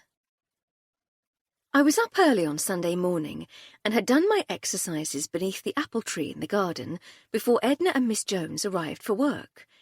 Chen Pingbo, the former monk who had been our guide and my teacher on our long trek through China in the 90s, had been very keen on the idea of performing our Tai Chi exercises among trees. I understood his philosophical explanations, but I didn't really need them. The truth was that I found trees, even though I could name very few of them, immensely calming, and exercising beneath our apple tree always seemed somehow right. I felt good by the time I returned to the kitchen. Not only was I invigorated by the exercise, but I had managed to focus the nebulous niggles that had woken me into a single, manageable thought. We need to find the stolen painting. I wished Edna and Miss Jones a good morning before going upstairs to change into something more appropriate, and by the time I returned, the coffee was brewing and the toast was under the grill. At least once a week, Miss Jones and I shared our wish that electricity would come to the village. She wanted it so she could have an electric toaster. I wanted decent light to read by in the evening. Edna sometimes chimed in with a desire for one of Mr. Hoover's electric vacuum cleaners from America. None of us seemed likely to get what we wanted for a few years yet, so Miss Jones kept an eye on the grill. I squinted at night by the light of an oil lamp, and Edna swept the floors with her trusty broom and beat rugs in the garden with a carpet beater we had bought in Chipping, Bevington. I took Lady Hardcastle's starter breakfast up a little earlier than usual. I thought I might be able to get away with it if I was enthusiastic enough about the day ahead, and vague enough about just how early it was. 7 in the morning was not her favourite time of day. The sun had risen more than 2 hours ago, and the day was already bright, so that helped. I threw open the curtains, flooding the bedroom with golden light, and wished her a cheery good morning. For reasons she had never adequately explained, Lady Hardcastle slept with her head completely under the covers, and the croaky response to my greeting came from beneath the crisp white sheet. Hands appeared and flicked the sheet clear of her face. Her hair, which she refused to tie up at night, was fanned about her head like a dark halo. "Is it 8 already?" she said. "Almost," I replied. "Keep it vague, Flossie, keep it vague." "How? Almost?" she said suspiciously. "Oh, you know, almost. Is it more or less than half an hour before 8 o'clock? A little more." She groaned and flipped the sheet back over her face. "You've been sitting up in bed and planning the day when there was something you wanted to do," I said.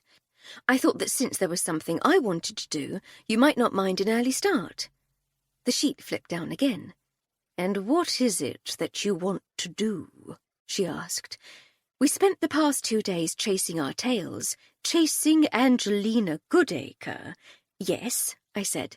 2 days on a wild Goodacre chase.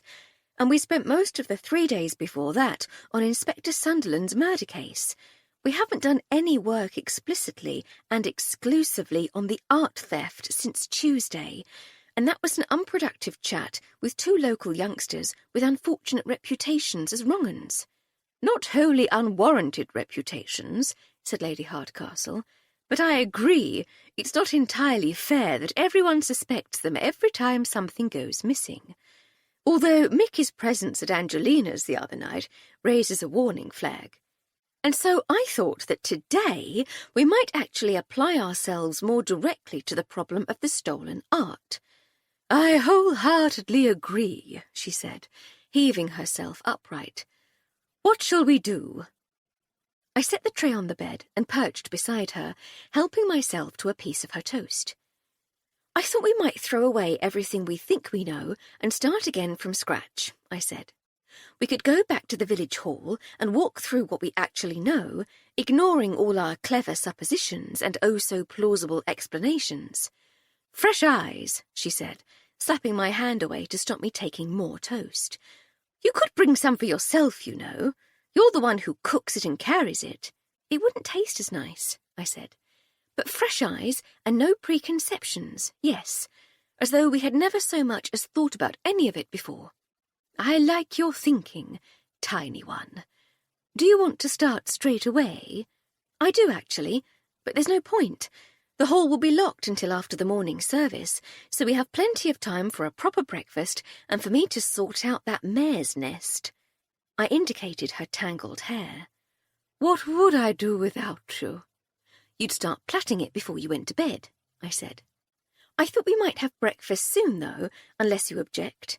Give me half an hour, please. Right you are, I said. Breakfast at 7:30.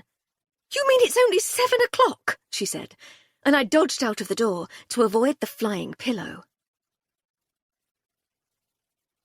After a leisurely breakfast, we made sure Miss Jones was happy to feed the Farley Strouds at lunchtime, and then strolled into the village.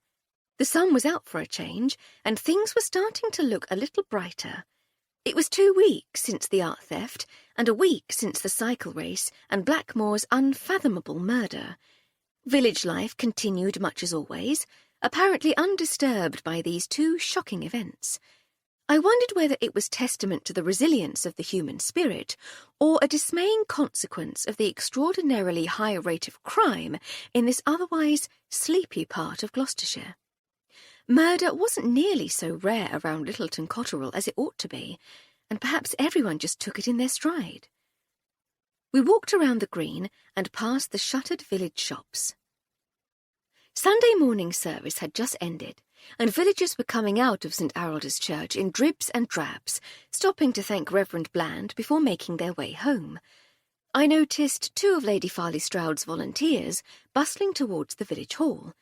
A few of the villagers were making their way at a more leisurely pace behind them. "Is today the last day of the art exhibition?" I asked. "No, it has another week to run," said Lady Hardcastle, "with a grand closing ceremony and prize-giving next Saturday afternoon." "It's a shame it hasn't been well attended." "It is, isn't it? Or rather, it's a shame it hasn't been consistently well attended. Everyone from miles around came on that first day, but then it all just fizzled out." "I suspect they were all here to see the Westbury Shakespeare," I said. Once that was gone, it was just a rather charming display of local art. "Some of it rather good, it must be said." "Surprisingly so," I said. "Who would ever have guessed that the people of Littleton Cotterell possessed so much talent? There's talent everywhere. We just don't give people the chance to express it. Think of all the wonderful acts at the show last year. We have musicians and performers in our midst, as well as all these marvellous hidden artists. I often wonder how rich our cultural life might be if we weren't forced to toil all day to make a wealthy employer wealthier still." "You ought to be careful," I said. "That sort of utopian talk will get you locked up round here. They don't trust that sort of thing. And you've never done a day's toil in your life, by the way. One doesn't have to toil to be enraged by the system that requires it of others. Unfairness and injustice affect us all. When we get the vote, you should consider going into politics. So should you, dear. You'd make a wonderful MP." I'll stick to looking after a wonderful MP, thank you. You do all the scary stuff, and I'll make sure your hat's on straight." She laughed. "Can you imagine it? Mr. Speaker, the right honourable gentleman is neither right nor honourable, nor, as far as any on this side of the House has been able to ascertain, a gentleman. You'd certainly make a name for yourself, even if it was just for breaking the record for the shortest speech before being asked to leave the chamber." We had almost reached the village hall when a smart new motor car driven by Mr. Basil Westbury drew up beside us. We stopped to greet him. "Good morning, Mr. Westbury," said Lady Hardcastle. "What a lovely day for a drive." He didn't seem especially pleased to see us, but his innate politeness took over. "Good morning to you too, Lady Hardcastle, and Miss Armstrong. Yes, my good lady wife was busy with some correspondence for one of her charities, so I thought I might take the Crossley out for a spin. I just sort of ended up here. How wonderful that you did. We're going in to have another look at the art exhibition." He looked at the village hall and at the now half a dozen or so villagers who were making their way inside. "It looks like a popular place to go on a Sunday morning," he said. "If you'd asked me, I would have guessed it would be much quieter. It's rather pleasing, isn't it? We were just saying we wished it had been busier over the past 2 weeks. Are you free to join us?" "Well, actually, Not to worry," said Lady Hardcastle. "We quite understand. You're out for a quiet drive. You carry on. It was lovely to see you." "Thank you," he said. "Good day to you." We walked on. "I like him," I said. "He has just the right amount of awkwardness. Rich men are so much easier to bear if they're not too self-assured." "I find his Shakespeare obsession quite endearing too," said Lady Hardcastle. "Perhaps we should invite the Westburys to our dinner party for Angelina. Would she not find it a little overwhelming? She's a circus performer, dear. How could a large, eager audience be overwhelming?" As we neared the door to the village hall, I touched Lady Hardcastle's arm to stop her going in. "Let's start from the back," I said, veering away from the front door, as though we were the thieves. "I thought we were casting all our previous assumptions aside," she said. "I did say that, but we've always made those assumptions from inside the hall looking out.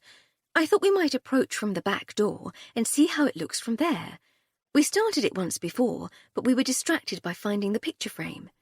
I remember, but clean slate and all that." "Clean slate," I said. "But I really do think that the thieves coming in through the open back door is one of our more reasonable assumptions. I suspect you're right, actually. It would have been much easier, and much less conspicuous, come to think of it, for them to have started the fire after slipping in through the storeroom." "Thank you," I said. "So, it's Saturday morning, and Lady Farley Stroud has given her speech. The crowds are pressing to get in through the front door. Many, many happy people, all desperate for a glimpse of the £1,000 book." "Just so," I said. By now, we had reached the rear of the hall. "Can we be seen from here?" We turned to look towards the green. The angle of the building did slightly obscure us, but we would have been in plain view to anyone standing in the queue. I pointed this out. "Ah, but don't forget the platform where Gertie made her welcome speech," said Lady Hardcastle. "It was right there." She pointed. "You can still see the dents in the ground where it stood. It would at least have partially hidden us, and the fact that it was there at all would have discouraged people from bothering to look in the first place. I think we're in the clear."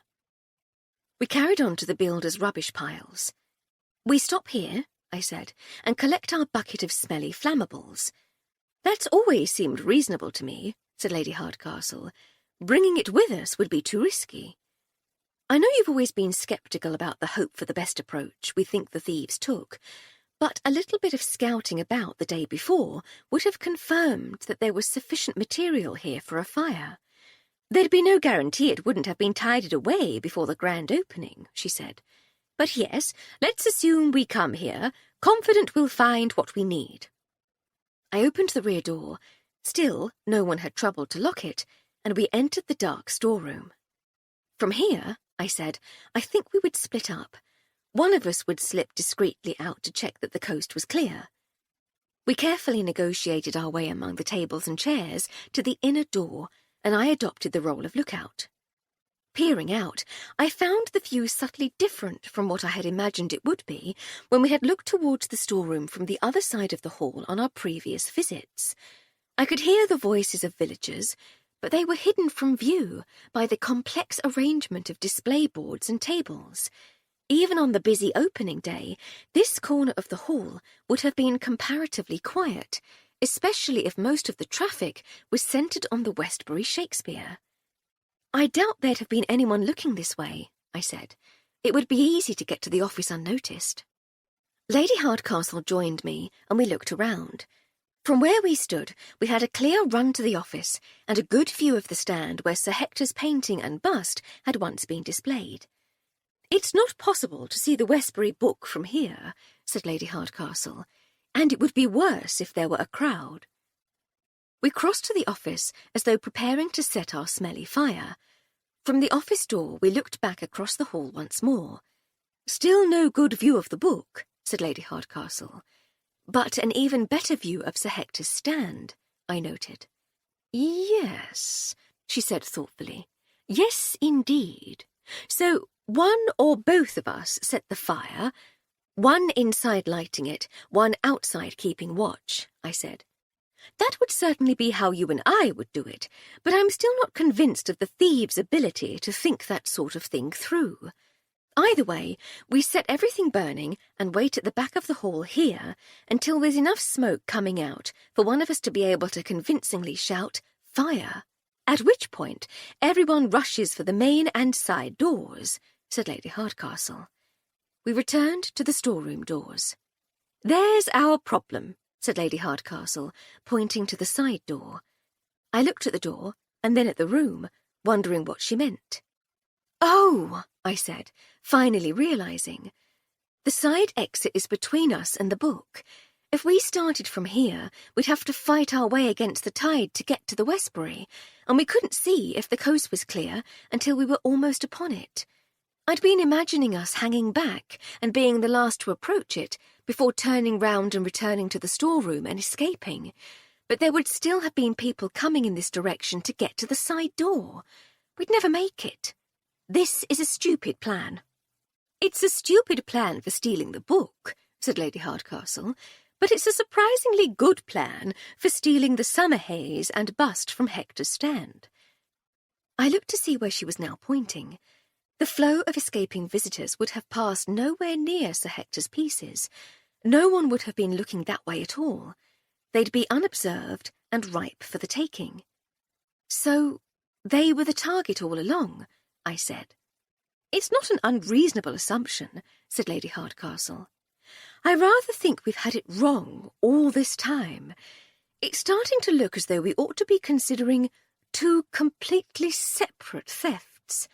It just doubles the problem, though," I said. "We might have an idea what happened to the painting, but how was the Westbury Shakespeare stolen? I have no idea, and to be honest, I don't really care. That's Cordelia Harrell's problem. I know one shouldn't be a snob, but the much-talked-about Westbury Shakespeare sounds absolutely ghastly. I like Westbury, I really do, but that sort of gaudy, arrivist frippery doesn't show him in a good light at all." I laughed. "Don't hold back, my lady," I said. "Imagine how you might have felt if you'd actually seen it." "Well, I mean, really, all that gold leaf and those inlaid jewels, it doesn't bear thinking about." I laughed again. "All right, then," I said. "From here, we can safely revert to our original thoughts. We grab the painting and bust while everyone is looking the other way and hoof it out the back door." We slipped out, still unseen by the exhibition's few Sunday visitors, and stood once more beside the familiar rubbish piles. "Once we're safely out here, away from any prying eyes," said Lady Hardcastle, "we break the painting out of its frame, smash the bust." "Why?" I asked. "Why go to the trouble of taking the bust if we're just going to smash it up outside?" "You have me there, I'm afraid. An attempt to confuse matters? To make it look more like a crime of opportunity than a planned theft?" "Perhaps," I said. "Or perhaps they simply dropped and broke it in their haste, then smashed it up completely to make the pieces easier to conceal. Either way, we've destroyed the frame and the bust. I started poking about in the rubbish piles again, near where we'd found the broken frame.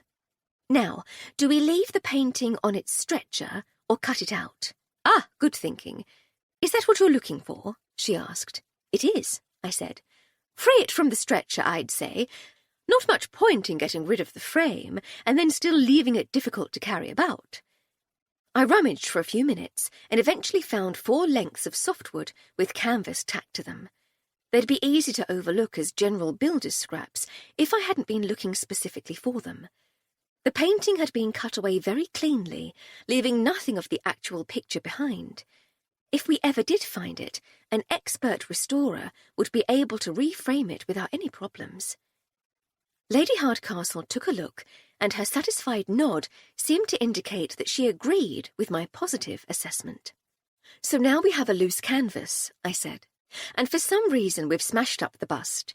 Without the cumbersome book, and with the canvas rolled up and concealed under a jacket, getting away is even easier than we'd originally supposed. No need for handcarts or perambulators. We just walk off into the crowd without any difficulty.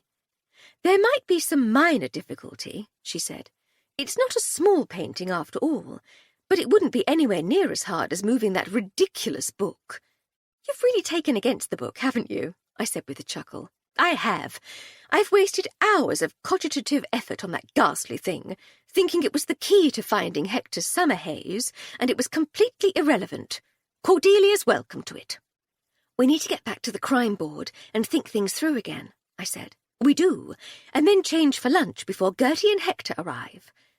We walked home, discussing our new version of events. Lunch with the Farley Strouds was extremely enjoyable. Sir Hector was as wonderful a guest as he was a host, and kept us all amused with tales of their life in India, which delighted Lady Farley Stroud, who joined in the reminiscences, adding colour and correcting details.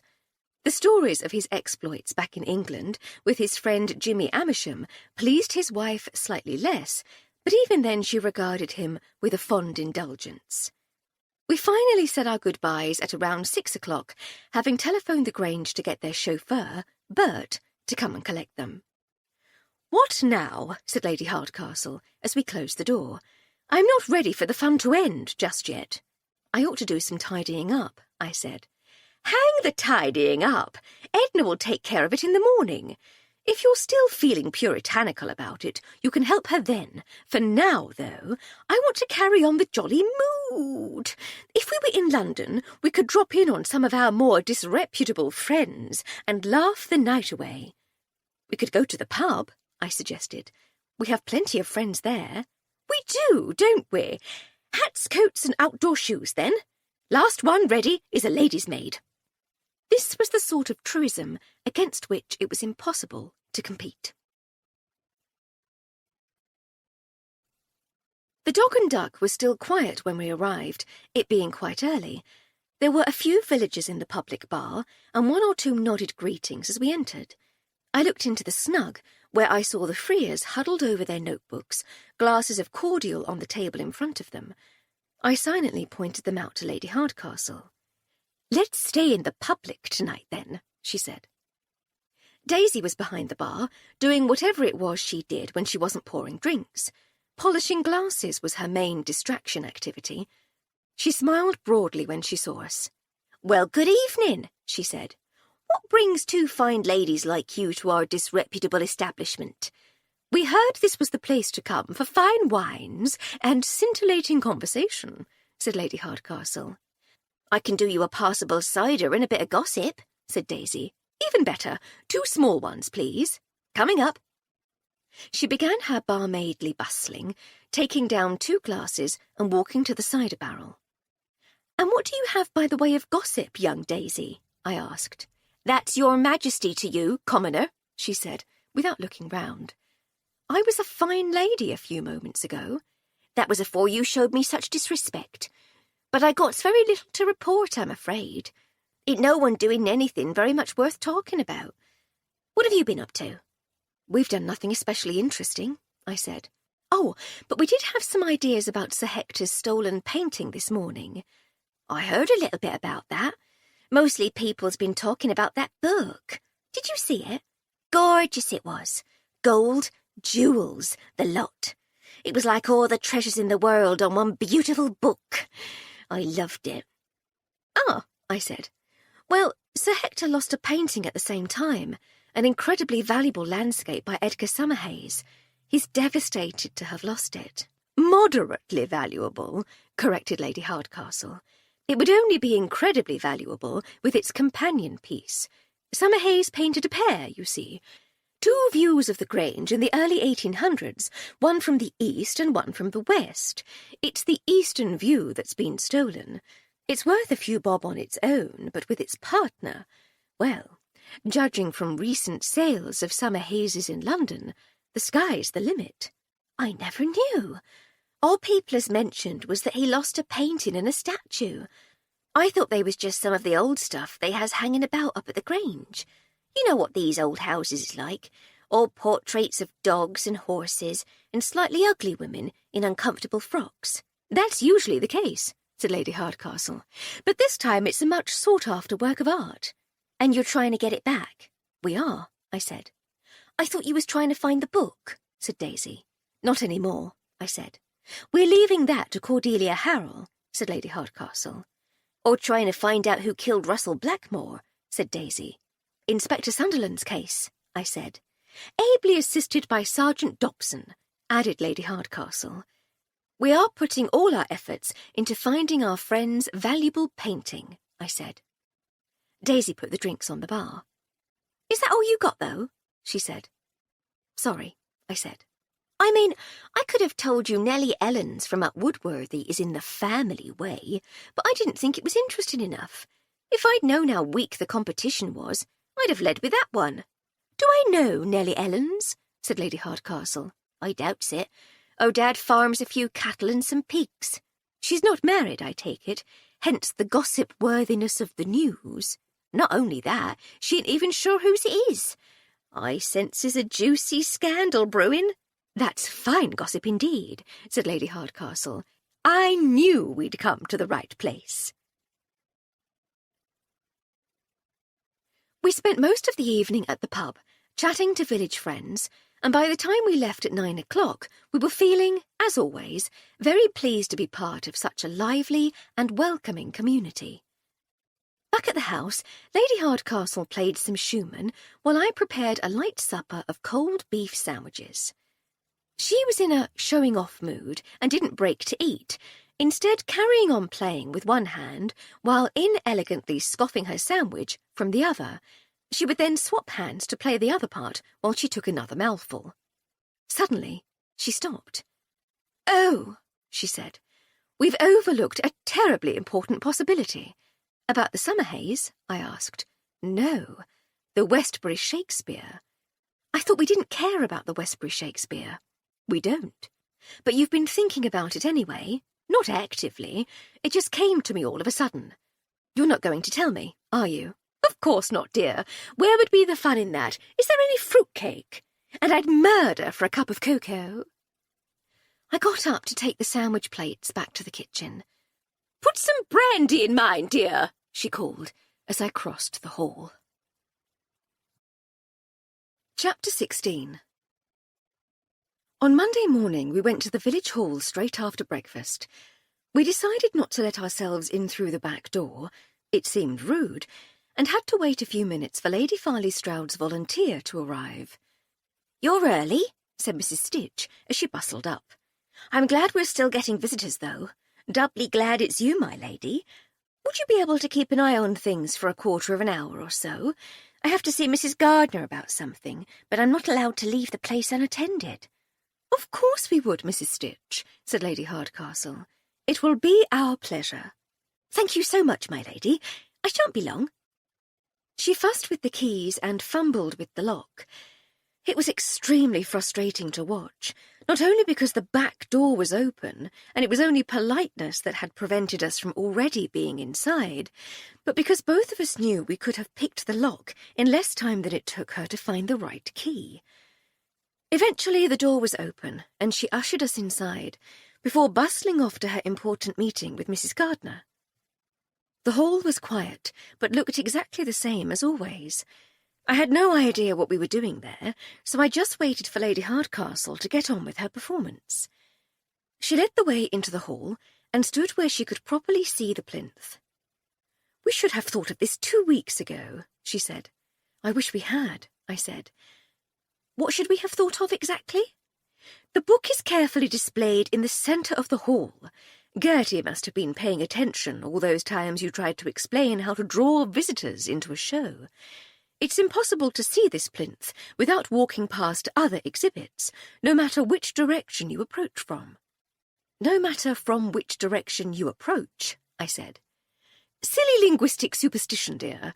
Lots of dull men in the 17th century trying to make English behave like Latin." I knew this. An Englishwoman's right to end sentences with prepositions was one of her favourite rants. She might have enjoyed teasing me by pretending to misremember names, but I played games of my own from time to time. I briefly considered providing a lecture on the utter stupidity of avoiding split infinitives, but I decided we probably had better things to do. I did inadvertently grin at the thought, though. "Oh, touché, tiny servant," she said. "But I'll get you back, don't you worry. As soon as we've solved the mystery of the missing Westbury Shakespeare." "You're going to have to try harder than that, though," I said. We were interrupted by the sound of the door opening. "That'll probably be Mrs. Stitch," said Lady Hardcastle. "I was hoping she might take a little longer. I have something I'd like to do, and I'd prefer we were alone. Hi-ho!" The footsteps on the hall's parquet floor were not those of a middle-aged lady, though. They were the solid, resonant clicks of a man's shoes. We turned to see Mr. Westbury rounding a pottery display. "Oh," he said, "good morning again, ladies." He passed us and stood next to the empty plinth where his book had once lain. "We have to stop meeting like this." He gave a small, unconvincing laugh. "We were just contemplating your stolen book," said Lady Hardcastle. "I've thought of nothing else," said Westbury. "I imagine it's been much on your mind."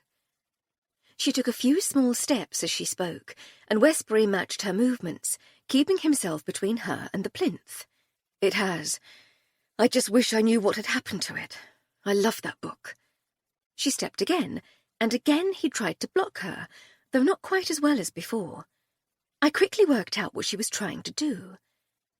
"We began by wondering," I said, as I moved in the opposite direction to Lady Hardcastle, "why someone who had managed to grab your valuable and very heavy book would stop on the way out to steal Sir Hector's painting and bust as well."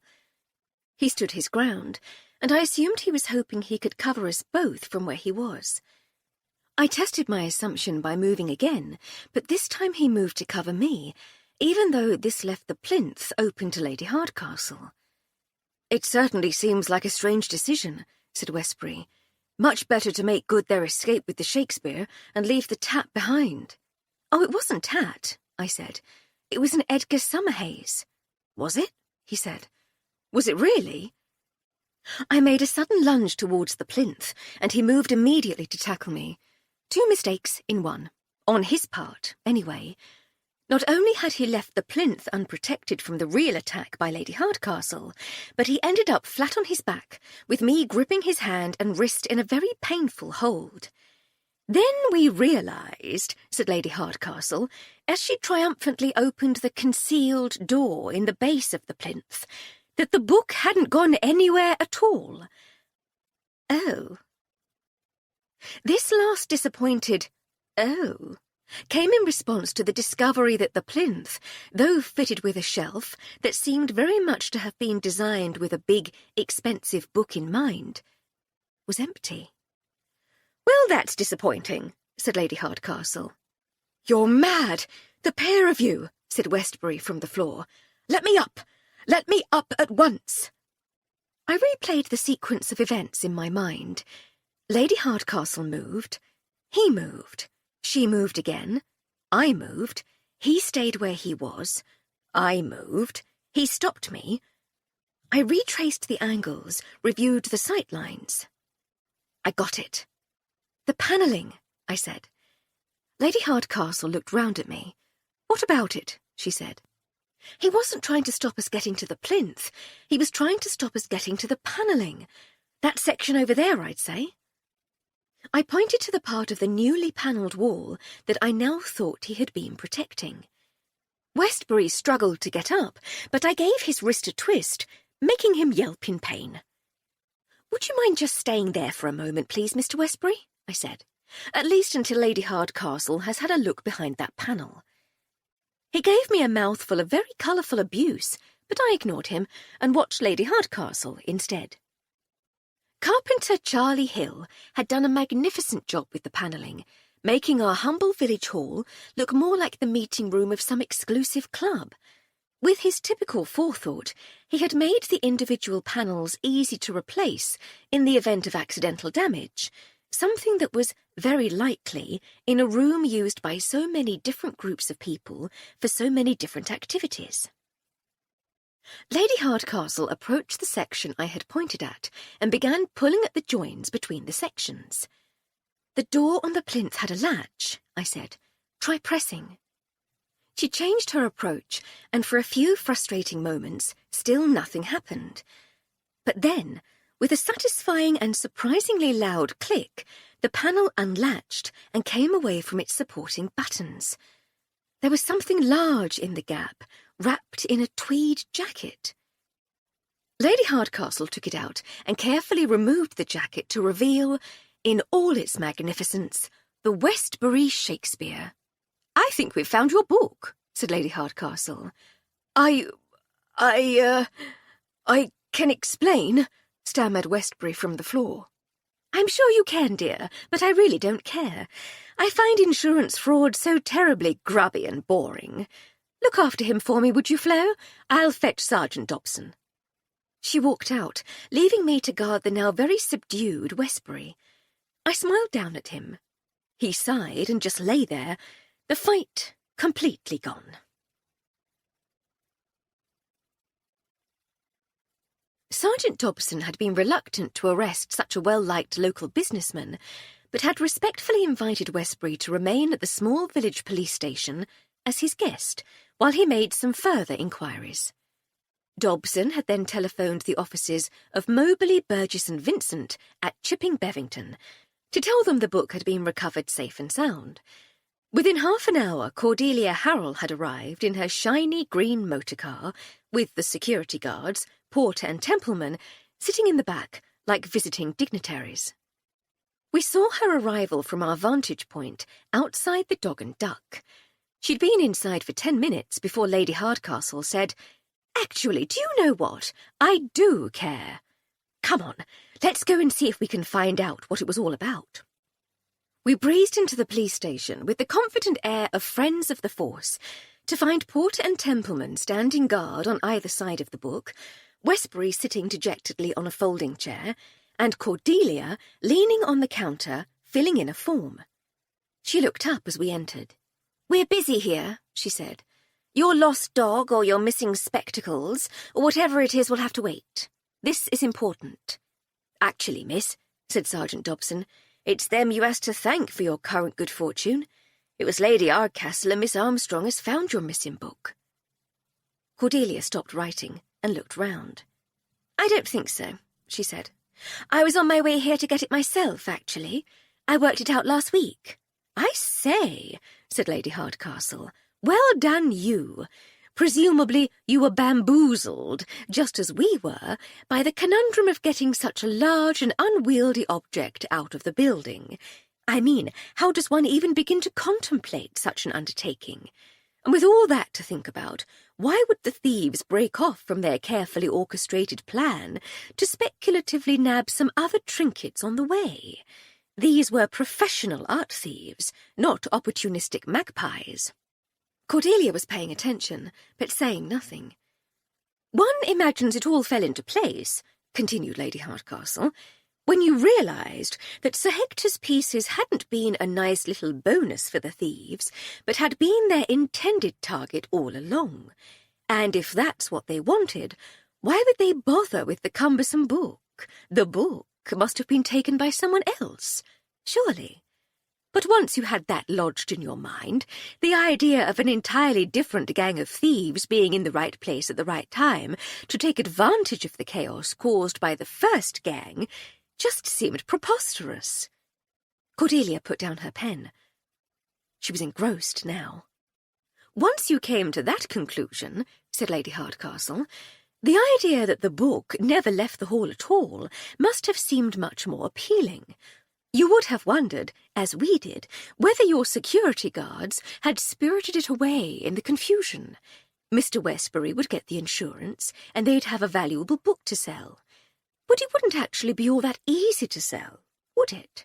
Something that famous, that valuable. Who would buy such a thing? It wouldn't be like flogging a stolen ham down the local pub. It would require expertise and circumspection. I have every respect for Messrs. Porter and Templeman, but I think that sort of endeavour is beyond them."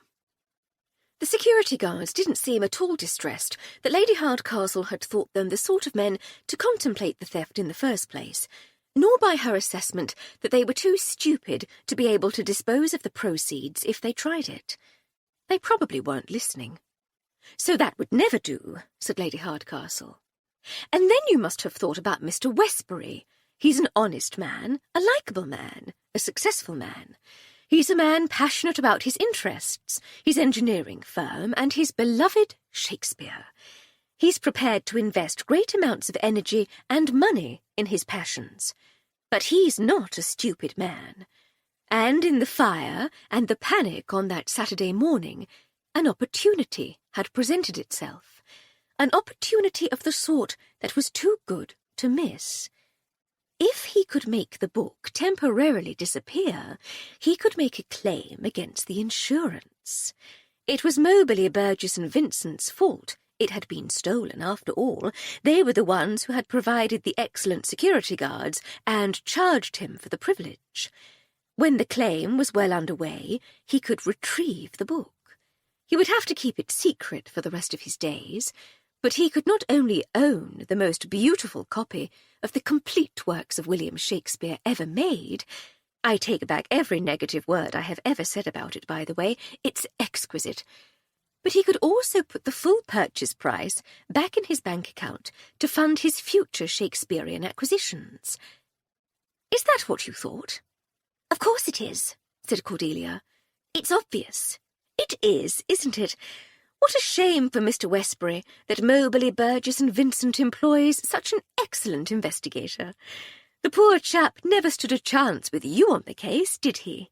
"Oh, but there is one thing you probably haven't fathomed out. Mr. Westbury, why did you hide the book in the wall and not the plinth? And how did you know those wall panels came off so easily?" Westbury looked sullenly up from his inspection of the police station floor. "What?" he said dejectedly. Lady Hardcastle repeated her question. "I spoke to Hill about making the plinth. Asked him to put a storage compartment inside.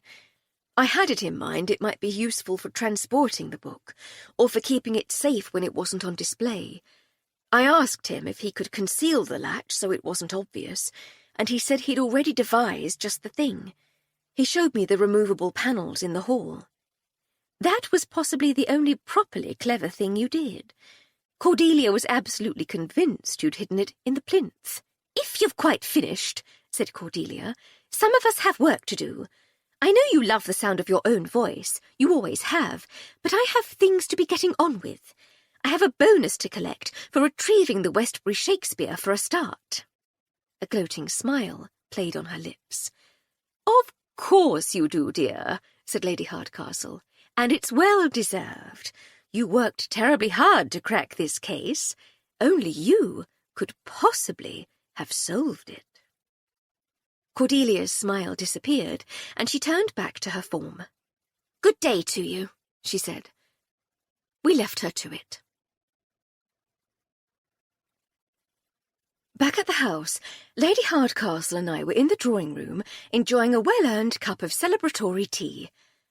"What do you think will happen to Westbury?" I said, as I munched on one of the McVitie's digestive biscuits I had sneaked from Miss Jones's tin in the kitchen. "I'm not at all certain," said Lady Hardcastle. "He attempted to defraud Moberly, Burgess and Vincent, but although I'm sure he made the claim, it's not clear they paid out, or even made any commitment to do so. Cordelia was still investigating, though, so I shouldn't imagine any money has changed hands. I have no idea how the law treats such matters. Perhaps it depends on how Mumbly, Bumbly and Fribble feel about it, I suggested. She grinned at me. You see, I said, there's no trick to it. Anyone can mangle names for comic effect. You're not as clever as you like to imagine, you know. I feel suitably chastened, as you should, I said. But Messrs. Moberly, Burgess and Vincent might want to send a message that they're not to be trifled with, in which case they'll press for a trial and conviction. Or they might want to conceal the fact that one of their top investigators was taken for a fool for more than 2 weeks, in which case they'll just quietly cancel his policy and refuse ever to deal with him again. While making sure that Cordelia gets her bonus to keep her quiet too. She wouldn't come out of it well if the full story became known, though, so I doubt she'll make much fuss. You could set the cat among the pigeons by telling your side of the story, mind you. To what end, though, dear? It's not as though I need the money, and one likes to imagine one is above petty point scoring. Apart from all the petty points you just scored while you schooled her at the police station. Oh, that was just some light-hearted joshing about, a bit of fun between old college friends. As you wish, I said. I hope nothing too bad happens to Westbury, though. Even though he's greedy and vain, everyone's greedy and vain. It's just that most of us don't take it to quite that level of excess. Or if we do, we're more careful not to get caught. Honestly, his improvised plan was as shaky as anything. He nearly fooled you. I had the gist of it, just the wrong hiding place. I'd have found it in the end. Actually, we should both have thought of it sooner. Do you remember the stolen rugby trophy in '09? Oh, my goodness, you're right. How foolish of us both. Still, all's well that ends well, and all that. It hasn't quite ended, I said. We still need to find the summer haze. We do. I have some ideas now, but none I'm prepared to share. As always. She grinned again, but before I could ask anything further, the telephone rang. You'd better answer that, said Lady Hardcastle. Someone might want to talk to us. I went out into the hall and picked up the earpiece. Ahoy, I said. Oh, what, dear? It was Lady Farley Stroud. Hello, my lady, I said. It's Florence. Do you want to speak to Lady Hardcastle? No, dear. I mean, yes. Can you both come to the Grange at once? We've been burgled. Burgled, I said. When? Overnight. Have you telephoned the police? Yes, my dear. But Dobson said that since nothing's been taken, there isn't much he can do. That's why we need you. I've been trying to call you all morning, but there was no answer. I'm sorry, my lady. Edna doesn't like answering the telephone. It frightens her. I know how she feels, my dear.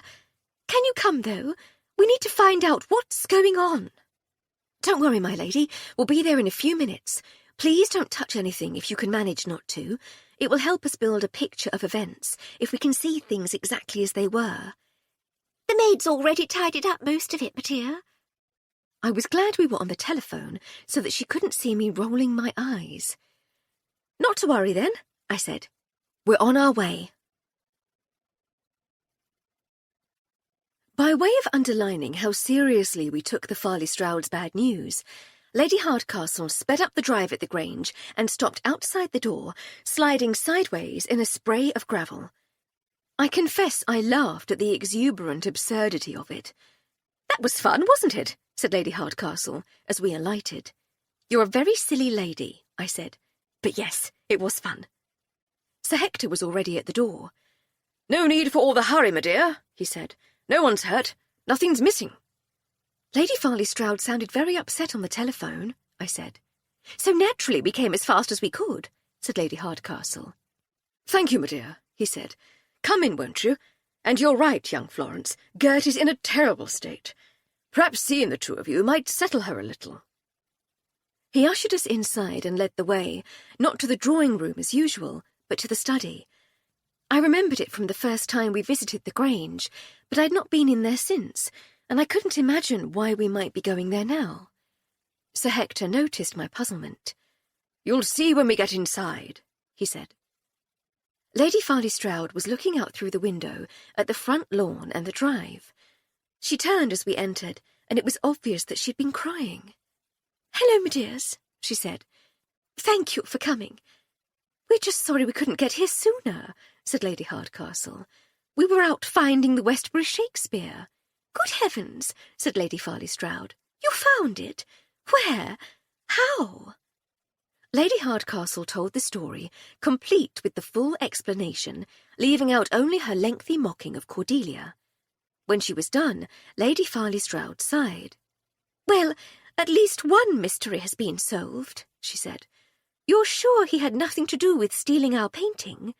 "As sure as we can be, yes. But on to more pressing matters. What happened here?" "The maid found the library window open first thing this morning," said Sir Hector. "Whole place had been searched." "How could she tell?" I asked. "Did they leave a mess?" "Not a mess as such, but nothing was in its right place. Books not lined up on the shelves, ornaments moved. You know the sort of thing." I did know the sort of thing. It was the sort of thing we worked hard to avoid in our line of business. If Lady Hardcastle and I broke in somewhere to search it, we made sure to leave no trace of our presence. "Not professionals, then," said Lady Hardcastle. "Thought you'd know the difference," said Sir Hector, with a satisfied nod. "Jenkins and I walked round the ground floor, and every room was the same. Nothing taken, nothing damaged, but everything slightly out of place. The big shock was when we came in here, though. Door was opened like all the others, and then we saw that." He pointed to the space above the mantelpiece. From the way the wallpaper had faded, it seemed there had once been 2 paintings there, and I remembered him telling us that he had kept the 2 Summerhaze landscapes in the study. Lady Hardcastle clearly remembered too. "Good heavens," she said. "They took the other one?" "Thankfully no, dear," said Lady Farley Stroud, pointing to the desk. "They just took it down and put it there." Lady Hardcastle walked round the desk and examined the painting. "It doesn't look as though they did anything to it," she said. "That's what I thought," said Sir Hector. Lady Hardcastle suddenly ducked down and fussed about on the floor. She emerged a few seconds later with something in her cupped left hand. "I think I know what happened," she said, and showed us a handful of pencil shavings. "Beggared if I have the first idea," said Sir Hector. "I've had my suspicions for a week or more, but I've not wanted to say anything until I was certain." "But you're certain now?" asked Lady Farley Stroud. "What's going on?" "Not certainly certain. There's something I want to check first, but almost certain. We've almost run out of suspects after all, so I think it's obvious to us all who's behind it, but I shall be able to tell you more in a little while." Lady Farley Stroud was clearly not satisfied with this answer, but had come to know Lady Hardcastle well enough over the past 4 years to be sure that there would be nothing she could do to persuade her to elaborate. She would tell us in her own good time. "Hector, dear, do you know roughly when the elm was planted over by the eastern border of the estate?" "I know precisely," said Sir Hector. 2nd of October, 1880. Had it planted the day Clarissa was born. It's Clarissa's tree." "Thank you, that's most helpful. Do you have your picklocks, Flo, dear?" asked Lady Hardcastle. I touched my brooch. From long habit, I always carried a set of picklocks, either in my bag or there, in the special brooch she had given me for my birthday a few years before.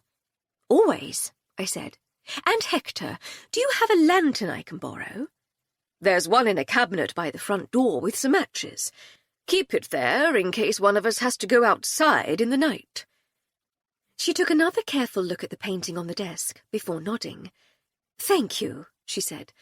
"We need to go outside and check something." "Want me to come with?" asked Sir Hector. "Would you mind awfully if we went alone? If I'm right, it might be a little cramped for 3 of us." "Not at all, my dear. If it involves clambering, crawling, or general rootling, it's probably best left to you youngsters." "Thank you. We'll be back in the jiffiest of jiffies. Is there any chance of a cup of tea for when we get back, Gertie dear?" Lady Farley Stroud stepped over to the fireplace and rang the bell. I'll have tea and sandwiches waiting for your return, she said. Lovely. Thank you, said Lady Hardcastle. Come then, Flo. Let's see if we can settle all this once and for all. She led me out of the study, through the front hall, and out the door. Chapter 17. We walked across the front of the house to the west side. Lady Hardcastle was in the lead, walking with definite purpose. "Where are we off to?" I asked, as I trailed along behind her. To find the treasure, she said. The treasure that's been hidden here for nearly 100 years? The very same. The treasure that has eluded 2 owners of the house and 2 expert treasure hunters? I think expert might be overstating it a bit, but yes, that treasure. And what makes you think you can find it when all those others couldn't? Because I know what I'm looking for. I caught up with her. Because, I said. Perhaps that's not entirely fair, she said, without lessening her pace. Neither Hector nor the tobacco merchant before him knew they were looking for anything at all, so of course they found nothing. Tobacco Man built his delightful neo-Gothic wing, and Hector just lived here. They weren't trying to find a secret vault. And the Freers are a couple of sinister idiots who accidentally murder cyclists and look in the wrong place. It was them, then? Surely you've suspected them for a while. I know I have. Well, yes, I said, but without a coherent story behind it. I didn't want to say anything in case it sent us off in the wrong direction. Luckily, it was their insistence in heading off in the wrong direction that settled things for me. Here we are. Where were we, though? As far as I could see, we were facing a blank Victorian wall where it joined a blank Regency wall. There was a flower bed planted with something green and leafy. The reason the Freers stole Hector's painting, said Lady Hardcastle, was that it showed what the Grange looked like before Tobacco Man made his changes. We really do need to find out his name, by the way. We can't keep calling him Tobacco Man. What they didn't know was that they were looking at the wrong side of the house. We may never know why they didn't just look on this side as well, but once they became obsessed with that silly poem, they weren't interested in the house anymore anyway. They concentrated on the elm tree instead, I said. The one that wasn't planted until 29 years after Elderkin died. That elm tree, yes. The pace of life and the setting sun. What a lot of old bilge. If we know they're on the wrong track, though, why the hurry? Because they might be on the right track now. They must have overheard us in the pub on Sunday night, when we were talking to Daisy about the 2 paintings of the Grange. I'd lay good odds they broke in here last night, and the dear little Hepzibah made a sketch copy of the 2nd painting. Those were her pencil shavings on the floor, you think? I said. Well, they could be anyone's, but Gertie runs a tight household, and I doubt she'd have allowed pencil shavings to remain on the study floor for more than half a day. I'm going to say they were Miss Freer's. She's no artist. Thoroughly useless, agreed Lady Hardcastle. But the image will be fresh in their minds, nevertheless. So if they have a new sketch of the old shape of the house, even one as ineptly drawn as I'm certain it will be if Zibby produced it, they'll eventually see, as I just did, a statue of winged victory, on a plinth inscribed XXI Juni MDCCCXIII, the date of the Battle of Vittoria, against the western wall. Summerhays was very detailed in his work. It's very easy to see. Do you know, I do wonder if that's why he's enjoying a revival of interest in these photographic days. We're coming to expect realism in our images. But anyway, in his obsession with realism, he included every detail, even down to the drain inspection cover beside the statue. A drain cover that doesn't make any sense. It doesn't fit in with any of the old gutters and drain pipes, as far as I can see. There didn't seem any point in interrupting or protesting that I was struggling to see her point, so I just smiled. Now, the drain cover would have been buried by the new wing. She pointed to the yellowish Victorian stone. "But I'm hoping the builders didn't think about it too much and just extended the whole thing to... here." She pointed again and dabbed the soft earth with the toe of her boot. "And as soon as the Freers figure that out, they'll be over here with a shovel. Do you have a shovel?" I patted my pockets. "I must have left it in my other jacket," I said. "Well, this will never do. See if you can find one, would you?" It took me 10 minutes, but I eventually returned with the requested shovel. "I'd start there if I were you," she said, pointing to the dent she'd made earlier with her boot. "It'll be under there, if it's anywhere." Mine is not to reason why, and all that. I dug. The earth was soft and the digging easy. I'd soon cleared an area about a yard square and 2 feet deep. There was a metallic clonk as my shovel went in again. "There," said Lady Hardcastle. "That wasn't so difficult to find after all." "Not for you," I said. "You just stood there tutting. It's an important part of the job. Is it a drain cover?" I scraped away a little more earth. "It does seem to be," I said. "Should I clear it completely?" "Yes, please, dear. We'll need to be able to lift it." I carried on digging. A few minutes later, we were standing beside a shallow hole with a cast-iron drain cover at the bottom. It had a recessed handle, so I tried to lift it. Nothing happened. I tried again. Still nothing. "This might be the time to switch from tutting to helping," I said. With a tut and a sigh, Lady Hardcastle crouched beside me. It took us a few moments to work out how we might both get a grip on the handle, but we managed it in the end. "After 3, I said. 1, 2, 3, heave," she said.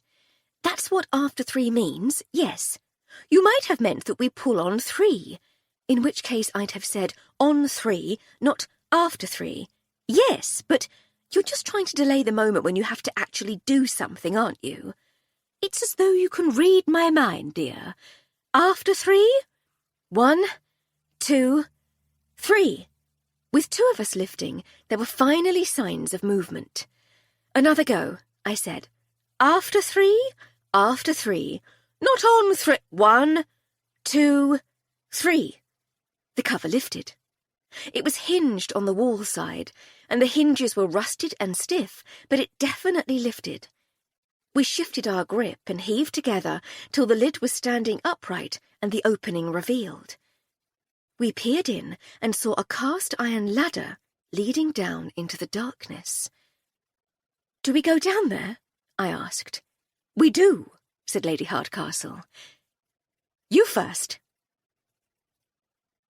I started down the ladder while Lady Hardcastle lit the lantern.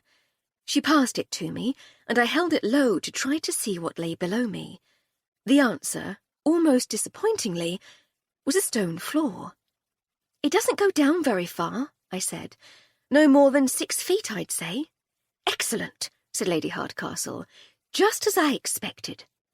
When you get to the bottom, you should find a tunnel. It won't be large, but it should be big enough to get through without too much difficulty." I climbed carefully down and stood on the damp flagstones. Sure enough, there was an arched, brick-lined tunnel about 4 feet high. "You're right," I called. "Go down it," she said. "I'll be right behind you."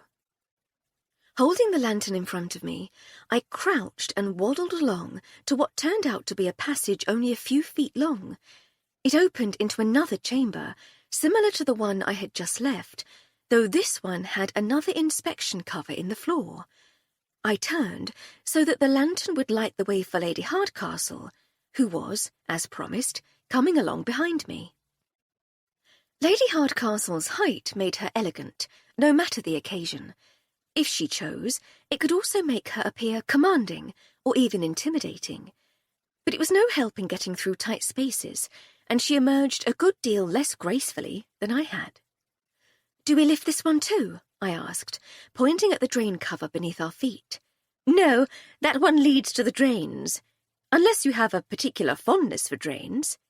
"No, that time we escaped through the sewers of Salzburg cured me of any romantic notions I might have had about drain exploration." But if not that, then what are we doing here? We're looking for the entrance to Teddy Elderkin's treasure vault, of course. And how do we know it's here? How do we know this isn't just the access to the drains? Well, we don't know as such, but we have a pretty good idea. If you look at the way all the gutters and downpipes are arranged around the building, this isn't at all an obvious place to put the access point. The internal drainage from the house almost certainly converges at the rear of the house, near the kitchens. There's a manhole cover next to the terrace. You must have noticed it. I had not. Well, it's there.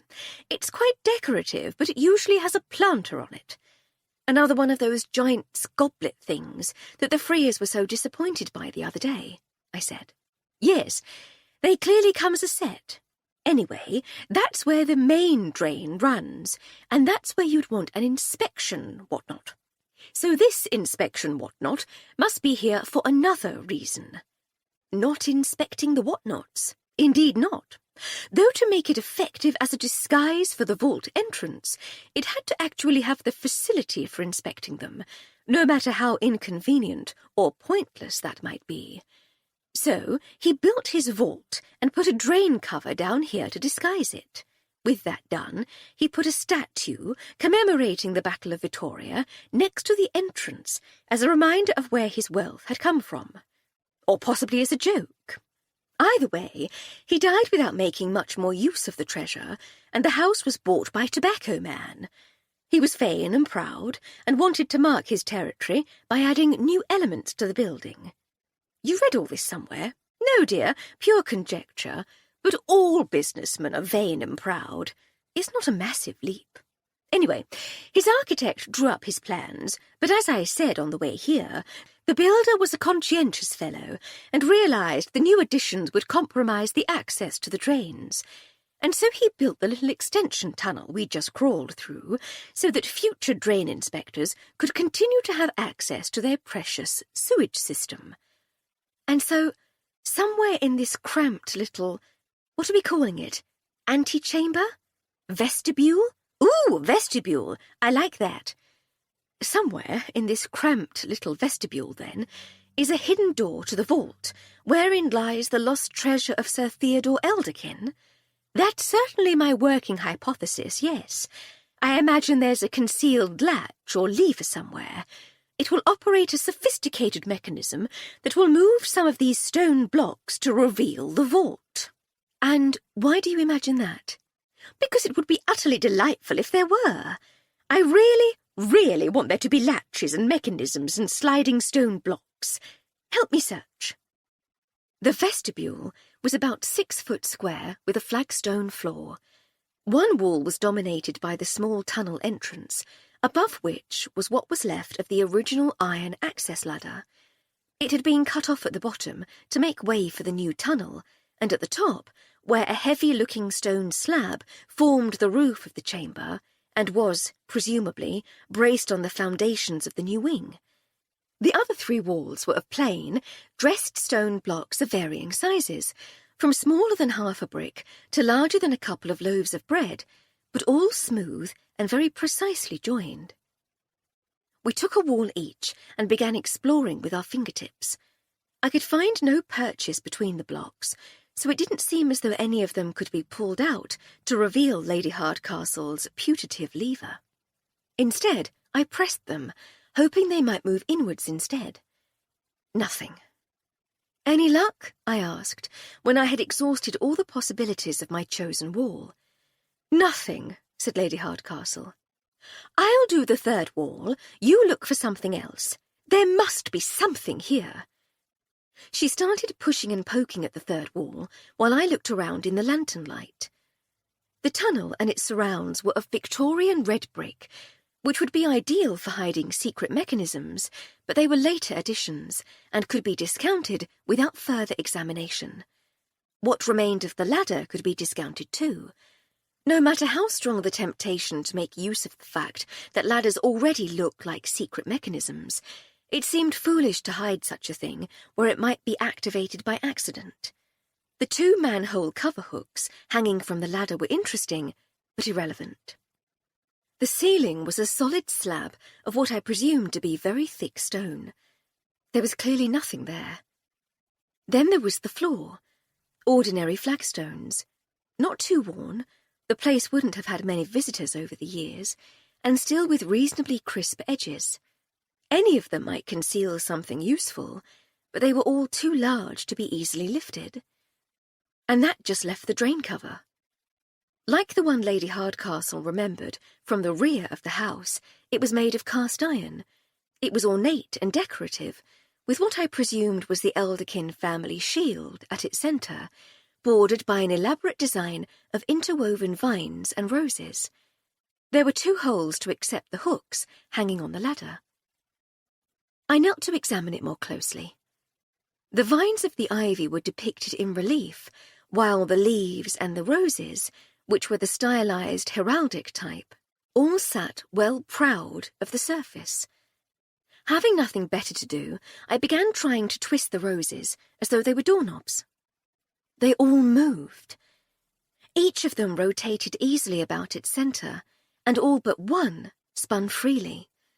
The last one gave a little more resistance and stopped after a quarter turn, as one of the ivy leaves flipped up with a loud click. Lady Hardcastle stopped her poking and turned round. "What have you found?" she asked. "A keyhole," I said, and took off my brooch. The lock was old and slightly stiff, but it wasn't too badly corroded, and it took only a few minutes' work to carefully tease it open with my trusty picklocks. There was another click, louder and deeper in pitch, then a grating noise, as, in full accordance with Lady Hardcastle's wishes, some sort of counterweighted mechanism rumbled into action. A section of wall of a similar size to the Victorian tunnel slowly slid outwards to reveal a flight of stone steps leading downwards. "Would you like to go first this time?" I said. "A kind offer, dear, but I think you should. That way, if I lose my footing, I'll have something soft to land on." I took the lantern and set off down the steps. At the bottom of the steps, we found ourselves in what might best be described as a grotto. To one side was a tailor's dummy, wearing an officer's uniform of the 8th Dragoon Guards. A crested helmet of black leather and brass, topped with a black plume, sat on a hat block in a recess. A viciously heavy cavalry sword was mounted on a wooden stand, with its scabbard in another recess. There was a portrait of a handsome young officer hanging on the wall. He was dressed in the same uniform, wearing the same sword. Other mementos of the Peninsular War filled more niches and alcoves around the walls. In the centre of the room was a very large chest. Made of some dark, heavy wood, it had an arched top and was bound with thick iron bands. It was locked. "Well, if this isn't the treasure of the Battle of Vittoria," said Lady Hardcastle, "then this is certainly where it used to be kept. This is quite the museum." "I like Elderkin a little more for it," I said. "If the Freer's account is accurate, he was a hero, but he chose to keep it all private. He wanted to commemorate his part in the war, but down here, where only he could see it. Other men, usually men who did far less, would have had all this on display in the entrance hall. You're quite right. I've been to many houses exactly like that." "Do we think the chest contains the treasure?"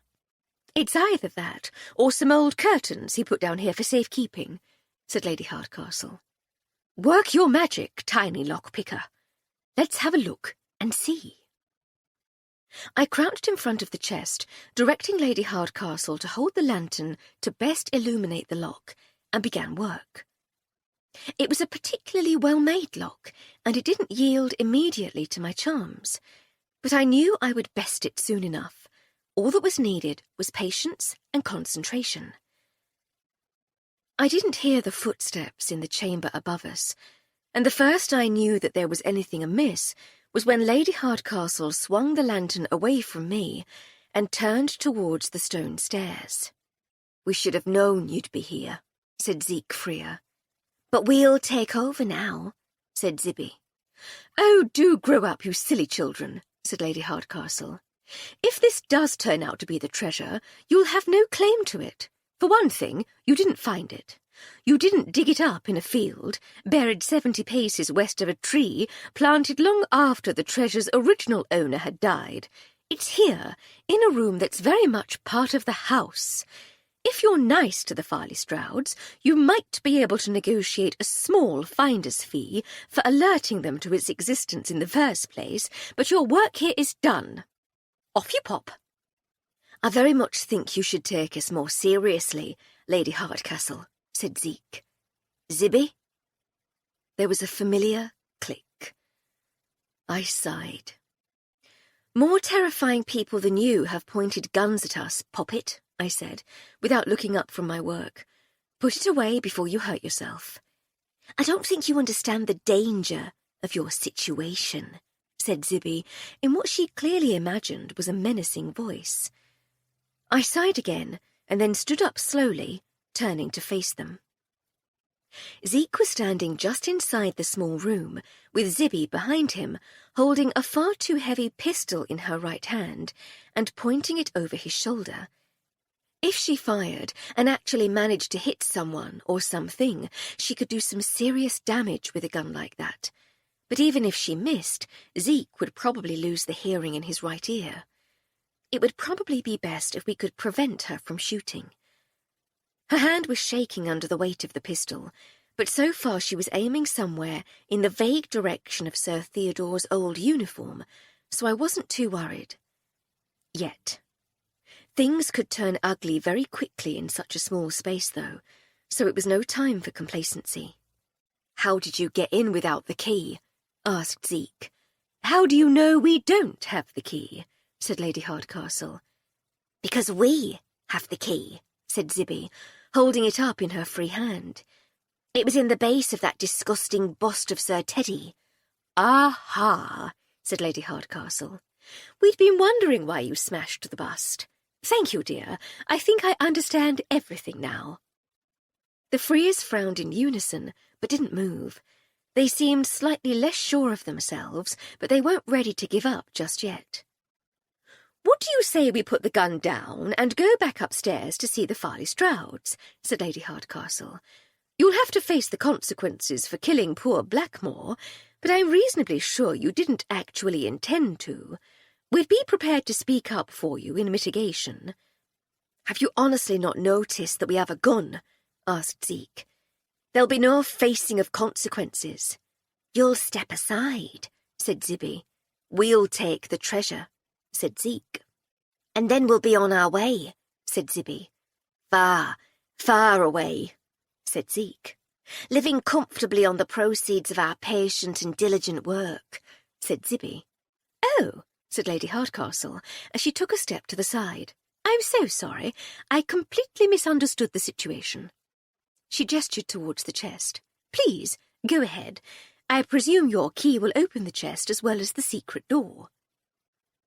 One of the few advantages we had in our line of work was that men, almost without exception, entirely failed to see us as any sort of threat.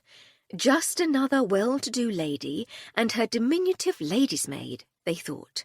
Nothing to worry about there. It should have been annoying, but it was so fantastically useful that we were actually rather pleased about it. Dear Zeke didn't let us down. Grinning, he stepped further into the room with his attention entirely upon the chest. No need to pay any heed to the well-dressed lady with the ready smile and chirpy manner standing to his left. What could she possibly do? She didn't even warrant a second glance. Which was a shame. For him, at least. If he'd been looking at Lady Hardcastle, he would have noticed the slight change in her balance as she readied herself to swivel her body towards him. He'd have seen her right elbow as it hurtled at his face. He might even have had time to get out of the way before it struck him forcefully on the bridge of his nose. I was fully prepared for the sickening crack as his nose broke, having been the one who taught her the move in the first place, but Zibby wasn't at all ready to see her brother so abused. She yelped in shock and surprise at the sudden violence, and her gun arm waved about erratically. I was reasonably confident that she had no real intention of shooting either of us, but a frightened girl and a gun she doesn't properly understand is never a good combination. While Zeke was grunting, swearing, and trying to stem the sudden and explosive flow of blood from his shattered nose, I quickly stepped in front of her. This focused her attention back on me, and I once more found myself in a dismayingly familiar position. Someone who didn't like me very much was pointing a gun at me. I kept my hands low and my voice quiet and steady. "Stay calm, Zibby," I said. "We can sort this out. There's no need for anyone else to get hurt." "She broke his nose," she said. She did. And isn't that enough? Put the gun down. "I've got a better idea," she said, suddenly fierce. "You put your hands up." I don't like giving away trade secrets, but this was exactly the invitation I was hoping for. It gave me an excuse to move my arms. I began to slowly raise my hands. All was well. She was expecting movement. She was still in control. She wasn't expecting the suddenness and force of my next move, though. I quickly ducked my body to the right. As I turned, I continued raising my arms and began to cross them, bringing the back of my right hand up against her right wrist and grabbing the barrel of the pistol in my left. Using my right hand as a pivot, I was able to bend her wrist backwards, pointing the pistol even further away from us all and twisting it from her grip. It's an effective technique, but not without risk, as we all immediately discovered. Like all amateurs, Zibby had her finger on the trigger, so that as I twisted the gun away, she inadvertently squeezed it. The report wasn't anywhere near as loud as I had feared, but it was still a shock in the tiny room. Zibby shrieked, Zeke yelped, Lady Hardcastle tutted, and I was struck on the arm by a flake of stone from the wall, where the bullet had made a significant crater. I handed the revolver to Lady Hardcastle, who broke it open and emptied the 5 remaining rounds and 1 spent cartridge into her hand. She put the gun on one of the stone shelves and the ammunition in the pocket of her jacket. "There," she said. "That's better. I'm afraid it always ends this way when people point those things at us." She looked at Zeke, who was still groaning. "Oh, do stop making such a fuss, dear. Dr. Fitzsimmons will set that for you in a jiffy, and you'll be right as 9pence. Zeke said something colourfully uncomplimentary about Lady Hardcastle, who just tutted again and shook her head. "Now," she said, "I'm going to go and fetch Sir Hector, and you're going to be good boys and girls for Aunt Florence. And don't be deceived by her size and her easy-going demeanour. Any nonsense from either of you, and a broken nose will be the least of your worries." She went to push past Zibby, but stopped at the sound of a shout from above. "Are you down there, my lady?" It was Constable Hancock. "Yes, Constable," called Lady Hardcastle. "Are you all right?" "Quite all right, thank you, dear. But we have a couple of new guests for your cell, if you wouldn't mind. If you start making your way back out again, we'll send them up to you." "Right you are, my lady." There was a minor amount of sullen grumbling from the Freers, but the fight had gone out of them. We gave Constable Hancock time to get back through the tunnel, and then ushered them up the steps. I followed Lady Hardcastle up the final ladder and into the Monday afternoon light to find quite the gathering. Constable Hancock and Sergeant Dobson were holding Zeke and Zibby Freer, though they didn't seem to need much holding. Sir Hector and Lady Farley Stroud looked anxiously on. "Oh, Emily," said Lady Farley Stroud, "thank goodness you're safe." "Of course we are, dear," said Lady Hardcastle. "Why wouldn't we be?" "We saw these 2 scoundrels arrive on their bicycles. Hector was going to go out and give them a piece of his mind, but we saw that she pointed at Zibby, was carrying a gun. They were heading in the same direction you'd gone. We telephoned the police station at once." "All's well as ends well," said Sergeant Dobson. "I'm going to arrest these 2 on suspicion of breaking and entering last night here at the Grange. Is there anything else I should be adding?" "One or two things, Sergeant, yes," said Lady Hardcastle. "There's the theft of a landscape by Edgar Summerhayes from the Littleton Cotterell Art Exhibition, the theft and destruction of a bust of Sir Theodore Elderkin from the same show, the theft, and, to be fair, the subsequent return of Felix Ulysses Nisbet's bicycle from outside the village hall. Pointing this awful thing at Flo and me," she handed the sergeant the revolver, "and the killing of Russell Blackmore during the inaugural Woodworthy and Littleton Cotterell Cycling Club's annual race and convivial ride." She took the pistol ammunition from her pocket and dropped it in Constable Hancock's open hand. "Ezekiel and Hephzibah Freer," said Sergeant Dobson, "I am arresting you for all them things what Lady Hardcastle just said." While he and the constable handcuffed the Freers, Sir Hector came over to us. "Well, my dear," he said, "did you find it?" "I'm not entirely sure," said Lady Hardcastle. "We certainly found something. Hold on a moment." She turned to Constable Hancock. "Miss Freer has a fancy key in her jacket pocket, Constable. Would you fish it out and pass it to Sir Hector for me, please?" Hancock did as he was asked, and Sir Hector held the key in the flat of his hand, looking at it as though it might be able to speak. Lady Hardcastle handed him the lantern and pointed to the open drain cover. "If you go down the ladder there, you'll find a small chamber with an even smaller tunnel leading from it. Follow the tunnel, it's only a few feet long, to another chamber and a flight of stone steps. Go down the steps, and you'll find what you find." "You'll come with me, though," he said. "Would you mind if Flo accompanied you, dear? I confess I found the whole thing a little cramped."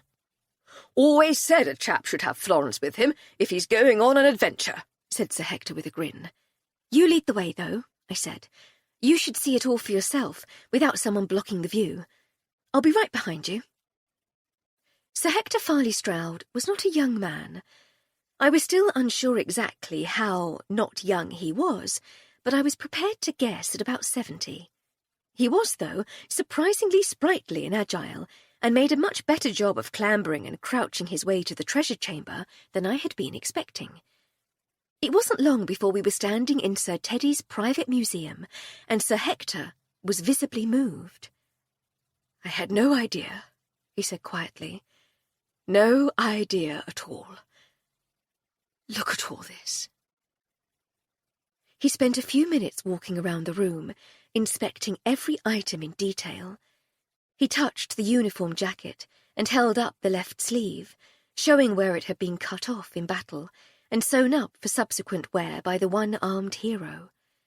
Finally, he came back to the huge chest, which he regarded with a mix of anticipation and trepidation. "Don't know whether to open it now," he said. "Might be the solution to all my problems, but it might contain an old dinner service and a canteen of cutlery." "We thought old curtains," I said. He laughed. "Yes," he said, "that would be more my sort of luck." "There's only one way to find out for certain," I said. "There is, my dear. There is." He crouched down and fitted the key into the keyhole on the front of the chest. It turned easily with the reassuring sound of a well-made and substantial lock. Reaching his arms wide, he grasped the sides of the arched lid and lifted it. We looked inside, the first people to see the contents of the chest for more than 60 years. "Bugger me," said Sir Hector quietly. Chapter 18. We were still with the shocked Sir Hector and Lady Farley Stroud an hour later, when Inspector Sunderland arrived at the Grange. Sergeant Dobson had telephoned him as soon as he received Sir Hector's call. Jenkins showed him into the drawing-room, where we were all sitting in armchairs, drinking tea. "Good afternoon, sir. Good afternoon, my lady," said the inspector. He seemed to notice Lady Hardcastle and me for the first time. "Oh, and good afternoon, my lady. Good afternoon, miss. I wasn't certain you'd be here, though I confess I hoped you might be." We acknowledged him with raised teacup salutes. "I came straight here," he continued. "I presumed this was where the action would be, but I take it from the absence of Dobson and Hancock that the Freers have been arrested?" "Banged up in chokey by our trusty local Rozzers," I said. "Good show. Is everyone here all right?" "We're all fine, thank you, Inspector," said Lady Farley Stroud. "Emily and Florence took care of things magnificently." The inspector smiled. "Yes," he said. "They tend to do that." We raised our teacups in salute once more. "The reason I'm glad you two are here is that I was hoping you might be able to provide me with a decent picture of what's been going on before I interview the Freers. Why were they here? Why did they have a pistol? Dobson was light on the detail. He just said I should hurry to the Grange." "Well, I was here," said Sir Hector, "and I don't have the first idea what's going on. I'd welcome a proper explanation myself." "As would I," said Lady Farley Stroud. "Well," said Lady Hardcastle, with undisguised relish. She took a sip of her tea while she composed her thoughts.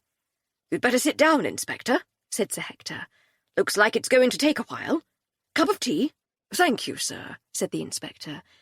He helped himself to tea and settled into an armchair with his notebook and pencil.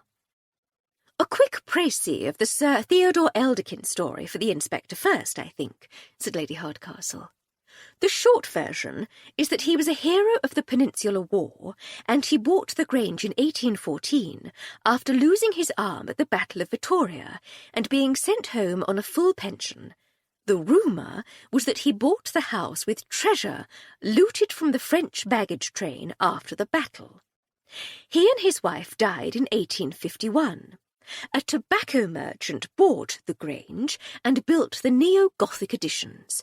He sold it to Hector in 1876. "Just got back from India, do you see?" said Sir Hector. "Suited us perfectly." "I couldn't imagine you both anywhere else, dear," said Lady Hardcastle. "But years pass, and the story of Teddy Elderkin's treasure is forgotten, until two self-styled treasure hunters from Yorkshire, the brother and sister Ezekiel and Hephzibah Freer, see a reference to it in... Actually, I can't quite remember what they said about that. They learned of the treasure, anyway, and followed the trail of clues to Chipping Bevington. You'll be able to persuade them to tell you the precise nature of their discoveries, I'm sure, but at some point they decided that they needed to know what the Grange looked like in Elderkin's day, before Tobacco Man... What was his name, Hector dear?" "James Tazewell," said Sir Hector. "Of Tazewell's fine snuff? I had a great-uncle who swore by it." "Among other things, yes," said Sir Hector. "Owned a snuff mill north of the city. Sold pipe tobacco mostly, though. Very wealthy fella." "Well, I never." So, the Freers wanted to know what the Grange looked like before Tazewell added his delightful pointy bits to the house, and they heard that a painting depicting exactly that would be on display at the Littleton Cotterell Art Exhibition. They devised a horribly amateurish plan, but a dismayingly successful one, as it turned out, to steal the painting on opening day. They came in through the rear of the hall. You really must persuade your ladies to lock that, by the way, Gertie dear. They brought a bucket of smelly flammables in with them, set a fire in an unlocked office, and made off with the painting in the confusion. They also took the bust of Sir Theodore, which they somehow knew contained the key to the vault. You'll have to ask them about that, I'm afraid. I have no idea how they knew it would be there. "I shall, don't worry," said the inspector, who was making copious notes as Lady Hardcastle spoke. Once back outside the hall, they carefully, and from what we saw of the remains of the stretcher, Hector, they were very careful, they carefully took the painting from its frame and smashed the bust to retrieve the key. I presume it was in the base. Do you remember? Gertie insisted the base was alabaster like the bust itself, but I rather think it had been replaced with something altogether more frangible with the key inside it. That would be why we found all those tiny bits, I'd say. But anyway, this next part is just speculation on my part, but it's the only thing that explains all the subsequent events, so I'm happy to put it forward as a hypothesis. I believe they removed the saddle from a very distinctive BSA road racer bicycle that they'd seen parked regularly outside the hall. They rolled up the painting and put it in the... what's the tube where the seat goes called, Flo, dear? It's the seat tube, my lady, I said. How boringly literal. I was hoping it might be the descending linear barge tube or something equally unfathomable. But they rolled up the painting, hid it in the bicycle, replaced the saddle, and joined the crowd of panicked art lovers outside the hall, knowing that the bicycle would be there when they returned next day to retrieve the painting. How could they be certain of that? Asked the inspector. Well, they couldn't, could they? Said Lady Hardcastle. But they couldn't be sure they wouldn't be spotted setting their fire, or crossing the hall in the wrong direction, with a painting under their arms. The whole thing was a shambles of inept planning, a failure waiting to happen, but they thought themselves so clever. And they got away with it, up to that point. They'd seen the distinctive bicycle at the same place every day for a few days, so they reasoned that it would still be there, or would have returned from wherever its owner took it when it wasn't there. So they came back the next day and stole the bicycle. We overheard its owner, a Mr. Felix Nisbet, complaining of the theft to Constable Hancock. I remember hearing of it, said the inspector. I had no idea it might be connected. No, it took me a while to work that one out. I presume the Freers casually rode it to some safe spot where they wouldn't be overlooked as they took off the saddle and removed the stolen painting. And that was when their plan started to unravel. It turns out that, though distinctive, the BSA road racer isn't rare, at least not here in Littleton Cotterell, where there are so many keen cyclists. They had stashed their loot not in the bicycle they saw there regularly, but in another machine that was only there for the day. This was not at all how it was supposed to work. They had to trace the owner of the other road racer, and I imagine they had no idea how to proceed. But then fortune swung back in their direction, and their chance came in the form of the inaugural Woodworthy and Littleton Cotterell Cycling Club's annual race and convivial ride. With all the local bicycles assembled in the same place, they were able to find the one holding their vital clue to the treasure. Why bother, though? Asked the inspector. What was so important about the painting? In reality, nothing at all, said Lady Hardcastle. It's valuable in its own right, more so as part of a pair, but to them it represented the most vital clue in their search for the treasure of Teddy Elderkin. It was no such thing, of course, but in their inexperience they'd built it up in their minds as the most important thing, and they knew they absolutely had to have it. It would show them, they believed, some clue to the entrance to the secret treasure vault. But it didn't. As it turned out, no, it didn't. Nevertheless, they pursued it. They identified the bicycle as being the one belonging to Russell Blackmore. They saw it up close when he stopped to speak to us in the queue for registration before the race. The next part of their plan could now begin. You're about to tell us they murdered Blackmore, said the inspector. I can't prove it, but again it's the only thing that makes sense. I suggest they'd scouted the route and found a suitable location for their bizarrely impractical new scheme. They either moved one of the direction signs or made their own. One moment, said the inspector, as he flicked back a few pages in his notebook. I asked Dobson to check with the committee. Ah, here we are. All their signs were accounted for when they went round to collect them back up. So they made their own, then? That might give you some proof if you can find evidence of sign-making in their rooms at the Dog and Duck.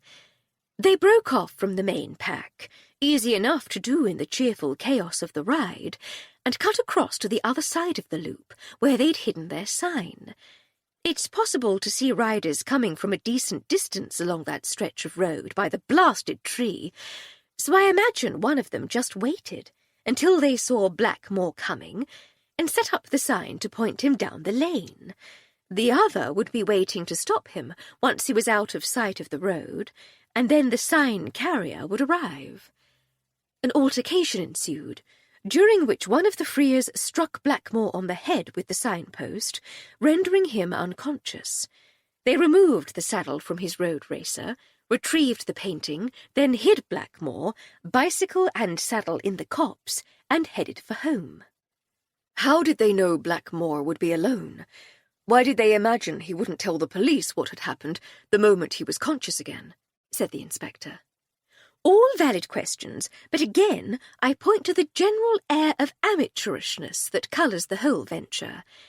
It's as though they had read of such things in children's adventure stories and thought it would all be simple. But now they had the summer haze and could finally see where the loot might be. They planned their survey and arranged to visit the Grange while Gertie and Hector were in Gloucester for the day. Flo and I witnessed their frustration as they failed to find anything helpful, although entirely by chance they did come close to a clue when they lifted one of those goblet planters to see what was underneath. "Bought them in '96 from a feller in Birmingham," said Sir Hector. "Just wanted one to hide the drain cover by the terrace, but he would only sell 'em as a pair." And it was drains and drain covers that were the key to it all, if only they had known. Anyway, that approach failed, so they went back to their books and stories, and fixated instead on a poem they found about an elm tree. "Is that why you wanted to know where it was planted?" asked Sir Hector. Yes, dear. They were convinced they'd found the solution, and dug a decent-sized hole in the grounds in search of the treasure. "Mog found that. Made a joke about ambitious badgers, or giant moles." That was when we learned that they were planning to keep all the treasure, so we told them to get lost and never come back. Meanwhile, we had a conversation with Daisy in the pub, where I mentioned that the painting had a brother. They must have overheard me, which is why they broke in here last night to look at it. And the rest, you know. "I don't know it," said Inspector Sunderland. "Oh, sorry, Inspector dear. View of the house from the west, monument to the Battle of Vittoria, drain cover, exploration, miniature museum, big chest full of treasure, fight with the Freers, disappointingly uneventful, arrests, arrival of Bristol CID, and a big pot of tea." "There actually is treasure," said the inspector. "Real treasure." "More than Jenkins and Dewey could carry," said Sir Hector. "Gold, silver, gems, pearls, proper loot. Chap must have brought it back in smaller chests. No one could lift the big 'un." "Well, I never. I thought it was all going to turn out to be some fantasy the Freers got wrapped up in." "No," I said. "It's all very real. What happens to it now?" "Beyond my experience, I'm afraid," said the inspector. "I just deal with petty villains. Speaking of which, I'd best get down to the village and see the Freers, if you'll excuse me. I'll need formal statements from you all, as always, but that can wait." Of course, said Sir Hector. "Thank you for coming straight here. We appreciate it. Things might have been very different if Emily and Florence hadn't been here. We'd have been in dire need of more policemen then." "Always happy to help," said the inspector, standing and shaking Sir Hector's hand. "Thank you for the tea. I'll see myself out." A little over 2 weeks later, Lady Hardcastle and I were in the morning room enjoying a leisurely breakfast.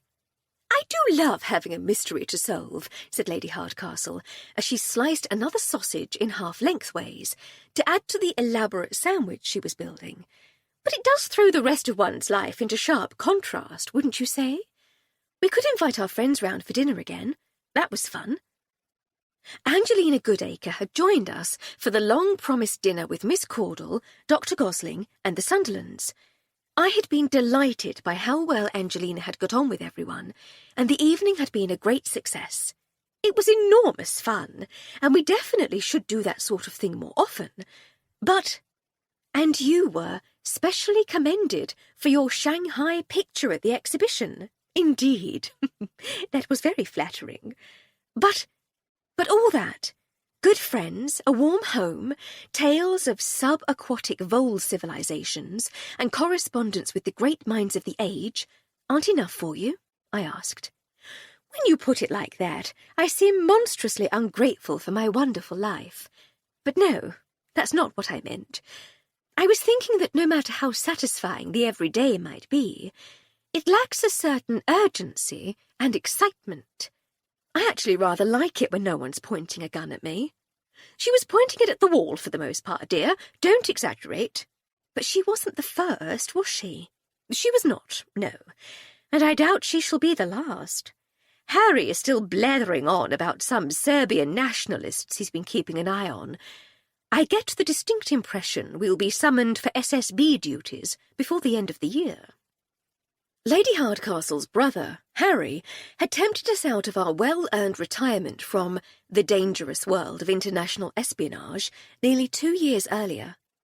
We had joined him as officers in the newly formed Secret Service Bureau, but had been called upon very little. The political situation in Europe was growing more fractious by the week, though, and Lady Hardcastle was right. Even if his suspicions of the Serbian nationalists came to nothing, there was enough cooking up elsewhere that we would soon be longing for the mundanity of village life. I was about to ask for some more details on the Serbs when the telephone rang. I'd better get that, I said. It might be for you. That's the spirit, she said. If it's Harry, tell him to find someone else to do his dirty work. It wasn't Harry. It was an invitation to lunch at the Grange. The spaniels, Clotho, Lachesis, and Atropos, greeted us on the drive with wagging tails and excited barks. Sir Hector and Lady Farley Stroud greeted us on the terrace with kisses on the cheek and chilled champagne. "Oh, I say, how marvellous," said Lady Hardcastle, as she accepted her glass. "Do I take it we're celebrating?" "We most certainly are," said Lady Farley Stroud. "Hector received a letter from the coroner this morning, didn't you, dear?" "I did indeed, my little brandy snap. Didn't want there to be any shadow hanging over the treasure, so we did everything above board. Reported the find to the coroner, spelling out exactly where it was found, and explaining as much of the story as Sunderland was able to get from the freer creatures. Seems that because the identity of the original owner was known, they had to trace his heirs. But he didn't have any. No long-lost nieces or nephews, neither.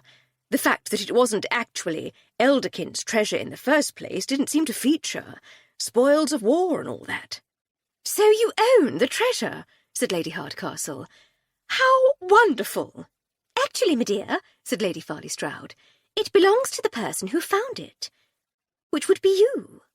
"Or it would," said Sir Hector, "were it not for the letter the coroner received from one Emily, Lady Hardcastle of Badger Lane, Littleton Cotterell. Apparently, she renounced any claim on it. She explained how the treasure was found in a room that was clearly part of the original fabric of the Grange and should properly belong to the house's current owners." "We can't thank you enough," said Lady Farley Stroud, as she leapt up from her chair and hugged us both. "The Grange is saved," said Sir Hector, "and we shall be forever in your debt." "Oh, don't be silly," said Lady Hardcastle. "Anyone else would have done the same." "They absolutely would not," said Lady Farley Stroud. "And we shall see to it that you both receive embarrassingly expensive gifts for birthdays and Christmases for the rest of time." "Now, that really is being silly," I said, "but it's a kind thought." "What will you do with Sir Teddy's war things?" asked Lady Hardcastle. "Already working with the museum at Chipping Bevington to set up a special exhibit commemorating the man and his story." "That's perfect," said Lady Hardcastle. She raised her glass. "To Sir Theodore Elderkin," she said, "Saviour of the Grange." We hope you have enjoyed our presentation of A Fire at the Exhibition by T.E. Kinsey, performed by Elizabeth Nolden. Performance copyright 2023 by Brilliance Publishing Inc., all rights reserved. For further information concerning this programme or other Brilliance audio titles, please visit our website at www.brilliancepublishing.com. No part of this recording may be played for an audience or reproduced in any form. It may not be streamed, downloaded, broadcast, or copied without written permission.